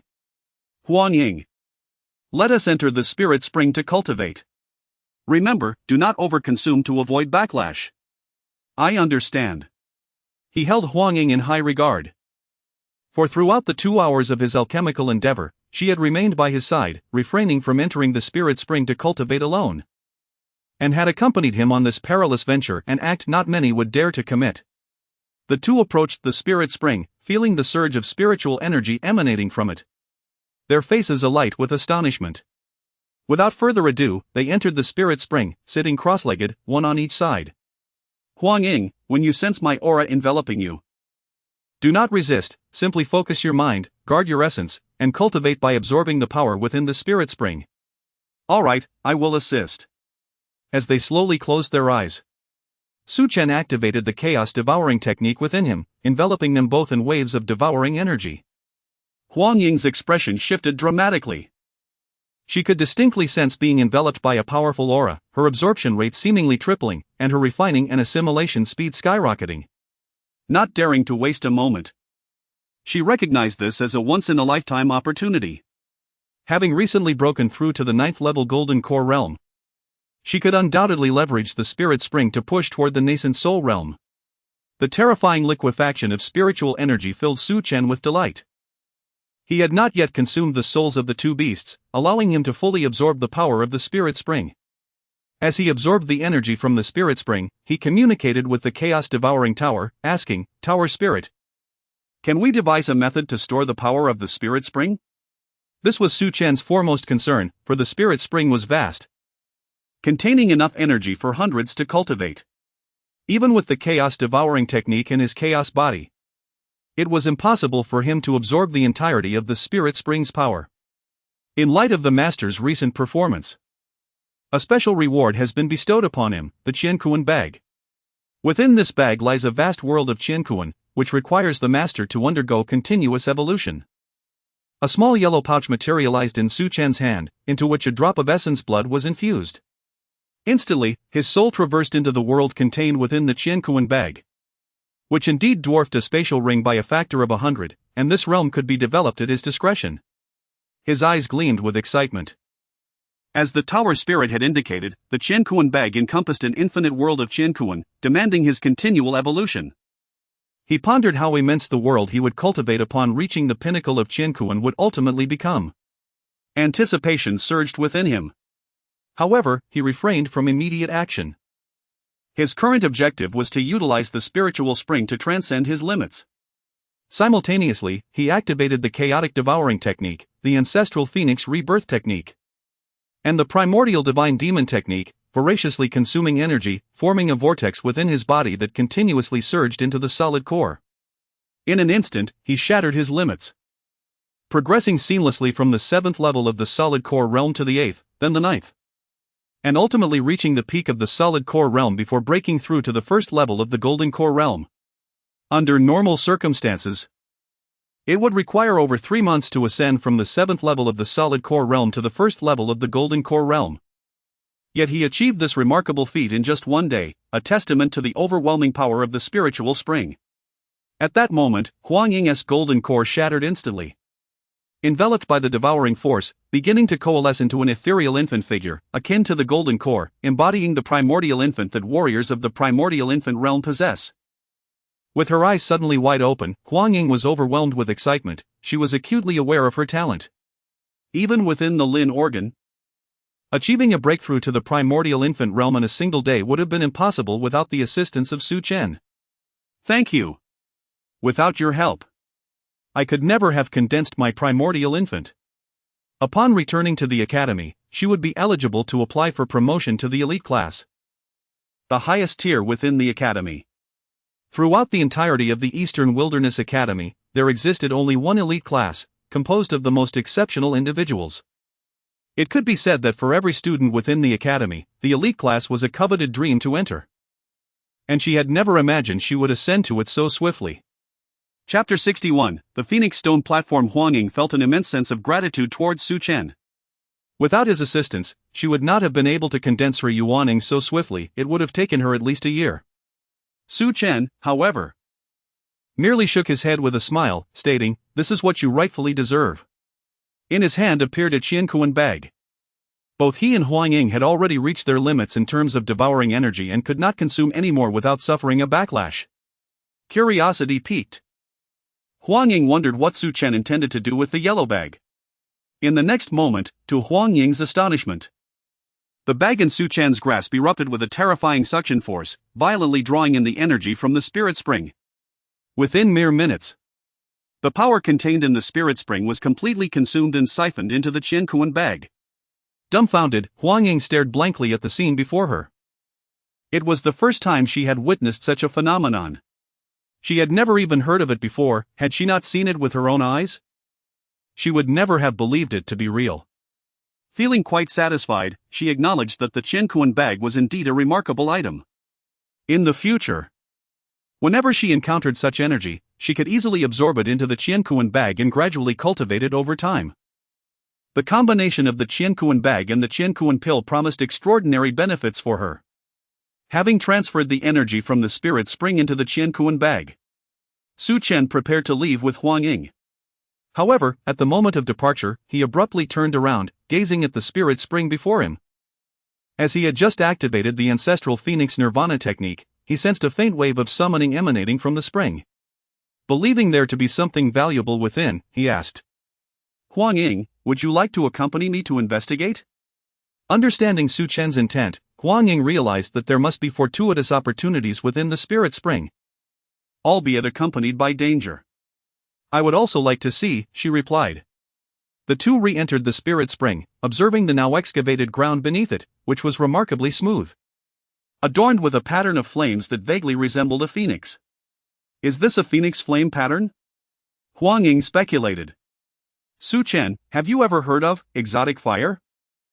Of course, Su Chen responded, well acquainted with the concept. For alchemists like him, exotic fire was of paramount importance. And his previous failures in alchemy had stemmed from issues with flame control. While ordinary alchemists wielded regular flames, mastering exotic fire could greatly enhance their crafting abilities. However, he knew that exotic fire was notoriously difficult to subdue. The presence of the flame pattern suggested that exotic fire might lie beneath the spirit spring.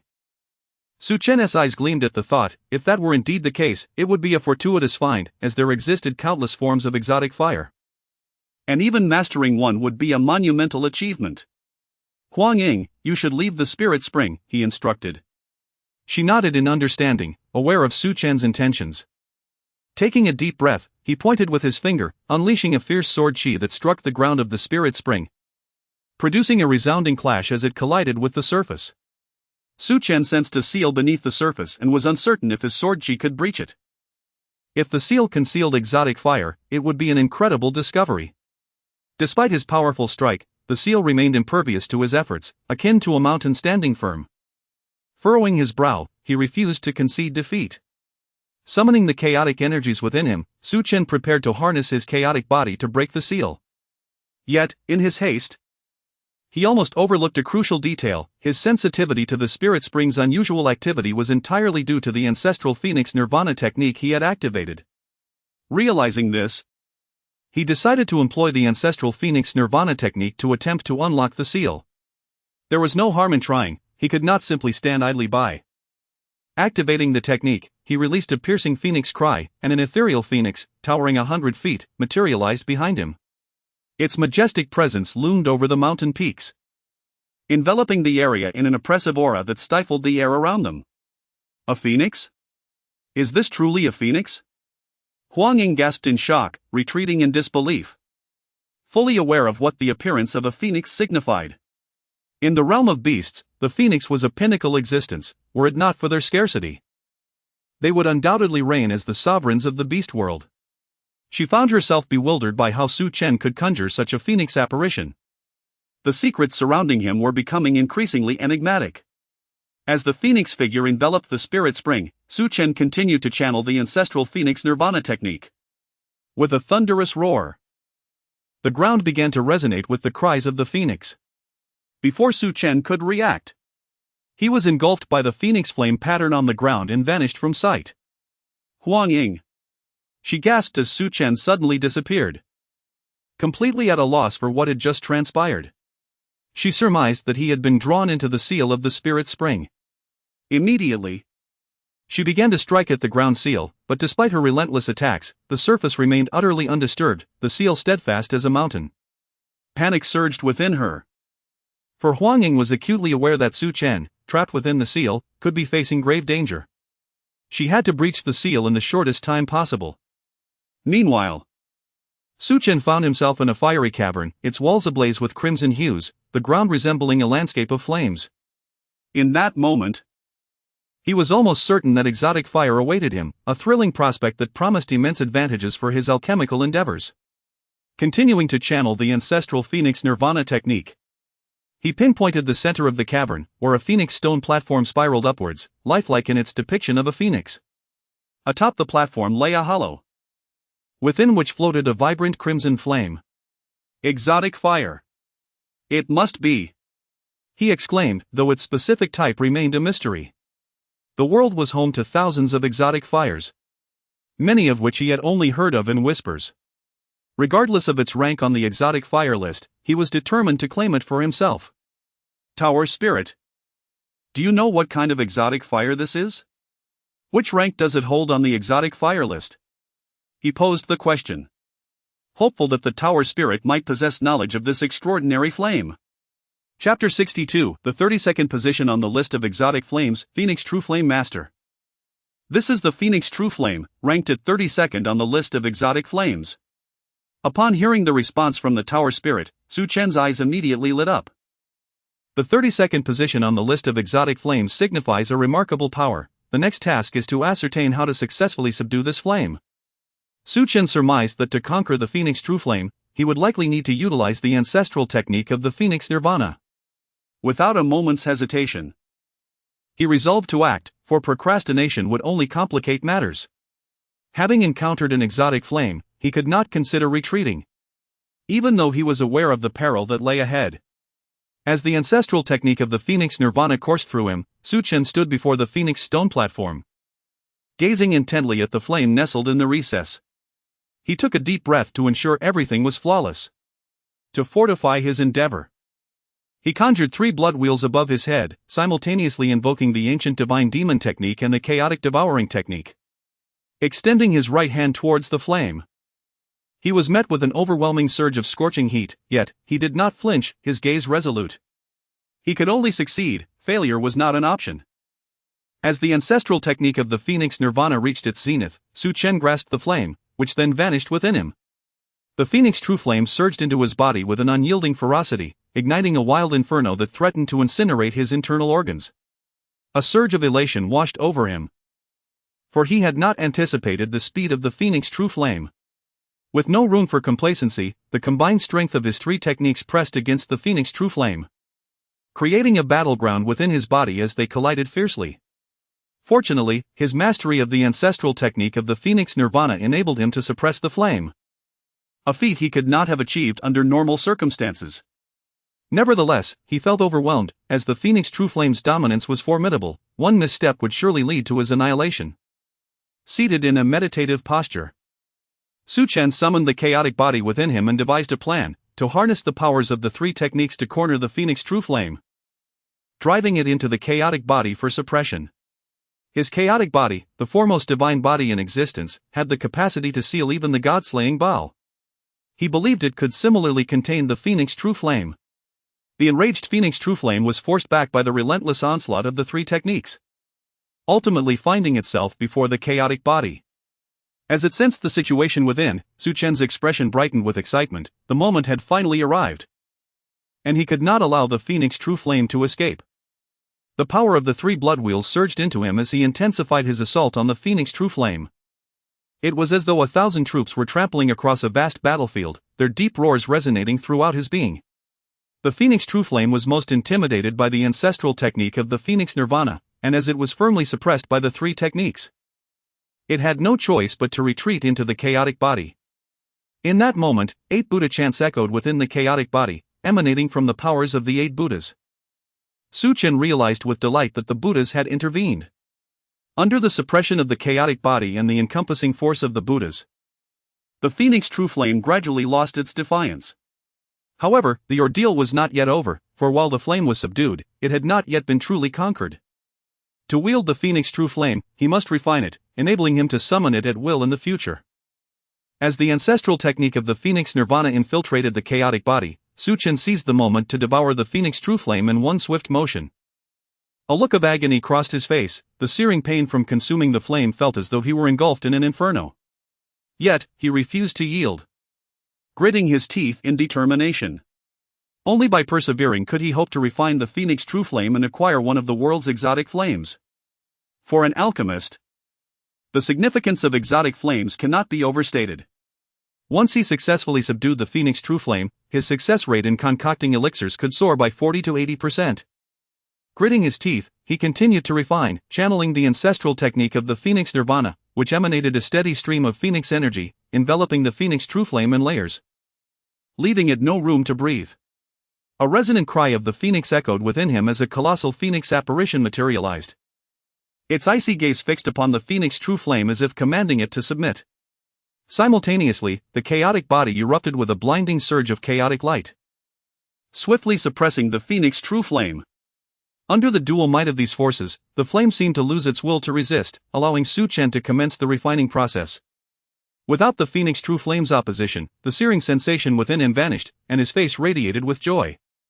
Without hesitation, he began the refining process. This was a once-in-a-lifetime opportunity, a serendipitous encounter. Who could have anticipated that he would discover an exotic flame beneath the spiritual spring, and one ranked 32nd on the list of exotic flames at that? Fortune was on his side, unstoppable. He owed a debt of gratitude to Luo Tianfei. Without her imparting the ancestral technique of the Phoenix Nirvana, he would not have been able to navigate multiple crises, nor would he have sensed the disturbance beneath the spiritual spring, let alone unseal the path leading here.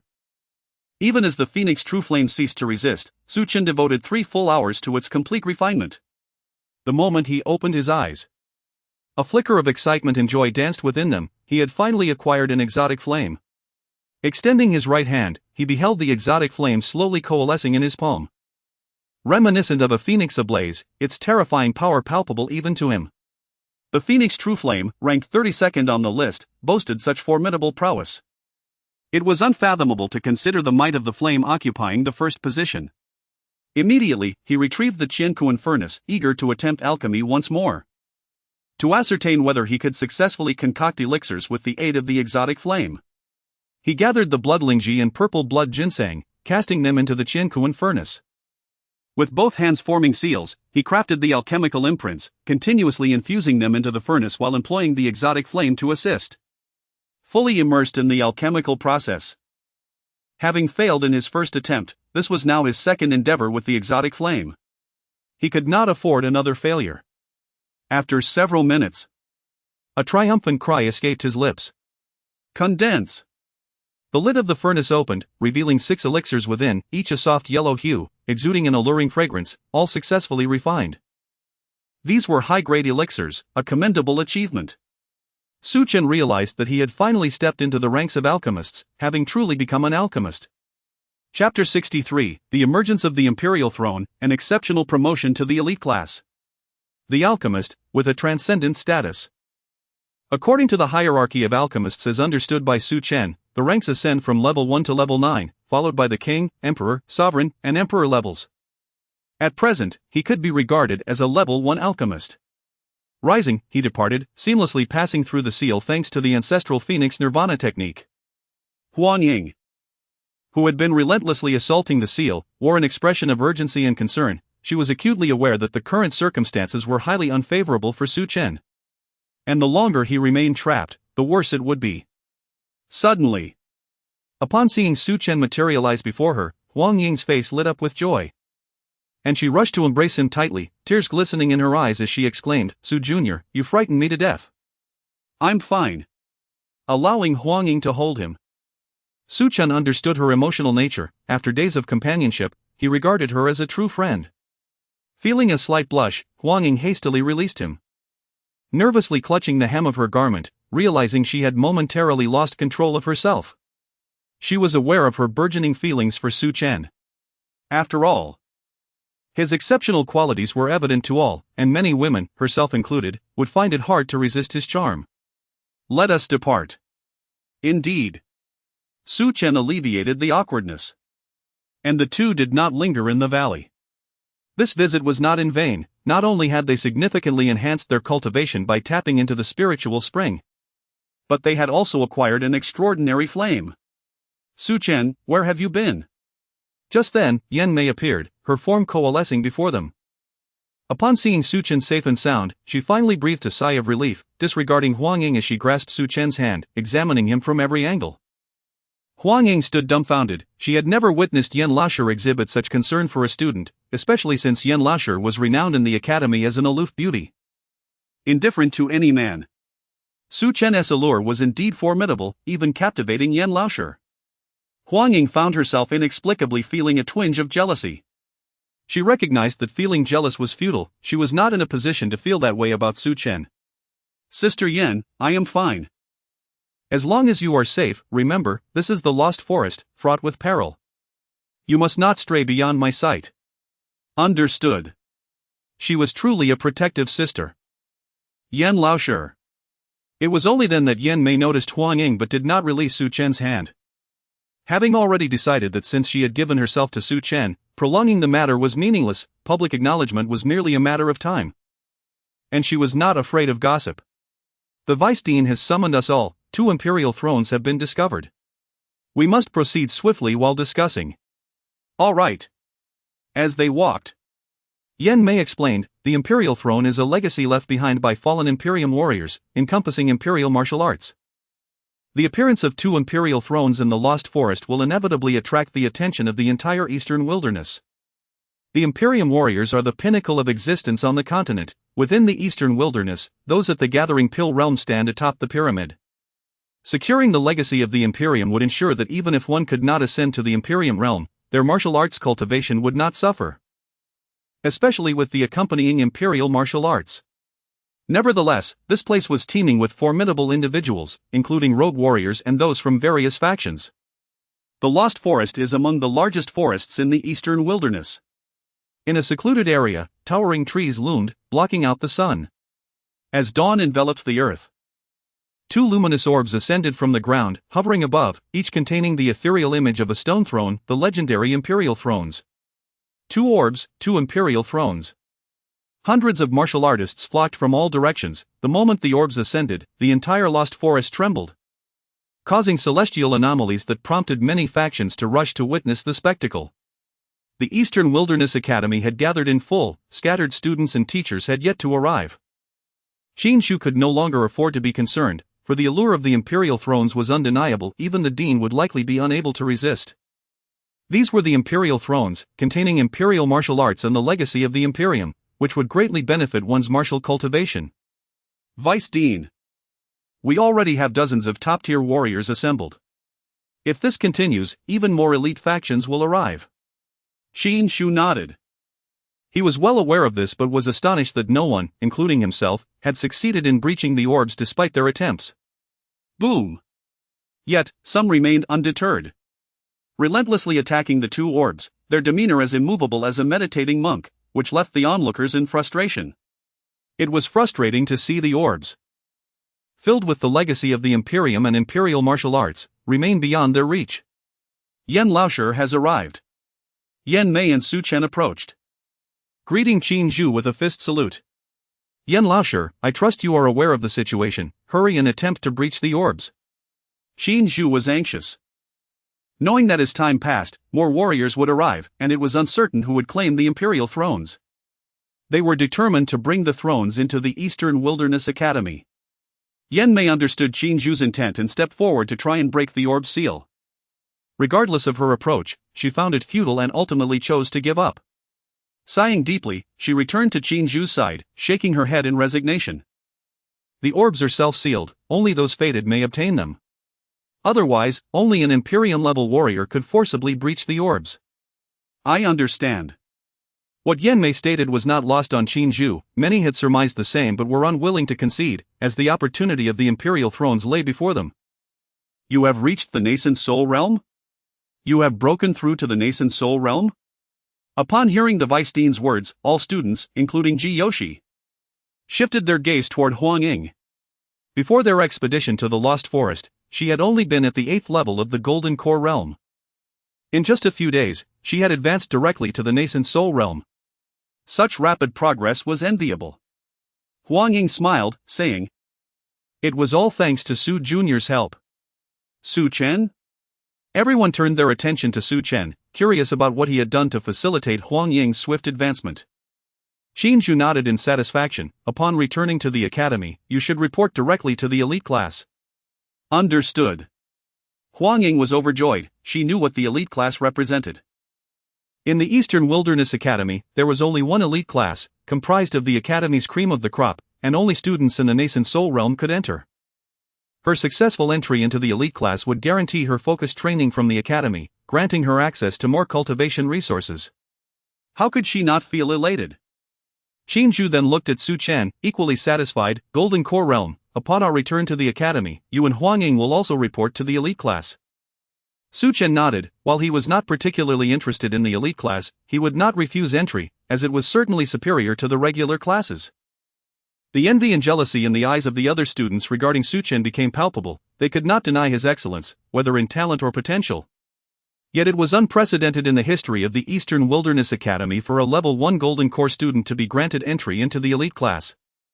Many students were furious yet silenced, as their cultivation levels surpassed Su Chen's, questioning why he could enter the elite class while they could not.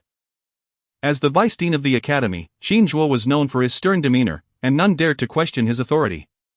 Ji Yoshi cast a glance at Su Chen, filled with an indescribable emotion. In the past, she would have felt no regret. After all, Su Chen had rendered his blood will useless and was deemed a cultivational failure. However, circumstances had drastically changed. Su Chen's remarkable talent was evident, having ascended from the beginner class to the elite class in a mere short time, surpassing her decade of cultivation. Whether one believed it or not, Ji Yoshi was acutely aware of the undeniable reality, as Su Chen successfully entered the elite class. The chasm between them would only widen.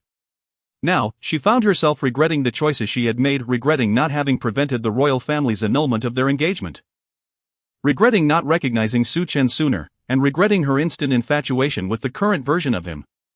Huang Ying attempted to merge with the seal, but her efforts ended in failure. A forceful approach was futile. The only remaining option was to ascertain whether she was still fated to succeed. Su Chen took a deep breath as he faced the imperial throne. To claim he felt no interest would be a lie. Yet, he understood that breaking the seal to obtain the imperial martial arts was a fanciful notion. After all, many had attempted this, including Vice Dean Qin Zhuo, and none had succeeded. Nevertheless, one must try, for fate had led him here. Many around him were visibly frustrated, for the imperial throne lay before them. Yet they could not breach the seal, left only to gaze helplessly. Numerous individuals continued to make attempts, while Su Chen approached the luminous sphere with a mindset of experimentation. He channeled the energies within him, activating the three supreme techniques: the chaotic devouring art, the ancient god-demon technique, and the ancestral phoenix rebirth art. Hoping to integrate with the sphere of light, Su Chen understood that a brute force approach would yield no results if it were effective. Others would have succeeded before his arrival, especially with three strong practitioners present, including Vice Dean Xinjue. Just as Su Chen began to circulate the three techniques and mobilize his chaotic essence, an overwhelming force suddenly gripped him, pulling him in without allowing him a moment to react, and he vanished from sight. Chapter 64: The Three Paths and Nine Realms of the Emperor's Way. Refusal of the legacy. As they beheld the suddenly vanished figure, all present were left in stunned silence. They understood precisely what had transpired. The individual had been drawn into the luminous sphere, signifying that he was indeed a fated one, destined to inherit the Emperor's realm and the martial arts contained within. Envy coursed through them. This youth hailed from the Eastern Wilderness Academy, and trouble was now brewing. The Academy would undoubtedly safeguard this individual, leaving them to ponder whether someone might attempt to seize him. Could a legacy truly be snatched away? Utterly absurd. While the legacy itself was not up for grabs, the imperial martial arts certainly were, and should someone from the Eastern Wilderness Academy acquire the Emperor's legacy, there would inevitably be dissent. As the premier power of the Eastern Wilderness, the Academy's deterrent presence was formidable, yet, circumstances could change, especially when faced with an emperor. Everyone was acutely aware of what an emperor represented, understanding the implications of the emergence of an emperor-level powerhouse from the Eastern Wilderness Academy. Whether through the destruction of the emperor's legacy or the acquisition of emperor-level martial arts, many were eager to test their mettle. Eyes filled with envy were fixed upon the disappearing youth. Qinshu's body trembled slightly, a peculiar light glimmering in his gaze as he spoke. "Wait. Once Su Chen departs from the emperor's seat, I shall promptly take him away. Teachers, please remember to stay cautious and do not engage in direct conflict with others." "Understood," replied Ji Yoshi and Huang Ying, their expressions filled with concern. Su Chen's innate talent and potential shone brilliantly before the emperor's seat. Without extraordinary talent, one could never be chosen by such power. Should Su Chen indeed attain the emperor's legacy, he would soar to new heights, returning to the Eastern Wilderness Academy as a prime candidate for cultivation, with a future resplendent with promise. Regret welled within Ji Yoshi as she chastised herself. The possibility of Su Chen obtaining the emperor's legacy loomed large, perhaps even ascending to the emperor's realm. A prospect that could enable the dynasty to dominate the Eastern Wilderness and even wage war across the continent.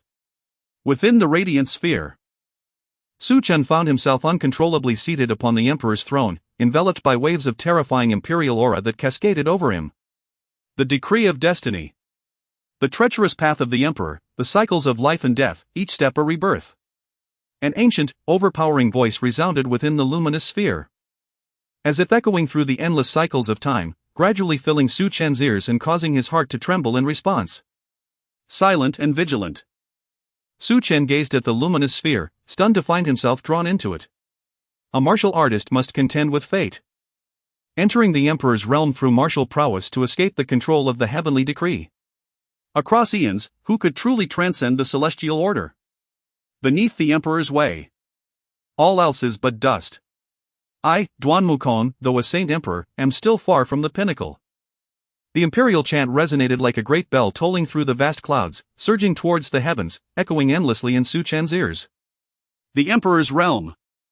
Su Chen had already discerned that the throne within the sphere was left by an emperor-level powerhouse, yet he remained ignorant of the true nature of the saint emperor. Unable to contain himself any longer, Su Chen queried, "Senior, what is the emperor's realm? What is the saint emperor's realm? What is the emperor's way? What does it mean to transcend the heavenly decree?" He posed 4 questions in quick succession. The throne emanated an imperial resonance, and without his awareness, Su Chen had entered a state of cultivation, operating 3 major techniques within him, though he remained oblivious, fully immersed in the imperial chant. The 3 paths and 9 realms of the emperor's way, each step fraught with life and death, each step a rebirth, each stride a layer of the heavens. To you, with your current realm, the emperor's path is far too distant. Once you step into the quasi-emperor realm, you shall be qualified to comprehend the 3 paths of the emperor's way. As for the saint emperor's realm, it is the 4th stage among the 2 paths of the emperor's realm, and to transcend the heavenly decree is exceedingly difficult. A sigh reverberated throughout the luminous sphere. Su Chen found himself struggling to grasp the full meaning, yet he could sense the immense power of Duan Wukong. The fact that the Saint Emperor's realm occupied the fourth stage among the Emperor's realms spoke volumes.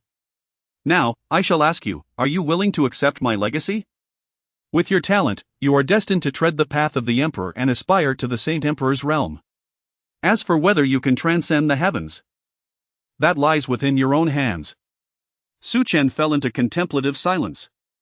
For others, the prospect of receiving the legacy from an Emperor-level powerhouse would evoke boundless excitement.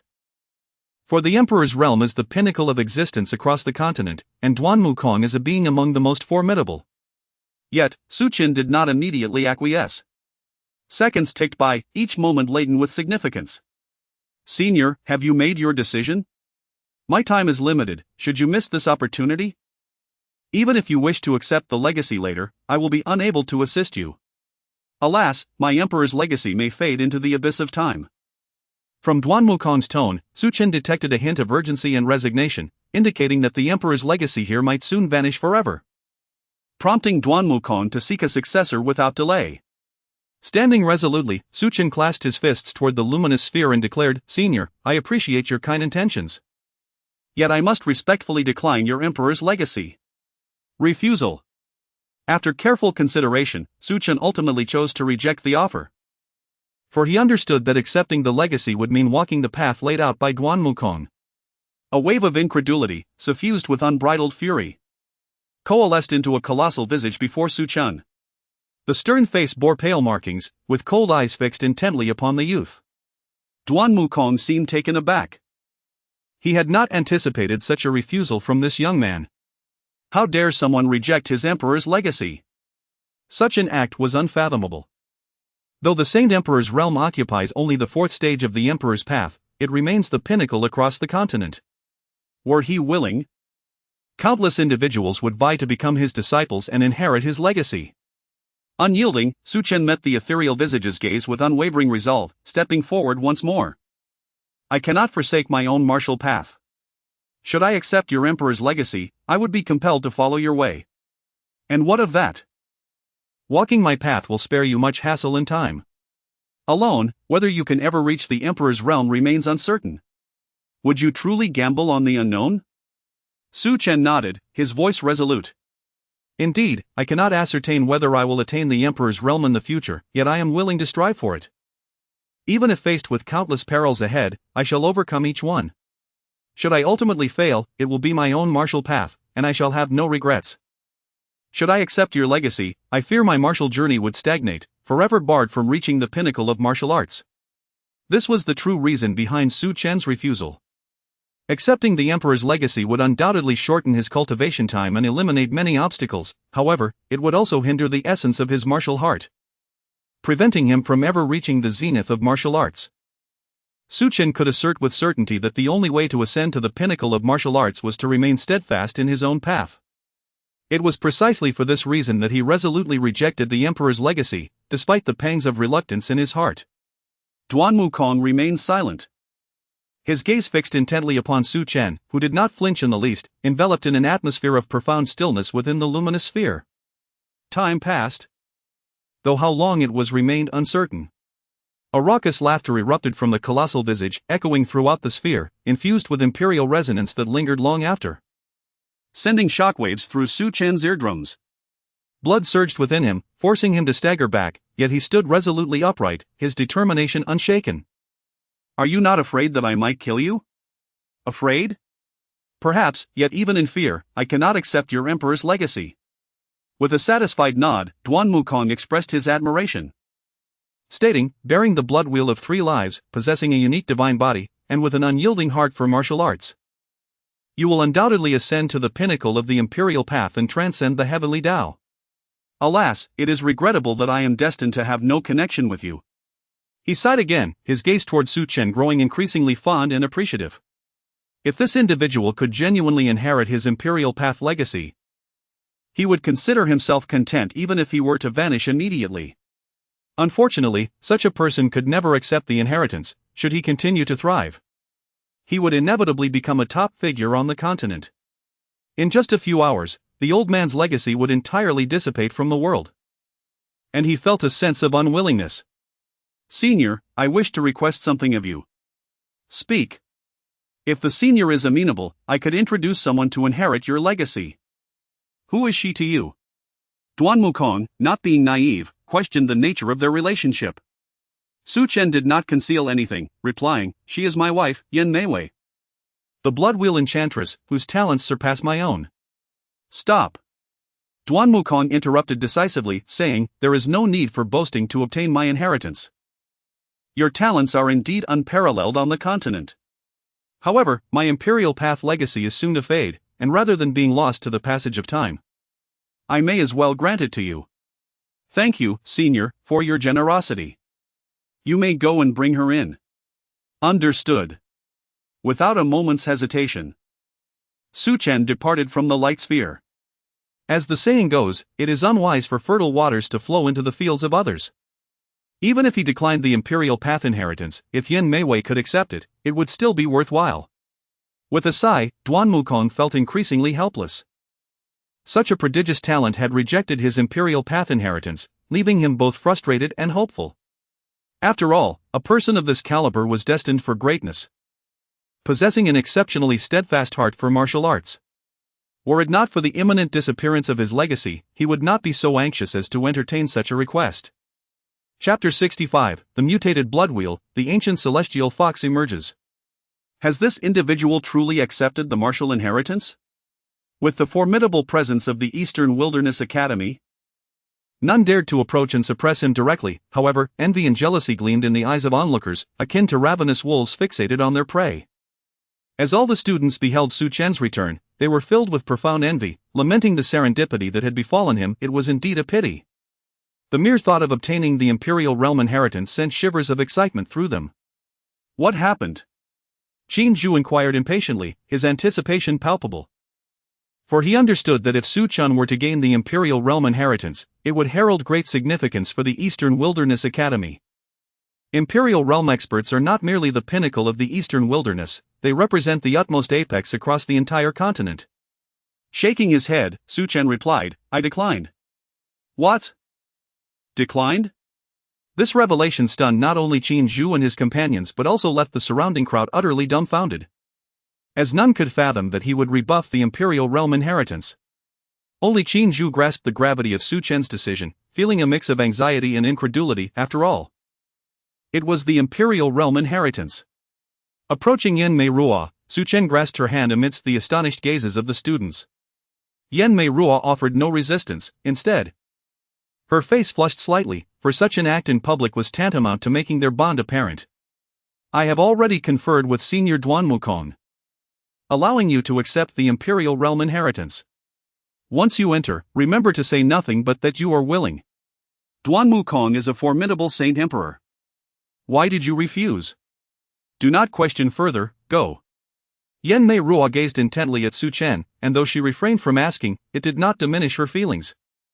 For Su Chen was relinquishing the imperial realm inheritance, not something trivial.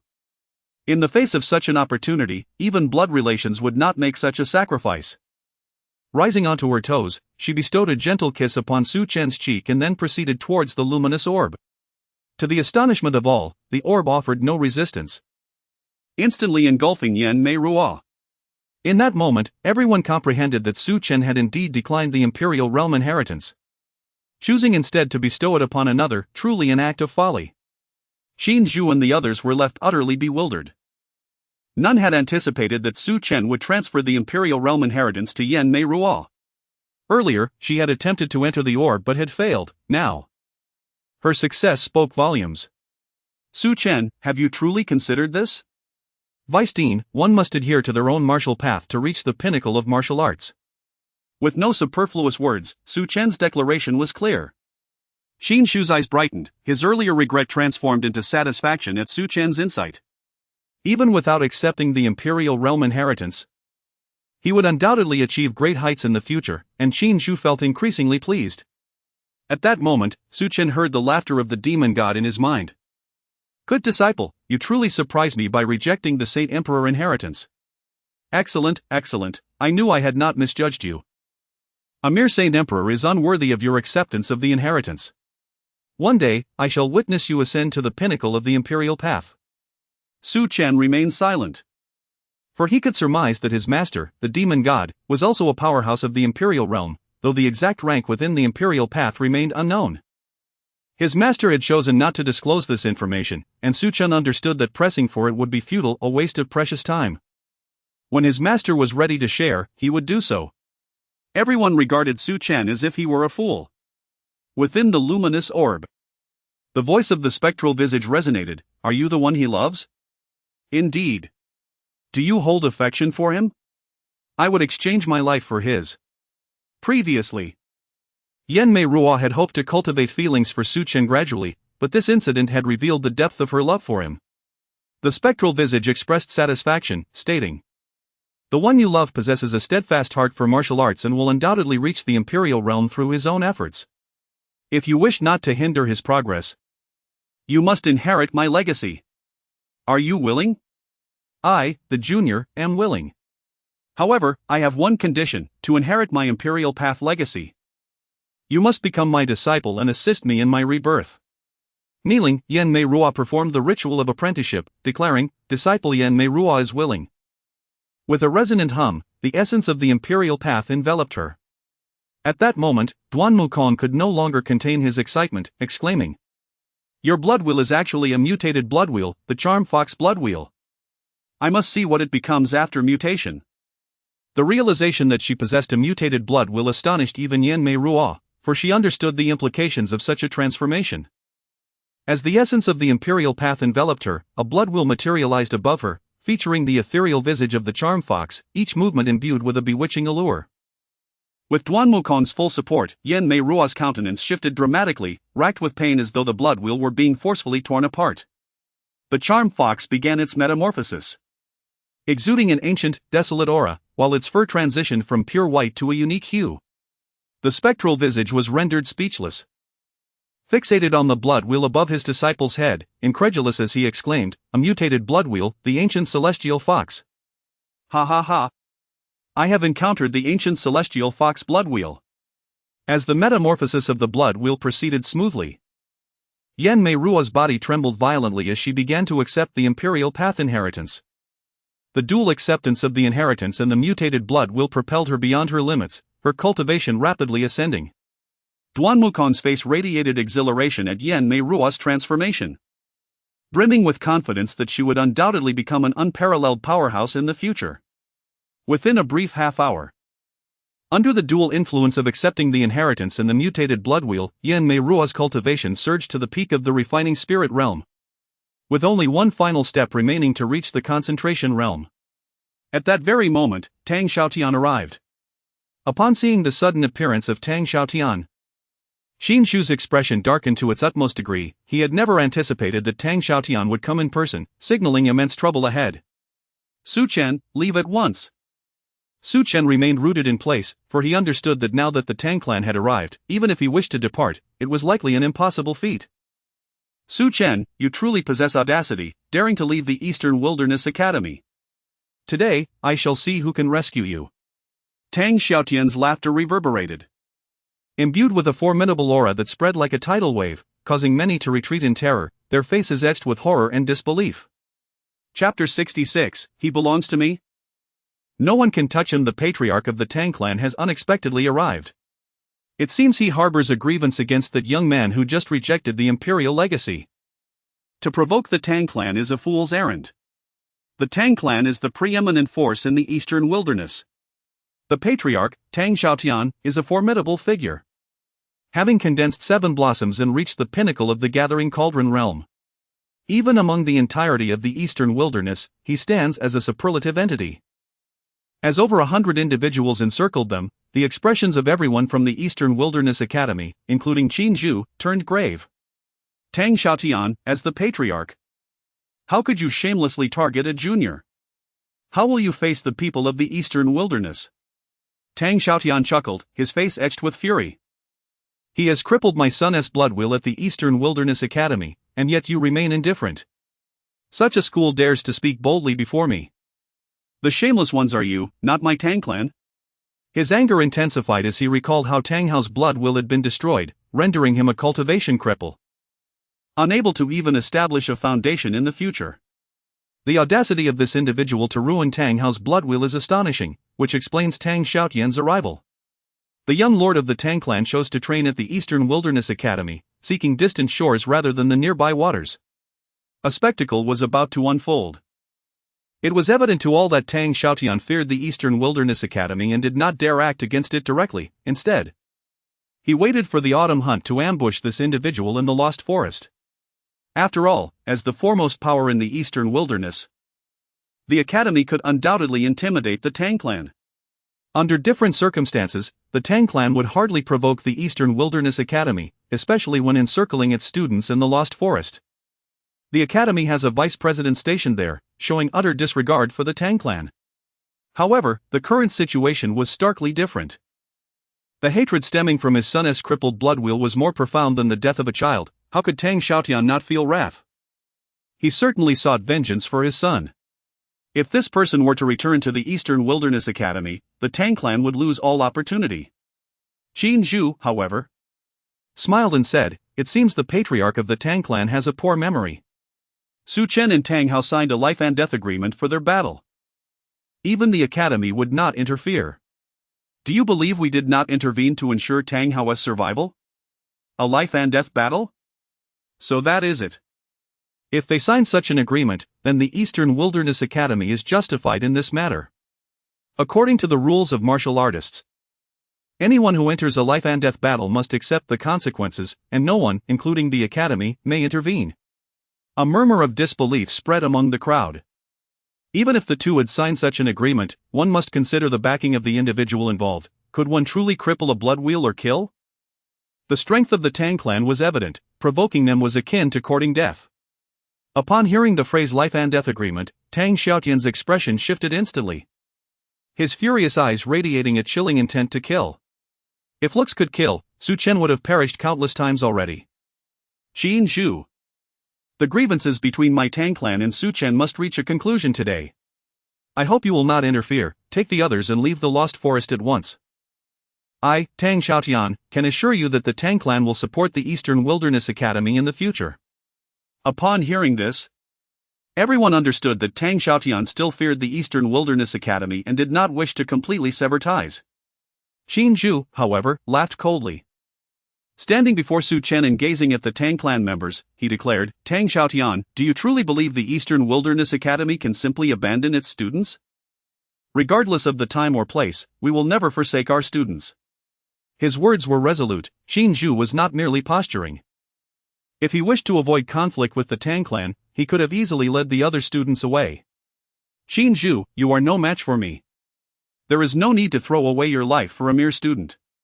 Is it worth sacrificing the hundreds behind you?"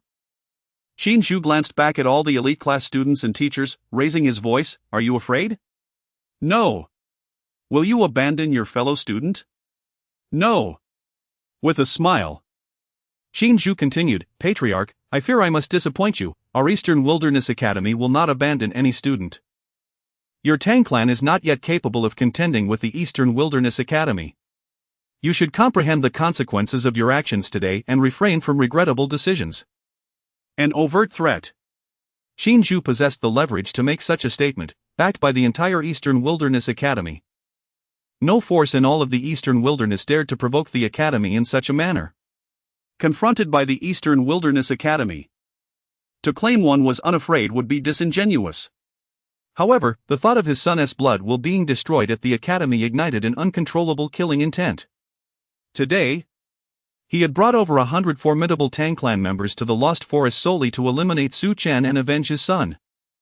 Tang Xiaotian had calculated that as long as he could eliminate Su Chen without harming other students and teachers, including Vice President Qin Zhu, the Eastern Wilderness Academy would not risk everything for a single life. "Qin Zhu, I offer you one last chance, take the others and leave. The Tang clan will not trouble you. Should you insist on this course, do not blame my Tang clan for showing no mercy, all shall perish here." Looking at the vice president, surrounded by teachers and fellow students, Su Chen sighed deeply. He could not selfishly let Qin Zhu and the others accompany him to death. He bypassed Qin Zhu and approached Tang Xiaotian, displaying no hint of fear. Tang Xiaotian, let them leave. My grievances with you are my own and have nothing to do with them. Su Chen, he continued, though the Tang clan is shameless. He speaks the truth, the academy cannot put all its students in peril for my sake. I implore the vice president to lead everyone away. Su Chen. The vice president. Qin Zhu gazed intently at Su Chen, deeply sighing. He understood that, given his strength, he would certainly not match Tang Xiaotian. Yet, he could not simply depart. I, Qin Zhu, will never abandon my students. I will not leave. I will not leave. I will not depart. Not a single individual from the Eastern Wilderness Academy, including the hundreds of teachers and students, chose to withdraw. Each face was resolute. Su Chen was profoundly moved. In the face of life and death, how many could stand unafraid, willing to share in the fate of another? This was the spirit of the Eastern Wilderness Academy.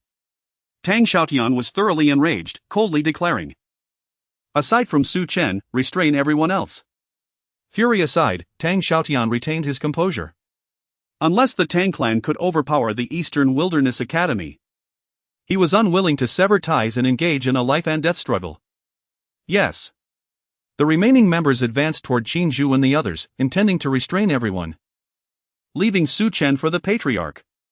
No one intervened. This conflict was between the Eastern Wilderness Academy and the Tang clan. Neither side could afford to provoke the other. As the saying goes, if it does not concern you, do not get involved. He belongs to me, no one can touch him. Just as the Tang clan prepared to strike, a voice as frigid as ice, imbued with a chilling murderous aura, enveloped the surroundings.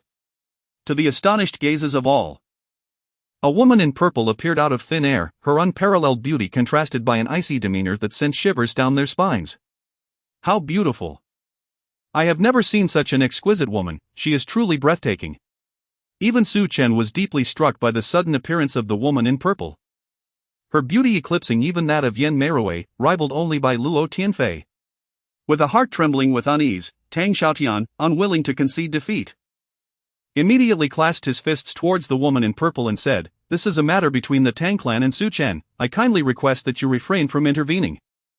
The Tang clan is willing to. Before Tang Xiaotian could finish his sentence, the woman in purple impatiently interrupted, are you deaf? Did you not hear what I just said? Get out of my sight at once. Her words were both audacious and tyrannical. After all, Tang Xiaotian was the clan leader of the Tang clan and ranked among the elite. Who would dare to disrespect him?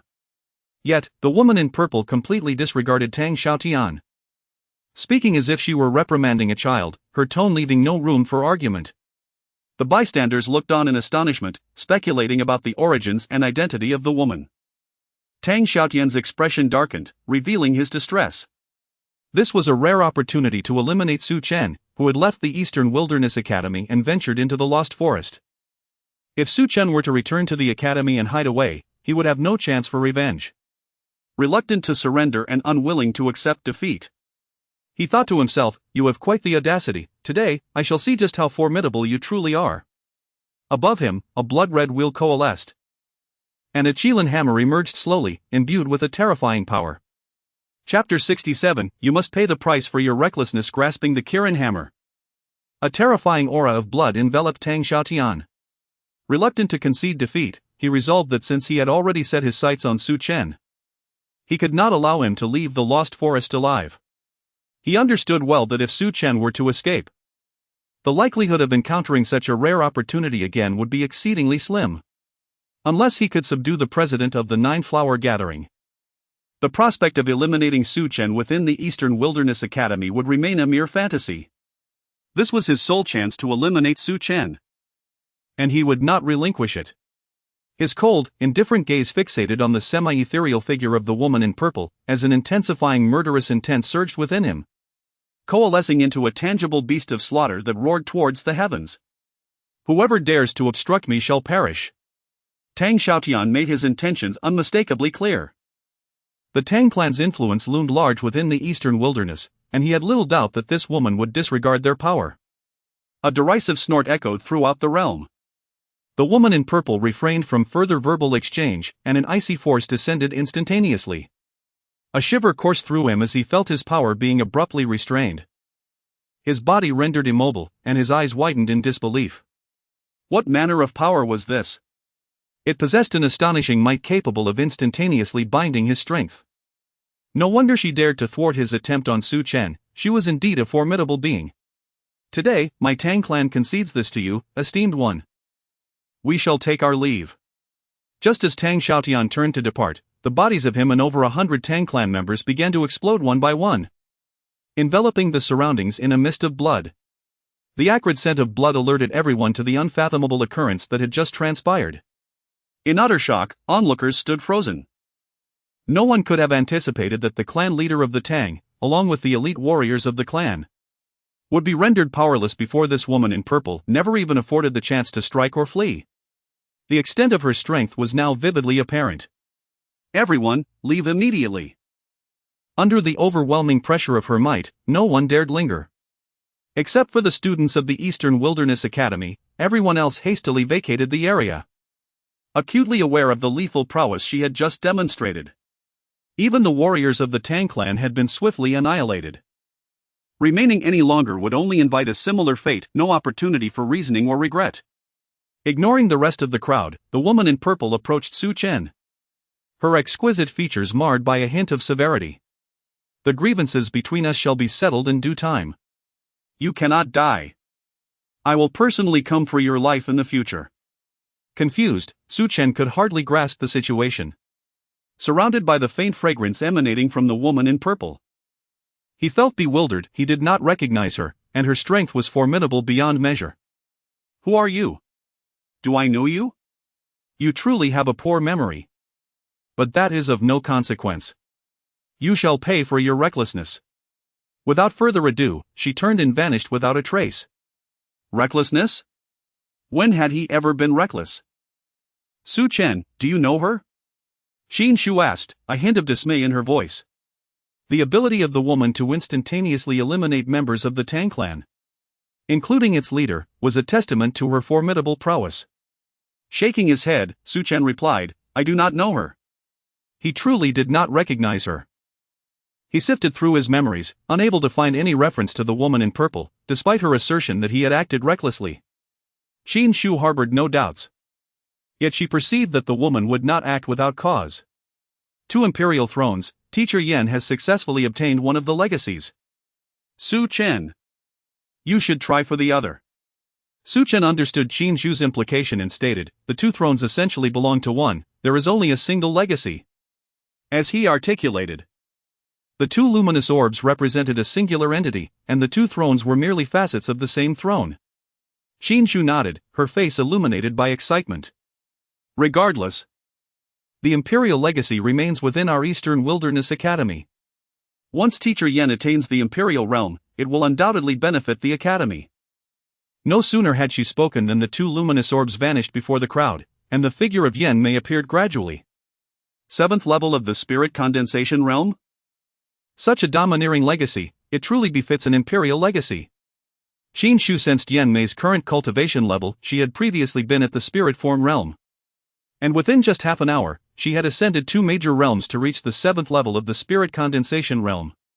With such a rapid pace of cultivation, it was reasonable to believe she could soon challenge the gathering realm. Amidst the envious gazes of those around her, Yan Mei approached Su Chen, offering no superfluous words. Everything was understood without needing to be spoken. Vice Dean, perhaps it is best for us to return to the academy now. Xin Shu nodded. Given the events that had transpired, continuing the autumn hunt seemed meaningless, and with Yan Mei having just acquired her legacy, she required solitude to stabilize her newfound power. This year's autumn hunt concludes here. Upon our return to the academy, each person will receive a reward of 1 million points. Thank you, Vice Dean. 1 million points would allow for unfettered access to the Pill Pavilion, Weapon Pavilion, and Martial Pavilion, where top-tier items awaited. How could anyone not feel elated? Standing behind them, Ji Yoshi watched the 2 with a mix of emotions. Despite being Yan Mei's close friend, she could not help but feel a pang of jealousy. Su Chen should have been hers. It was the royal family's broken engagement and her failure to intervene that had led him away from her. Regret was no longer an option. As for Huang Ying, she sighed deeply, realizing that Su Chen harbored no feelings for her. Her affection had been unreciprocated. Su Chen was exceptional, even refusing the imperial legacy in favor of teacher Yen. How many could achieve such an act? The golden quail sculpture awaited outside the lost forest. Due to the turn of events, the Academy's autumn hunt concluded prematurely. However, in recognition of every student's refusal to flee and their willingness to stand by the Academy in the face of danger, Qinju generously rewarded each student with 1,000,000 points, quite pleased with their performance. Yan Jia, you all go ahead, I will follow shortly. Is something the matter? Yes. Before he could elaborate, Su Chen dashed off, spotting a purple fox whose chest was stained with blood beneath a nearby tree. It was the same purple fox that had departed without warning earlier. Furrowing his brow, Su Chen had not expected the already departed fox to reappear, now injured. He gently picked up the fox from the ground, refusing to abandon it. At that moment, the purple fox slowly opened its eyes and glared at the human before it. Seemingly irked by Su Chen's presence, emitting a faint, displeased snort. With a wry smile, Su Chen replied, "Little one, do not hold it against me. You left without a word, and I feared you had been captured for soup. Should you dare to vanish again, know that I will not come to your rescue next time. Understand?" Before the fox could respond, Su Chen playfully swatted its rear 3 times, saying, "Consider this a warning. I shall spare you this time." Cradling the purple fox in his arms, his hand wandered, caressing its soft, beautiful fur. For reasons unknown, he found the fox's form irresistible. Its fur the softest and most exquisite. As the fox writhed in his grasp, its eyes narrowed at him, but due to its injuries, it could not escape his hold. "Ha ha ha, not pleased? Then bite me." Despite his anger, Su Chen took out a Qian Koan pill and a blood plate pill from his Qian Koan bag. Ordinary items were stored in spatial rings, while precious ones, such as the Qian Koan pill, were kept in the Qian Koan bag. Observing the purple fox's reluctance to consume the pills, Su Chen coldly remarked, "Should you dare to defy me, I shall cast you into a den of wolves. I am certain the wolf pups will take a liking to you." The furious purple fox shot Su Chen a fierce glare, but in utter resignation. It reluctantly opened its small mouth and swallowed both pills, its eyes instantly widening in astonishment. "Not too shabby, right? The blood plate pill is one thing. But this Qian Koan pill is my unique secret formula, the sole one of its kind in the entire continent, crafted with the essence of the soul. This is no mere boast, I possess unwavering confidence. For the mere requirement of cultivating the Chaos Devouring technique to forge a Qian Koan bag is beyond the capabilities of others." The purple fox displayed no expression, slowly closing its eyes to begin refining and merging the 2 pills. Gently patting the fox's back, Su Chen cradled it in his arms and hurried towards the main group.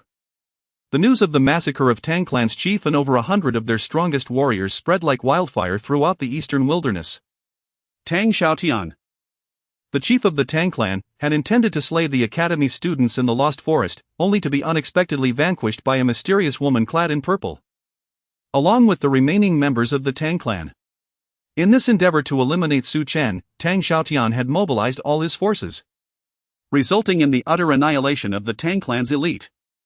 This was undeniably a catastrophic blow for the Tang Clan, which would likely see its status plummet from a top-tier power in the eastern wilderness to a second or even third-rate faction. Thus, a once mighty family faced decline.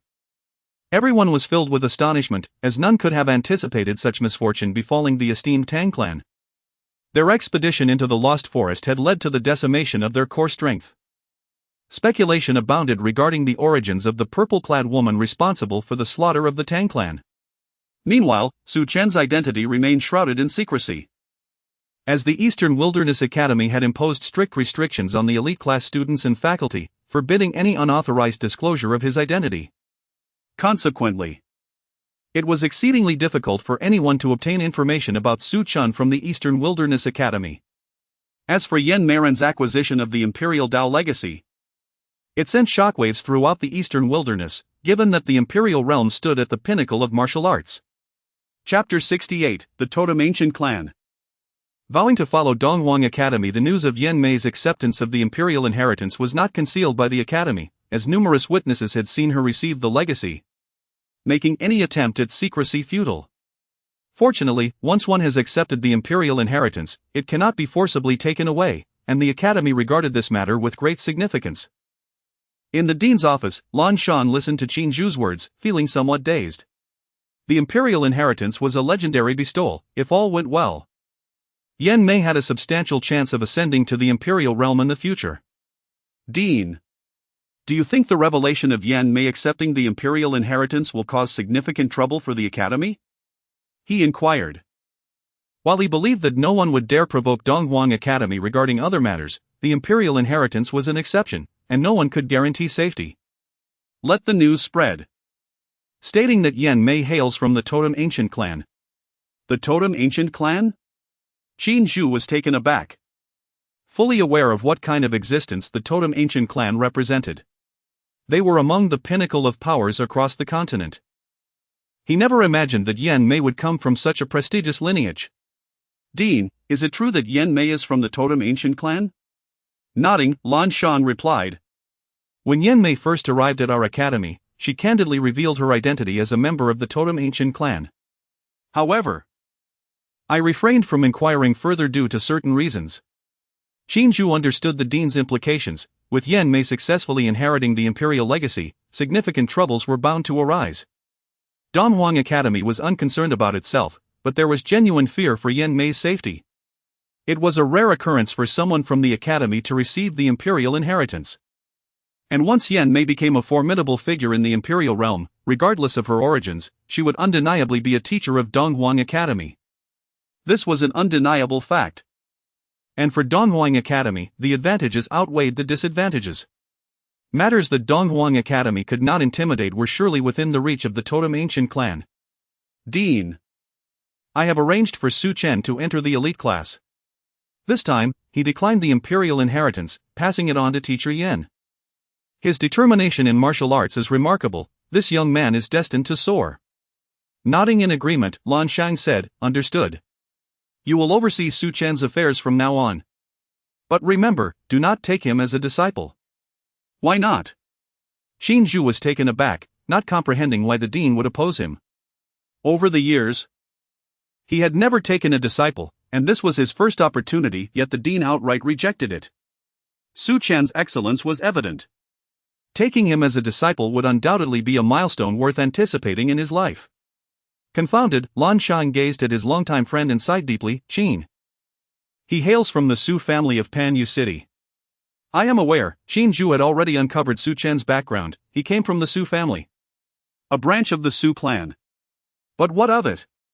It bore no relation to taking Su Chen as a disciple. Lan Shan continued. Are you aware of who his father is? Who? As he observed Lan Shan's peculiar expression, Qin Zhu seemed to have a premonition. Gradually revealing shock on his face as he exclaimed, Su Zhan? Indeed, it is Su Zhan. Since you are familiar with him, you should understand who he is. Nodding, Qin Zhu sighed deeply. The name Su Zhan was not foreign to him. He was a figure he idolized, but he never expected Su Chen's father to be Su Zhan. It made sense why his talents were so formidable. Years ago, Su Zhan single-handedly battled against the 10 top powers of Donghuang, annihilating them all and earning the title of the strongest in Donghuang. Afterward, he ventured into the continent and returned years later, reportedly transformed into a living dead. Or perhaps he had already perished. It was truly astonishing that his son would come to Donghuang Academy. To be ranked first in Donghuang spoke volumes. Qin Shu smiled helplessly, saying, I understand your concerns, I will keep a watchful eye on him. Much obliged. After all, we have shared many years of brotherhood. There is no need for such formalities. I shall take my leave now. Indeed. As Qin Zhu departed, Lan Shang's eyes brightened, a smile gracing his lips as he mused. The imperial inheritance and the Totem Ancient clan, this is becoming increasingly intriguing. Donghuang Academy had only one elite class, comprising 36 students. All ranked among the top 36 on the 100 battle rankings, firmly establishing their position, unmatched by any.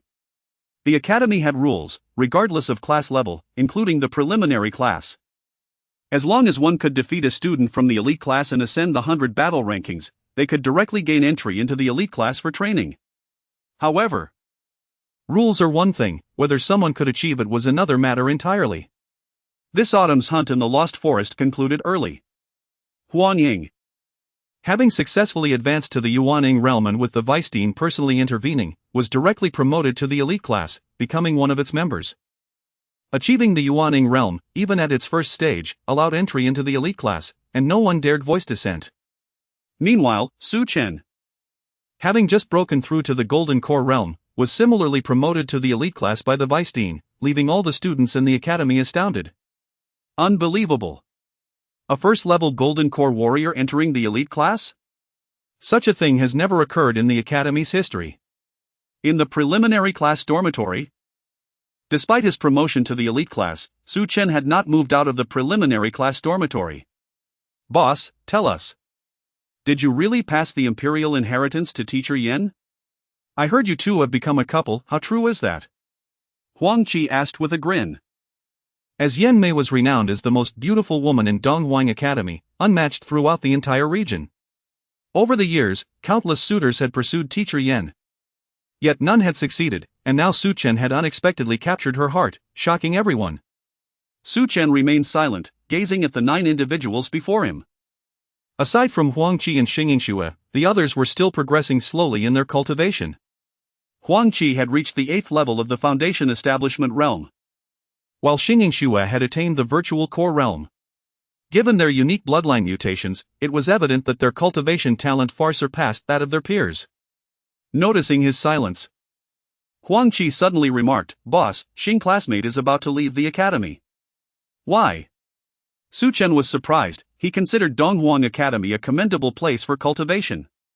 Xingxue nodded, stating, "I don't know how, but my family has learned of my bloodline mutation and has sent someone to fetch me.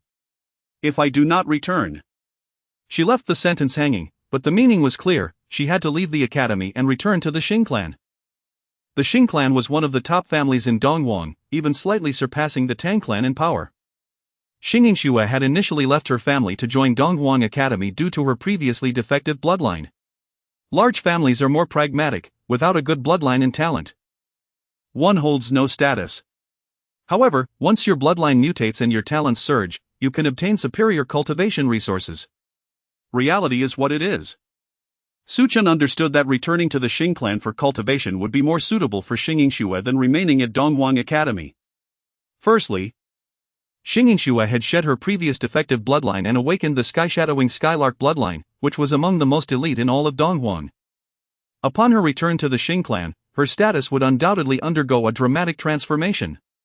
Secondly, even if Xingxue possessed a top-tier bloodline and decent talent, she would still need to ascend through the academy's ranks, gaining access to richer cultivation resources as she progressed to higher classes. However, if Xingxue returned to the Xing clan with her mutated bloodline, she would surely receive substantial support in cultivation resources, which would undoubtedly be beneficial. Congratulations to Senior Xing. The word struck a chord in Xingxue's heart, causing a fleeting pang of disappointment to wash over her, yet she managed a strained smile and replied, "Thank you. When do you plan to leave?" "Tomorrow." "So soon?" "Yes, I feel a bit weary. I shall return to rest while you continue your conversation." As she rose to depart, Su Chen remained indifferent. However, Yi Xianxian, Fang Qing, and Shi Shaoman exchanged profound sighs, fully aware of Xingxue's sentiments. The current situation was painfully clear, like flowers that yearn for the rain while the flowing waters remain indifferent. It was evident that Su Chen harbored no romantic feelings for Xingxue. The 3 women chose not to elaborate, for matters of the heart are intricate, and outsiders can scarcely intervene. They could only observe the unfolding of the relationship. "Huang Qi, your current pace of cultivation is far from adequate. The academy has just rewarded me with 1,000,000 points. Here are 500,000 for you. Dedicate your days to training within the Beast Tower or elsewhere, understood?" Huang Qi nodded solemnly at his leader's serious demeanor, recognizing that his progress was indeed lacking. After all, the Eastern Wilderness Academy was a gathering place for the most exceptional talents. Even with his awakened mutated bloodline, any lapse in diligence would see him left far behind. The identity token before him instantly reflected the transfer of 500,000 points, eliciting envious glances from others. With a leader like this, how could one not grow strong? Xiaohong, Fangju, Lu Yu, and Wan Nian exchanged glances, seemingly resolute, and all knelt before Su Chen on one knee. "What are you doing?" Su Chen hastily rose. surprised by the sudden act of reverence from the four before him, which caught him off guard. Aside from Fang Qing, the other two women were equally astonished. Wan Nian clasped his fists and spoke, "We four may lack talent and possess no mutated bloodlines, but we harbor a fervent aspiration for martial arts. We hope you will not disdain us. We are willing to follow you for all eternity, never to betray." Before Su Chen could interject, the four had already begun their solemn oath. "If any of us harbors treachery in the future, we shall incur divine retribution." As the words fell, each of them drew a drop of their essence blood, which converged before them to form a unique symbol, the most formidable blood oath. Should they violate it, they would face dire consequences. It is precisely for this reason that, in general, few would willingly invoke a blood oath. Such a decision already spoke volumes about their resolve. With a heavy sigh, Su Chen understood their intent. Given their talents, it was likely they would soon be expelled from the Eastern Wilderness Academy, and their remaining days would be spent in obscurity, with little hope for advancement. Among the least skilled in the introductory class, there were 5 male students, all now aligned with him. Refusal? How could one refuse? It was impossible to turn them away. The four had already committed to the blood oath. Although his rejection would bear no real consequence, he could not bring himself to act in such a manner. Chapter 69, From now on, I shall officially pursue you without rejection. The four had already sworn a blood oath. To continue to refuse would be somewhat dishonorable. With a deep sigh, Su Chen gazed at the four before him, choosing not to conceal any longer, and declared, "I hail from the Su family of Panyu City. My lineage is the Su clan." Xiao Hong, Fang Zhu, Lu Yu, and Wan Niyun, along with the 3 women, were taken aback upon hearing Su Chen's revelation. Seemingly astonished that he originated from the Su family of Panyu City. The Su family of Panyu City itself was inconsequential, but the Su clan was no trifling matter.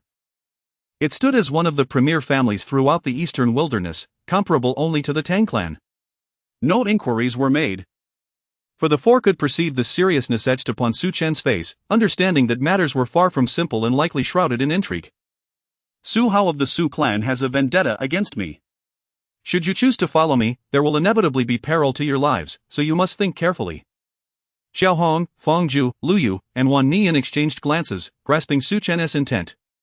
They remained kneeling, resolute in their stance. "We shall follow you unto death, with unwavering loyalty." "Rise," Su Chen commanded. "Yes, boss," they replied in unison. Su Chen had faith in the four. Yet it was imperative to clarify matters to prevent any resentment that might arise should they encounter life-threatening situations in the future. Presenting the circumstances openly, he allowed them the choice. Should they insist on accompanying him, he would invest wholeheartedly in their development. With no hesitation, he produced a jade medallion of identity, displaying generosity towards his brothers, though he could be ruthless with foes. "Here are 500,000 points for you four to share. Like Huang Qi, you need only focus on your cultivation. As for your blood wheels, I shall devise a solution for you." "Thank you, boss." From his Qiankuan pouch, he retrieved a Qiankuan pill. He possessed 2, having previously given one to Zihua. The remaining pill, initially intended for himself, was now a token of appreciation for the four who chose to follow him.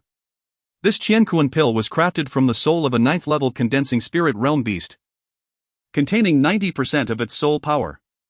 None of them could consume it in its entirety. It must be divided, yet there would be no adverse effects from the pill.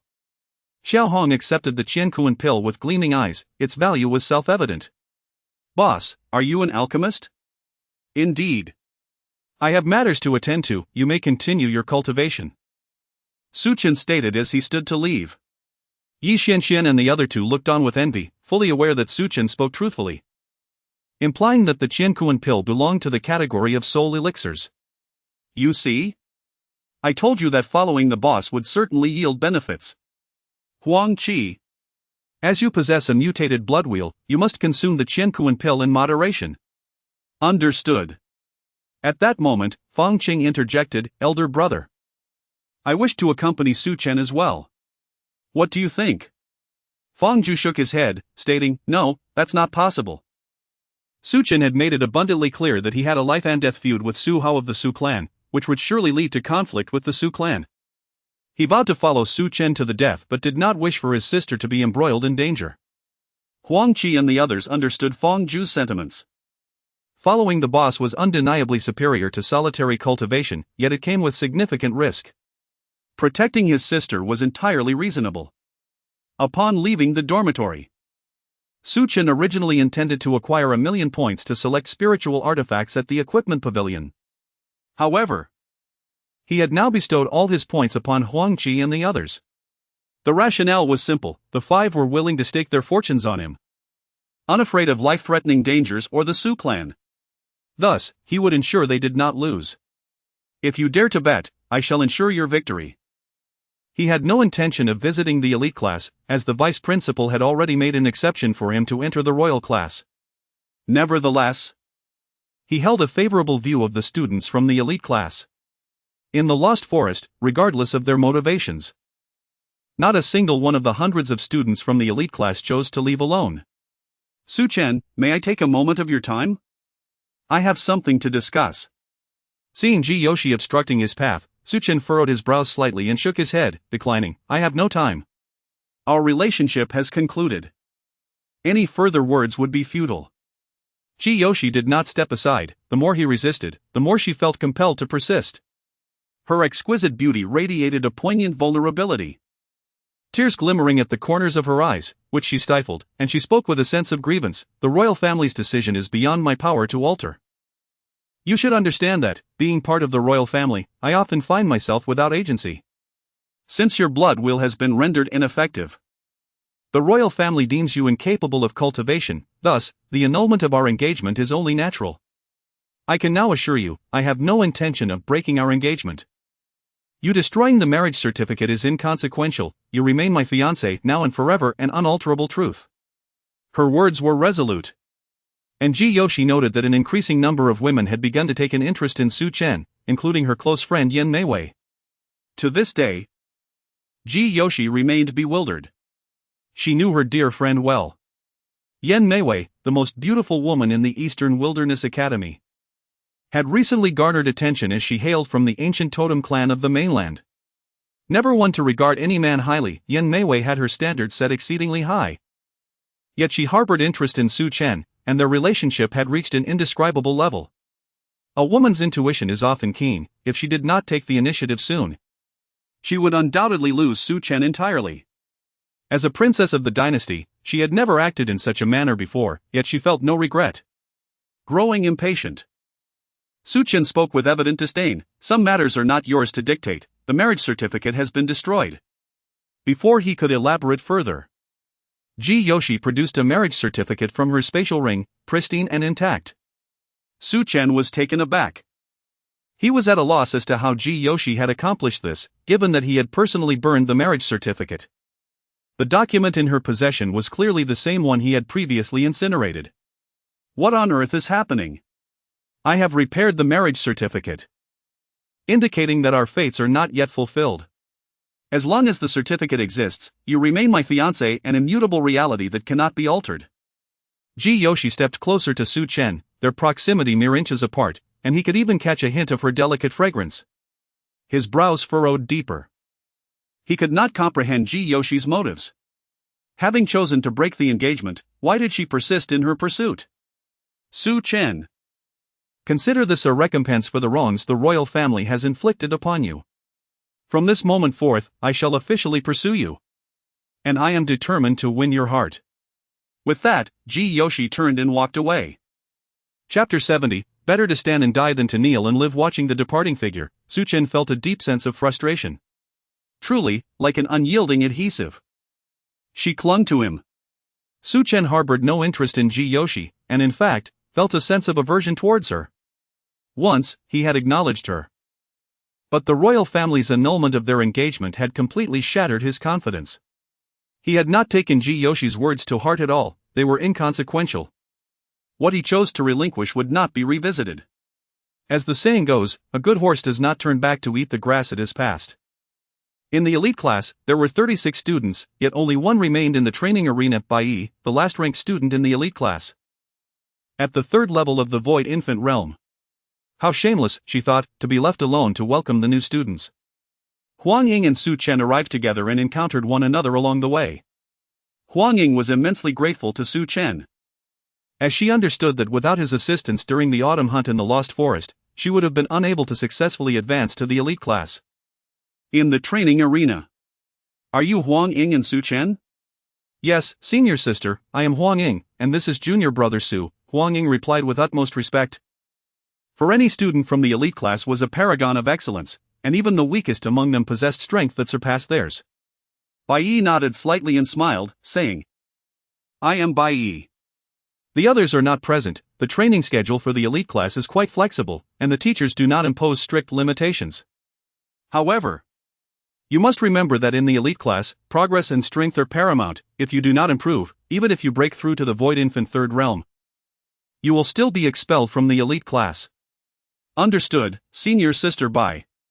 Bai Yi then looked at Su Chen with curiosity and admiration, saying, Junior brother Su, your story has spread widely. I truly admire you for being able to relinquish the imperial Dao inheritance. But is it worth it to trade the imperial Dao inheritance for a woman's affection? There existed a version within the academy that claimed Su Chen, hailing from the elite class, had refused the imperial Dao inheritance in the Lost Forest and relinquished it to win a woman's smile.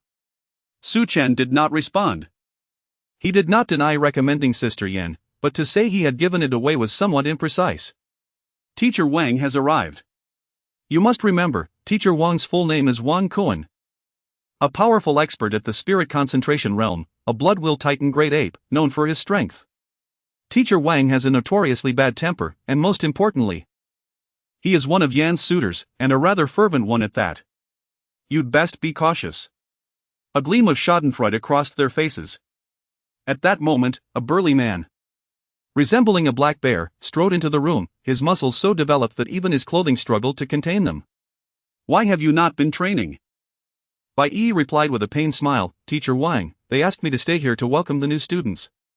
New students? Wang Kuan turned his cold gaze towards them, his indifference palpable. Huang Ying hurriedly said, Teacher Wang, I am Huang Ying, and this is Su Chen. We have come from the elite class to report to the elite class. You are Su Chen? Indeed. Humph. Wang Kuan let out a heavy scoff, his expression unfriendly as he taunted, Kid, there are some individuals you cannot afford to provoke. Now, immediately go outside and run 10 laps without using any of your powers. It was clear he was deliberately targeting Su Chen. Both Bai Yi and Huang Ying could see it, yet they dared not interject. Su Chen could also sense Wang Kuan's animosity towards him. Senior sister Huang, I shall take my leave to train. If there is anything, find me. Impudent. Wang Kuan could not tolerate such an insult from a mere new student in the elite class. An overwhelming aura erupted from him, crashing down like a tsunami. As a teacher, he certainly could not kill any students. No matter how angry he felt, he had to maintain control. I shall observe your capabilities. If you can leave the training arena under my pressure, today's incident will be forgiven. In an instant, an astonishing aura emanated from Wang Kuan, pressuring Su Chen. As a practitioner of the spirit concentration realm, Wang Kuan's strength was formidable. Su Chen activated the ancient God-Devil technique and the chaotic devouring technique within him. The two powers intermingling throughout his body, as a blood sword will materialized above him, roaring into the sky. The ground of the training arena began to shatter, resembling a vast spider web spreading outwards, causing Huang Ying and Bai Yi to retreat repeatedly. Teacher Wang, please show mercy.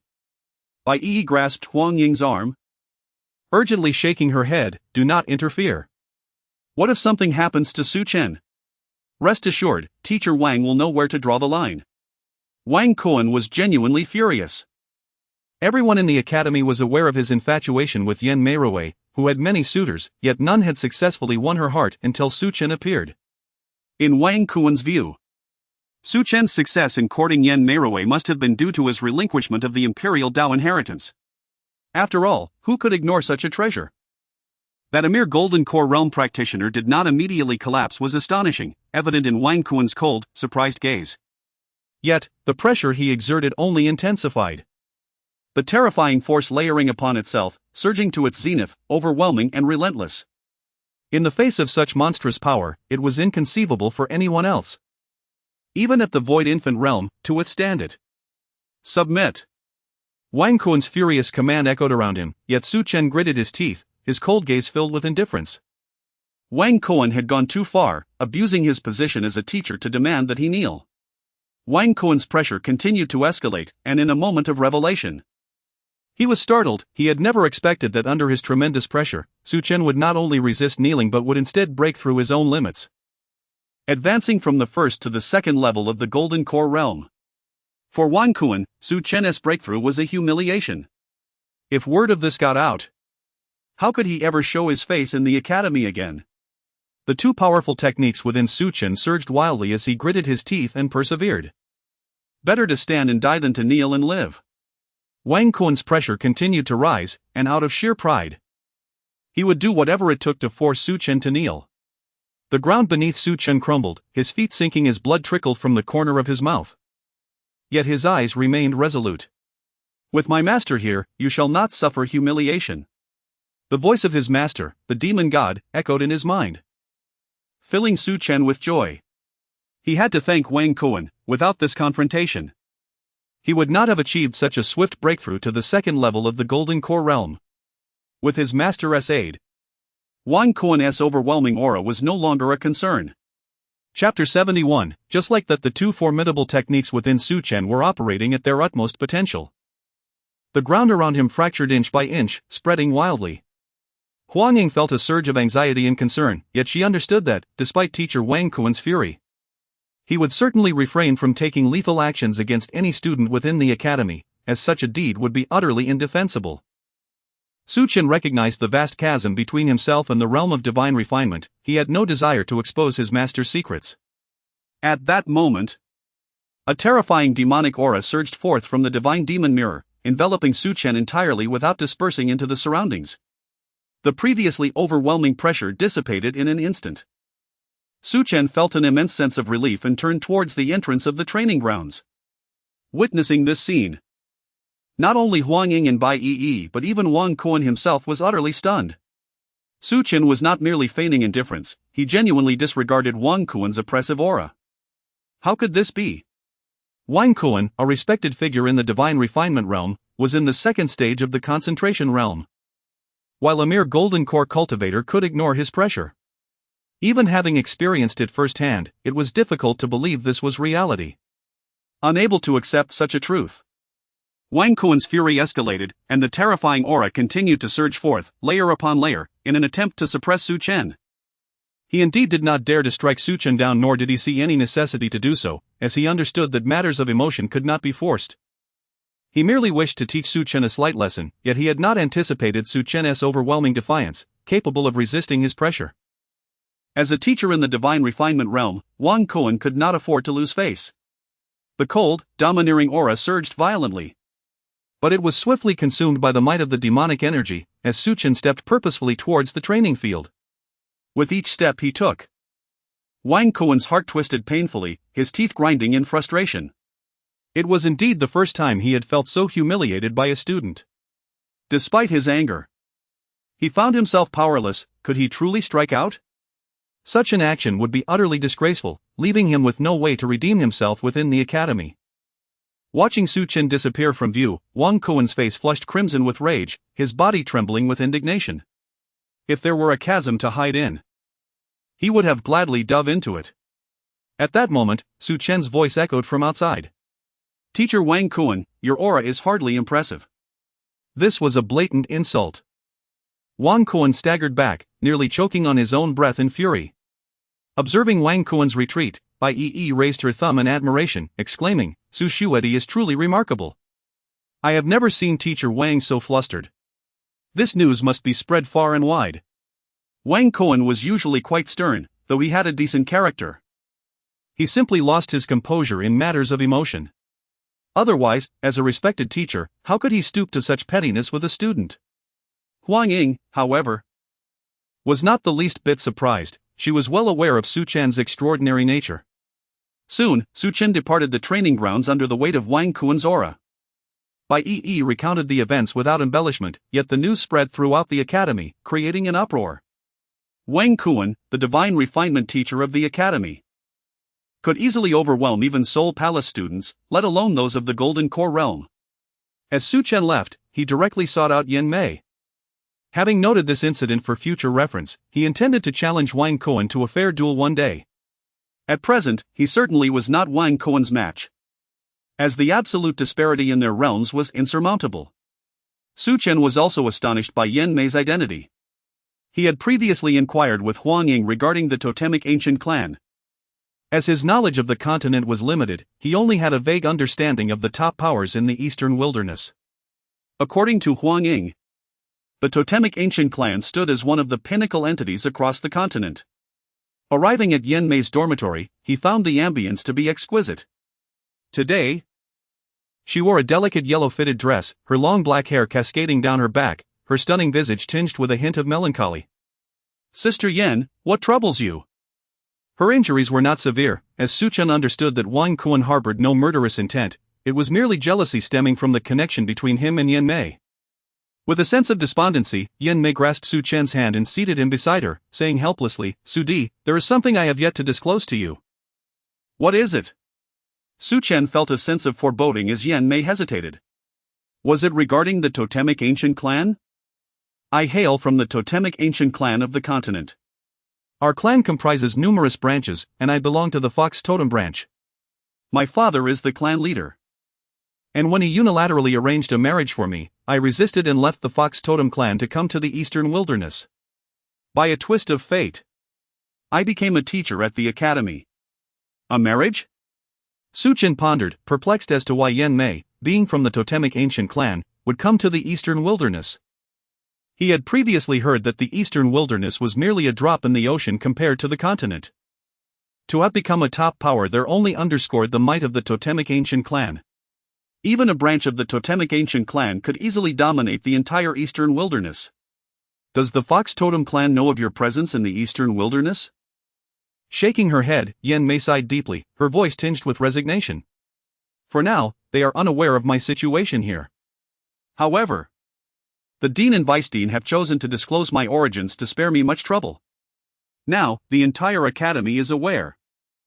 And it won't be long before my clan learns of it." Su Chen comprehended Yen Mei's concerns. He felt powerless to intervene. For he was certainly no match for the Fox Totem clan, let alone the totemic ancient clan as a whole. "Su Di, I plan to leave the academy tomorrow." "Why?" "Once my clan comes searching for me, they will inevitably learn of our connection. I cannot let you come to harm, this is the territory of the Fox Totem clan. Additionally, I have left something for you. Our current separation is to ensure a better reunion in the future." As she handed him a spatial ring, Yen Mei continued without allowing Su Chen to speak. "Su Di, you cannot refuse, you must accept it." Su Chen smiled, nodding as he suppressed his impulsive emotions. He embraced Yen Mei and said with a grin, "Rest assured, I will not impede your decision. Wait for me at the Fox Totem clan. I shall come for you soon, and when I do, I will declare to the entire totemic ancient clan that you are my woman." The two exchanged glances, unspoken understanding passing between them, and then they shared a fervent kiss. Chapter 72, The Abandoned City, Dan Tower. On the same day, Yen Meirui and Xingyin Xue departed. Su Chen did not intervene, as he lacked the strength to do so. He understood Yen Jie's heartfelt intentions, once the Fox Totem clan discovered her whereabouts. The knowledge of his existence would certainly pose a threat to him. Thus, Yen Jie chose to leave. One belonged to the ancestral Phoenix Palace, the other to the Fox Totem clan. What he needed to do now was to swiftly enhance his strength and then venture to the continent in search of his beloved companion. Without power, everything else was mere folly. In the square, he gazed at the stone tablet of the 100 battles ranking, which bore 100 names from top to bottom. The first 36 were all from the elite class, and he believed that with Huang Ying's current strength, she could easily secure the 37th position. Excluding Huang Ying, all the students in the top 36 of the ranking were in the nascent soul stage. Observing the prominent 4 names on the stone tablet, Su Chen committed them to memory. The first place was Guan Tianfei, at the 6th level of the human soul stage, wielding a blood wheel that resembled a spear. The second was Qin Feishuet, at the 2nd level of the human soul stage, with a blood wheel that manifested as a begonia flower. The third and fourth places were occupied by 2 brothers, Zhang Yulong and Zhang Yuhua, both possessing blood wheels that resembled the black flame tiger. One was at the peak of the nascent soul stage, while the other was at the 8th level of the nascent soul stage. The martial arts realms are classified into 5 stages: Golden Core, Nascent Soul, Soul Palace, Spirit Concentration, and Gathering Cauldron. Su Chen was aware of these realms, and he believed there were even more formidable existences beyond his current understanding. Each of these stages is further divided into 3 levels. The Golden Core stage is divided into the Void Core, Solid Core, and Golden Core. The Nascent Soul stage is subdivided into the Void Nascent, Solid Nascent, and Nascent Soul. The Soul Palace stage consists of the Human Soul, Earth Soul, and Heaven Soul. The Spirit Concentration stage includes the Form Spirit, Refining Spirit, and Spirit Concentration. The Gathering Cauldron stage begins with the blooming of a flower, and condensing 9 flowers allows one to initiate the 9-flower Gathering Cauldron. The current president of the Eastern Wilderness Academy, Lan Shang, is a formidable practitioner of the 9-flower Gathering Cauldron stage. At present, he had only just advanced to the 2nd level of the Golden Core stage, still a considerable distance from Guan Tianfei, the first on the 100 battles ranking. Su Shueti, he heard as he noticed Shen Bingshui and Shen Bingyue approaching. Su Chen nodded and inquired, "Did you need something, Shen Shuejie?" After the autumn hunt in the Lost Forest, any animosity between Su Chen and Shen Bingshui had dissipated, and they had become good friends. Shen Bingshui was particularly aware that without Su Chen's assistance in the underground space, she would never have survived to return to the academy. She felt immense gratitude towards him. Elder sister, Shen Bingyue, her head bowed and hands clutching her clothing, spoke softly, "Su Shuozhang, I apologize for my previous actions." Apologize? Su Chen expressed surprise. He had not anticipated Shen Bingshui would bring Shen Bingyue to offer him an apology. It is often said that one should not strike those who offer a smile, and indeed, Shen Bingyue's demeanor was not particularly likable. However, out of respect for Shen Bingshui, he chose not to dwell on it. He nodded and replied, "Let bygones be bygones, let us not mention it again." "Thank you, Su Shuozhang." Shen Bingyue felt a sense of gratitude towards Su Chen, having heard her sister recount the events in the Lost Forest. Shen Bingshui smiled and said, "I almost forgot to congratulate you on your exceptional advancement to the elite class. As the only core class in our academy, once one enters the elite class, they receive focused training from the academy." Pointing at the stone tablet of the 100 battles ranking, Su Chen replied with a smile, "The elite class is of little consequence. What matters most is this." With a sigh, Shen Bingyue expressed her frustration. According to the rules, Guan Tianfei and Qin Feishue should have left the academy, yet, inexplicably, they have not departed even after 2 years, continuing to cultivate here. They, along with Jiang Yulong who ranks 3rd, stand like towering mountains, truly difficult to surpass. Whether in the human soul stage or at the peak of the nascent soul stage, it was exceedingly challenging for the academy's students to surpass these figures. As martial arts cultivation is an arduous journey, with each advancement in rank proving to be immensely difficult. "Shen Shuejie, may I inquire if our academy has any alchemists?" Shaking her head, Shen Bingshui replied, "No, our academy does not place much emphasis on alchemy.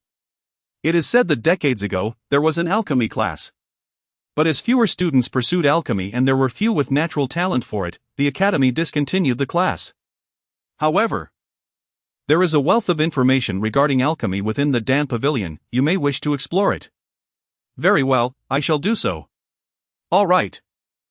As she watched his retreating figure, Shen Bingyue suddenly smiled and remarked, "Sister, I have observed that Su Chen harbors no feelings for you." "Do you dare to jest?" "Not at all. I am merely curious and surprised.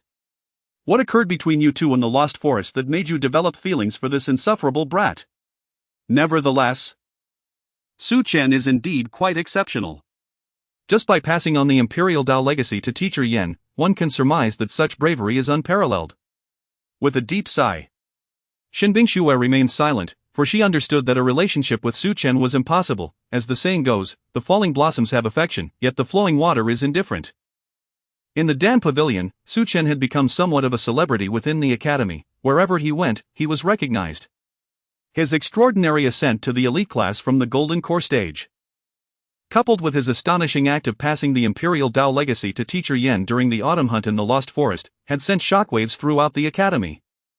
As for Su Chen's grievances with the Tang clan and the incident involving Tang Hao being stripped of his blood wheel, that information had been sealed by the academy, prohibiting any elite class student from leaking it. He was indeed Su Chen, who had reportedly risen from the lowest beginner class to the elite class in just 2 months, and had advanced from the foundation establishment stage to the golden core stage. Such talent was unparalleled in the eastern wilderness. I greatly admire Su Chen for his ability to relinquish the imperial Dao legacy. If I were to possess the imperial Dao legacy, I would not part with it for anyone, not even for a beloved or a brother. If Su Chen deems it valuable, then it must indeed be so. Teacher Yan is celebrated as the most beautiful woman in the Eastern Wilderness Academy. Gaining her favor is certainly a commendable achievement. Ridiculous. If you had to choose between Teacher Yan and the Imperial Dao Legacy, what would you select? Undoubtedly the Imperial Dao Legacy. Then that settles it. Listening to the various discussions around him, Su Chen could only smile helplessly, offering no further explanation. The academy had regulations stating that the medicinal pills in the Dan Pavilion could be exchanged for points. But alchemical techniques and various alchemical information could be browsed freely without the need for points. Although the academy did not offer an alchemy class, it encouraged martial artists to become alchemists. However, becoming an alchemist was no simple feat, as the required talent was exceedingly rare. For 2 entire days, Su Chen immersed himself in the Dan Pavilion, not stepping outside even once. Although he possessed extensive knowledge of alchemy, the breadth and depth of it were daunting, making it difficult to fully grasp at once. Yet, through his study over these 2 days, Su Chen found significant progress in his comprehension of alchemy. What level of alchemist are you now? Lan Shang's figure suddenly appeared. Su Chen first cupped his fists in greeting and said, I would estimate I am at the 2nd level of alchemy, though I am not entirely certain. Having never practiced alchemy before, Su Chen could only approximate his level of expertise. Lan Shang nodded and said, since you possess talent in alchemy, why not venture to the Dan Tower in the abandoned city? Though the Dan Tower in the eastern wilderness is merely a branch, it is more than sufficient for our needs. With the Tang clan suffering a significant blow, there is no longer a threat to you. Given that your identity is kept confidential, the Su clan will likely remain unaware. Therefore, it would be beneficial for you to explore the abandoned city. I believe it will greatly aid your alchemical pursuits. Although I share a certain camaraderie with the master of the Alchemist Tower, both he and I possess a disdain for those who resort to underhanded methods. There is no need for the director's intervention, I merely wish to take a look. Very well, you may utilize the Academy's teleportation array. The sooner you depart and return, the better. Remember, when encountering members of the Su clan, exercise caution and refrain from acting recklessly. In due time, when you possess sufficient strength, you shall be able to address matters as you see fit. Understood. Gazing at the young man before him, Lan Shang felt a surge of emotion. He never anticipated that Su Chen not only possessed extraordinary talent but also exhibited a remarkable aptitude for alchemy. Without hesitation, Su Chen was eager to visit the Alchemist Tower. Realizing that solitary practice in alchemy would yield little success, he needed to broaden his horizons. According to the Academy's regulations, utilizing the teleportation array requires a substantial amount of points for exchange. However, with the director's special permission, Su Chen only needed to expend a single point to access the array. Strictly speaking, Lan Shang's decision was somewhat influenced by personal sentiment, as Su Chen's father, Su Chen, had once saved his life. Within a secluded courtyard of the academy, tranquility reigned. At the center of the courtyard stood a stone platform, intricately engraved with array patterns. The spatial teleportation array, a product of spatial formations, had been meticulously arranged by an array master. Su Chen harbored great admiration for these so-called masters of arrays. Stepping onto the stone platform, Su Chen found himself immediately enveloped by a radiant sphere of light as the supervising instructor activated the teleportation array without further ado. A wave of dizziness washed over him, and in an instant, his figure vanished from the stone platform. One day later, Su Chen arrived at the desolate city, renowned as the foremost city in the eastern wilderness. The grandeur of the entire city was awe-inspiring, embodying the pinnacle of prosperity in the eastern wilderness. With establishments such as the Alchemist Tower, auction houses, and weapon forging shops, all of the highest caliber. His objective for this visit was none other than the Alchemist Tower, the ultimate destination for all alchemists. Chapter 73, Never have I encountered such brazen individuals. The desolate city stood as a slumbering lion, exuding an imposing grandeur. As the foremost city of the eastern wilderness, it beckoned countless martial artists from all directions. Upon entering the city, Su Chen was immediately awestruck by its vibrant scene. In stark contrast to the humble Panyu city from which he hailed, this place was a realm apart, incomparable in its magnificence. The Pill Tower was renowned in the city, and with a few inquiries, its location could be easily discerned. On the most bustling avenue, to the left, a colossal structure rose majestically, occupying a vast expanse and taking the form of a tower, its exterior a somber gray-black hue and boasting 5 stories. The tower emanated an ancient, weathered aura, tinged with a sense of desolation, as if it had endured countless cycles of time, instilling an unprecedented tranquility within those who beheld it. This, indeed, must be the Pill Tower. As Su Chen approached, he noticed a plaque at the front inscribed with the words Pill Tower. Unlike a pill shop or a pill pavilion, this establishment did not sell medicinal pills, rather, it served as the cradle of alchemists, gathering the most elite among them. "I wish to enter the Pill Tower for an assessment," Su Chen stated. "Please follow me," a tall woman replied, leading him inside. The entire hall was circular, with 9 enormous alchemical furnaces positioned at distinct points, bustling with individuals, most of whom were undoubtedly alchemists. Su Chen understood that first-level alchemists were plentiful. Anyone with a modicum of talent could attain this rank through diligence. However, the journey to becoming a second-level alchemist was exponentially more arduous, with the third level serving as a significant threshold where many aspiring alchemists often found themselves stalled. "Manager Qin. He wishes to undergo an assessment," the woman announced. "Register and pay the required spirit stones, and you may proceed with the assessment," she instructed him. Surprised, Su Chen inquired, "Is there a fee for the assessment?" In the eastern wilderness, the common currency was gold coins, yet transactions among martial artists, including those within the Pill Tower and the Weapon Pavilion, were conducted using spirit stones. These stones, as their name implies, contain spiritual energy. After years in the Su family, he had accumulated only a few hundred spirit stones, which he had been reluctant to expend. He had assumed that the assessment would be complimentary, unaware that testing his alchemical rank would require spirit stones. "I apologize, but the Pill Tower has its own regulations. The assessments for first and second level alchemists both require spirit stones, while the third level assessment is provided free of charge." "What is the fee for the first level alchemist assessment?" 10 spirit stones.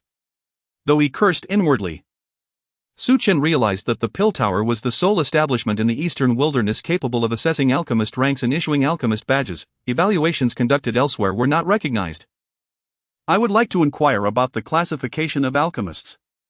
The woman maintained a pleasant demeanor, her smile unwavering as she explained. "The ranks of alchemists range from 1st to 9th level, beyond which are the king, emperor, and supreme levels. The 1st through 4th levels do not have specific subdivisions. But once an alchemist surpasses the 5th level, they are categorized into low, middle, and high grades." "What level is the Tower Master?" The Tower Master is an 8th level high-grade alchemist, acclaimed as the foremost alchemist in the eastern wilderness. An 8th level high-grade alchemist, such a standard was indeed formidable. The procedure for the assessment was swift, after all. The number of individuals seeking evaluation at the Pill Tower daily was limited due to the stringent requirements for becoming an alchemist. After paying the spirit stones, the woman explained the assessment rules and precautions. "It is quite simple. For the first 4 levels, you will enter the shared alchemy hall to refine pills, where a 5th level alchemist will serve as your evaluator. You will have 1 incense stick's time to produce pills. Success means you pass, while failure means you do not." At that moment, news reached him. Qi Qianfan was preparing to assess for the 6th level alchemist rank. Is that true? Just 6 months prior, she had successfully advanced to a 5th level high-grade alchemist. Indeed, Qi Qianfan possesses the Azure Flame and, with the Tower Master's assistance, has subdued the 235th ranked exotic fire, the Azure Dragon Buddha Flame. With such extraordinary talent, she could easily reach the 7th level alchemist rank within 3 years, potentially surpassing the Tower Master in the future. As the crowd buzzed with conversation, a stunning woman clad in pale green entered. Qi Qianfan, the Tower Master's granddaughter, possessed a figure that was nothing short of perfection. Her skin was as smooth as jade, and her exquisite features bore no blemish. Her captivating eyes seemed to ensnare the very souls of onlookers. evoking an irresistible allure in any man. An air of aloofness enveloped her, the chill she exuded pushed others away, her gaze cold and dismissive, seemingly indifferent to those around her. Qi Qianfan had every reason to be proud. Not only was she the Tower Master's beloved granddaughter, but she had also reached the 8th level human soul realm at a tender age, awakened the bloodline Azure Flame, and subdued the Azure Dragon Buddha Flame. She was here to assess for the 6th level alchemist rank. If she succeeded, her achievement would certainly reverberate throughout the eastern wilderness. I have just learned that if Qi Qianfan successfully assesses for the 6th level alchemist rank, she will depart for the continent's Pill Tower. No wonder she appeared so eager, yet if she dared to undertake the assessment, she must possess confidence in her abilities. Do you think the Pill Tower will go easy on her? After all, the Tower Master is her grandfather. Hush! Are you trying to get yourself killed? It's best to refrain from speaking such things. You may not even realize how you met your end.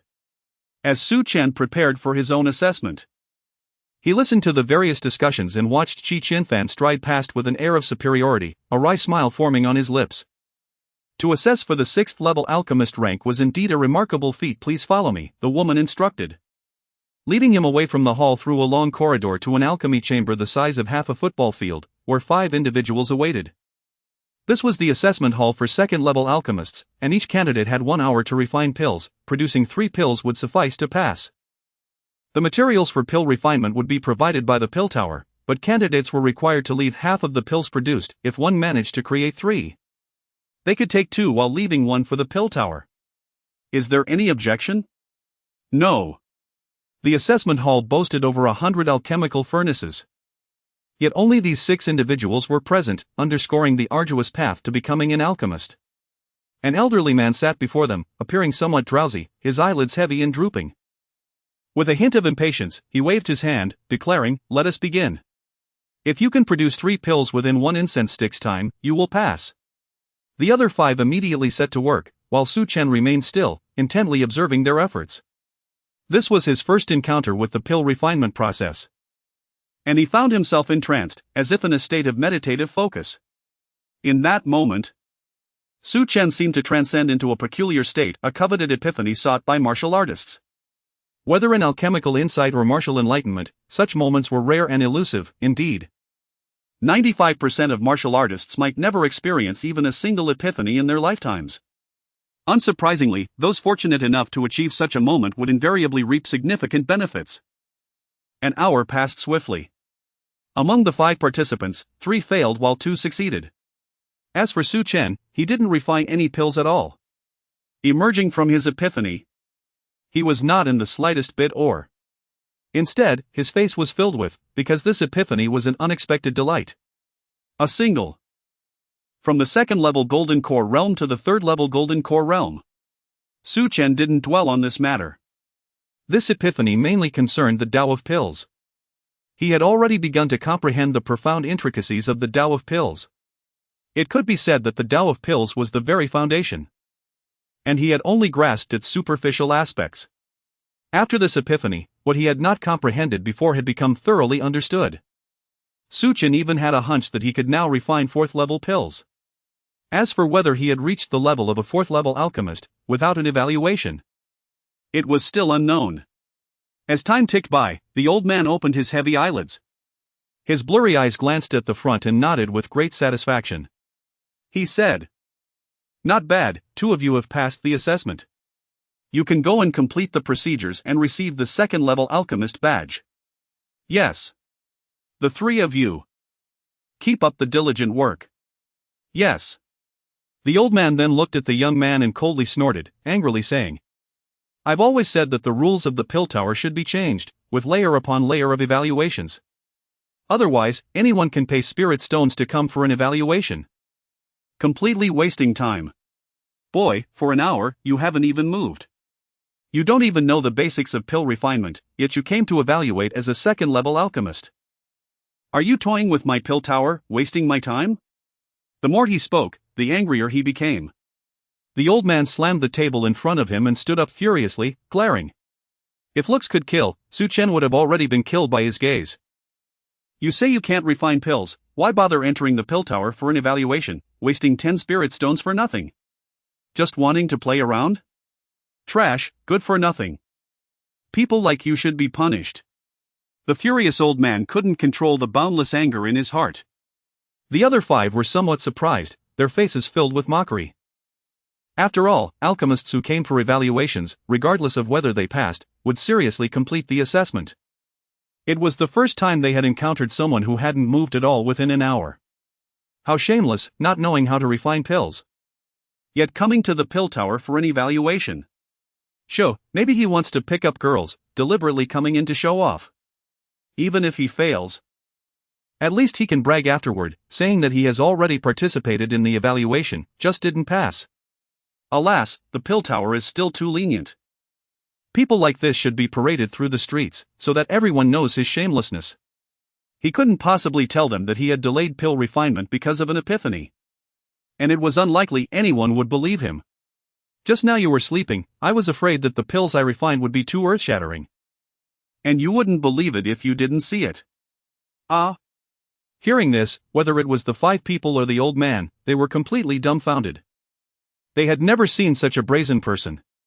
Simply too audacious. Chapter 74, The Dread of the Alchemy Tower. Breathless with laughter, the old man nearly spat blood in frustration. The shamelessness of this individual was utterly revolting. It was clear that he could not concoct pills, yet he spoke with such audacity. Truly, what a disgrace. Hush. The instructor is furious. The 5 observers could all sense that the evaluation teacher had reached his limit. And the insolence of this individual had crossed the line of the alchemy tower. Pointing at the young man before him, the elder suppressed his fury and coldly declared, "Very well, today I shall witness how you craft an extraordinary elixir. You will concoct it right now, and should you fail, I will ensure you regret ever stepping foot into the alchemy tower." At that moment, the evaluation teacher was genuinely enraged. With decades of experience, he had never encountered someone so insulting to his intelligence. Maintaining a facade of calm, Su Chen gazed at the infuriated instructor and remarked, "The materials here are insufficient. I require a demon beast of the golden core 3rd stage, any beast of that realm will suffice.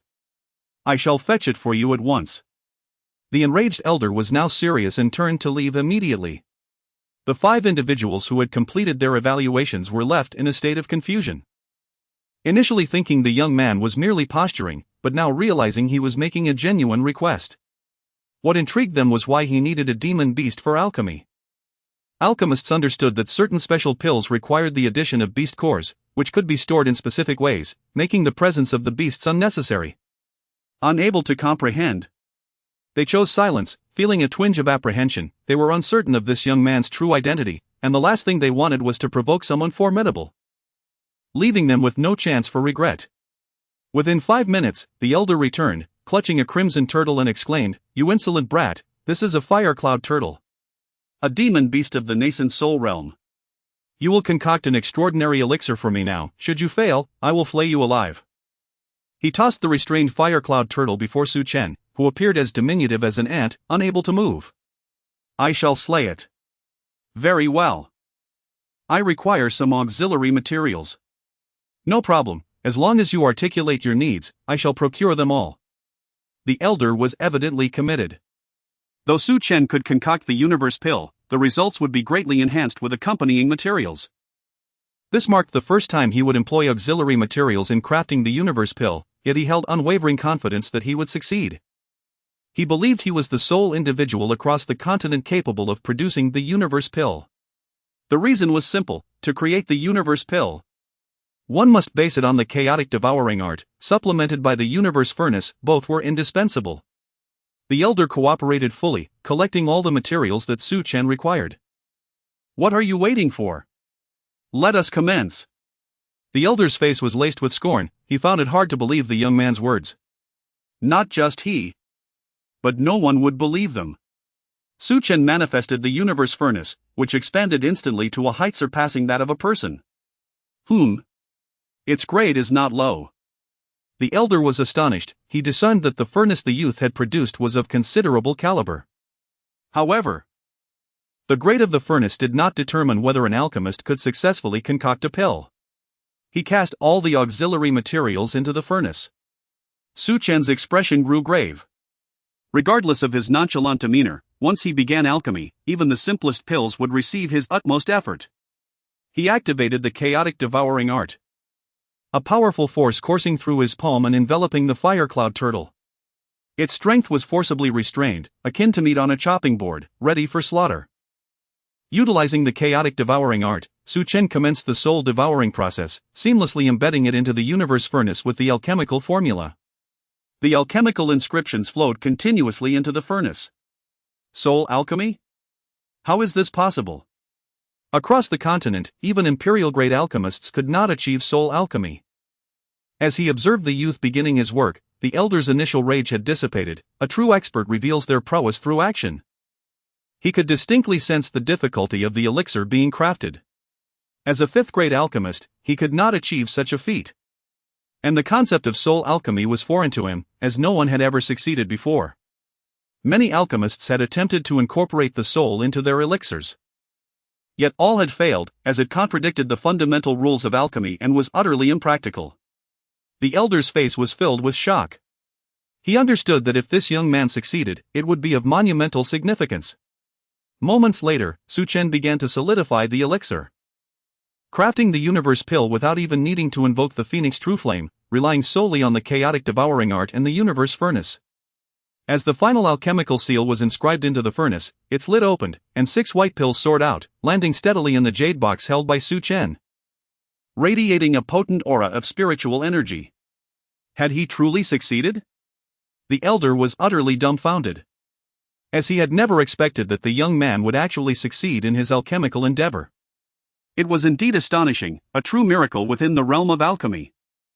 In the world of alchemy, countless pills existed, even those capable of healing and restoring souls. However, soul elixirs were exceptionally rare and not something just any alchemist could create.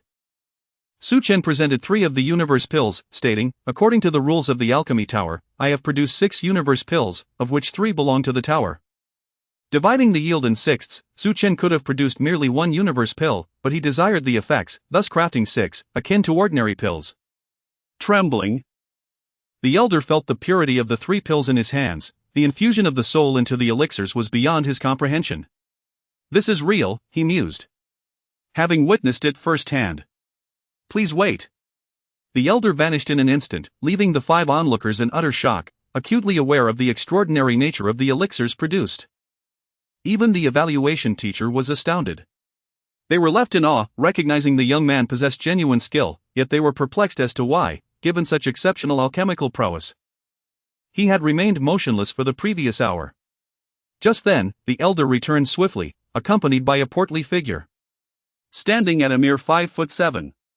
He weighed over 300 pounds, resembling a rolling ball of flesh as he moved. The master of the tower, it is he. Approaching the young man, the elder eagerly introduced, "This is our alchemy tower master, Su Chen, an 8th-grade upper-tier alchemist." Su Chen, nicknamed Shi the Fat, wielded the blood will flame and held a top-tier status throughout the Eastern Desolation. Chapter 75, Reasonable and Just. Shi Fatty clutched 3 Qinkuan pills in his hands, his face brimming with excitement and exhilaration. As an 8th-grade high-tier alchemist, Shi Fatty undoubtedly belonged to the upper echelons of the alchemical world in the Eastern Wilderness. Despite his esteemed position, he had never witnessed a soul directly infused into a pill, which was indeed astonishing. As his emotions settled, Shi Fatty clasped his fists towards Su Chen and said, "I am Su Chen, the master of the alchemist tower. I have yet to inquire your name, esteemed sir." Su Chen, from the Eastern Wilderness Academy. Upon hearing the name of the academy, both men were taken aback. For it was common knowledge that the Eastern Wilderness Academy had ceased to offer alchemy classes hundreds of years ago. They wondered when such a student had emerged. Without further inquiry, Shi Fatty sighed, "Brother Su, the pills you have crafted are a remarkable rarity in the alchemical realm. May I ask what level of alchemist you are?" "Master, I am currently undergoing the assessment for a 2nd-grade alchemist." "2nd-grade alchemist?" Shi Fatty could hardly believe it. He found it utterly ludicrous that Su Chen, supposedly a mere 2nd-grade alchemist, could produce such extraordinary pills. "Have you passed the assessment?" "I have not yet undergone the assessment." Nodding, Chi Fatty clasped his fists again and said, "Brother Su, I would like to extend an invitation for you to become a guest elder of our alchemist tower. Would you be willing to accept?" Ah! The elder was utterly stunned upon hearing the master's words. He never imagined that the master would directly invite Su Chen to become a guest elder.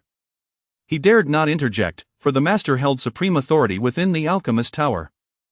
Su Chen was equally astonished and did not immediately acquiesce. Instead, he inquired, "What does it mean to be a guest elder? What obligations and rights does this entail?" "There is no such thing as a free lunch. As the most prestigious force in the eastern wilderness, the alchemist tower would not grant him the title of guest elder without reason. It was prudent to clarify matters beforehand to avoid future complications. Brother Su, as a guest elder of the alchemist tower, your freedom will not be restricted. You will have access to all the resources of the tower and may summon its alchemists. However, when the tower is in distress, you must come to its aid, and during times of trouble, you cannot refuse to assist in alchemy." "That seems fair and entirely reasonable. Master, I will not share the techniques for crafting the Qiankuan pill with anyone in the tower. As for other pills, I am amenable. But the Qiankuan pill is non-negotiable. The tower cannot compel me to produce it if I choose not to." "Agreed." Chi Chong did not hesitate, eager to recruit talent. "I am willing to join the alchemist tower." Upon hearing this, Chi Chang's face brightened with joy. "Please follow me." As they left the evaluation hall behind Chi Chong, the 5 onlookers were left utterly dumbfounded. The young man they had just mocked had suddenly become a guest elder of the alchemist tower. One of them gulped hard and remarked, "It is said that the alchemist tower has 4 guest elders, each a 7th-grade alchemist. To become a guest elder in the tower confers supreme authority, making one a significant figure even in the entire eastern wilderness. I am truly envious." "What good is envy?" The pills he produced astonished even the master. For the master to extend an invitation, this individual's alchemical prowess must surely have reached the level of a 7th-grade alchemist. Meanwhile, Shi Qiaofan's assessment concluded as she successfully crafted 6 pills within an hour, passing the evaluation and advancing from a 5th-grade high-tier alchemist to a 6th-grade low-tier alchemist. "Congratulations, Xiaofan, on your advancement in alchemical rank and for receiving an invitation from the Continental Alchemist Tower. Xiaofan, when will you depart for the mainland?" Han Feng, Fang Matian, Zhou Yao, and Taishan, the 4 guest elders of the Alchemist Tower, had all gathered to evaluate Qi Xiaofan, a deliberate arrangement by Master Qi Chong. His intention was clear, to ensure no leniency, having all 4 guest elders conduct the assessment together. This way, even if his granddaughter passed, it would silence any dissent. A hint of surprise flashed across Qi Xiaofan's beautiful visage. By successfully passing the 6th-grade alchemist assessment, she not only distinguished herself among her peers in the eastern wilderness but also stood comparable to the older generation of alchemists. With her innate talent for alchemy, she believed that within 2 years of arriving at the Continental Alchemist Tower, she could surpass the 4 guest elders and even her grandfather. "I had initially planned to depart for the Continental Alchemist Tower a couple of days ago, but I decided to wait until the assessment was complete." Qi Qiaofan's reasoning was simple. Although there was only 1 rank difference between a 5th-grade high-tier alchemist and a 6th-grade low-tier alchemist, their statuses were vastly disparate. By delaying her journey until after the assessment, she could secure herself greater advantages. Han Feng nodded but cautioned, "Xiaofan, do not be too complacent. Although you have succeeded in this evaluation, they will undoubtedly reassess you upon your arrival at the Continental Alchemist Tower." "I am confident." At that moment, a voice called out, "The 4 guest elders, please proceed to the master." "All right, I will join you, as I need to inform grandfather that I have passed the assessment." Qi Qiaofan and the 4 guest elders left the separate evaluation chamber and ascended to the pinnacle of the Alchemist Tower, where a single grand hall awaited them, adorned with 4 uniquely designed alchemical furnaces. "Grandfather, I have successfully passed the assessment." As Qi Qiaofan rushed in, she noticed a strikingly handsome young man standing beside her grandfather. "Greetings, master." Seeing his granddaughter succeed in the assessment brought Qi Chong immense joy. His granddaughter's talent in alchemy was unparalleled in the eastern wilderness. But that was a past consideration. Now there was someone whose alchemical talent surpassed hers. "Allow me to introduce this individual. He is Su Chen, hailing from the Eastern Wilderness Academy. From this moment forth, he shall be the 5th guest elder of our Alchemist Tower." Ah! All four guest elders, who had just settled down, stood up in unison, their faces a canvas of shock and disbelief, staring intently at the young man. Guest elder? They were acutely aware of the requirements to become a guest elder of the Alchemist Tower, the most crucial being that one must be a 7th-grade alchemist. The youth before them appeared to be no older than 20. Could it be possible that he had truly attained the level of a 7th-grade alchemist? Even Qi Xiaofan, whose alchemical talent was unmatched in the eastern wilderness, had only just achieved the 6th-grade low-tier status at the age of 26. Master, may I inquire? What level of alchemist is he currently? What level of alchemist? Qi Chong genuinely did not know. He turned to Su Chen and asked, Brother Su, what level of alchemist are you? I am currently undergoing the assessment for a 2nd-grade alchemist. Chapter 76, Defeat. You only need to become my maid currently assessing a 2nd-tier alchemist? This implies that the individual's ability to pass the evaluation remains uncertain. Even if we assume, for the sake of argument, that this person successfully passes the assessment, they would merely be a 2nd-tier alchemist. How could such a person possibly be considered a guest elder at the Dan Tower? Furious, Tai Shan exclaimed. When did our guest elders at the Dan Tower become so inexpensive that anyone, regardless of their worth, can attain such a title? His anger was palpable. They simply could not comprehend how a 2nd-tier alchemist could qualify for the esteemed position of a guest elder at the Dan Tower. Is he truly qualified? If this individual can become a guest elder, then anyone could claim the title. Grandfather raised a hand to silence his granddaughter. Qi Chong was well aware that Su Chen was certainly not a 7th-tier alchemist, however, he possessed the unique capability to concoct soul recovery elixirs. The art of creating such elixirs, particularly those that directly engage with the soul, was unprecedented and unheard of. The reason he made an exception for Su Chen to become a guest elder was to prepare for the future, should Su Chen grow stronger. He would undoubtedly be of immense benefit to the Dan Tower. From this moment forth, Su Chen became the 5th guest elder of the Dan Tower. And no one could dispute this decision. Seeing the Tower Master's unwavering stance, the 4 guest elders sighed deeply. Their faces bearing the weight of anger they dared not voice. After all, within the Dan Tower, the Tower Master held the highest authority and possessed the power to make decisions unchallenged even if all 4 guest elders united in opposition. They could not alter the Tower Master's resolution. Qi Jiufan, however, protested, Grandfather, according to our Dan Tower's rules, do I not have the right to challenge Su Chen? Furrowing his brow, Qi Chong's expression darkened. He knew precisely how accomplished his granddaughter was in the art of alchemy. She had recently advanced to a 6th-tier low-grade alchemist. If she were to challenge Su Chen, he would surely stand no chance against her unless he concocted a Qian Koan Dan. Su Chen had just recently been appointed as a guest elder. And if Qi Qiufan succeeded in her challenge, Su Chen's standing in the Dan Tower would undoubtedly suffer, a scenario he wished to avoid at all costs. How could he decline? Would he tell his granddaughter that Su Chen was merely a 2nd-tier alchemist and not capable of accepting her challenge? Very well. You truly accept my challenge? I shall accompany you to the end. Due to his previous enlightenment in alchemy, Su Chen suspected that his current level was that of a 4th-tier alchemist, still a bit shy of reaching the 5th tier. Despite knowing the high likelihood of defeat against a 6th-tier alchemist, he would not choose to refuse. The reason was simple, having just become a guest elder. He felt compelled to prove himself, for both the 4 guest elders and Qi Qiufan seemed to doubt his abilities. He could not allow himself to become a laughingstock at the Dan Tower. The alchemical competition was inevitable, and he would not retreat. With a heavy sigh, Qi Chong knew the situation was set in motion and would not intervene. He nodded and said, You two, follow me. The 4 guest elders will serve as judges. However, Qi Qiufan shook her head, stating, Grandfather, since this is an alchemical competition, there should be stakes involved. If he loses, he must immediately resign from his position as a guest elder and never set foot in the East Wilderness Dan Tower again. How ruthless! Qi Qiufan was not disregarding her grandfather's authority, rather, she sought to uphold the dignity of the Dan Tower. In her view, Su Chen had undoubtedly bewitched her grandfather. For otherwise, he would not have acted in such a manner. How could a person undergoing an evaluation for a 2nd-tier alchemist possibly be worthy of becoming a guest elder? If word of this were to spread, the Dan Tower's reputation would be irreparably tarnished. Chi Chiufan, I have no objections. If you lose, you shall merely become my maid. Very well. Chi Chiufan was assured of her victory, confident in her ability to defeat him in the alchemical contest.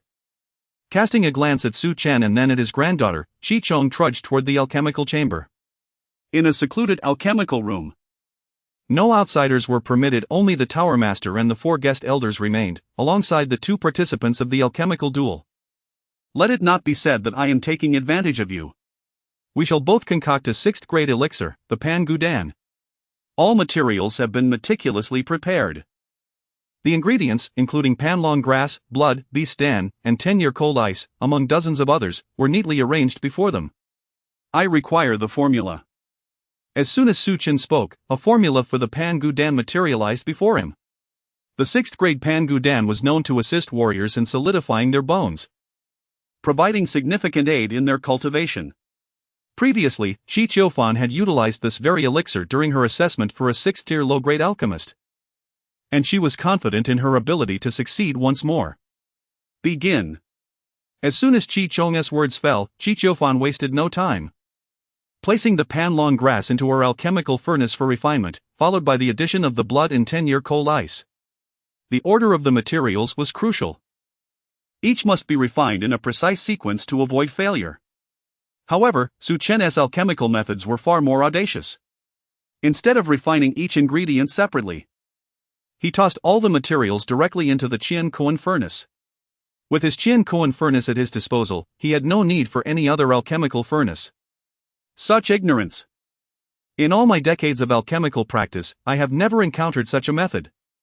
Tower Master, why on earth have you allowed him to become a guest elder? Chi Chong, upon witnessing Su Chen's unconventional technique, furrowed his brow. This was the first time he had encountered such a method, pouring all the materials into the furnace at once. Surely, even an emperor-level alchemist would not dare to do so. He placed a Qian Koan Dan before the 4 elders, stating, "This is what Elder Su has concocted, using the soul as the core ingredient." What? Upon hearing the Tower Master's words, the expressions of the 4 elders transformed, their faces reflecting sheer astonishment. They understood the implications of the Tower Master's statement. Using the soul as a core ingredient in an elixir was an unfathomable feat in the realm of alchemy. No alchemist had ever achieved such a thing.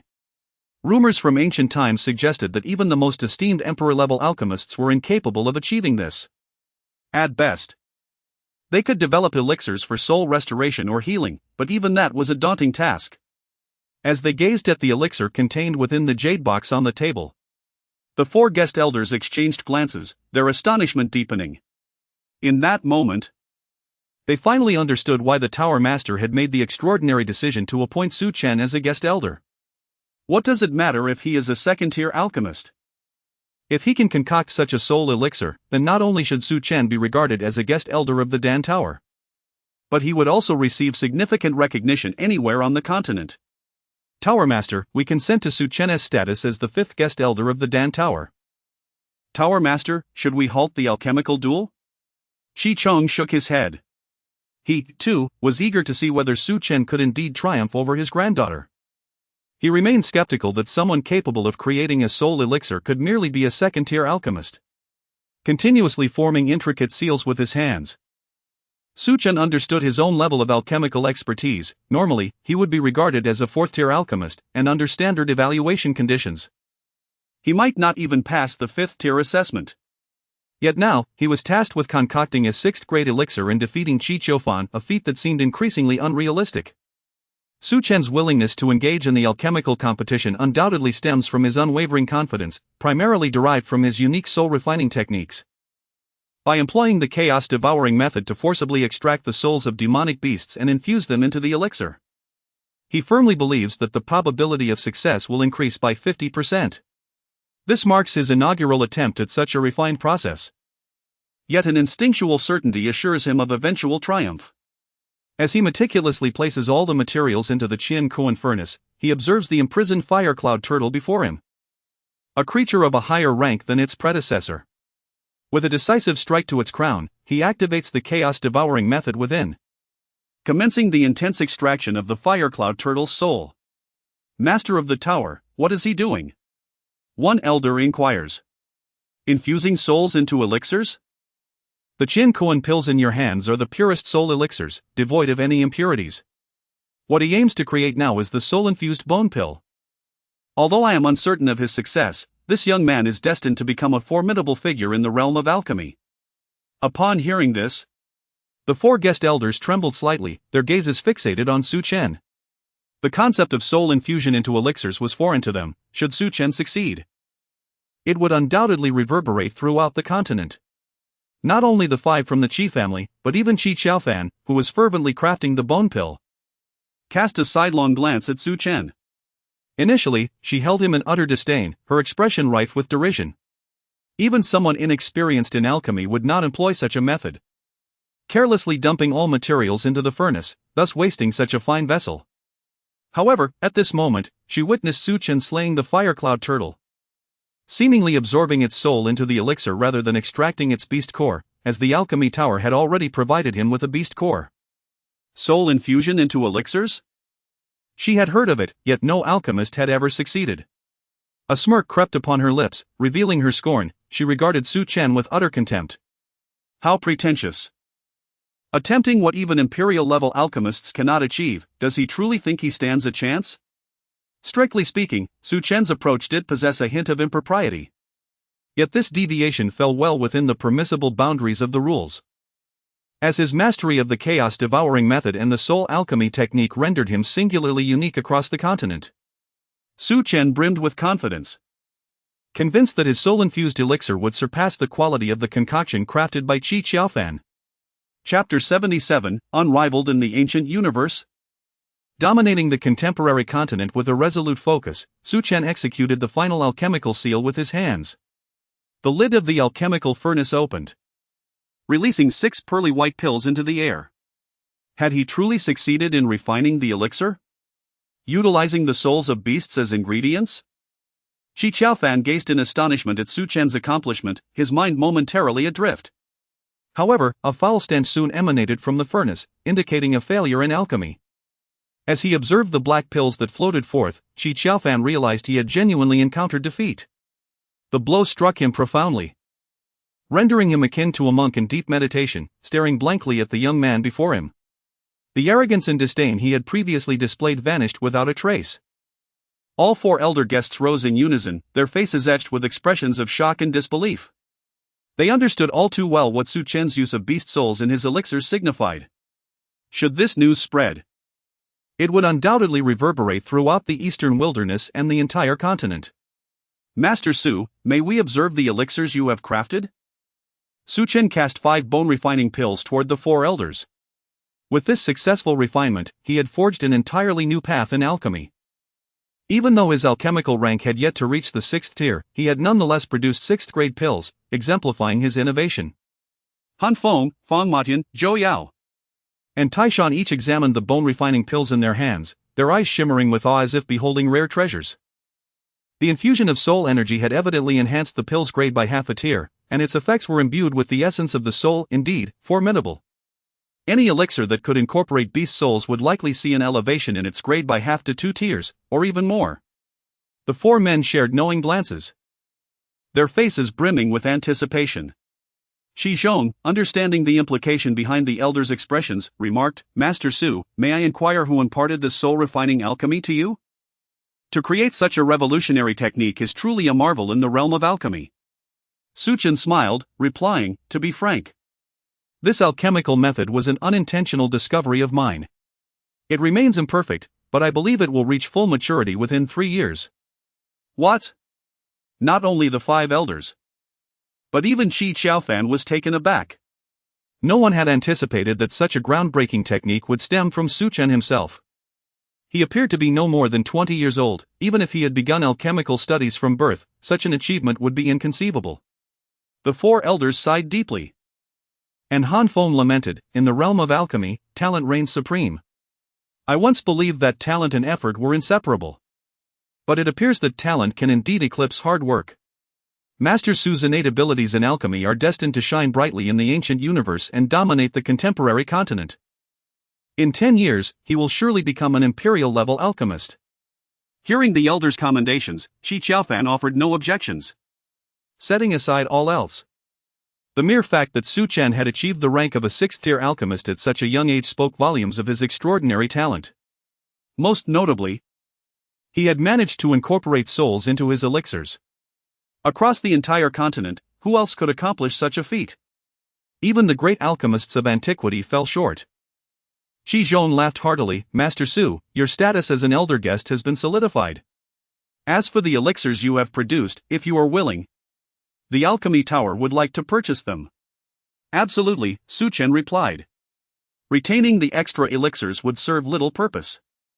Selling them to the Alchemy Tower was indeed a beneficial arrangement, as spirit stones held immense significance for cultivators. Without them, progress would be nearly impossible. Qi Zhong approached Su Chen, extending a rectangular card made of a special material. This is an unlimited spirit stone card. Wherever you go, including any corner of the continent, you can use it to access spirit stones. The Alchemy Tower will cover the expenses. You may exchange it for elixirs in the future. Su Chen accepted the card with gratitude, fully aware of its significance. It would prove invaluable in times of need, allowing him to draw upon unlimited resources. Thank you, Tower Master. He then produced one of the elixirs, smiling as he said, having just joined the Alchemy Tower. I wish to present these 6 elixirs as a token of our initial encounter. However, I would like to request your permission for one matter. Speak freely, Master Su. Qi Zhong responded, his demeanor unusually amiable. Despite his typically irritable nature, being the foremost alchemist in the eastern wilderness and the Tower Master, he treated Su Chen with utmost respect, recognizing that merit alone would dictate their relationship. I wish to access the various alchemical resources within the Alchemy Tower. Of course.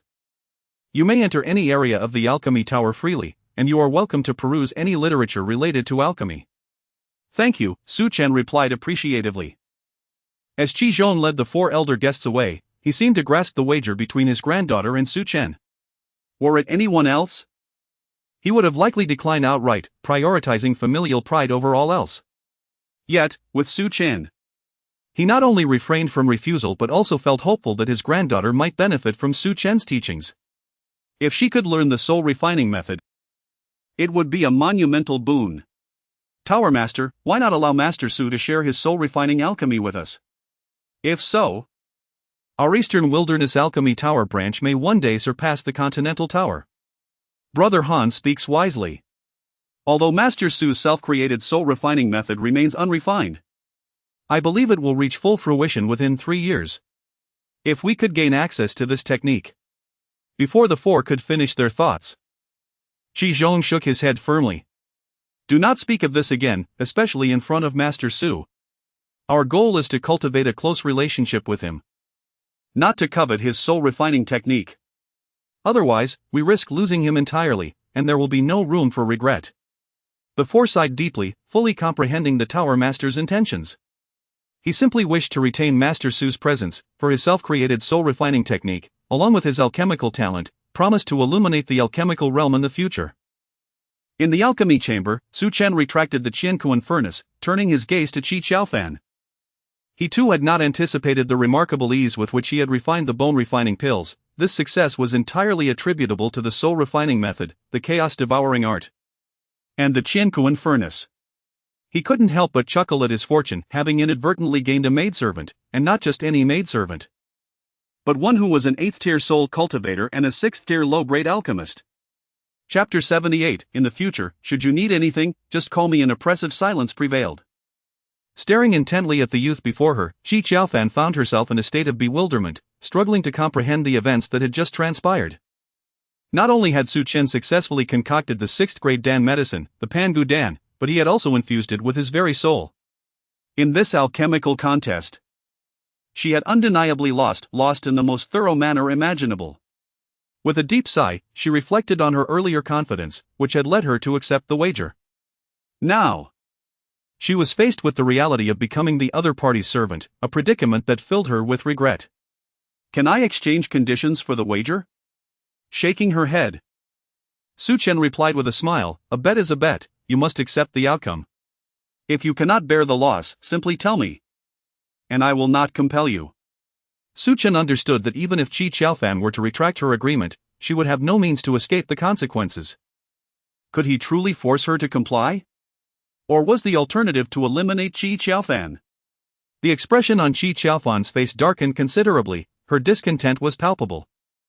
If she were to refuse to accept her loss, how could she maintain her dignity if word of this spread? She found it incomprehensible that her grandfather had chosen not to assist her. Qiaofan pays her respects to the young master. Bowing deeply, she ultimately resolved to follow through, accepting her defeat in the alchemical contest. Are you preparing to head to the continent's Dan Tower? Nodding, Qi Qiaofan responded, 10 days ago. The Dan Tower extended an invitation to me, and I intend to go. However, I will first complete the assessment for 6th level alchemists. Su Chen contemplated this for a moment and then stated, regarding our wager, I will not restrict your freedom. Should you need anything in the future, simply summon me? Very well. Not lingering any longer, Su Chen turned to depart, eager to explore the alchemical resources and literature available at the Dan Tower. The Tower Master had already assured him that within the tower, he could freely access the alchemical resources, which he could later exchange for the soul elixirs he crafted.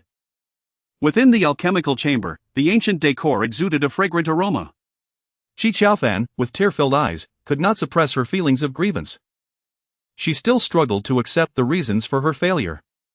Grandfather, why did you not help me? Throughout her life, her grandfather had always favored her. Yet she could not fathom why he chose not to intervene this time. Bound by the wager, she was left with no choice but to accept her loss. With a resigned smile, Qi Chong remarked, this alchemical contest was initiated by you, and you agreed to the wager. How could I possibly assist you? The more she pondered, the more unjust she felt, and the deeper her regret grew. Qiaofan, your grandfather understands your grievances. However, consider this from another perspective. Su Chen's talent in alchemy is unparalleled. Not only in the eastern wilderness but across the continent. Particularly with his unique method of infusing his soul into the elixirs, he is destined for greatness. Following someone of such caliber will undoubtedly lead to your own success. Her grandfather would never wish her harm, he believed in his judgment and hoped that, if possible, she and Su Chen could forge a bond. At this point, Qi Chong refrained from elaborating further, confident that Qi Qiaofan would grasp the underlying meaning of his words. At the Dan Tower, Su Chen immersed himself in alchemical literature for 3 consecutive days, poring over various texts. Although he possessed a wealth of knowledge in alchemy, the depth and complexity of the subject were daunting. What he truly lacked was a solid foundation. The Dan Tower proved to be an invaluable resource for Su Chen. 3 days of diligent study equated to 3 years of independent learning. Elder Su, the Tower Master requests your presence. While engrossed in his studies, Su Chen was summoned. Nodding, he inquired, where shall I meet him? In the main hall. I will be there shortly. Setting aside his books, Su Chen stood and stretched, feeling invigorated after 3 days and nights of relentless study. In the main hall, the Tower Master and 4 guest elders, including Qi Qiaofan, had gathered. Seated at the front left was an elderly man with a beard, whose fierce eyes commanded respect beneath his arched brows, accompanied by 2 young men standing behind him. Brother Su Ling has come from the Su clan. Is there a matter you wish to discuss? Su Ling, an elder of the Su clan and a formidable presence at the condensing spirit realm, smiled and replied, Tower Master. The clan leader has sent me to request a condensed soul elixir from the Dan Tower. The condensed soul elixir? This elixir assists peak Yuan infant realm warriors in successfully condensing their souls, allowing them to break through to the soul realm. Qi Chong was taken aback. The elixir was indeed rare. However, given the Su clan's standing in the eastern wilderness, they could likely procure one if they were willing to offer sufficient spirit stones. Curiously, Qi Chong asked, Brother Su Ling, is it true that your Su clan cannot obtain even a single condensed soul elixir? Nodding and shaking his head, Su Ling replied with a smile, Tower Master, the condensed soul elixir we seek is not the ordinary kind available on the market. It is said that the Tower Master can forge a special variant, and we require that specific elixir. At that moment, Su Chen entered the hall. Elder Su, allow me to introduce you. This is Elder Su Ling from the Su clan. This is our guest elder, Su Chen. Su Ling gave little thought to Su Chen's identity. After all, the surname Su was not uncommon in the eastern wilderness. However, upon hearing the mention of the Su clan, Su Chen's expression darkened momentarily, a fleeting glint of malice flickering in his eyes. Chi Chong shook his head and remarked, "Brother Su Ling, forgive my candor. But the process of crafting that special condensed soul elixir is exceedingly intricate, and it requires considerable resources. I have not produced that elixir in many years." This was a veiled refusal. Given the Su clan's prominence in the eastern wilderness, he was reluctant to deny them outright. Su Ling seemed to anticipate this response and responded with a smile, "Tower Master, my family has pledged that should you agree to craft the condensed soul elixir, we would be willing to exchange a 9th grade blood lotus for it. What do you say?" At the mention of the 9th grade blood lotus, not only Chi Chong but all 4 guest elders visibly brightened, their eyes betraying their avarice. Exchanging a 9th grade blood lotus for a special condensed soul elixir would undoubtedly be a lucrative deal for the Dan Tower. Chi Chong nodded and inquired, "May I ask, for whom does the Su clan require this elixir?" His curiosity piqued, as the value of the 9th grade blood lotus was considerable. It was intriguing that the Su clan would part with it merely for a single special condensed soul elixir. Su Ling smiled and explained, "Our Su clan has recently discovered an individual possessing an imperial bone. He has already broken through to the true infant realm and is on the verge of entering the Yuan infant realm. Soon, he will be attempting to breach the Soul Palace realm, and we wish to utilize the Tower Master's condensed soul elixir to aid him." The mention of the imperial bone astonished Chi Chong and the others, including Chi Xiaofan. The fact that the Su clan possessed an imperial bone was no longer a secret in the eastern wilderness.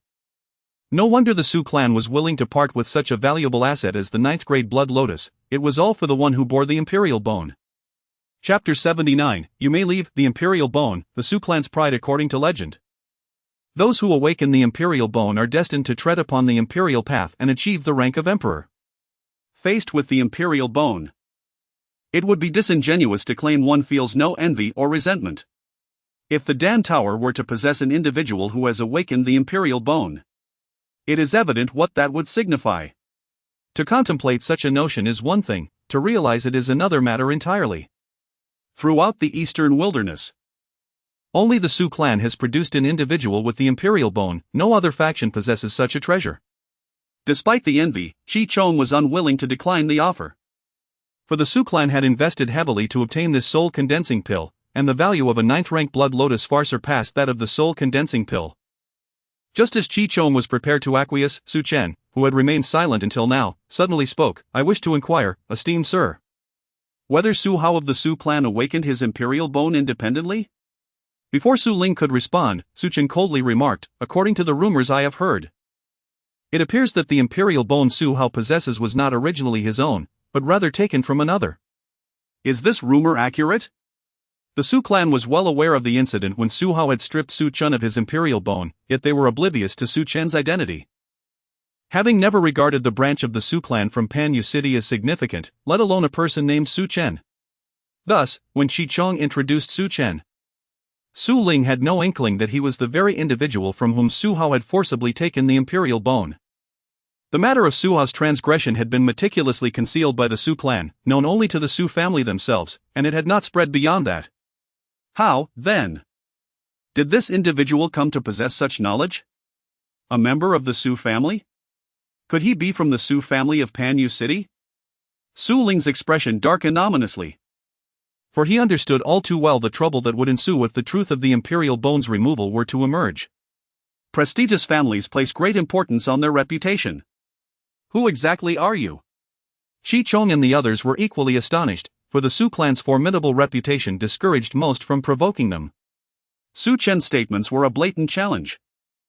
Who I am is inconsequential. What is significant is that your Su clan is shameless, having seized another's imperial bone and parading it as your own. In this world, if your Su clan is not the most shameless, no one would dare claim the title of the second. Impertinence. Who do you think you are to speak of the Su clan? Su Ling's eyes grew colder, and he could nearly assert that the young man before him hailed from the Su family of Panyu City. Likely the very person from whom Su Hao had stripped the imperial bone. However, he could not acknowledge this. In any other circumstance, Su Ling would have silenced this insolence with lethal force. To speak ill of the Su clan was a grave offense. Yet here, Su Ling refrained from attacking. For the Dan Tower stood as the pinnacle of power in the eastern wilderness, and even the Su clan would tread carefully around it. Bowing towards Chi Chong, Su Ling stated coldly, "Master of the tower, my Su clan has always valued harmony with the Dan Tower.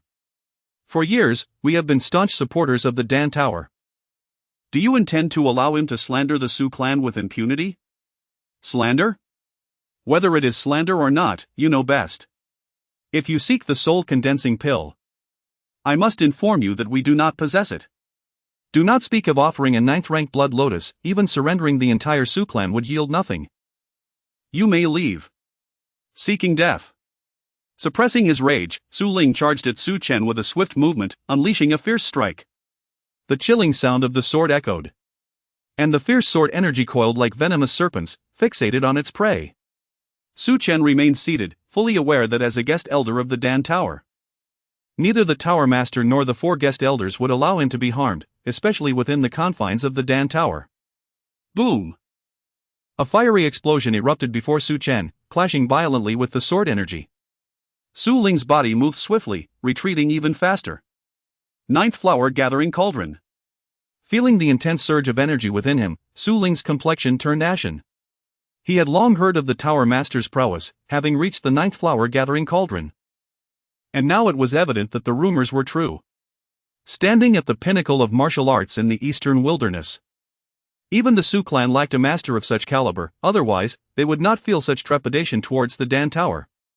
Chi Chong, with his heavy frame, quickly positioned himself before Su Chen. He could not simply stand by and watch Su Chen be harmed. First, this is the Dan Tower. If a guest elder were to be slain by the Su clan, how could the Dan Tower maintain its standing in the eastern wilderness? Would it not become a laughingstock?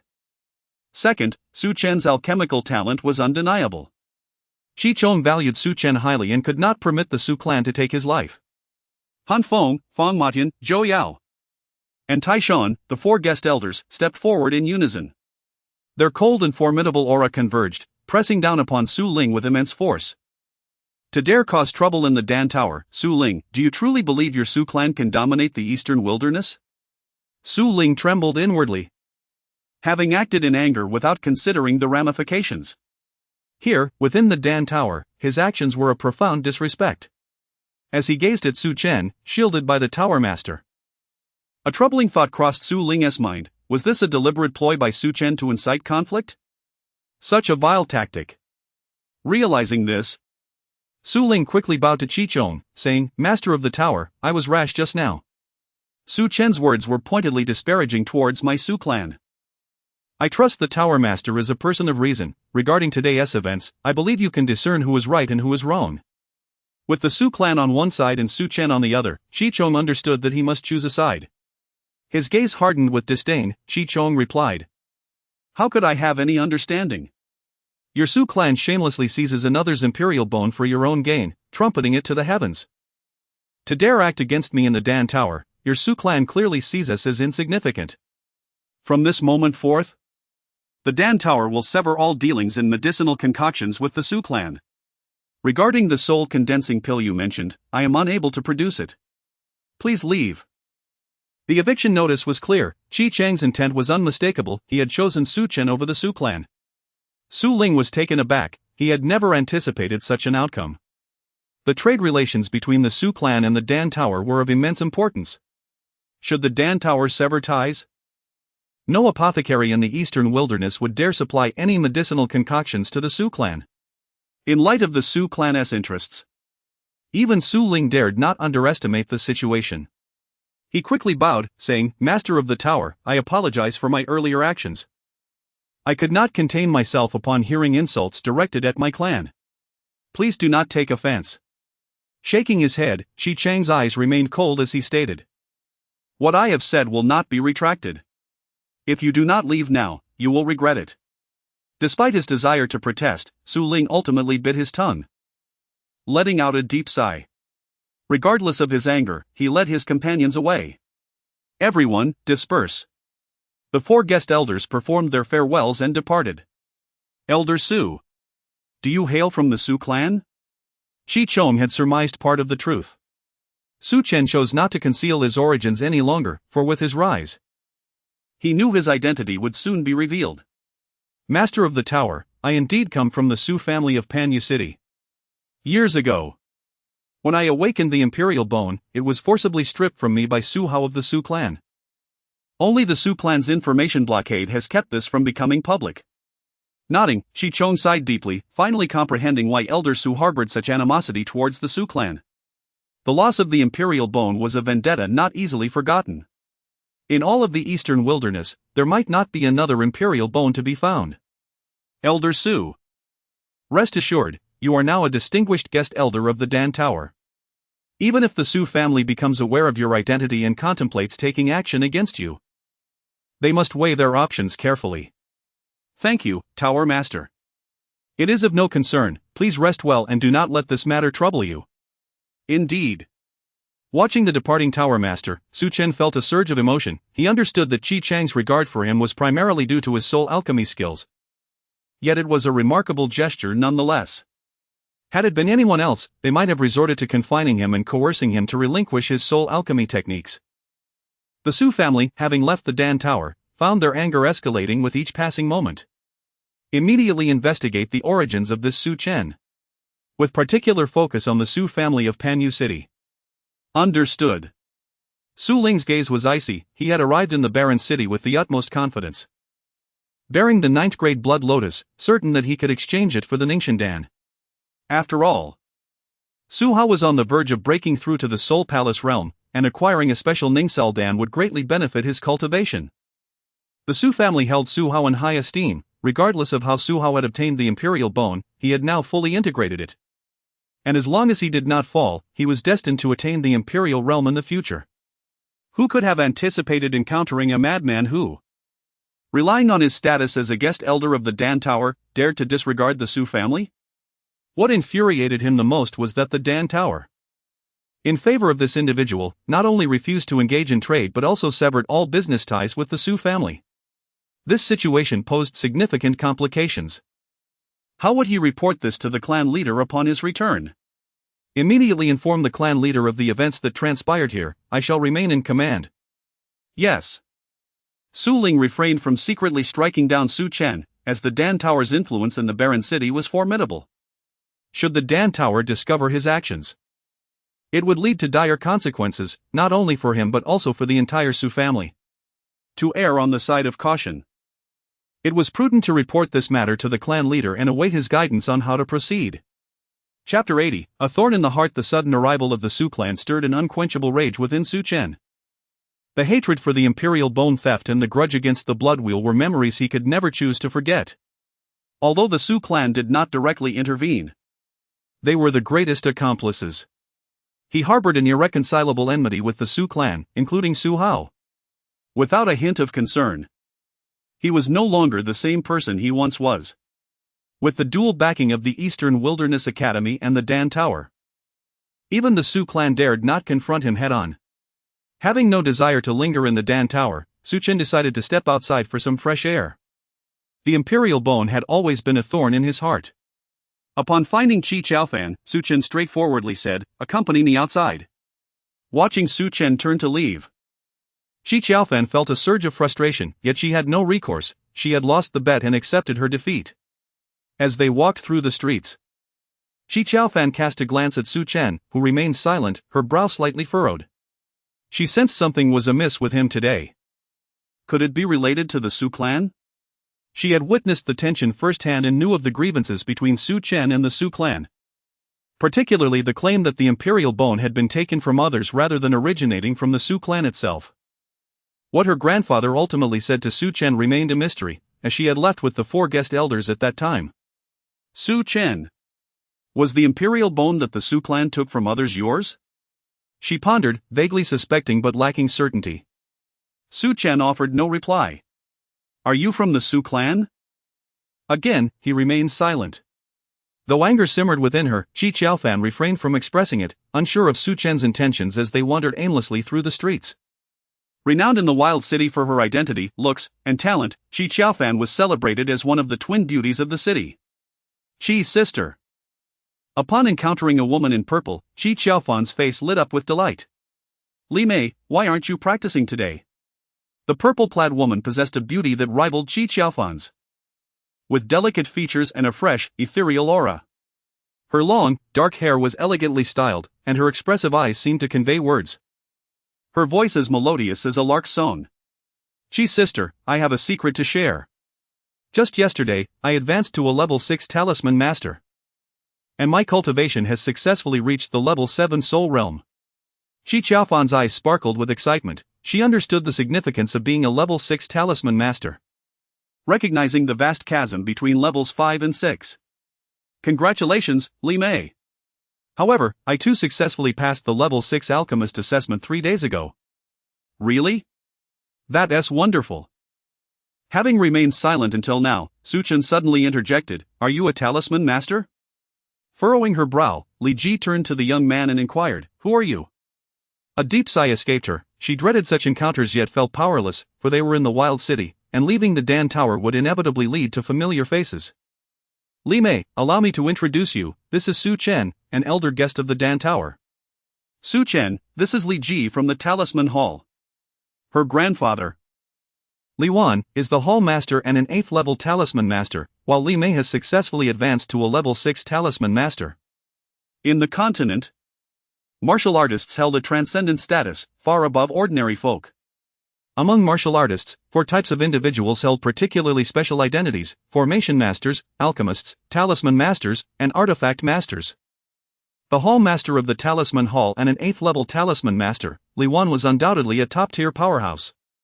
Su Chen was intrigued by talisman mastery. Wishing to become one himself, yet without a pathway, it was no easy feat. I wish to become a talisman master. Is the Talisman Hall willing to? No. Before Su Chen could finish, Li Ji had already interrupted. The crafting and refining of talismans in our Talisman Hall are not to be divulged. Unless you can join our hall, but you are already an elder guest of the Dan Tower, making it improbable for you to join us. Li Ji was taken aback. This so-called Su Chen appeared remarkably young. In her understanding, all 4 guest elders of the Dan Tower were over 50 years old. While this individual looked no older than 20. How could a distinguished elder guest of the Dan Tower possibly join the Talisman Hall? It was simply inconceivable. Well then. You two chat, I shall take my leave. Watching Su Chen depart without a word, Qi Qiaofan felt an overwhelming urge to confront him but ultimately withheld her frustration. Qi's sister, what happened to the Dan Tower? How is it that you have such a young elder guest?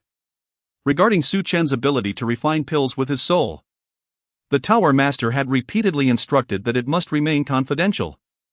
She understood the implications of soul pills and smiled. Su Chen's alchemical skills have surpassed mine. Hence my grandfather made an exception for him to become an elder guest of the Dan Tower. Not wishing to pry further, she recognized that this was a matter for the Dan Tower, of which she had no stake. Sister, it has been far too long since we last met. We must catch up properly today. Of course. Qi Qiaofan and Li Ji were celebrated as the twin beauties of the wild city, attracting attention wherever they went. Back at the Dan Tower, Su Chen sought out Qi Chong, stating directly, Tower Master, I require your assistance. Qi Chong chuckled. If you wish for me to eradicate the Su clan, that I cannot do. Su Chen was well aware that Qi Chong was jesting and replied without offense, Tower Master.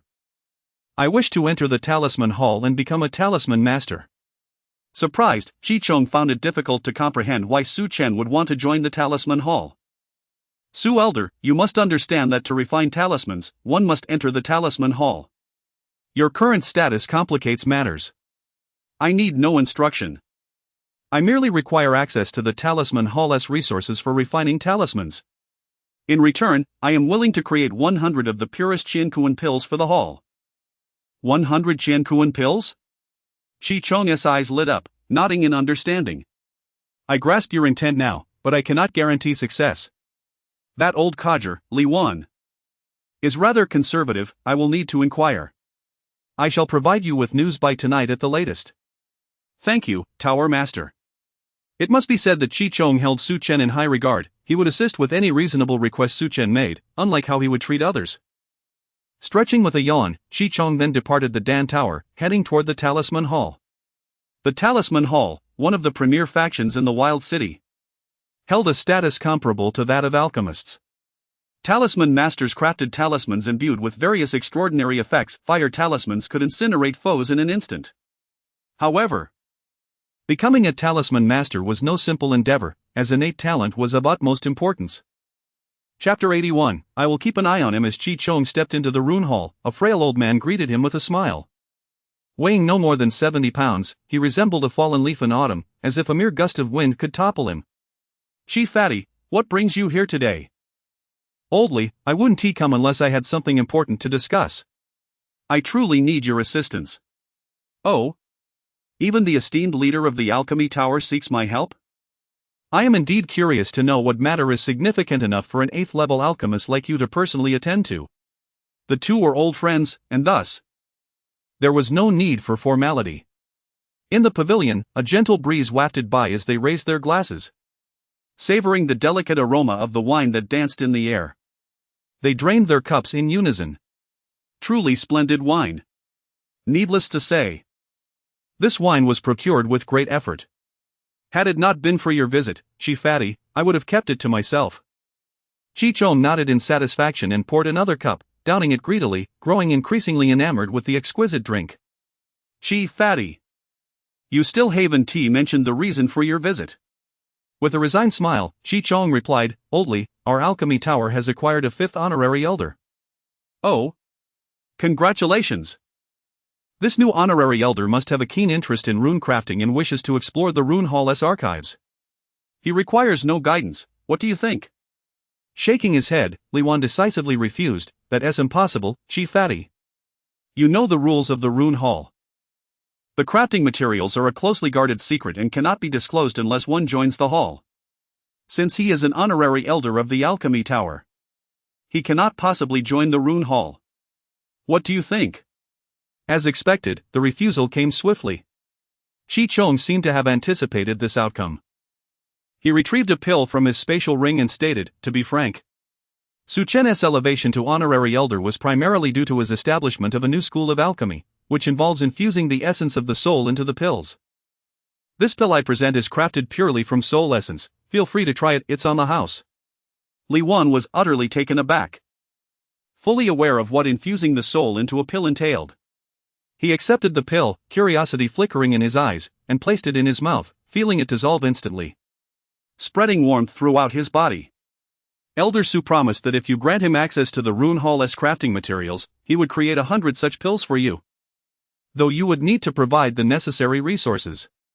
100 soul essence pills, a temptation that Li Wan found impossible to resist. 2 conditions, he stated. Speak. First, he must enter the Rune Hall without any guidance whatsoever, including from me. Of course. Second, the crafting materials cannot be taken outside the hall. Agreed. I shall convey my gratitude to Elder Su on your behalf. Li Wan sighed, it's merely a matter of mutual benefit. Have him come by tomorrow. Very well. Let us drink. Drink? You've already consumed a jug of this rare wine. Such a miser you are. Upon receiving the news, Su Chen was elated. Fully aware of the significance of rune crafting for his ambitions, it would undoubtedly be a boon without any detriment. Already an alchemist, he was now poised to delve into the realms of rune crafting, artifact crafting, and formation crafting. The night passed in silence. The next morning, the dawn's light enveloped the desolate city.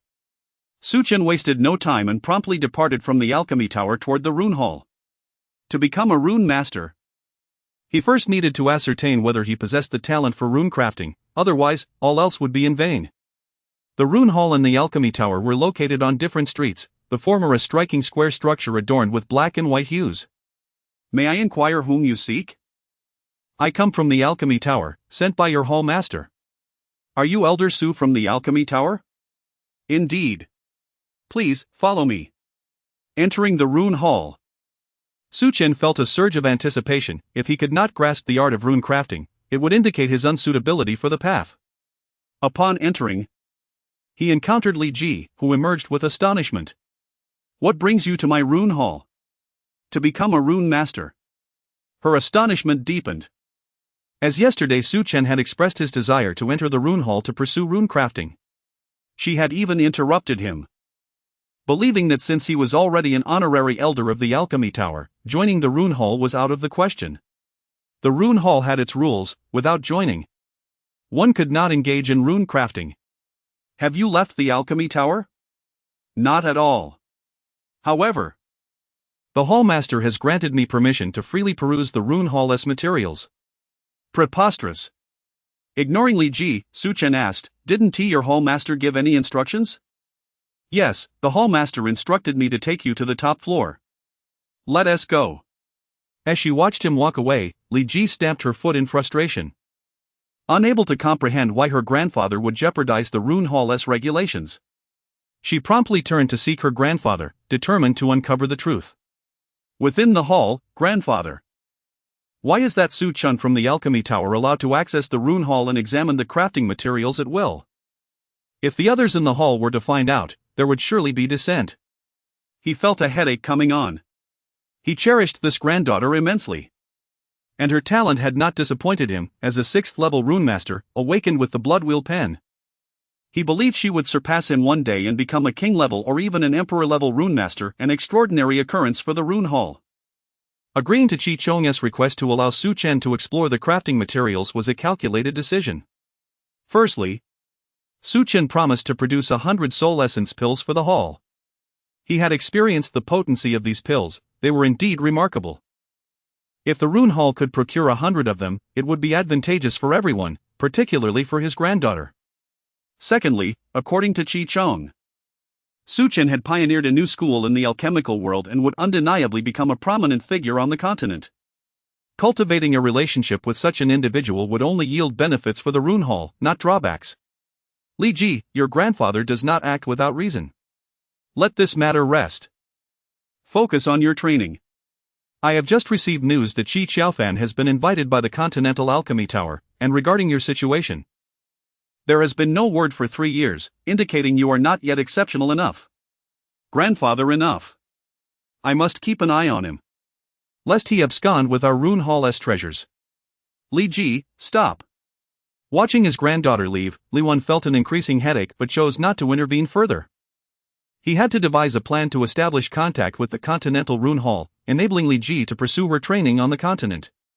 Chapter 82, Void Symbol Drawing. Pinnacle of the Symbol Hall. This is the most significant area of the Symbol Hall. Aside from the Hall Master and the Elders, only the Hall Master's command allows entry. Elder Su, the Hall Master has instructed that you may freely explore within, provided you do not take anything. Satisfied. It appeared that his promise of 100 elixirs had indeed borne fruit.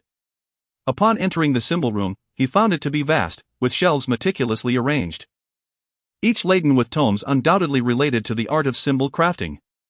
You must exercise caution and avoid damaging any of the books. All texts on symbol crafting here hold great importance.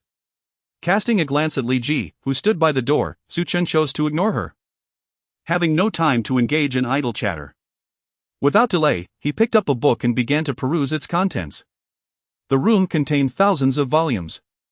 Under normal circumstances, it would take years, perhaps even decades, to read through all of them. Yet, Su Chen had no time to squander. He swiftly flipped through each book, absorbing the information within mere minutes, his mind capturing every detail with remarkable clarity. It was truly astonishing. To think he aspired to become a symbol master. Observing the youth before her, whose speed in reading surpassed that of drinking water, Li Ji's face contorted with derision, her disdain growing ever more palpable. Days passed. For a full 4 days and nights, Su Chen remained within the symbol hall, even foregoing meals to continue his studies. At first, Li Ji watched him with unwavering attention, curious to see if this guest elder from the Dan Tower could indeed become a symbol master. However, as time flew by, she grew increasingly convinced that Su Chen would never achieve such a title. Irritated yet resolute, she understood that as long as she had chosen to observe Su Chen, she would remain steadfast in her watch. She recognized that, given Su Chen's status, he would not steal anything from the symbol hall. Yet she could not fathom why she found him so irksome. Perhaps it was simply because he was afforded the privilege of entering the hall and freely studying its texts. What was he doing? As Su Chen concluded his final book, a pen appeared in his hand, the burial calamity pen. He realized that in order to craft symbols, one must draw them on specially prepared symbol paper before refining and condensing them into form. 3 steps: draw, refine, and condense. Yet, instead of using symbol paper, Su Chen held the burial calamity pen and began to draw in mid-air. Witnessing his actions, Li Ji could hardly contain herself and burst into laughter. Having never encountered such folly before, she had never seen anyone draw symbols without the aid of symbol paper, not just in the eastern wilderness, but throughout the entire continent. No one had succeeded in drawing symbols in mid-air. However, her amusement quickly faded as she observed Su Chen's progress, her expression shifting to one of shock and disbelief. Regardless of her willingness to accept it, he had indeed drawn a symbol. Even if the copied symbol was merely a first-level one, it astounded her, for normally, drawing symbols in the void was deemed impossible, a complete violation of the rules of symbol crafting. No one had ever managed to do so. How had Su Chen accomplished this? She could almost assert that he had no prior knowledge of symbol drawing, otherwise, he would not have spent days immersing himself in the most basic symbol crafting materials. Such talent in symbol crafting was terrifying. She had always believed her own abilities to be unparalleled among her peers in the eastern wilderness, but she had not anticipated Su Chen's extraordinary aptitude. In that moment, Su Chen, wielding the burial calamity pen, drew symbols in the void, lines converging continuously. As it was his first attempt, he was somewhat clumsy; nevertheless, within mere minutes, he completed the drawing. Upon finishing, he transitioned to the refining stage, forming a hand seal and infusing energy into the symbol. The final step was to condense it. Symbol. Condense. A translucent fire symbol, approximately the size of a half palm, materialized successfully in Su Chen's hand. He grasped it tightly, filled with delight. Even though it was merely a first-level fire symbol, it signified his potential in symbol crafting, and he suspected it was considerable. Su Chen understood from his readings that the first step in crafting symbols required the use of special symbol paper. However, he had impulsively decided to test whether he could draw in the void with the burial calamity pen. To his astonishment, he had succeeded. How did you achieve this? Li Ji, her face a mask of confusion and astonishment, approached Su Chen, eyeing the symbol in his hand. May I take a look? Su Chen nodded. He was not a stingy person and willingly handed the fire symbol to her. As she accepted it, feeling the fluctuations emanating from within, her astonishment deepened. A first-level fire symbol, in terms of grade, your fire symbol undoubtedly surpasses any other first-level symbol. How on earth did you accomplish this? Retrieving the fire symbol and placing it into his Qiankuan bag, Su Chen chose to disregard Li Ji. There was no way he would divulge the secrets of his crafting process to her, even if he did. She would never be able to draw symbols in the void; no one could accomplish such a feat. Whether it was the soul entering the elixir or the void drawing of symbols, these were his unique abilities, one reliant on the chaotic devouring art in the Qiankuan furnace, the other on the burial calamity pen and a special divine body. Unless someone possessed the same tools as he did, it was impossible for them to replicate his feats. Wait a moment. What is it? Su Chen felt no affinity for Li Ji; she was the quintessential spoiled heiress, perpetually looking down on others. If she held him in contempt, he reciprocated the sentiment. With a deep sigh, Li Ji spoke. Su Chen, I admit I underestimated you yesterday. Although you are a guest elder of the Dan Tower, you should understand that alchemy and symbol crafting are entirely different disciplines. Yet just now, I must confess my admiration for you.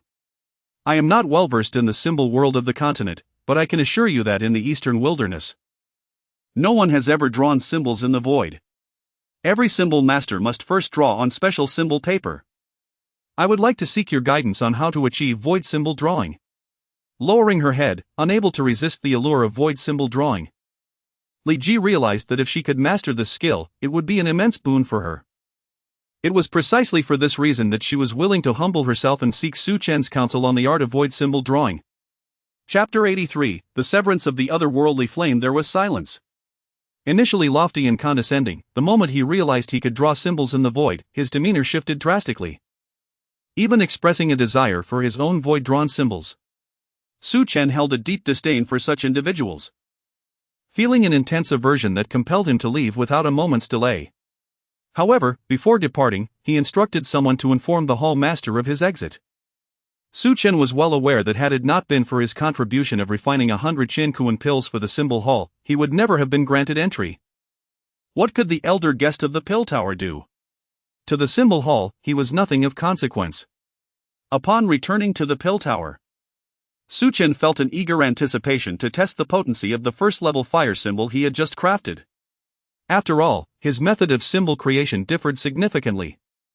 While others inscribed symbols on special papers, he drew them directly in the void, employing the Morning Calamity pen.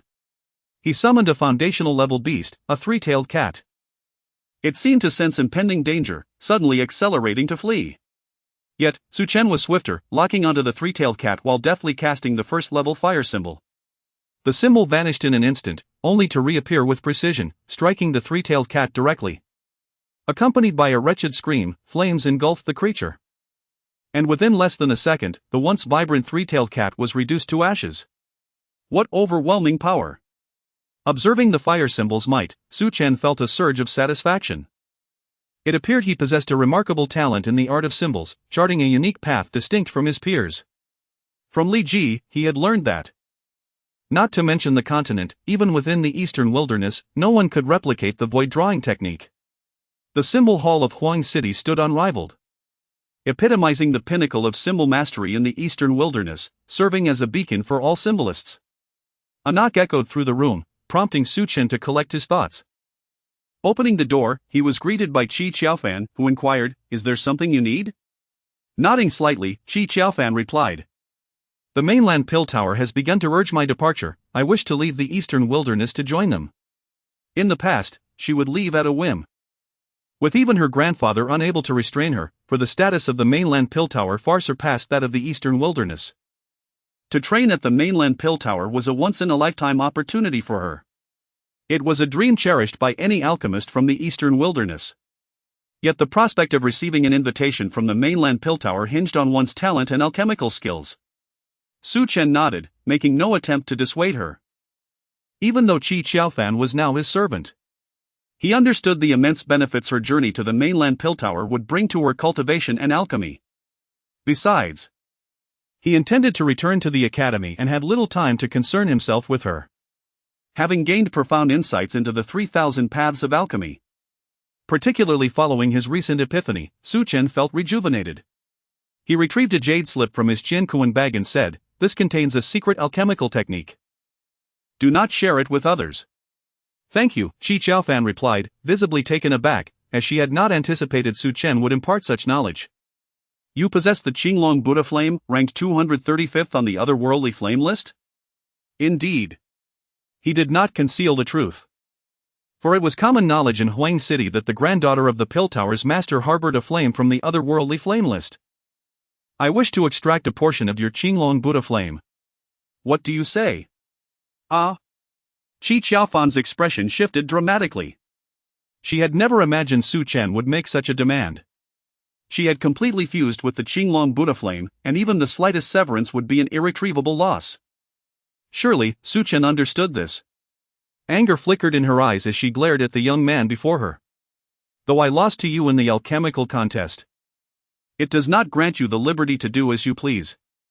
"Xiaofan, agree to him," came a voice from behind. Turning to see the sudden appearance of Qi Pengzi, Su Chen bowed, addressing him as Tower Master. "Grandfather, you must understand what the otherworldly flame means to me. I have fully integrated the Qinglong Buddha flame. If it is forcibly severed, even a trace, it would severely hinder my future in alchemy." Qi Pengzi regarded Su Chen and inquired, "Are you confident?"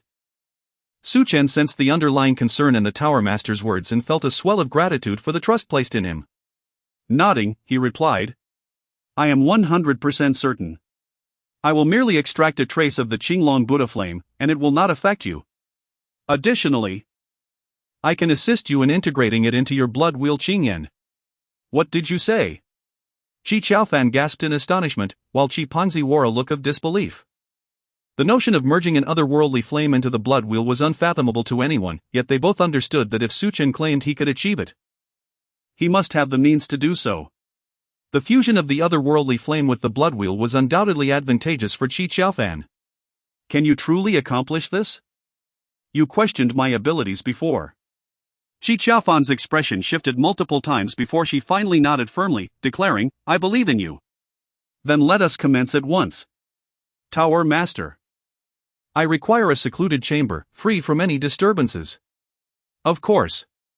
Shi Pingzi grasped the gravity of the situation. Here, in the Pill Tower, he wielded absolute authority. Inside the secluded chamber, Su Chen instructed, remove all your clothing. What? Shi Qiaofan exclaimed, taken aback. The process of severing an otherworldly flame and merging it with the blood wheel was perilous, and if she wished to succeed, she must heed his instructions. Without waiting for Shi Qiaofan's response, Su Chen continued, if I had any interest in your physical form, I would not resort to such a base method. This is the Pill Tower, and your grandfather is the Tower Master, unless I wish to leave here in a manner unthinkable.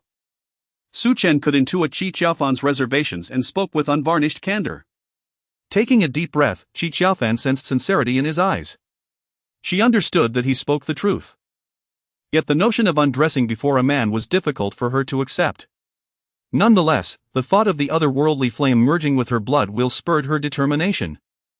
With her face flushed like a ripe tomato, she ultimately resolved to acquiesce. As Su Chen prepared. The atmosphere in the silent chamber was punctuated solely by the sound of Shi Qiaofan shedding her garments, and she could scarcely ignore the quickening of her heartbeat. Chapter 84, The Dragon and Elephant Nurturing the Strange Fire in the Secret Chamber. Shi Qiaofan's face was flushed crimson as she sat cross-legged, completely devoid of clothing. Unable to bring herself to meet Su Chen's gaze. Release your blood wheel, along with the Azure Dragon Buddha Flame. In the next moment, a blood wheel materialized above Shi Qiaofan's head, within which floated a spectral blue flame, while before her danced a dragon-shaped fire, emanating a faint breath of Buddhism indeed. The Azure Dragon Buddha Flame ranked 235th on the list of strange fires. Without a moment's hesitation, Su Chen began to circulate the Chaos Devouring technique within him. His confidence in separating the Azure Dragon Buddha Flame and assisting Shi Qiaofan infusing the blood will stemmed entirely from this technique. Focusing his mind and calming his spirit, Shi Qiaofan understood the gravity of the situation. Any misstep could prove catastrophic. Taking a deep breath, she immediately followed Su Chen's instructions, centering herself and safeguarding her essence. A potent aura of devouring energy enveloped Shi Qiaofan instantaneously. Swift, precise, and ruthless. The separation of the strange fire could not afford the slightest delay.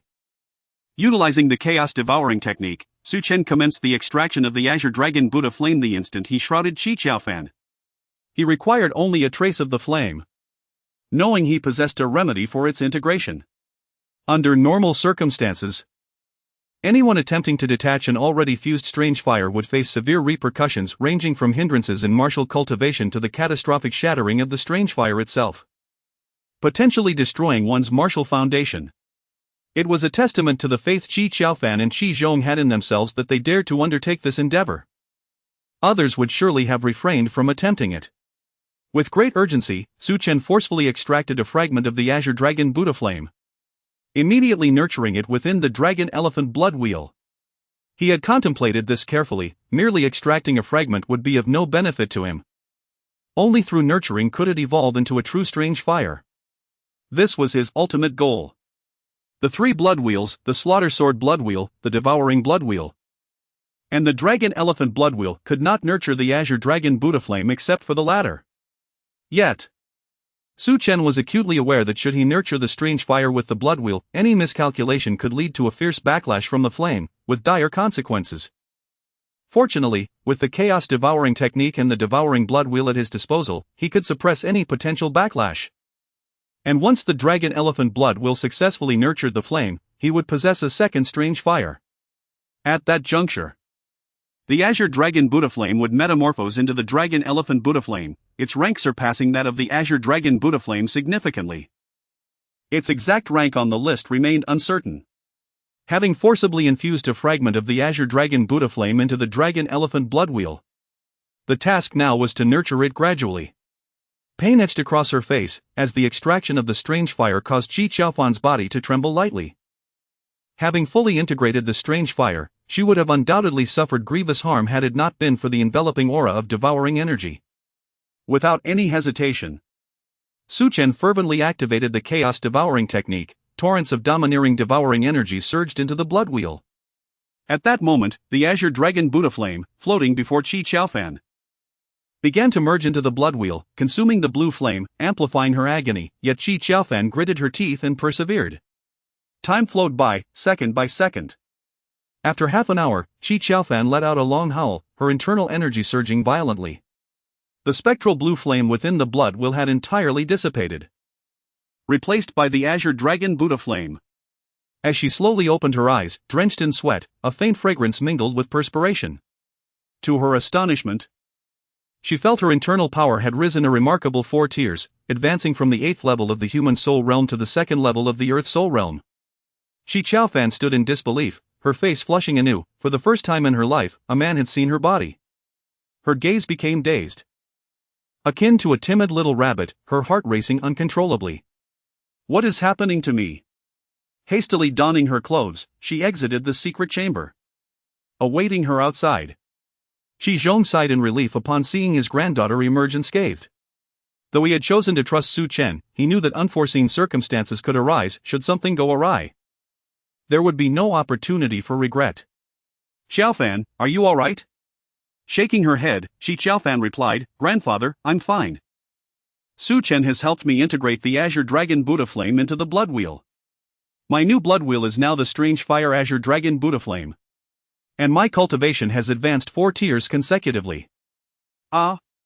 Qi Zhong was utterly bewildered. He understood precisely what his granddaughter's words implied. The integration of a strange fire into the blood wheel, coupled with a 4-tier breakthrough within half an hour, such feats were deemed impossible. Yet they had genuinely transpired in his granddaughter. Grandfather, where is Su Chen? He has already returned to the Eastern Wilderness Academy. I shall seek him out. At this moment, Qi Qiaofan's heart was a tempest of emotions. Her attitude transformed dramatically as the figure of Su Chen occupied her thoughts entirely. Qi Zhong attempted to dissuade her, shaking his head. Elder Su instructed me to tell you not to seek him out. You need only focus on your training at the continent's Pill Tower. He will come to find you in due course. With a deep sigh, Qi Qiaofan felt an overwhelming impulse to abandon her journey to the continent and remain with Su Chen. It seemed her feelings had been discerned by him, otherwise he would not have instructed her thus. Grandfather, I plan to head to the continent tomorrow. I will arrange it for you. Inform the Tower Master. The Master of the Symbol Hall has arrived. Please come in. In the Alchemy Hall, the old manly inquired anxiously, Qi Zhong. What brings you to my Pill Tower today without cause? Qi Zhong, spare me the pleasantries, quickly hand over Su Chen. I have matters to discuss with him. Looking for Elder Su? Qi Zhong shook his head, smiling. Do not fret, Elder Su has left the Pill Tower for the time being and should not return soon. If you have something to convey, I can relay it to him. My business must be spoken directly. Just tell me where he currently is. Surprised, Qi Zhong had not anticipated Li Wan's urgency. Did Su Chen encounter trouble at the Symbol Hall? No wonder Su Chen had warned him before leaving that someone was looking for him, including Master Li Wan, and to keep his whereabouts a secret. Shaking his head again, Qi Zhong replied, I do not know where he has gone. You should understand that while I am the Tower Master, I possess no authority to restrict the freedom of honorary elders. He would not disclose his whereabouts to me. What do you think? Chapter 85, Wrath of the Heavens. Li Wan was acutely aware that in matters such as these, his longtime friend would not deceive him. However, he was currently in urgent need of locating Su Chen. Chi Fatty, we have been close friends for many years, and I shall not conceal the truth from you. For the past 4 days, Su Chen has been poring over the alchemical texts atop the Symbol Hall. Logically speaking, even if he is a prodigy in talisman crafting, it is impossible for him to create a first-grade talisman in such a short span of time. Upon hearing this, both Qi Chong and Qi Qiaofan felt a jolt of surprise, their expressions gradually revealing their astonishment as they began to piece together the implications. Are you suggesting that Elder Su was able to craft a first-grade talisman in merely 4 days? If that is the case, then his talent in talisman crafting may rival that of alchemy. Talisman crafting and alchemy both require immense aptitude. And such a genius is indeed a rare find in this world. Yet Li Wan shook his head, exclaiming, He not only has the ability to create a first-grade talisman but has also accomplished something unprecedented in the realm of talisman crafting. What is it? Do not keep me in suspense, speak quickly. Qi Chong urged, showing signs of impatience. It was evident that Su Chen had achieved something earth-shattering, prompting such concern and astonishment from his friend. Fatty, although you are not a talisman master, you should understand that the process involves 3 essential steps: drawing the talisman, crafting it, and condensing it. Each step is sequential and indispensable. Any talisman master must first draw the talisman, especially if it is on specially prepared talisman paper. This holds true even for the talisman emperor. Li Wan continued, yet Su Chen, Li Ji witnessed him, was able to craft a first-grade fire talisman in just 4 days. And he did not even draw it on talisman paper, he drew it in the void. What did you say? Drawing in the void? Qi Chong stood up in shock, while Qi Qiaofan wore an expression of disbelief. They both understood the significance of drawing in the void. With the soul entering the elixir in drawing in the void, Su Chen has blazed a trail in both the realms of alchemy and talisman crafting, achieving what others could not. Fatty, you must understand how revolutionary drawing in the void is for the talisman realm. The greatest limitation for talisman masters is the necessity of drawing on special talisman paper. If this step could be bypassed, their status would be greatly elevated. Suppressing his astonishment, Qi Chong nodded and said, "When Elder Su returns, I will inform you immediately." Very well, I shall take my leave. Watching the two depart, Qi Chong sighed, "Xiaofan, you have seen for yourself just how extraordinary Su Chen's talent is. Whether he is unparalleled in the future remains to be seen, but he has certainly achieved what no one before him has. I believe that in the near future, he will undoubtedly make a name for himself across the continent, becoming a dual star in both the alchemy and talisman realms. If you can follow him, your prospects are limitless. Grandfather, I understand. Opportunities are fleeting, and I hope you can seize this one. East Wilderness Academy." Su Chen returned to the academy smoothly. The process of separating Qi Qiaofan's strange fire unexpectedly resulted in a significant breakthrough in his cultivation, elevating him from the 3rd level of the Golden Core realm to the 4th. Upon returning to his dormitory, Su Chen immediately sensed something was amiss. "Boss, you have finally returned. What has happened?" Lu Yu exclaimed urgently.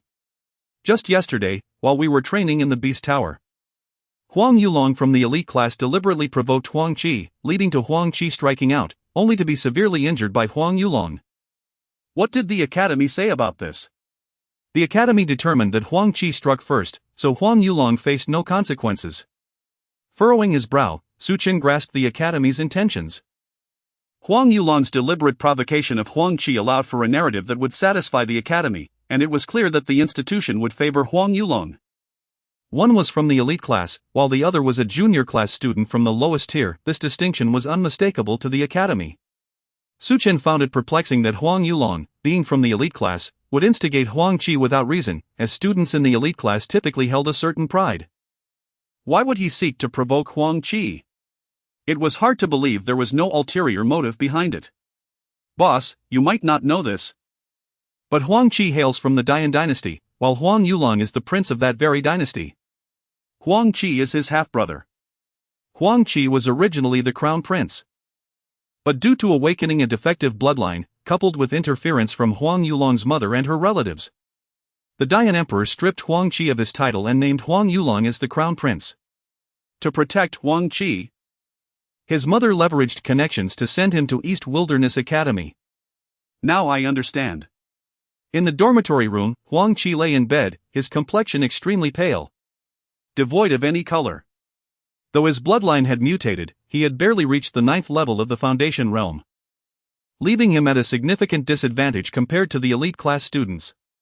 Boss. Upon seeing Su Chen enter, the others stood and bowed respectfully. Approaching the bedside and observing Huang Qi's weak condition, Su Chen's expression darkened considerably, clearly indicating that Huang Qi's injuries were severe and potentially life-threatening. Lu Yu, go to the academy and exchange for a beast core. The higher the grade, the better. Understood. Su Chen retrieved the Qiankuan furnace, preparing to concoct a medicinal pill. No one dared to speak, as it was evident that Su Chen's expression was grim, likely suppressing a fury within.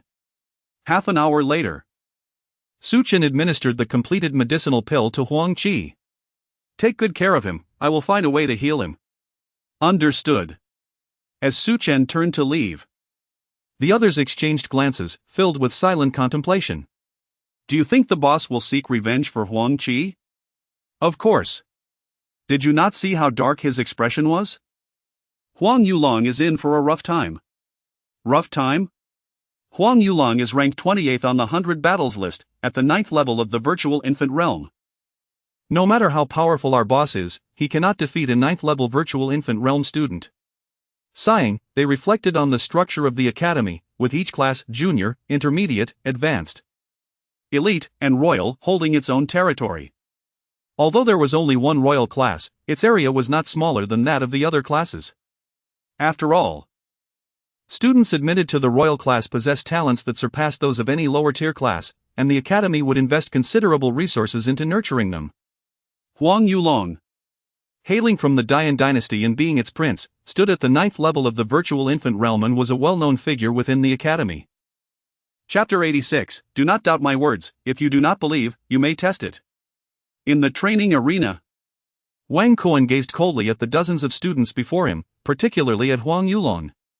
"Our elite class has garnered quite a reputation," he stated. "We recently inflicted significant harm upon a member of the junior class within the Beast Tower. Indeed, this has brought honor to our elite class." All eyes turned to Huang Yulong, aware of the connection he had with Huang Qi. While it was normal to teach a lesson, severely injuring Huang Qi was somewhat excessive.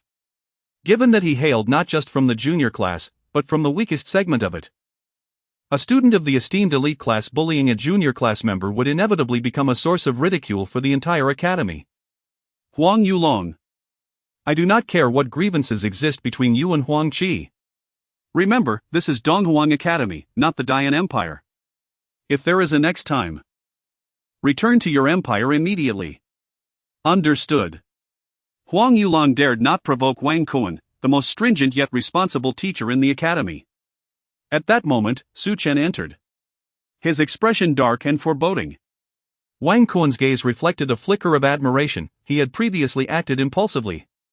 However, Su Chen's ability to withstand his pressure and exit the training arena demonstrated potential and talent worthy of respect. What is he doing? It seems Su Chen has set his sights on Huang Yulong. As Su Chen strode purposefully toward Huang Yulong, speculation rippled through the onlookers. Was he here to avenge Huang Qi? Rumor had it that Su Chen had entered the academy through the weakest junior class. Standing before Huang Yulong, Su Chen's gaze grew increasingly frigid. He disregarded any personal enmity and focused solely on one truth: Huang Yulong had harmed his brother. "Su Chen, what are you doing?" Ignoring Wang Kuan, an enraged Su Chen declared, "Huang Yulong, I formally challenge you." "Do you dare to accept?" Surprised gasps echoed throughout the crowd, including Huang Ying. As none had anticipated Su Chen's boldness. Huang Yulong, ranked 28th on the 100 battles list, was at the peak of the 9th level of the virtual infant realm. While Su Chen was merely at the golden core realm, a significant disparity. "You wish to challenge me?" Huang Yulong's expression darkened. He had no familiarity with this individual. Only hearing of two new elite class members, one of whom had made an exceptional advancement. Huang Qi? Realization dawned upon him. Su Chen's challenge must stem from Huang Qi's situation. "Su Chen, what do you intend to do?" Wang Kuan's anger was palpable. Su Chen's dismissal of him in front of the others was humiliating. Turning to Wang Kuan, Su Chen replied coldly, "Teacher Wang, I am challenging a fellow student." "Surely the academy will not prevent me?" "If Huang Yulong lacks the courage, he need only kneel before Huang Qi and apologize, and I shall withdraw my challenge." "Su Chen, do not be arrogant. I shall show you what it means to challenge me." "I accept your challenge." As Huang Yulong accepted, Wang Kuan contemplated intervening but ultimately refrained. Nodding and stating, "Keep it within limits, no fatalities. Should there be any deaths, I will take immediate action." The students retreated, clearing a space for the two combatants. Huang Yulong's expression was one of disdain as he mocked, "Su Chen, if you wish to defend Huang Qi, you should first assess your own capabilities. Enough of your empty words.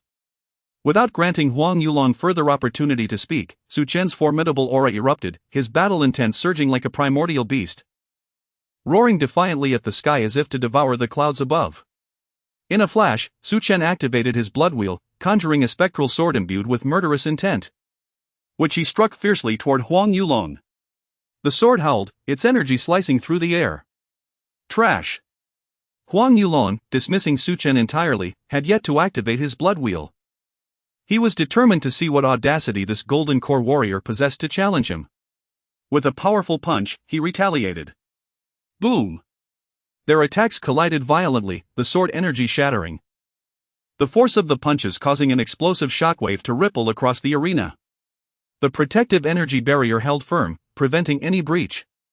To the astonishment of all present, the formidable Huang Yulong, at the pinnacle of the 9th level, was forced to retreat 3 steps, blood seeping from the corner of his mouth. Careless. Huang Yulong's expression darkened to a near black. He had never anticipated that Su Chen could withstand him and even wound him with the blood wheel. Had he not experienced it personally, he would have found it hard to believe. No longer underestimating his opponent, Huang Yulong summoned his blood wheel, manifesting a spectral wolf, its body encased in stone, fiercely growling at Su Chen. Receive my palm. Enraged, Huang Yulong disregarded his injury, the murderous intent radiating from him palpable. He stepped forward, unleashing a domineering palm strike enhanced by the spectral wolf. Boom! Wang Kuan, vigilant and aware that this was not a life-or-death duel, kept a close watch. He was ready to intervene should anything go awry, ensuring no one would perish. As their assaults clashed once more, the arena reverberated with the sounds of explosions. Driven by Huang Qi's plight, Su Chen was indeed filled with murderero at this moment. Huang Yulong was utterly flustered, for he wished to avoid death. Especially in such a horrifying manner as having his soul shattered, the mere thought sent chills down his spine. The Academy's regulations? Who could attest that your demise is linked to me? In our duel, I did not take your life, and once I depart from the training ground, your fate is no longer my concern. Not even the principal could intervene. Without further ado, Su Chen turned and departed. Su Chen! As they gazed at the figure that had already vanished from the training ground, the onlookers could only sigh in astonishment. It was indeed audacious. A blatant threat to Huang Yulong: either kneel and apologize or face the consequence of having his soul shattered. Chapter 87, reporting a grievance, yet facing punishment filled with indignation. The prince of the Deyan dynasty found it utterly unacceptable to kneel and apologize to an outcast. Huang Yulong was deeply afraid of death, for he had no reason to doubt Su Chen's words. He could distinctly sense that his soul was bound by a peculiar force, a sensation unlike any other. Teacher Wang, will the Academy allow Su Chen to continue this arrogance? Follow me. Wang Kuan understood Su Chen's character. He was impervious to both soft and hard tactics. Even he could not deter Su Chen. Was direct confrontation the only option? In the Vice Dean's office, Qin Zhu leisurely sat on the sofa, sipping tea, the fragrant aroma wafting throughout the room. Vice Dean, Su Chen has truly gone too far. Relying on his mastery of soul martial arts, he has inflicted harm upon his peers. The Academy must intervene. Qin Zhu remained silent. Wang Kuan glanced at Huang Yulong, his eyes conveying a clear message: I have said all that I can, and helped as much as I could. Huang Yulong understood that to evade humiliation, he needed the Vice Dean's intervention. No matter how formidable Su Chen was, he could not rival the entire Academy. Vice Dean, Su Chen has demanded that I kneel and apologize, even threatening that if I do not comply, he will shatter my soul, leaving me without a grave. This is a blatant disregard for the Academy's regulations. I implore you to take action on my behalf. Su Chen's audacity was alarming, if left unchecked. He might even disregard the Vice Dean and the Dean in the future. Setting down his teacup, Qin Zhu stretched lazily and replied, if he demands that you kneel and apologize, you should comply. This way, your soul will remain intact. What? Qin Zhu's words left Wang Kuan and Huang Yulong utterly stunned, their expressions filled with disbelief. They had not anticipated such a response from the Vice Dean. Kneeling before Su Chen? Ignoring his arrogance? Indulging his challenge to the Academy's rules? Before Wang Kuan could speak, Qin Zhu waved his hand dismissively, his gaze growing cold as he fixed it on Huang Yulong. Regarding your conflict with Huang Qi, the Academy will not intervene. However, you have violated the Academy's rules by severely injuring Huang Qi in the Beast Tower. Had it not been for Su Chen's timely intervention, Huang Qi would now be dead. Vice Dean, it was Huang Qi who provoked me first. Cease your petty tricks. If you dare to play such games in front of me again, you will regret it. Huang Yulong shuddered at Qin Zhu's reputation for being ruthless. He knew that the Vice Dean was genuinely enraged over the incident in the Beast Tower. You have been granted the title of Prince, and unless unforeseen circumstances arise, once your cultivation reaches the reality infant stage, you may return to the Deyan dynasty to inherit the throne. Yet you lack the capacity for forgiveness. Huang Qi is now sheltered within the Academy, and you refuse to let go of your grudge. Do you perceive him as a threat to your throne?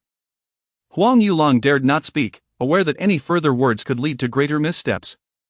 Internally, he cursed Qin Zhu but remained silent. Are you cursing me in your thoughts? I wouldn't dare. Startled, Huang Yulong strove to maintain his composure. Provoking Qin Zhu was unwise.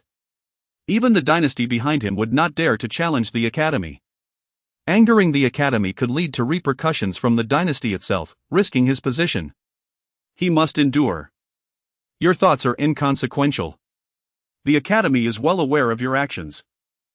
You face two penalties. First, you must immediately apologize to Huang Qi in his dormitory. If you refuse, prepare for Su Chen to obliterate your soul. Second, pack your belongings and leave the Academy by tomorrow, never to return. What?